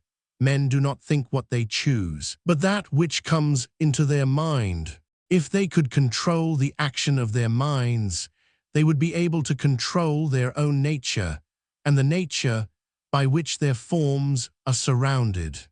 There is no God, no saint, and no man in whom we can put any confidence, faith, or trust for the purpose of our salvation, except the power of the divine principle acting within ourselves. Only when man begins to realize this truth will he begin his infinite life and step from the realm of evanescent illusions into that of the permanent truth. Through divine principle, ever-active, omnipresent mind, God's man will always be in direct touch with that individuality through which he will receive the idea he needs at any time. Hence the brotherhood of man and his perfect environment when governed by divine principle. The Life of Paracelsus, p. 197. Spinoza 1632-1677, see page 490. The so-called pantheist, whom Novalis calls a God-intoxicated man, claimed complete freedom of thought and belief in the interests of true piety. Hume speaks of this famous atheist and his hideous hypothesis. This is a very good instance of how the mass often jump at conclusions with regard to the ideas of those who are too much in advance of them. It may even hound them down with much yelping, regardless of the possible truth of the ideas, and the world may build upon their backs a Tower of Babel, ultimately to be overthrown and act as a pedestal on which the truth decried rises to post-mortem fame. Spinoza tried to look at life from a mathematical point of view and to free his views from bias. The inclusion of the finite, the illusion of sense, in the eyes of Spinoza, is the source of all error and evil to man. On the other hand, his highest good is to live the universal life of reason, or what is the same thing, to view all things from their center in God, and to be moved only by the passion for good in general, the intellectual love of God. Edward Caird, D.C. L.D. Lit. To the heat of passion, he had only one advice: acquaint thyself with God and be at peace. Love to an object that is infinite and eternal fills the soul with a changeless and unmingled joy, was one of his statements. He also said, I assert expressly that the human mind, has no adequate conception either of itself or of external things, but only a confused knowledge of things. He pointed out that unless we knew God, we could know nothing else. God, according to him, is pure being, the underlying principle of all particular forms, containing them within himself in their entirety. He truly said that all limitation is negative, and that by denying the negative we reach the affirmative, the unconditioned, unfettered being which alone truly is. Evil is not something positive, but a state of privation, only in relation to the intelligence of man. Epist. 32. When Blienbury accused him of making God the author of evil, he answered that evil had no existence for God. Brought into contact with the idea of God, all ideas, he points out, become true and adequate by the removal of the negative and false element. Nothing that is positive in a false idea is removed by the presence of truth as such. Romans 4:1. This view of his is expressed by Edward Caird as follows. Spinoza says that whatever reality is in the finite is of the infinite, but he is unsuccessful in showing that, on the principles on which he starts, there can be any reality in the finite at all. Article on Cartesianism, Ensai Brit. Naturally, he could not do this, as the finite is a false sense of reality. These statements had comparatively little effect in the world, because he had no knowledge of how practically to apply them and so demonstrate their truth. This deep thinker presents a glaring instance of a world's misjudgment of one far in advance of his age. He failed, as he had not a purely metaphysical basis. Appendix VIII. Socialism. Citizens, would ye be free? First of all, love God, love your neighbor, love one another, love the general welfare. And if ye have this love and union among ye, true liberty will be yours. Savonarola. There is another great class of thinkers called socialists. This is a bad term because its true meaning has been clouded by the action of those, wrongly called socialists, who have departed from the spirit of true socialism. It has been said, "I believe in the socialism that gives, I do not believe in the socialism that takes." This may almost be taken as a definition of true and false socialism. We can all give help through our thoughts, especially those who are not hampered with the accumulation of wealth stored up in decaying structures by ignorant selfishness. A recognition of the fact that the real ego in every man is divine would be the golden key which would unlock the most puzzling of the social problems of the age. Archdeacon Wilberforce. The only true socialist is the spiritual being in heaven, where we have true communism, the communism of divine love, essential for our common good. Amongst the socialists are thousands of splendid men and doubtless women, earnest thinkers, who are devoting, and in some cases sacrificing, their lives in the attempted amelioration of the lot of their fellow men. Many of these are called agnostics and even atheists, because they are too logical to accept the orthodox view of a God who allows, and therefore legalizes evil, if even he does not actually create it. Nor can they accept a religion which offers no infallible remedy for, or even adequate relief from, the appalling misery and terrible injustice that confront us in every class of society throughout the world. A good instance is Mr. Robert Blatchford, whose writings have had a very large circulation. Mr. Blatchford does not deny the existence of God. He states that man is essentially good in himself and is gradually evolving into a more perfect state of being. This, he believes, will be brought about by organizing society on a cooperative material basis, thus putting an end, on the one hand, to large accumulations of wealth amongst a few individuals, and on the other, to the frightful suffering and poverty existing amongst nearly 1/4 of the total population. Mr. Blatchford's objections to the Christian religion are summed up in this statement: if God is responsible for man's existence, then God is responsible for man's acts. This is perfectly logical and absolutely true. We have now attained to the certain knowledge that God could not have made the material, sinful man as we see him. God, the principle and therefore source of all good, cannot make a mistake or create anything unfinished or imperfect, or be capable even of thinking of anything imperfect. The only logical deduction from this is that the material, sinful man is unreal or of man's invention, because he is neither made by God nor of God's world. God's in his heaven, all's right with the world. Browning.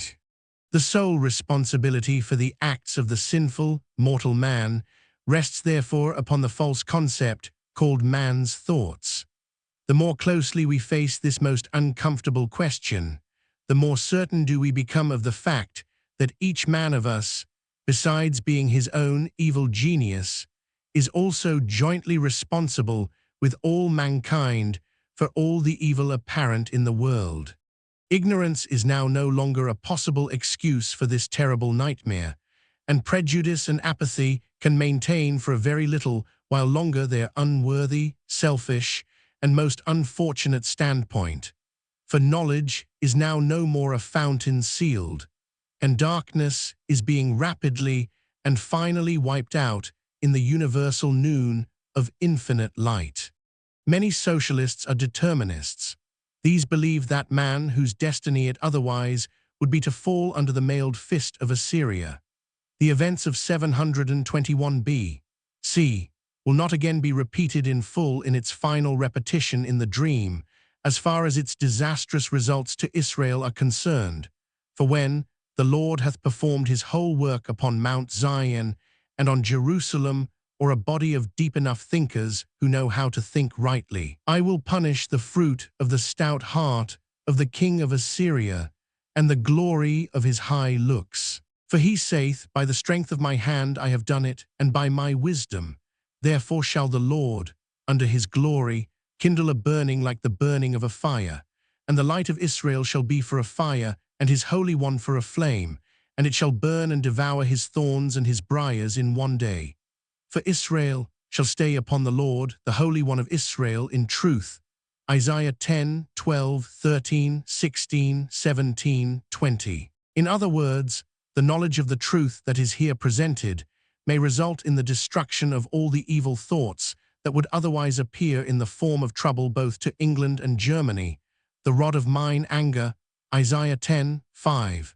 The Rev. R. Douglas thinks that the Germans are men of Judah, and that the Jews are chiefly Idumeans. This shows how difficult it is to follow the early developments of nations. The only method of doing this properly is to be inspirationally led, and then to check the resultant information in the ordinary way. This was written in 1910. In 1913, I stated in my lectures that the minor troubles would start in June 1914, and the major troubles in July 1914.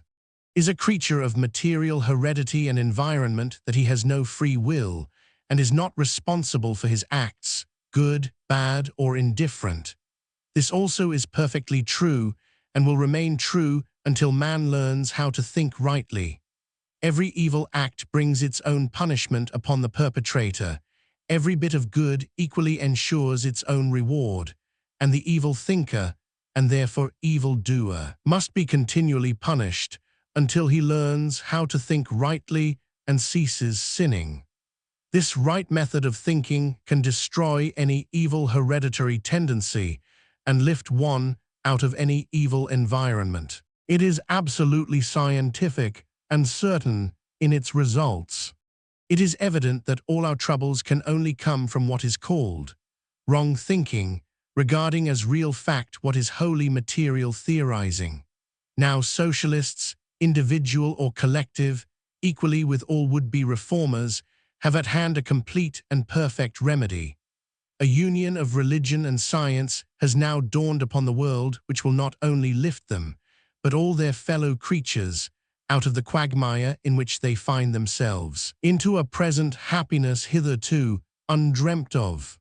We now have a religion that is practical, which helps on every forward movement of the day, and not only does this, but gives each one the power and immense happiness of helping one's fellow men out of any trouble, however seemingly bad.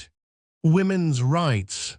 Another branch of this socialistic movement is now before the public, namely, the endeavor being made by women to obtain their rights, an equal vote with men. Let me at once say that I am entirely with them in my desire for the real result for which they are sacrificing themselves.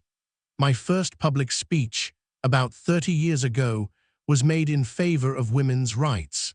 Thinkers must be entirely at variance with them as regards the means they adopt. If you attend a meeting in favor of women's votes, you are apt to find that the major portion of the time is taken up with complaints of the action of the government and the cruelty being meted out to women. Instead of dwelling on women's rights, they dwell on men's imagined wrongdoings. This simply intensifies the thoughts appearing and makes things seemingly worse. Remember, this apparent action of human thoughts is merely seemingly caused by the temporary but universal consent to the present-day theories, which consent constitutes the only law of evil action. Wrong views are the cause of the wrongdoings and intensify themselves on the so-called mind of the people picturing them, and so hypnotize the victims, who consequently harm others and therefore are harmed themselves. If suffragettes would only spend an hour a day for 6 weeks in learning how to think rightly and would dwell on men's rights, the divine rights of the real men, as already mentioned. I admit no essential difference between men and women. The present agitation would soon be at an end. I believe that the result would be that women would then find themselves with votes at once, because true justice would be brought about, and the influence of true womanhood is always for good. The result of the suffragettes working in the right way would certainly be to bring about what is best. This is all that the most insistent could possibly desire. If these social reformers had seen, as I have, over 2,000 people howling, and then have seen the whole of the savage wrong thoughts disappear, and happiness come into the faces within a few seconds, through one individual alone turning in thought to God, and realizing the actual presence of God, divine love, filling all space, they would never again try to meet brute beast with brute beast.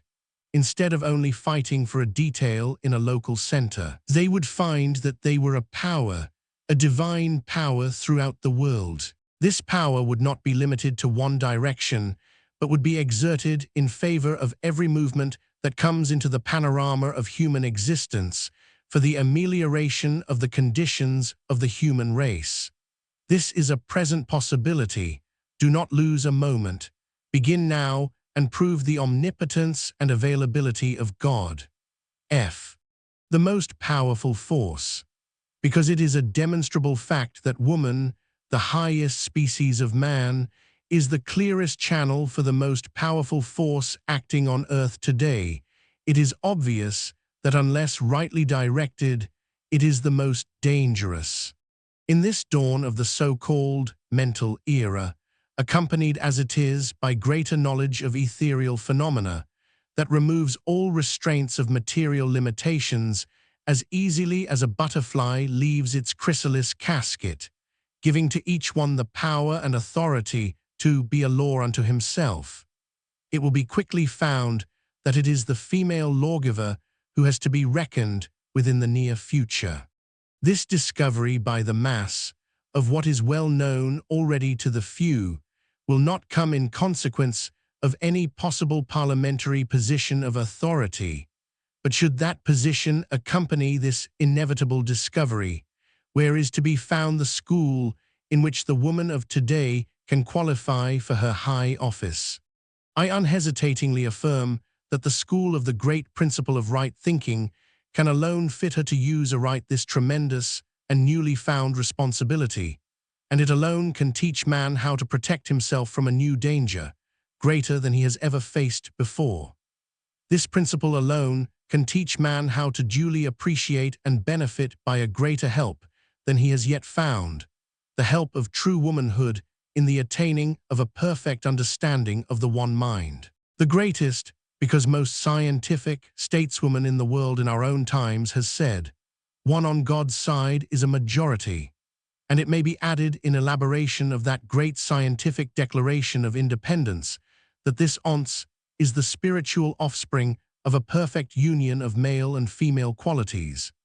This can only be seen abroad upon earth, where love and unity demonstrate the intelligent recognition of the science of the equality of sexes, bringing mutual cooperation in higher planes of action. Under such happy circumstances, where highest spiritual intuition and love, expressed by woman, and uplifted wisdom and strength, expressed by man, are found joined in mutual obedient worship of one God, then the harmonious manifestations and demonstrations of truth and love will prove that the earth is indeed and in truth filled with the knowledge of God, as the waters cover the sea. With male and female qualities united and cooperating in wise rule, there will be no longer any need for material laws of limitation, for the government shall be upon man's shoulder, and he shall be called the Prince of Peace. Isaiah 9:6. The false and the true. The following lines, written by an esteemed friend of mine before we had met, and before he had gained some scientific knowledge of life, express well the struggle of a logical thinker, emerging gradually through the seeming clouds of false, material sense. All human so-called minds are, like the curate's egg, however, only apparently good in parts. Rising after each fall, braced to meet the next battle with evil. He ultimately reaches the final magnificent conclusion that all that is worth anything in man is of God. A dual existence. I'm a man with a dual existence. I mean in a mental way, a cloud of magnificent color hid behind indefinite gray, a monster of strange contradiction, a mixture of discord and song, with feelings that point to the right way and actions that lead to the wrong. As hater, none can be more bitter. As lover, none can be more true. I cling to the old-fashioned methods, yet welcome with gladness the new. Life's sorrows I swallow in doses, its sweets I consume at a gulp. Get sometimes the juice of its orange, at others the pips and the pulp. I have pride, 'tis the pride of the poor man, a pitiful pride at best, and with fears of the future before me, yet long for the coming rest. I ache for the hour of midnight, but at midnight I ache for the morn, rejoice in the fullness of gladness, yet lament that I ever was born. I would compass the stars above me, and fathom the depths of space, inhabit the planets with fancies, and the astral systems trace, pierce deep the arcanum of being, and its mystical knots untie. But wonders lying open around me, I pass them unheeded by. I aim at the glory of greatness, but not for the breath of the crowd, and value not fame and its flourish, because it is blatant and oud. But the soul that can understand me is the goal I hope to find. Not for glory or adulation, but the grasp of a mind to mind. As weak as a straw in my own straits, but a tower on which you may lean. As brave as a lion in danger, but oh, so afraid of a scene. In some things as wise as a serpent, in others as dull as an ass. In some ways by none to be fathomed, in others transparent as glass. I'm bad, but I try to be better, and pray hard to be better still. That my instincts may lead to reason, and my impulse give way to will. And I manfully plod on skyward, that the heavenly heights may be crowned. But scarce have I trodden the stairway, I tumble pell-mell to the ground. The warp in the main is a good one, but oh, I'm afraid of the weft, with head ever turned to the right path, and feet veering round to the left. I must seem to others a strange man, and even to me it is odd, of my whole part is claimed by the devil, the best of me's owned by God. H. J. Snell. Theosophy. Who seeks for heaven alone to save his soul may keep the path, but will not reach the goal, while he who walks in love may wander far, yet God will bring him where the blessed are. H. Van Dyke. There is a large band of theosophists, deep-thinking men and women, reaching out towards truth and believing that there is no religion higher than the truth. The best of them recognize that there is a body of truth which forms the basis of all religions, and which cannot be claimed as the exclusive possession of any. This they would call the truths of theosophy. Members of the Theosophical Society study them.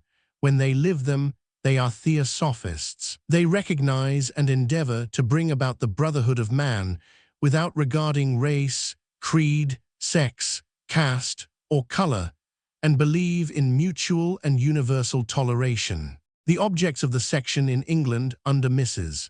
Besant's leadership are also to encourage the study of comparative, religion, philosophy, and science, and to investigate unexplained laws of nature and the powers latent in man. The objects of the American branch under Mrs.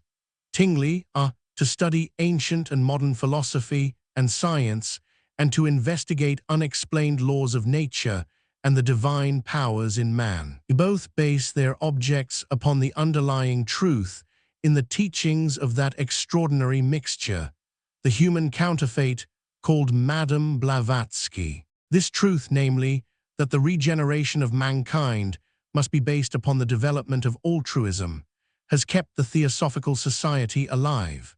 I do not know that I am maligning them when I say that the principal mistake of their system is that, instead of working solely to obtain a knowledge of God and of the spiritual man, it mistakenly encourages a study of the seeming powers of false mentality. This is because, although it may not be admitted, the system is, unfortunately, practically pantheistic, the only logical deduction from its teachings being that matter is intelligent. As all earnest thinkers must discover sooner or later, the more they investigate human powers, the more dangerous they become, both to themselves and others. The ideals of theosophy are high, but it has not recognized that what it terms spiritual is really only an ethereal manifestation of human consciousness.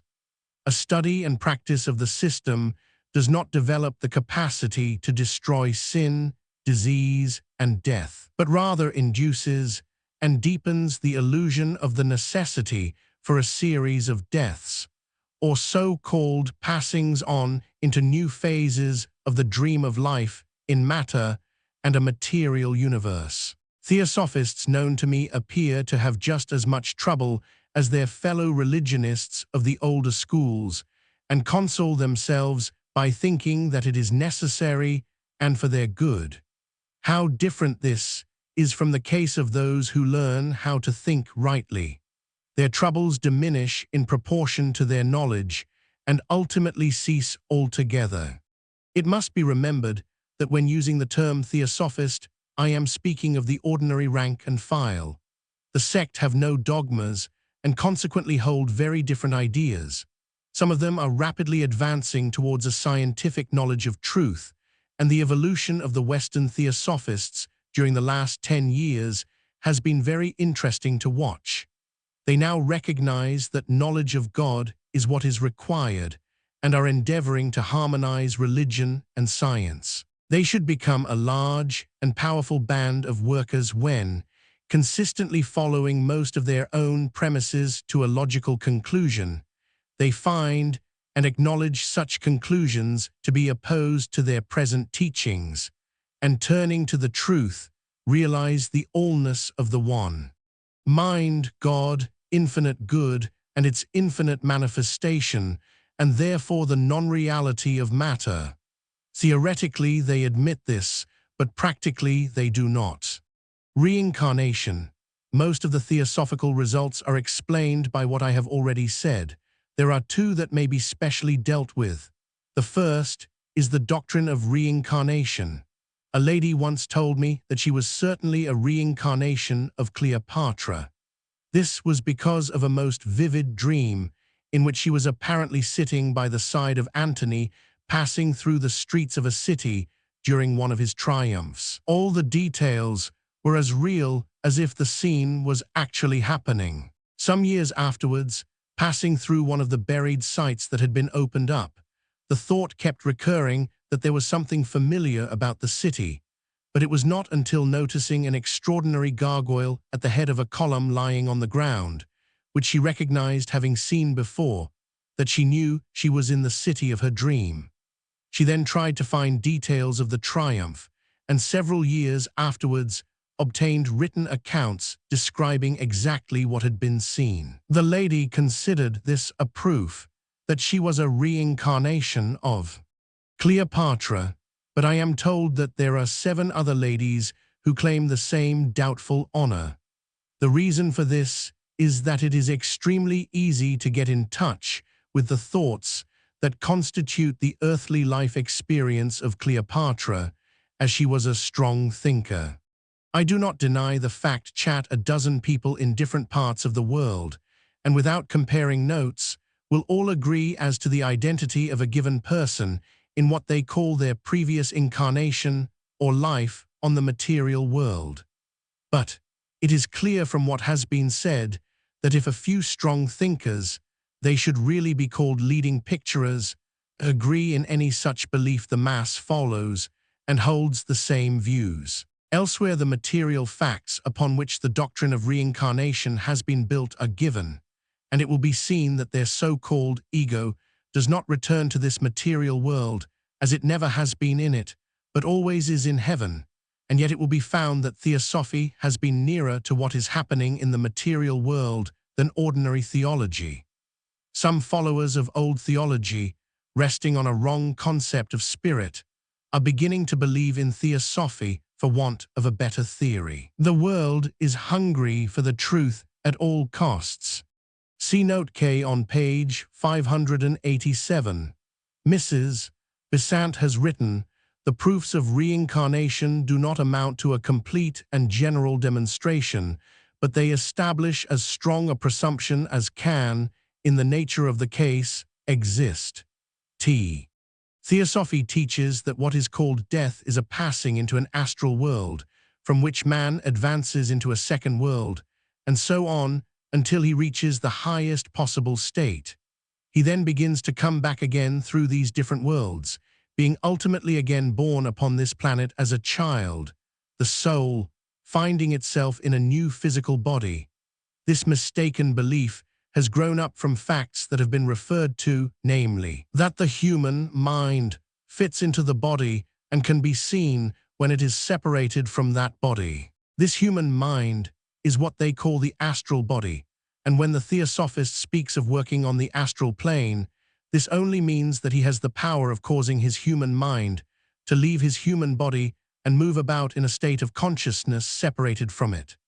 This, so far from being an advance upward into eternal and spiritual realities, is a dangerous and incomplete human method of working, leaving the body unprotected and liable to all sorts of accidents. The theosophists recognize this and say that the necessary preparation must always include high moral development. Even this will not prevent the evil results of broken law. Working in the way Jesus, the Master, worked, no such danger can arise. Mrs. Besant has said, "Oh, by and by you will all be saying that it is obvious that there must be an ethereal replica of man's physical body interpenetrating it, and it is only because we theosophists explained it so badly that you did not accept it at once. And I dare say there's some truth in that. This ethereal replica is the human so-called mind. The rest of the theosophical system has gradually been built up through the fruitless attempt of strong thinkers to find a theory into which all seeming facts will fit. They then unconsciously impress their strong beliefs upon their followers. Theosophists, being open-minded and basing their belief in reincarnation largely upon it being, as Mrs. Besant says, the only explanation that is not absurd upon the face of it, it will be interesting to see their rapid development now that they are recognizing the truth.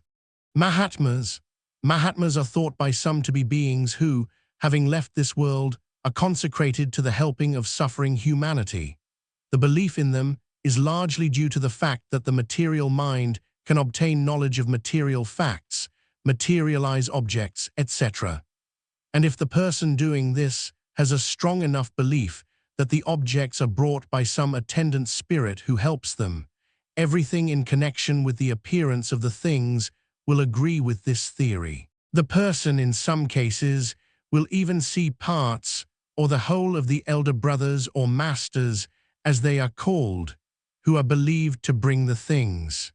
Similar phenomena are obtained by spiritualists, theosophists, witch doctors, and by many other sects in many different parts of the world, all of whom have different theories to account for the results. Although it is interesting to note the advancing trend of modern thought, we cannot but endorse what Browning so ably expresses in the following words. "Oh, the little more, and how much it is, and the little less, and what worlds away." Appendix Roman 9. Christ and Christmas. Divine principle at work. A little time after Christ and Christmas was published, Mrs. Eddy withdrew it as being in advance of the time. The author's own estimate of the importance of this allegorical work may be gathered from her following words. Advanced scientific students are ready for Christ and Christmas, but those are a minority of its readers. Misk. Writ. p. 308. In another passage, she refers to it as being hopelessly original, thus implying that it is hopeless to expect to gain its real meaning by approaching it merely from the ordinary viewpoint. Speaking of the illustrations, she says, "These refer not to personality, but present the type and shadow of truths appearing in the womanhood as well as in the manhood of God, our divine Father and Mother. Questions and answers, Misk. Writ. p. 33, line 8. Later on it was again issued, and 9 editions have now been published, the last being final and complete. Each edition is an advance upon the previous one, not that the letterpress has been altered, but the 11 pictures that are interspersed with the poems have presented a story which in each edition was easier to read. This story is the evolution of spirituality and can be read closely by examining the pictures, when small, minute figures of all kinds will be found. A magnifying glass is sometimes necessary. The last picture, which points out what has been taking place during the last year or two, and is about to take place now, is full of small figures of every kind. Mrs. Bill, to whom this discovery was due, has asked me to eliminate, in this second edition, what she had written on the subject, and this has been done. The deep inner truths contained in Christ and Christmas, and other works written by Mary Baker Eddy, do not of necessity depend upon any direct intention on the part of the artists. So far-reaching is the action of mind in its self-manifestation. All truth rests upon an unalterable, ever-operative divine principle. Grant, in his Numerical Bible, quotes the following statement from Murphy: "All the marks of order lying on the face of a narrative or any graphic expression of thought point to a deeper order of nature and reason out of which they spring. When certain objects are brought together in order directly to convey an allegorical significance, we can be certain that all the inner meanings will bear their impress of the same intent. The gathering of the ice particles together as they form geometrical representations of leaves, flowers, etc. on a window in frosty weather is another illustration of the impression of this impersonal and universal so-called law of nature at work. There is always more than appears on the surface." And Mrs. Eddy pointed this out when she stated that all she had written was at first little understood by her. As the understanding increased, so she was able to gather the wider meaning of the inspired words that had come to her waiting consciousness to be proclaimed to an inquiring world. "When I wrote Science and Health, with key to the Scriptures, I little understood all that I had indited, but when I practiced its precepts, then I learned the truth of what I had written, Harvest, in the Independent, November." It is obvious that however simple a statement, if based upon truth, it must be capable of infinite unfoldment. Whether the details of seeming present discordant circumstances and forthcoming upheavals of material organization, as set out in Christ and Christmas, and the elaborate unfoldment of the history of the highest spiritual church and humanity, were all consciously known to her or not, makes not the slightest difference to the facts as shown. The breakup of the control which the board of the Mother Church has exercised has now commenced with 2 actions, one brought against them by the Committee of Publication, and another action brought by a director who had been clerk to the board. There is the lesson to be read by anyone sufficiently spiritual and sufficiently in the habit of relying upon their realization of God to enable them, like Daniel, to read the meanings of the writings on the wall that continually appear throughout the whole material world to those sufficiently enlightened to see them. Mrs. Eddy writes, "Scarcely a moiety, compared with the whole of the Scriptures and the Christian Science textbook, is yet assimilated spiritually by the most faithful seekers. Yet this assimilation is indispensable to the progress of every Christian scientist, class, pulpit, student, misc. Writ. p. 317, line 14. Mary Baker Eddy.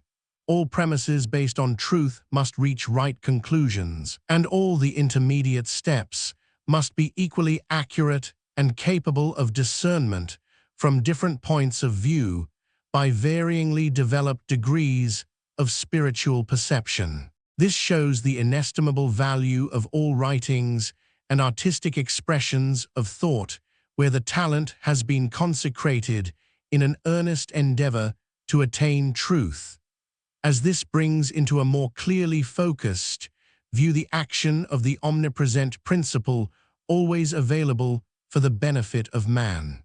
Organization. The concept of this must not be limited to one crystallized form. Mrs. Eddy carefully differentiates between a material organization, which accompanies the infant stage of a corporate body, and the higher and steadily improving organization formed in different stages of an advancing understanding. The individual members, bringing forth the fruits of spirit, need no harsh, despotic control to force them into channels of which a higher intelligence prompts them to avail themselves gladly. Despite the prosperity of my church, it was learned that material organization has its value and peril, and that organization is requisite only in the earliest periods in Christian history. After this material form of cohesion and fellowship has accomplished its end, continued organization retards spiritual growth and should be laid off. Material organization is requisite in the beginning, but when it has done its work, the purely Christly method of teaching and preaching must be adopted. On the same principle, you continue the intellectual argument in the practice of Christian healing until you can cure without it, instantaneously and through spirit alone. Whenever they are equal to the march triumphant, God will give to all his soldiers of the cross the proper command, and under the banner of his love, and with the still small voice for the music of our march, we all shall take step and march on in spiritual organization. Let those reading the above realize that man knows truth and man loves truth, and so gain the necessary knowledge, for the throes of the needful uplifting of church organization are upon us. At the noise of the taking of Babylon, the earth is moved, and the cry is heard among the nations. Jeremiah 50:46. The prophecies regarding the churches, especially the most spiritually advanced religious organization, will be seen in the messages to the house of Israel delivered by Ezekiel. Especially in these will be seen the doom of all material rule and idolatry.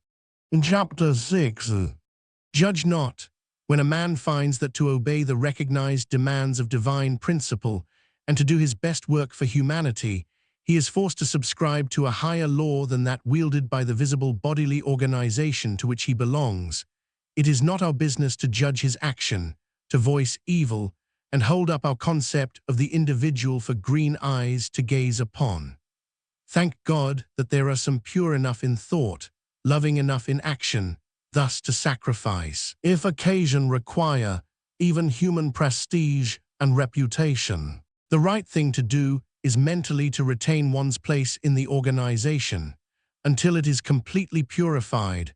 Otherwise, death of the organization would release the natural development of the spiritual activity it has endeavored to bind in its fetters.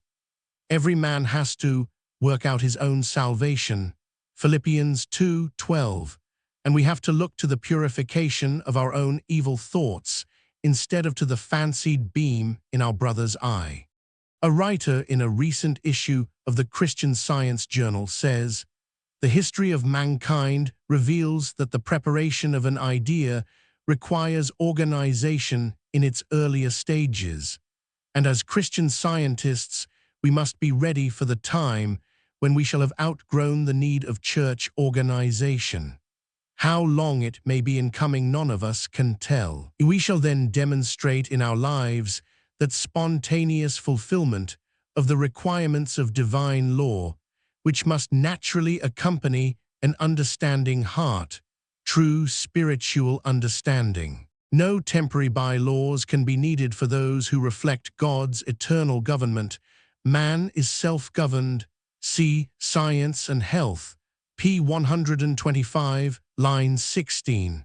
Mary Baker Eddy. Material Church Organization. Mrs. Eddy Infidelity gives us the history of this.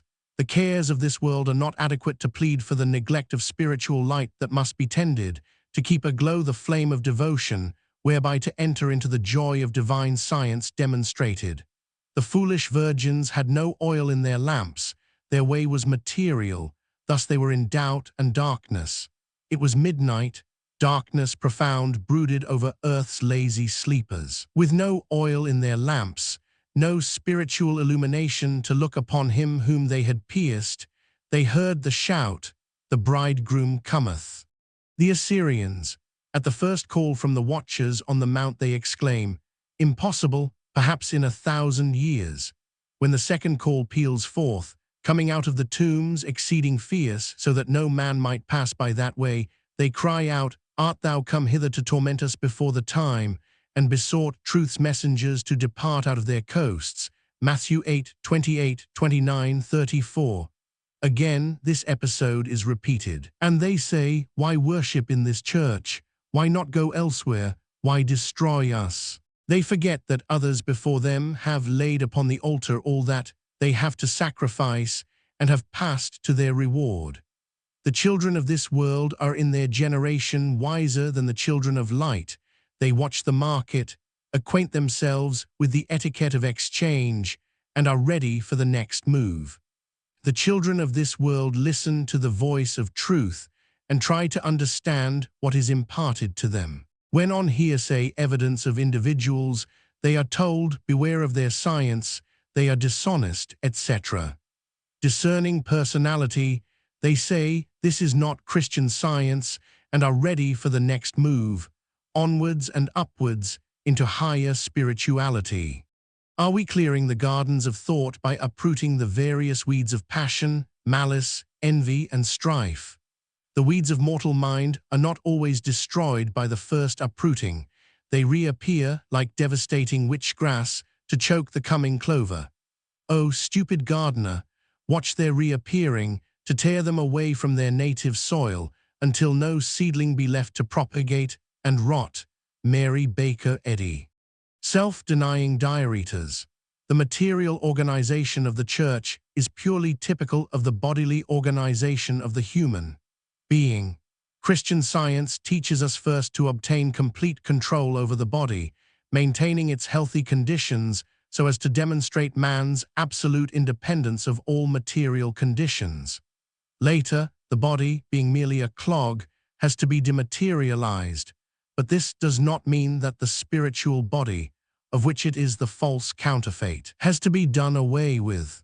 So with church organization, the human expression of which has to become of a more spiritual type until it reaches perfection. Then the self-denying directors reach their full and rich reward. The Assyrians. By tracing the word Assyria in the Bible, you can find not only the troubles that are liable shortly to embroil Europe, but you can also trace the difficulties that surround the directors of material church organization and the final history of the same. The Assyrian monarchs bore sway over a number of petty kings, and this system naturally involved the frequent recurrence of troubles. The first mention of Assyria in the Bible is as follows, and the third river is Hiddekel. This is, as Philo Judaeus points out, the Tigris, that is it which goeth toward the east of Assyria. Genesis 2:14. Philo Judaeus writes, "For the translation of the name Assyrians in the Greek tongue is euthanont directors, and he has likened desire to a tiger, which is the most untamable of beasts." Plus the last mention is in Zechariah 10:11. "The pride of Assyria shall be brought down, and the scepter of Egypt evil shall depart away. The only good directors are life, truth, and love. Other directors have simply to endeavor to subordinate their temporary power entirely to the action of God. We must support the directors, but this we can only do by living Christian science. The spiritualization of the Church.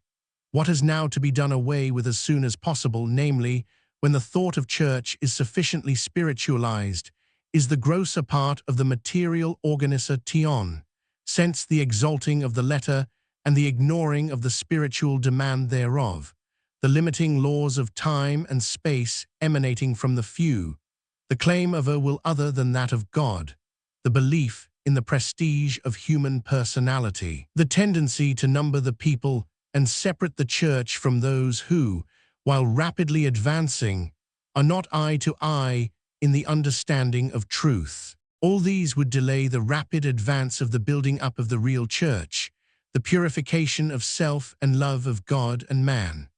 Such a love draws all men naturally into the fold, and spreading throughout the world, knits all hearts together into one glorious whole, permanently pointing to the divine principle governing it, and obeying one master, one law, in the spontaneous fulfillment of the golden rule, the law of everlasting life.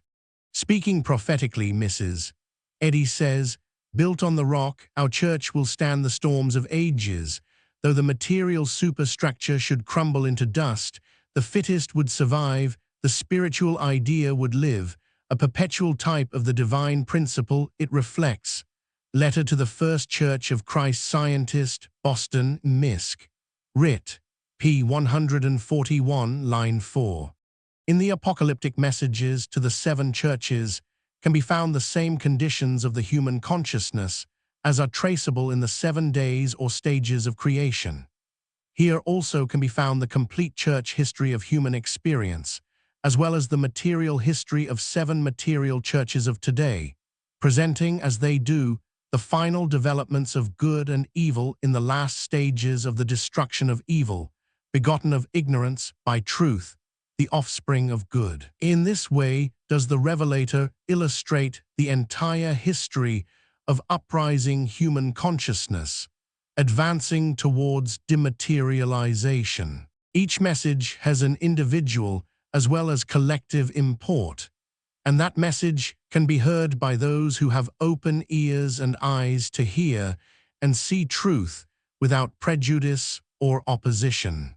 One of the best commentators of the Bible, writing a good many years ago, said that one of the interesting things was that at the end of the world, the power of the Roman Catholics at Rome would be completely broken, but that Roman Catholicism, the thoughts of pride, tyranny, Phariseeism, cruelty, and criticism, by which we are all more or less attacked, would spring up far worse than it had ever been before, and extraordinary to say, it would spring up in the most spiritual church of the day.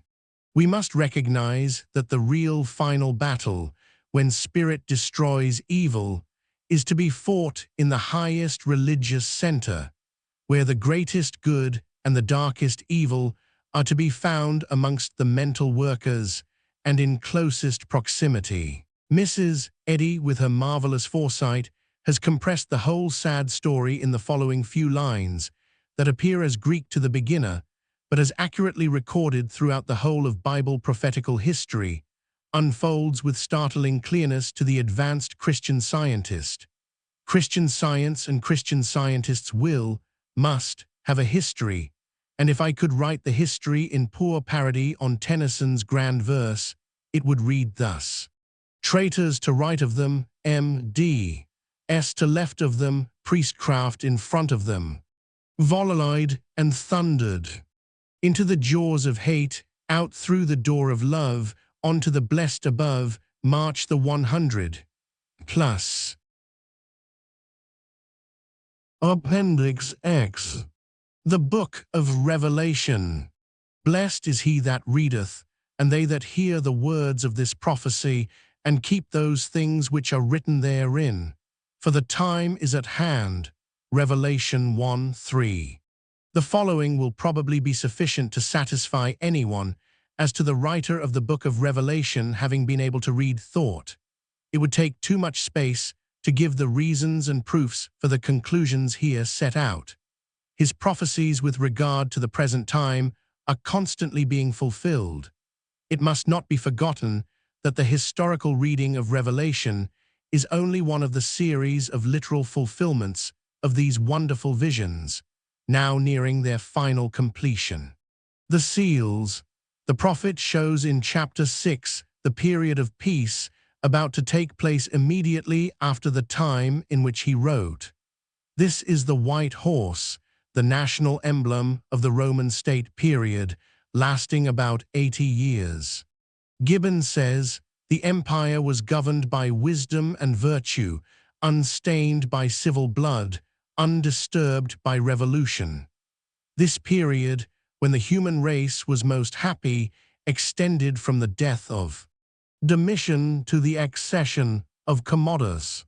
This peace could not last long, because the struggle, by means of which Christianity overthrew paganism, was a mere struggle of the material man's individual development against the demands of the universal law of love, as taught by Jesus, and could not possibly change men's minds, which still remained essentially pagan. He then refers in verse 4 to the assassinations that were going to take place. Afterwards, in verse 6, to the grinding taxation during the proconsular period, when children were exposed to destruction to save the cost of keeping them. Afterwards, in verse 8, to the famine and plagues and the terrible times that took place from the reign of the savage Maximin, who began by putting to death about 4,000 of the upper class during the Pale Horse period, lasting about 70 years out of 39. Emperors or men claiming to be emperors, one died of pestilence, 2 or 3 died in battle, and the rest were all assassinated. The fourth part of the world refers to the 4 parts called prefectures into which the Roman Empire was then divided. Gibbon says of this period, the empire approached dissolution. Every province was invaded by dissolute military tyrants. There was general famine and a dreadful plague, so that 5,000 persons died each day in Rome. It has been estimated that pestilence and famine, in a few years, consumed nearly half the human species in the Roman Empire. Even wild beasts invaded the cities, as foretold in verse 8. No wonder the seer writes in that verse, "Behold a pale horse, and his name that sat on him was Death, and hell followed with him." Later, in verse 9, he refers to the Christian martyrdoms, and then in verse 12, to the retribution that fell upon the pagans, the great earthquake. Then he deals with the time of Constantine and the conversion of Rome to Christianity. In chapter 8, verse 1, he refers to the peace that took place thereafter, then to the fall of so-called Christianity, until it was little better than paganism, when the church had become as much an idolatrous sect, and as great a persecutor of true Christians as ever the pagans had been. Eusebius wrote, "Again the worshippers of God began to flee. Again the open fields, the deserts, forests, and mountains received the servants of Christ." Gibbon writes of this period, "A profane spectacle succeeded to the pure and spiritual worship of the Christian congregation, the smoke of incense, the glare of lamps and tapers, and prayers directed to the bones and ashes of saints." Verse 5 refers to the attempt, in the time of Julian, to restore paganism. The trumpets. Then we come to the trumpets. Verse 7, chap. 8 describes the first trumpet, the invasion of the warlike Alaric and the Goths, the descendants of Israel, in 396 AD, and the slaying of the Emperor Jovian and sacking of Rome, the third part of the things on the earth, namely, the third part of the Roman Empire, which had been divided amongst the 3 sons of Constantine, and is constantly referred to in this way. Even mothers then ate their slaughtered children, through stress of famine. Then verses 8 and 9, the second trumpet, deal with the desolating of the fertile Roman provinces in North Africa by the Vandals, and the burning of the third part of the sea, the entire Roman fleet by Genseric, by means of fire ships. The mountain burning with fire was cast into the sea. Before sailing on Rome, which, with the assistance of the Alani, was sacked in 472 AP, Genseric, when asked by his pilot what course he should steer, is said to have replied, "Leave that to the winds. They will transport us to the guilty coasts whose inhabitants have provoked the divine justice." Next, in verses 10 and 11, the third trumpet, he refers to the burning meteor of Attila, the king of the Huns, who, coming from Wormwood, and the name of the star is called Wormwood, chapter 8, verse 11, was commonly called the Scourge of God, and was a terrible scourge to the Roman or western third of the empire, and more especially to the rivers and fountains of waters, in verse 10. The term used in Revelation for northern Italy and Switzerland. See chapter 16, verse 4. In verse 12, the fourth trumpet, he gives the taking of Rome by the Ostrogoths, or Eastern Goths, the descendants of the tribes of Ephraim, Manasseh, and Benjamin, previously known as the Gets, and under this name for long Rome's fiercest enemies. Through their instrumentality, the sun, moon, and stars, the leading lights of the third part of the Roman Empire, were darkened when Theodoric, king of the Ostrogoths, reigned at Rome. Procopius says that 100 millions were exterminated in the age of Justinian by plague, war, pestilence, and famine. In the 9th chapter, the writer foretells the Saracenic invasion, of which he gives a detailed account, even showing the number of years from the start to its zenith, and the period of its decadence. 5 months is the symbolic period of 150 years, a month in those days being 30 days, and a day being referred to by John as meaning a year. In the Bible, a day sometimes, however, means 1,000 years. The star in verse 1 referred to Muhammad, usually spelt Mohammed, who taught the worship of one God as opposed to the worship of the multitudinous gods, idols, relics, saints, pictures, etc. of the so-called Christians. The locusts out of the bottomless pit, in verse 3, were the hordes of Saracens which came along the side of the Dead Sea, which lies 100 feet below the level of the sea. In verses 7, 8, and 9 is given a detailed description of the appearance of the Saracens. The Arabians, with their long, flowing hair, polished steel cuirasses, and yellow turbans, the multitude of horses running to battle, on the wings of their armies, are all described. Verse 4 gives almost in detail the address issued to the Saracen troops by the Caliph Abu Bakr, with reference to the forthcoming war against the Romans, who, on account of their prostitution of Christianity, he described as idolaters. There is not much doubt that the absolute trust in the action of one God was the keynote of the unparalleled progress of the Mohammedan Empire, which, as Sale points out in his translation of the Quran, in less than a century spread itself over a greater portion of the world than the Romans were ever masters of. Had they only known how to pray aright, the star would not have fallen from heaven unto the earth. Ver. 1. Unfortunately, they mistook the action of the human mind for that of the divine mind, that is God's.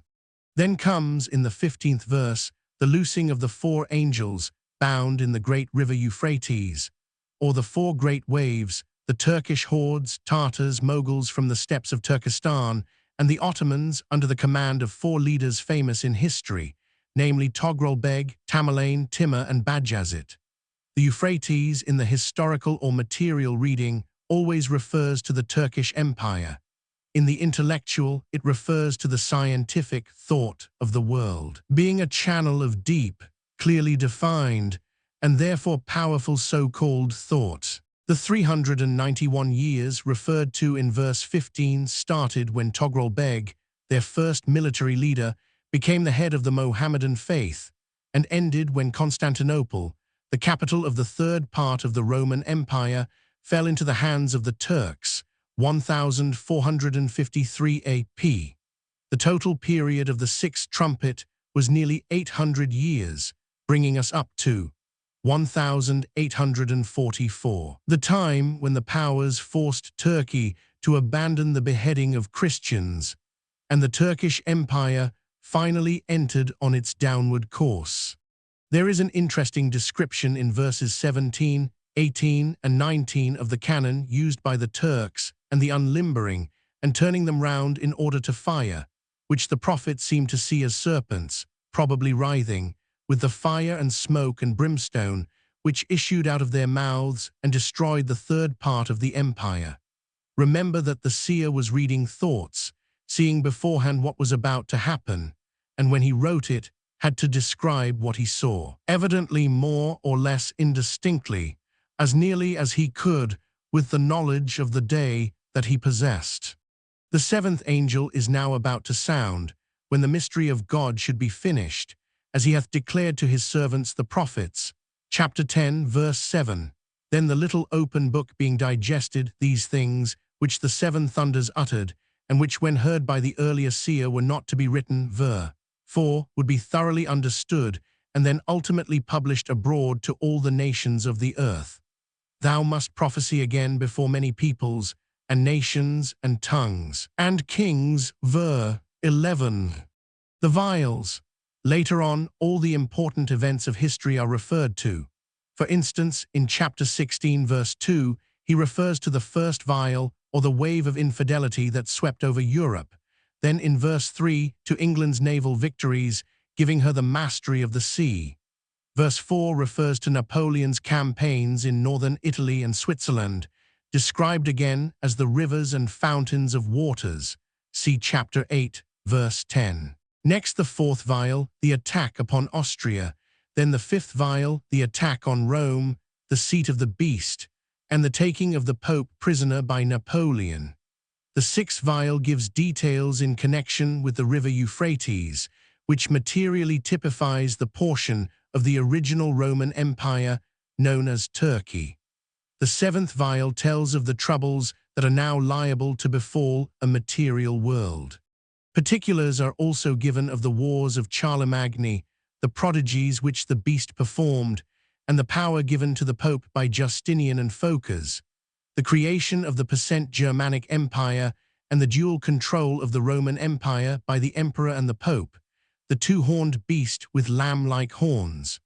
Also of important events such as the French Revolution, 11, verse 13, and the massacre of the Huguenots, chapter 11, verse 7. Remember that besides the above reading of the prophecies, there is the present-day more advanced metaphysical interpretation, where, for instance, as already mentioned, the river Euphrates typifies the scientific thought of the day. The second coming of Christ. Someday the great and beautiful thought which hovers on the confines of the mind will at last alight. In that is hope. The whole sky is full of abounding hope. Richard Jefferies. Many other important events, some happening at the present moment, are also given, notably the second coming of Christ, in 1866. This is described in chapter 10.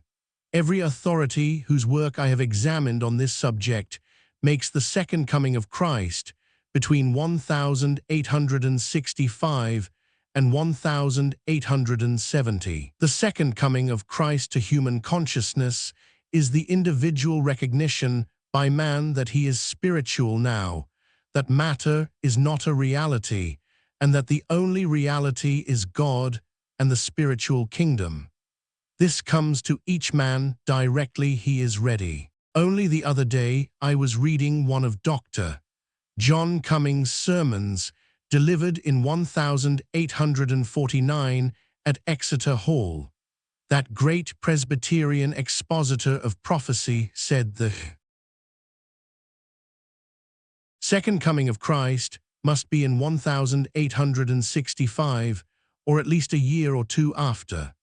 The mistake as to what the second coming of Christ meant was the reason why many thousands at that time believed that the end of the world was at hand, chiefly on account of the great success that Dr. Chambers had in reading forthcoming events from the Bible and his prophecy of the second coming of Christ at that date. This true knowledge, the second coming of the Christ to each, is coming all over the world with lightning rapidity, for as the lightning cometh out of the east, and shineth even unto the west, so shall also the coming of the Son of Man be. Matthew 24:27. All over the world this knowledge is surging into men's hearts without, in countless cases, a word being spoken to them. When it has come, man is born anew and enters upon a fresh sense of life, a life of peace and joy, exercising his newly developed dominion over all evil, in the healing and saving of his fellow man from the sin, sickness, and multifarious troubles that seemingly surround him. This we do by turning in thought to heaven as often as possible. If ye then be risen with Christ, seek those things which are above. Your life is hid with Christ in God. Colossians 3:1-3. Upon this rock I will build my church. Matthew 16:18. Sir Oliver Lodge has recently said, "Let us be not afraid of an idea, because it has several times striven to make itself appreciated. There must be many failures to effect an entrance before the final success. So it is with the Messiah idea which is abroad in the land, and was for years before Christ's coming, but had not been recognized by more than a few. With regard to the prophecy of what is happening now and what is about to happen, those who can read the past are able to see the fulfillment of the prophecies taking place at the present time, and to know the point reached in the history of the material world. They can also know what is liable to happen, and so, forewarned and forearmed, they can help their fellow men against the troubles that are so shortly about to attack, and by which they are liable to be overwhelmed unless they have a knowledge of the truth. Watch ye therefore, lest coming suddenly he find you sleeping. Mark 13:35-36. The Christ. Continue in prayer, without praying also for us, that God would open unto us a door of utterance to speak the mystery of Christ. Col 4:2-3. The following definitions, to which W.R.N.G. M.A.D.D., Lady Margaret, Professor of Divinity in the University of Cambridge, T+ calls our attention, will show how the advancing thinkers in the Church are approaching the scientific conception of the Christ as the manifestation of God, the conception that will heal sin and sickness when realized. Dr. Ng says, the realization of this conception heals sin and sickness. St. Paul gives us a very complete and explicit logos theology, though he never uses the word. I will collect the chief passages which, taken together, comprise St. Paul's teaching on this subject. In relation to God the Father, Christ is the image, icon of God. Romans 2, col. An icon represents its prototype and is a visible manifestation of it. Christ is the icon of the invisible God, col. In him dwells bodily the pleroma, the totality of the divine attributes, col. He is Lord of all and Lord of glory, Rom. I, cor. In reference to the world, Christ is the agent in creation. Through him are all things, and we through him. 1 Corinthians 8:6. He is the firstborn of all creation, in him and. These and many similar quotations confirm the scientific fact that what has been called the mystic Christ is the true idea of God and his manifestation, or God's consciousness, through which God is seen to act, the power of God and the wisdom of God. 1 Corinthians 1:24. And that all the spiritual beings in heaven individualize the Christ, the divine emanation, and that you are an individualization of the Christ and God's representative. Every impartial reader will find in the above quotations nothing but evidence in support of the truths brought forward in this lecture. Jesus the Christ. The conception of Jesus as the only Son of God was of comparatively recent years. In the early creeds, the word only, unicum, as applied to the Son of God, is absent. It is not used in the creeds of Cyprian or Augustine, nor do Tertullian, Nicaea, or even Novatian of Rome use it. Valentinus taught in Rome between 140 and 160 A.D., the time when the Apostles' Creed is supposed to have been framed, and his school seems to have recognized the difference between Christ, the only begotten Son, and Jesus the Christ, plus drawing attention to the fact that St. John wrote, "We beheld his glory as of the only begotten, the Word, as differentiating the two." Von D. Adolf Harnack, professor of theology at Berlin University, in his pamphlet Das apostolische Gleichhebenbekenntnis, which pamphlet went through 25 editions in 12 months, drawing attention to the modern compilation of the Apostles' Creed, writes thus, referring to the words "only begotten Son." After Nicaea, these words came to be unanimously believed by the Church to refer to the prehistoric and eternal sonship of Jesus. But to transfer this conception to the Christ is to transform it. It cannot be proved that about the middle of the century, the idea "only Son" was understood in this sense. On the contrary, the evidence of history conclusively shows that it was not so understood. There is only one Christ, the spiritual selfhood of every Son of God, the spiritual divine emanation.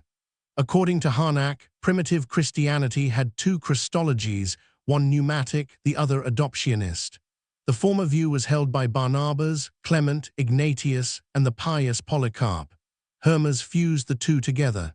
H.B. Sweet, D.D., Regius Professor of Divinity, Cambridge, who contests Harnack's view, writes, "It is true that the pre-existence of Christ was ignored or denied in certain quarters, and his sonship limited to the human life, or the part of it which followed the baptism. It is also true that the earliest Orthodox writers spoke of the pre-existent Christ as spirit, sense. When we pray to God, we individualize the Christ power, and it is the Christ that heals mentally, Christ, the true idea of reality, of truth, life, and love. In other words, we merely get the human so-called self out of the way, and then God acts by means of the Christ, beautifully named by Sir Oliver Lodge, the sunshine of God. In the apocryphal Gospel of Peter, the dying Jesus cries, my power, thou hast forsaken me," the power being as doctor. In G says, the heavenly Christ, who, for a time, had been associated with the earthly person of the Redeemer. Paul saw clearly the difference between the ever-living Christ and the corporeal Jesus with his title, the Christ. Paul hardly ever refers to the human life of Jesus, to his sayings, his parables, or his works. He confines himself practically to his crucifixion and resurrection. In one place he says that he wishes to know no man, not even Christ, any more after the flesh.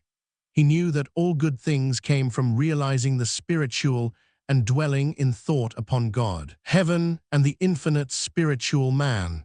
He states, "How that by revelation he God made known unto me the mystery of Christ, that the Gentiles should be fellow heirs and of the same body." Ephesians 3:3-4-6. St. Augustine held that the knowledge of God within can only be imparted by God dwelling within. Dr. Ng writes, "But the doctrine of divine immanence in the human heart never became quite the central truth of theology till the time of the medieval mystics. To ascend to God is to enter into oneself and to transcend oneself." He also writes, "I cannot now give any further account of the manner in which the medieval mystics worked out the thought that Christ himself, through the Holy Spirit, is the life of our life, the core of our being, who, if we could but rid ourselves entirely of our false self-regarding self, would be the constitutive force of our personality. I need not remind you that it is the foundation of St. Paul's Christianity and the source of his strongest and most moving appeals. I live, yet not I but Christ liveth in me. For me, to live is Christ." These are revelations of the deepest experience, the strongest conviction which animated that apostle in his life and labor and suffering. This was the view of the early fathers. St. Augustine says, "Let us rejoice and return thanks that we have been made, not only Christians but Christ. Wonder and rejoice, we have been made Christ. Union with the glorified Christ is the essence of Christianity." Dr.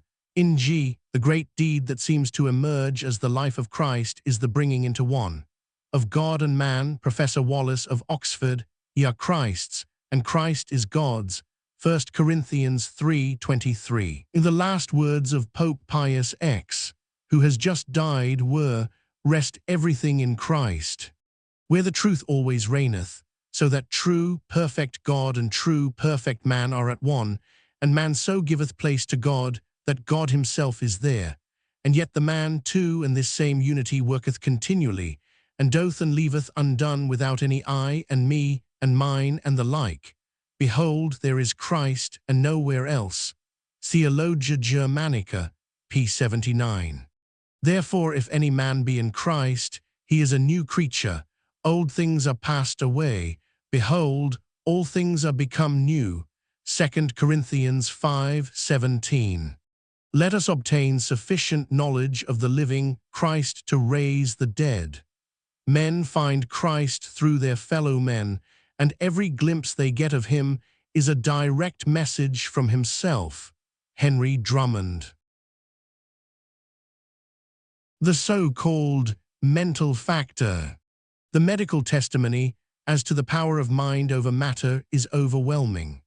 It was only the fact that the general belief was founded on a fallacy that has fortunately protected the medical world against generally accepting hypnotism as scientific and utilizing its so-called power generally. It is fortunate that a large number of medical men are and have been clean thinkers and livers, unselfish and logical. At the same time, many medical men have succumbed to the disease which they have made their special study.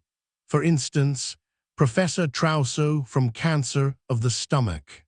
In the British Medical Journal, we find this remarkable sentence: "Disease of the body is so much influenced by the mind that in each case we have to understand the patient quite as much as the malady." We read in the Lancet, though the therapeutic effect of faith and hope is not detailed in our textbooks, they are enough often to turn the scale in favor of recovery, and yet they are but two of the many mental medicines which a judicious physician may use in the management of disease.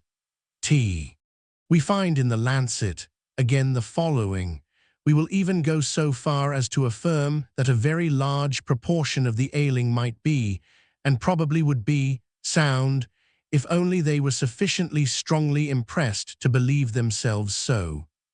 Dr. Schofield, in quoting this passage, writes here, "Observe in the same journal the nerve centers of 1885 are boldly called the mind in 1888. The influence of the mind upon the body has been the stronghold of quackery from the earliest times, and faith is as powerful an influence for good or evil now as it has ever been." Dr. Lloyd Tuckey writes as follows: "Dr. Hodgson tells me that a prominent New York surgeon, himself a pioneer in the operation for appendicitis, was recently taken ill with the symptoms of that disease. It was diagnosed as such by himself and the surgeons he called in, and he was operated on, but no lesion was found when the abdomen was opened, and the wound was stitched up, and the patient told of the result. He benefited, however, by the operation, and was soon well again and at work." Dr. J. W. White, professor of clinical surgery in the University of Pennsylvania, has published hundreds of cases in which an operation has apparently done good, although the result of the operation was to show that the trouble for which the operation was thought necessary was non-existent. He writes, "There are a large number of cases of different grades of severity and varying character, which seem to be benefited by operation alone. Some of them by almost any operation. Dr. Rawson, in his inaugural address to the Royal Medical Society in 1896, says, "The mental cortex has to be reckoned with, more or less, as a factor for good or evil in all diseases of every organ, in all operations, and in all injuries." Dr. Rawson also says, "I could have related remarkable cases to you from my own experience and out of books, of functional disease being brought on and being cured by mental impressions only, of functions being suspended and altered from the same cause, nay, of actual organic lesions, being directly caused and cured by mental impressions." Sir John Forbes writes, "Means acting directly on the mind and influencing other parts of the body through it, form an important class of remedies and occupy a much larger space in actual therapeutics than is commonly believed, and deserve to occupy a still larger. Their operation is fully as powerful and effective in disease of a purely bodily character as in mental disease." T.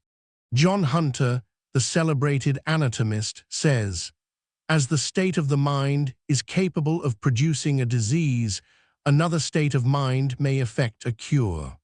Professor Ladd says, "The assumption that the mind can act on the body is the only one compatible with all the facts of experience." Dr. A. Morrison says, "The reaction from the ancient metaphysical view of medicine has been carried too far." Dr. Robertson says, "The influence of the mind over the body is universally recognized." Dr. J. H. Seeley writes, "I shall now consider the mind as a source of cure and as an agent equally potent and as frequently used for the removal of corporeal malady as I have shown it to be active in its production." Dr. Gordon Sharp writes, "Above all, the personality of the physician is to be remembered, for some men can work wonders by means of almost any drugs, whilst another medical man with a chemist's shop fails to relieve his patients. This is a proof that the action is merely hypnotic, the action of thought intensifying itself by means of one human mind, and so becoming powerful enough to act upon another human mind. It is therefore dangerous and of no permanent value." Dr. A. T. Schofield, "Most people recognize that there are rare and striking effects of mind on body. Few fully realize its everyday effects. I trust I have established that the mental factor is present in some way or other in all diseases." Dr. Paul Emile Levy says, "Every idea received tends to translate itself in act. The idea of sleep given by the operator has then for its corollary the production of sleep, which, for this reason, does not differ from ordinary sleep." Dr. Stenson Hooker writes, "We shall resort to mind and spirit more and more, for mind is stronger than muscle and spirit than both, because it masters and controls both." T. The cause of disease. Dr. E. V. Hartman writes, "The surest way to be attacked with an infectious disease is to be afraid of it, whilst the physician under like circumstances is very rarely attacked." Cancer, Sir George Paget says, "In many cases, I have reason for believing that cancer had its origin in prolonged anxiety." Dr. Murray-Hisson says, "I have been surprised how often patients with primary cancer of the liver have traced the cause of this ill health to protracted grief or anxiety. The cases have been far too numerous to be accounted for as mere coincidences." Dr. Snow even asserts his conviction that the vast majority of the cases of cancer are due to mental anxiety. Sir W. B. Richardson says, "Eruptions on the skin will follow mental strain. In all these, and in cancer, epilepsy, and mania from mental causes, there is a predisposition. It is remarkable how little the question of the original or physical diseases from mental influence has been studied." Heart and blood vessels. Dr. Sampson, in the 20th Century Practice of Medicine, says, mental overstrain is a more frequent cause of a morbid condition of arteries, heart, and kidneys than is generally admitted. The influence of protracted emotion in the production of arterial and cardiac disease is real. It has been proved by Mosso that emotions produce a spasmodic contraction of the arterioles. Strong and repeated emotions, says Hutchard, can induce cardiac affections by their strong action on the peripheral circulation. Hence, arteriosclerosis is so common amongst doctors, politicians, and financiers. The emotion of anger has been specially investigated with reference to arterial pressure. It is found capable of increasing the pressure of blood from 14 to 21 cub/m, and the blood corpuscles from 3 to 14 millions per m. John Hunter says, an exciting cause of angina pectoris has long been known to be emotional excitement. Sir W.B. Richardson says, I have never met with a case of intermittent pulse that was not due to some mental cause, shock, fear, sorrow, etc. Dr. A.T. Schofield, fear can close in a moment miles of capillary vessels, which shame can quickly open. Dr. Lies speaks of both apoplexy and anemic brutes, murmurs, occurring during mental anxiety, being caused by arterial tension, also of many cases of atheroma where no cause is known, but some mental disorder. Liver Dr. Murchison says, there is good evidence that nervous influences may not only cause functional derangement, but can cure structural disease of the liver. Dr. Wilkes records a case of jaundice from mental emotion. Dr. Churton records a similar case. Dyspepsia. Dr. Sehofield says, a man defrauded his brother and came to his doctor for anorexia, dyspepsia, and debility. The doctor discovered the mental factor, made him repay his brother, and the case was cured. And again, one thing we know, that indigestible ideas like food cause mental pain and dyspepsia. Dr. Fletcher tells us that barristers commonly suffer from dyspepsia during the assizes, which disappears at once when the anxiety is over. Dr. F. A. Barton, nothing upsets a person's liver and stomach so much as worry and anxiety.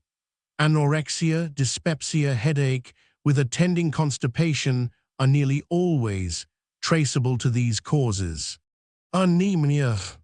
Dr. Stephen Mackenzie gives 3 striking cases of pernicious anemia caused by mental shock. Cholera.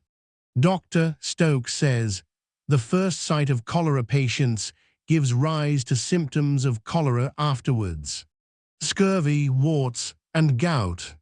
Dr. Clouston, in his inaugural address to the Royal Medical Society in 1896, says, warts have been charmed away. Scurvy among sailors has been cured by the prospect of a naval fight. Gouty swellings have disappeared when mad dog or fire was cried out suddenly to the sufferers. All these things have happened, but they occur only really while some influence or other for good or evil is taking place. This, however, must be sufficiently powerful to usurp the supreme post of government. Gout. Sydenham says, gout rarely attacks the foot, but melancholy predisposes to it.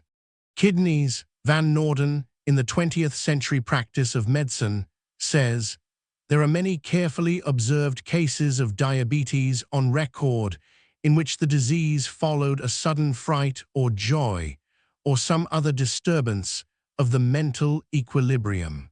Sir Clifford Allbutt says it is an undoubted clinical fact that granular kidney is often produced by prolonged mental anxiety.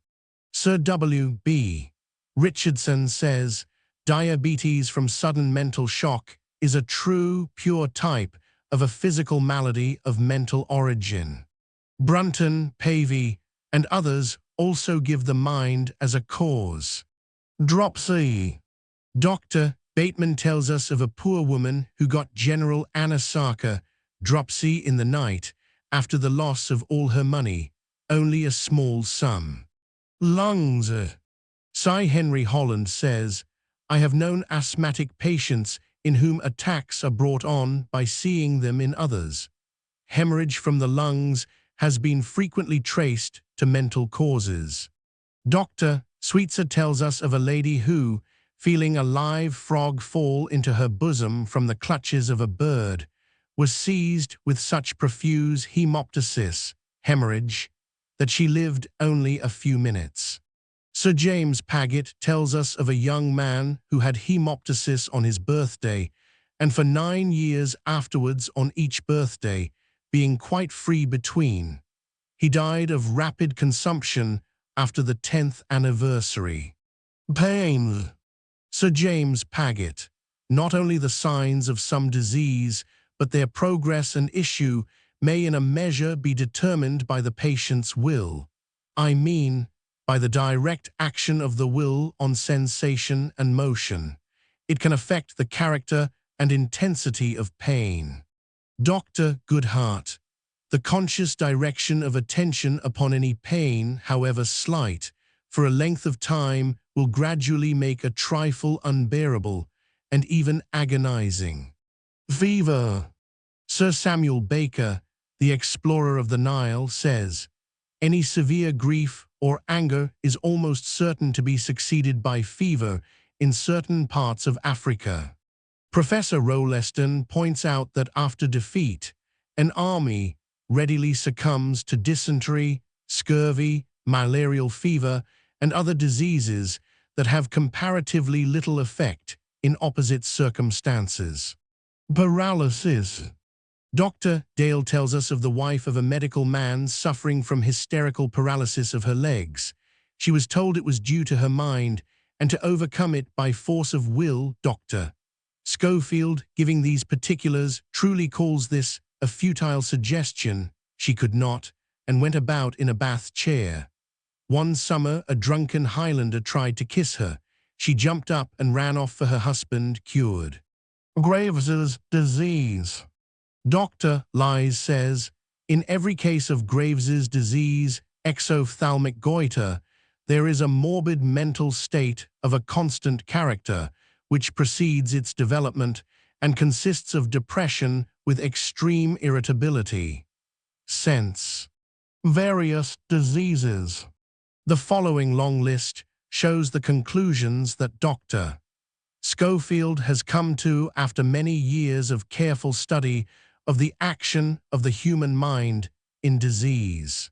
Dividing the mind into emotion and intellect, I find that emotion has unconsciously caused numerous cases of epilepsy, diabetes, jaundice, urticaria nettle rash, rachalgia pain in joints, paralysis, boils, cancer, gastric diseases, retention, amenorrhea, granular kidney, and Anasaka general dropsy. The intellect can influence and produce indirectly through the unconscious mind hyperesthesia, anesthesia, paresthesia, dysesthesia, and all varieties of special sensation. Intellect can contract or relax muscles and cause all movements, including irregular and excessive movement, spasms, and convulsions. It can also produce loss of muscular power and paralysis. Intellect can, in the same way, influence the involuntary muscles of the heart, lungs, blood vessels, bowels, also those in all organs. It also can affect the salivary and mammary glands, digestion, excretion, secretion, and general nutrition. The sympathetic system, which is largely governed by the mental emotions, causes functional diseases of all parts and many organic diseases. Inflammations, sedema local dropsy, goiter, exophthalmic goiter, headache, angina pectoris, diabetes, Addison's disease, and neuroses of the extremities. Tuke says that mental therapeutics, without hypnotism, can cure toothache, sciatica, painful joints, rheumatism, gout, pleurodynia, pain from pleurisy, colic, epilepsy, whooping cough, contracted limbs, paralysis, headaches, neuralgias, constipation, asthma, warts, scurvy, dropsy, intermittent fever, alcoholism, typhoid fever, and avert impending death. Death. Dr. Schofield, besides mentioning many of the above in his book, The Force of Mind or the Mental Factor in Medicine, gives many instances of the effect of fear and mental emotion. For instance, that given in the Lancet in 1867 of a woman 43 years old who died in a fit consequent upon her daughter suddenly returning home after believing her to have been killed in a railway accident. Dr. G. E. Rennie says in the British Medical Journal, "First, I would remind you of the immense influence exerted by the mind on the body, producing in some cases merely palpitation, at other times actual syncope, or even sudden death." Dr. Schofield writes, "Only recently I heard of a case in the south of Scotland when two medical men were talking together, and one was saying that he could make a man ill by merely talking to him. I do not give the doctor's name for obvious reasons. The other doctor doubted this. So, seeing a laborer in a field, the first speaker went up to him, and telling him he did not like his appearance, proceeded to diagnose some grave disease. The man was profoundly struck, left off work soon after, feeling very ill, took to his bed, and in a week died, no sufficient physical cause being found. No wonder that the editor of, I think, the Daily News, referring to this incident, said that it was a case for the public prosecutor, as one might just as well fire a loaded pistol in a man's face to see whether it would kill him. How shocked the world will be to find that, not only have we for centuries been firing off these mental pistols into the faces of our fellow men, the recoil harming ourselves at the same time, but we have been constantly attempting to commit suicide as well. At last, we have found out that we need not even apparently die. What fools we have been all along." Dr. Carpenter says, "The confident expectation of a cure is the most potent means of bringing it about and doing that which no medical treatment can accomplish." Lourdes. Dr. Boisseri, the chief of the Bureau des Constatations at Lourdes, says that tumors, wounds, and all sorts of organic diseases in other than neurotic patients, diseases which have resisted all forms and varieties of medical and surgical treatment, are cured and cured instantaneously at Lourdes. Some of the patients recover after drinking at the spring of the grotto, some after bathing in the baths there, some during the Eucharistic processions, others at or after attending Mass or partaking of the Holy Sacrament, and others again by praying quietly and in solitude at the shrine of the Immaculate Virgin. Cancers disappear, tuberculous ulcers cicatrize, perforations of the cheek and palate are instantly and perfectly filled up, gastric ulcers heal, the blind are given sight, and suppurating joints, tuberculous peritonitis, necrosis of bones, gangrenous feet, etc., are made well in the twinkling of an eye. It may be here mentioned that the dogma of the Immaculate Conception of the Virgin Mary, which may be said to be the foundation of the healing done at Lourdes, was for years considered a heresy. The idea became general in the 12th century and was not defined by the Pope until December 8, 1854. Its dogma was then made an article of faith, and its denial a heresy. The freedom from sin, from birth of the Virgin Mary, no wonder has been a disputed point. The virgin birth, however, is actually scientifically correct, and quite compatible with up-to-date medical so-called science. In the Chanoine Rawson's The Glories of Lourdes, published last year, he says that, on an average 500 cures are entered annually in the register of the Bureau. H. T. Butlin, FRCS DCL, LLD, president of the Royal College of Surgeons, in Remarks on Spiritual Healing, says, "There must surely be many more than 15,000 persons who visit Lourdes each year in search of healing. A percentage of 10% of cures is an absolute proof that the action cannot be that of God. When such cures take place in the presence of vast masses of people, although it may be possible to explain all the steps through which the emotion has produced the cure, how can we be surprised that the people fall on their knees before God and bless His holy name for the miracle which He has wrought?" Appendix Roman 12. It has already been pointed out that every statement of the prophets has its repeated fulfillments, each one presenting a less material rendering as matter advances to its final end. Each prophecy has also its individual as well as its collective application. Again, every statement has its significance more or less for every individual. The porter that opens the door to incoming truth is the humble servant of mankind, merely filling an appointed task. The word or term angel means, literally, a messenger or herald of advancing truth, a similar human being to those to whom the messages are declared. He may run that readeth, the source of true knowledge, and one saw another mighty angel come down from heaven, clothed with a cloud, and he had in his hand a little book open, Rev. 10, ver. 1-2. And I took the little book out of the angel's hand, and ate it up. And it was in my mouth sweet as honey, and as soon as I had eaten it, my belly was bitter. Revelation 10:10. The double used to be made of the knowledge. And he said unto me, Son of man, cause thy belly to eat, and fill thy bowels with this roll that I give thee. Then did I eat it, and it was in my mouth as honey for sweetness. And he said unto me, Son of man, go, get thee unto the house of Israel, and speak with my words unto them. Ezekiel 3:3-4. Behold the stone that I have laid before Joshua. Upon one stone shall be 7 eyes, the fullness of spiritual perception. Behold, I will engrave the graving thereof the signet of truth, which is stamped upon the listeners, saith the Lord of hosts. Zechariah 3:9. From thence Joseph is the shepherd, the stone of Israel. Genesis 49:24. And he said unto me, Thou must prophesy again before many peoples, and nations, and tongues, and kings. Revelation 10:11.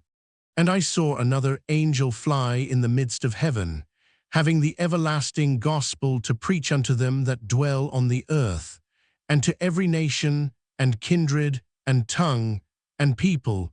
Revelation 14:6.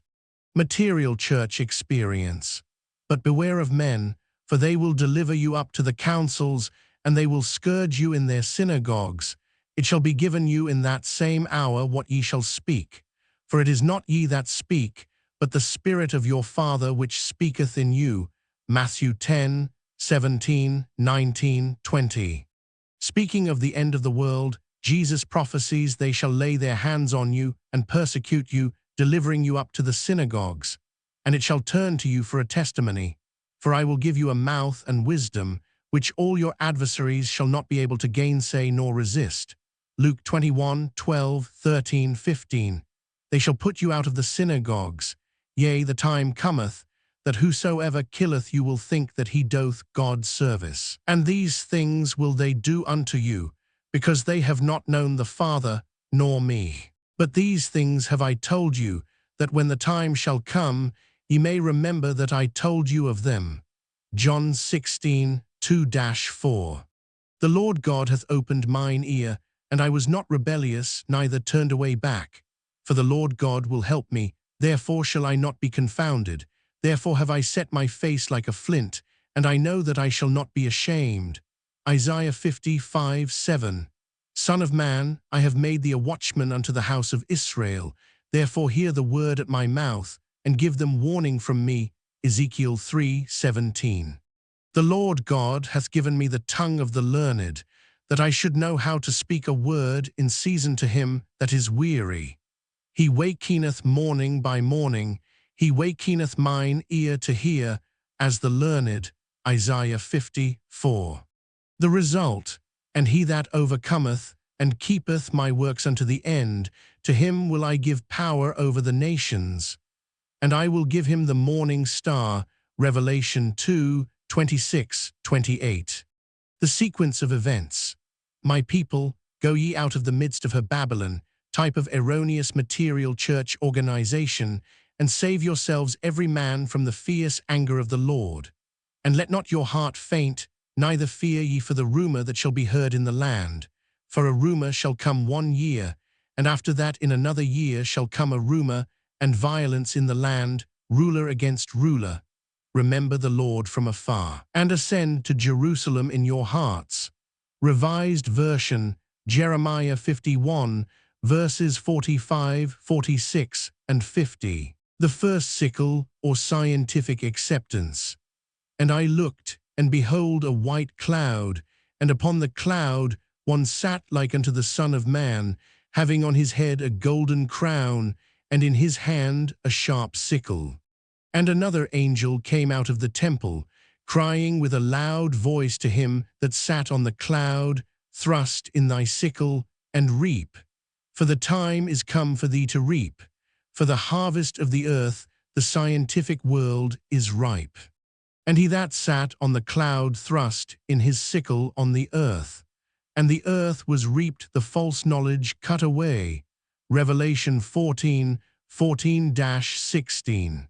When the fruit is brought forth, immediately he putteth in the sickle, because the harvest is come. Mark 4:29. Begin to number the 7 weeks from such time as thou beginnest to put the sickle to the corn. Deuteronomy 16:9. 6 years thou shalt prune thy vineyard, and gather in the fruit thereof.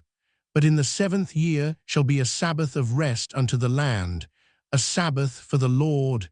Leviticus 25:3-4.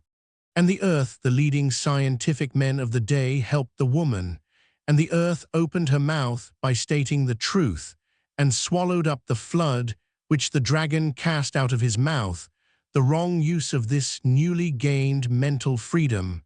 Revelation 12:16. The last 7 years of evil. The first statement, and he said unto me, Son of man, I send thee to the children of Israel, to a rebellious nation. They and their fathers have transgressed against me, even unto this very day. And they, whether they will hear, or whether they will forbear. For they are a rebellious house, yet shall know that there hath been a prophet among them. And thou, Son of man, be not afraid of them, neither be afraid of their words, though briars and thorns be with thee, and thou dost dwell among scorpions. And thou shalt speak my words unto them, whether they will hear, or whether they will forbear, for they are most rebellious. But thou, Son of man, hear what I say unto thee. Open thy mouth, and eat that I give thee. And when I looked, behold, an hand was sent unto me, and lo, a roll of a book was therein, and he spread it before me, and it was written within and without, and there was written therein lamentations, and mourning, and woe. Moreover he said unto me, Son of man, eat that thou findest, eat this roll, and it was in my mouth as honey for sweetness. Get thee unto the house of Israel, and speak with my words unto them. For thou art not sent to a people of a strange speech, and of an hard language, but to the house of Israel. Then I came to them of the captivity at Tel Abib, that dwell by the river of Chebar, and I sat where they sat, and remained there astonished among them 7 days. Ezekiel 2:3-5-10, and 3:1-3-5-15. So Jeremiah wrote in a book all the evil that should come upon Babylon.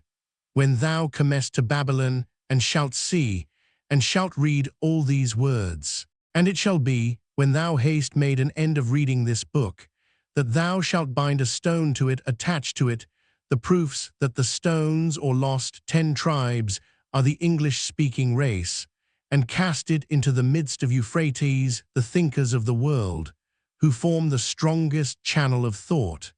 And thou shalt say, Thus shall Babylon sink, and shall not rise from the evil that I will bring upon her. And they shall be weary. Jeremiah 51 verse 60, 61, 63, 64. And he wrote there upon the stones a copy of the law of Moses, the blessings and cursings, according to all that is written in the book of the law. Joshua 8, 32. 34. The curse and its helpers. I see a flying roll, the length thereof is 20 cubits, and the breadth thereof 10 cubits. Then said he unto me, This is the cursef that goeth forth over the face of the whole earth. I will bring it forth, saith the Lord of hosts. And I said, What is it? And he said, This is an ephah that goeth forth. And behold, there came out 2 women, and the wind was in their wings. And they lifted up the ephah between the earth and the heaven, to build it an house in the land of Shinar, the watching of him that sleeps. And it shall be established.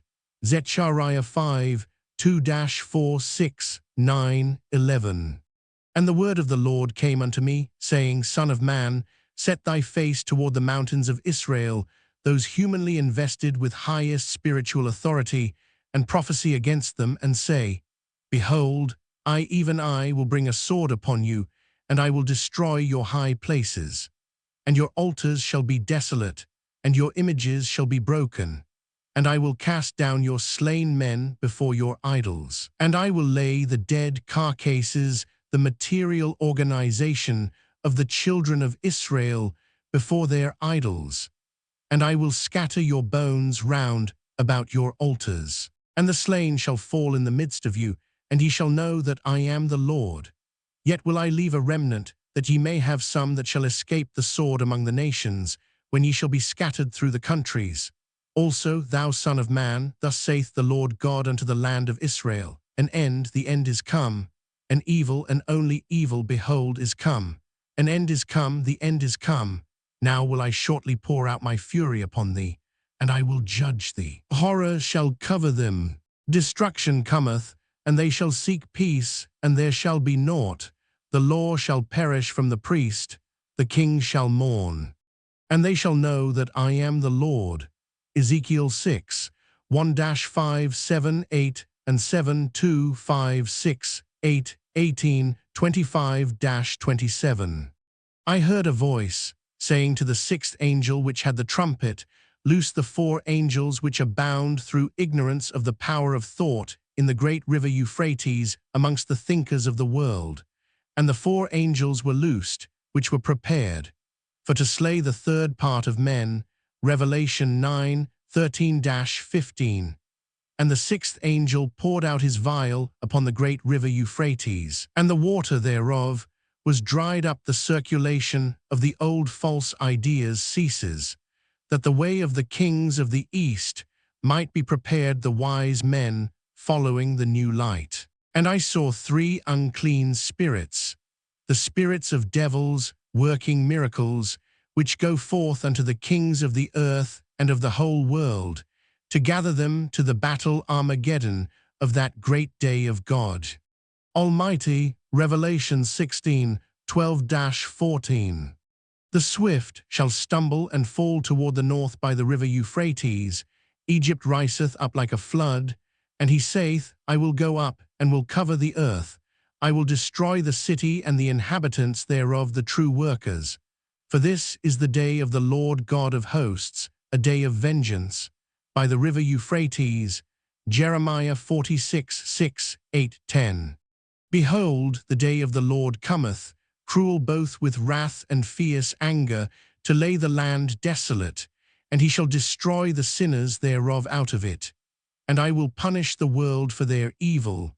Isaiah 13, 9, 11. Where safety lies. For behold, the day cometh, that shall burn as an oven. But unto you that fear my name shall the Son of Righteousness arise with healing in his wings. And he shall turn the heart of the fathers to the children, and the heart of the children to their fathers, lest I come and smite the earth with a curse. Mal. 4 ver. 1-6. I will begin to draw nigh, and to visit them that dwell upon the earth. At that time shall friends fight one against another like enemies, and the earth shall stand in fear. Whosoever remaineth shall escape and see my salvation and the end of your world, for evil shall be put out, and the truth, which hath been so long without fruit, shall be declared. 2 Esdras 6, 18, 24, 25, 27, 28. Behold, the days come when the Most High will begin to deliver them that are upon the earth, to the astonishment of them. Then shall my Son be declared, and an innumerable multitude shall be gathered together, as thou sawest them, willing to come, and to overcome him by fighting. But he shall stand upon the top of the Mount Sion, and Sion shall come, and shall be showed to all men. And this my Son shall rebuke the wicked inventions of those nations, and shall lay before them their evil thoughts, and the torments wherewith they shall begin to be tormented, which are like unto a flame. And he shall destroy them without labor by the law which is like unto fire. And whereas thou sawest that he gathered another peaceable multitude unto him, those are the 10 tribes of Israel. 2 Esdras 13, 29, 30, 32. The intervening results during the last 7 years. They have broken the everlasting covenant. Therefore hath the curse devoured the earth, and they that dwell therein are desolate. All joy is darkened, the mirth of the land is gone. In the city is left desolation. When thus it shall be in the midst of the land among the people, there shall be, as the gleaning grapes when the vintage is done. They shall lift up their voice, they shall sing for the majesty of the Lord. They shall cry aloud from the sea. Wherefore glorify ye the Lord in the fires, marginal readings, valleys, even the name of the Lord God of Israel in the isles of the sea. Isaiah 24, 5, 6, 11-15. He will send a fire among them that dwell carelessly in the isles, and they shall know that I am the Lord. Behold, it is come, and it is done, saith the Lord God. This is the day whereof I have spoken. And they that dwell in the cities of Israel, those in English-speaking towns, shall go forth, and shall set on fire and burn the weapons. And they shall burn them with fire purification 7 years. Ezekiel 39, 6, 8, 9. Satan shall be loosed out of his prison, and shall go out to deceive the nations. Revelation 27, 8. Copyright woe to the inhabitants of the earth and of the sea. For the devil is come down unto you, having great wrath, because he knoweth that he hath but a short time. Revelation 12, 12. Then shall the deep pit of judgments lie open before the region of consolation, and the furnace of hell appear before the paradise of joy. And the day of judgment shall be equal to the space of 7 years. 2 Esdras 7, additional verses between verses 35 and 36, in revised version by T. J. Hussey, D.D. And he shall confirm the covenant with many for 1 week, and in the midst of the week he shall cause the sacrifice and oblation to cease, do away with material church organization, and for the overspreading of abominations he shall make it desolate, even until the consummation, the final end, and that determined shall be poured upon the desolate. Daniel 9, 27. Behold, the time shall come, that these tokens which I have told thee shall come to pass, and the bride shall appear, and the coming forth shall be seen, that now is withdrawn from the earth. For my Son Jesus shall be revealed with those that be with him, and they that remain shall rejoice within 400 years. After these years shall my Son Christ die, and all men that have life. And the world shall be turned into the old silence 7 days. And after 7 days the world that yet awaketh not shall be raised up, and that shall die that is corrupt. And the Most High shall appear upon the seat of judgment, and misery shall pass away, and the long-suffering shall have an end.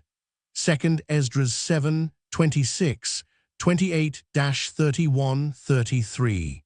Permanent, universal happiness. The second statement. And it came to pass at the end of 7 days, that the word of the Lord came unto me, saying, Son of man, one have made thee a watchman unto the house of Israel. Therefore hear the word at my mouth, and give them warning from me. See verse 18 to 21. And I will make thy tongue cleave to the roof of thy mouth, that thou shalt be dumb, and shalt not be to them a reprover, for they are a rebellious house. But when I speak with thee, I will open thy mouth, and thou shalt say unto them, Thus said the Lord God, He that heareth, let him hear, and he that forbeareth, let him forbear, for they are a rebellious house. Ezekiel 3, 16, 17, 26, 27. The second sickle, or universal acceptance. And another angel came out of the temple which is in heaven, he also having a sharp sickle. And the angel thrust in his sickle into the earth, and gathered the vine of the earth, and cast it into the great winepress of the wrath of God.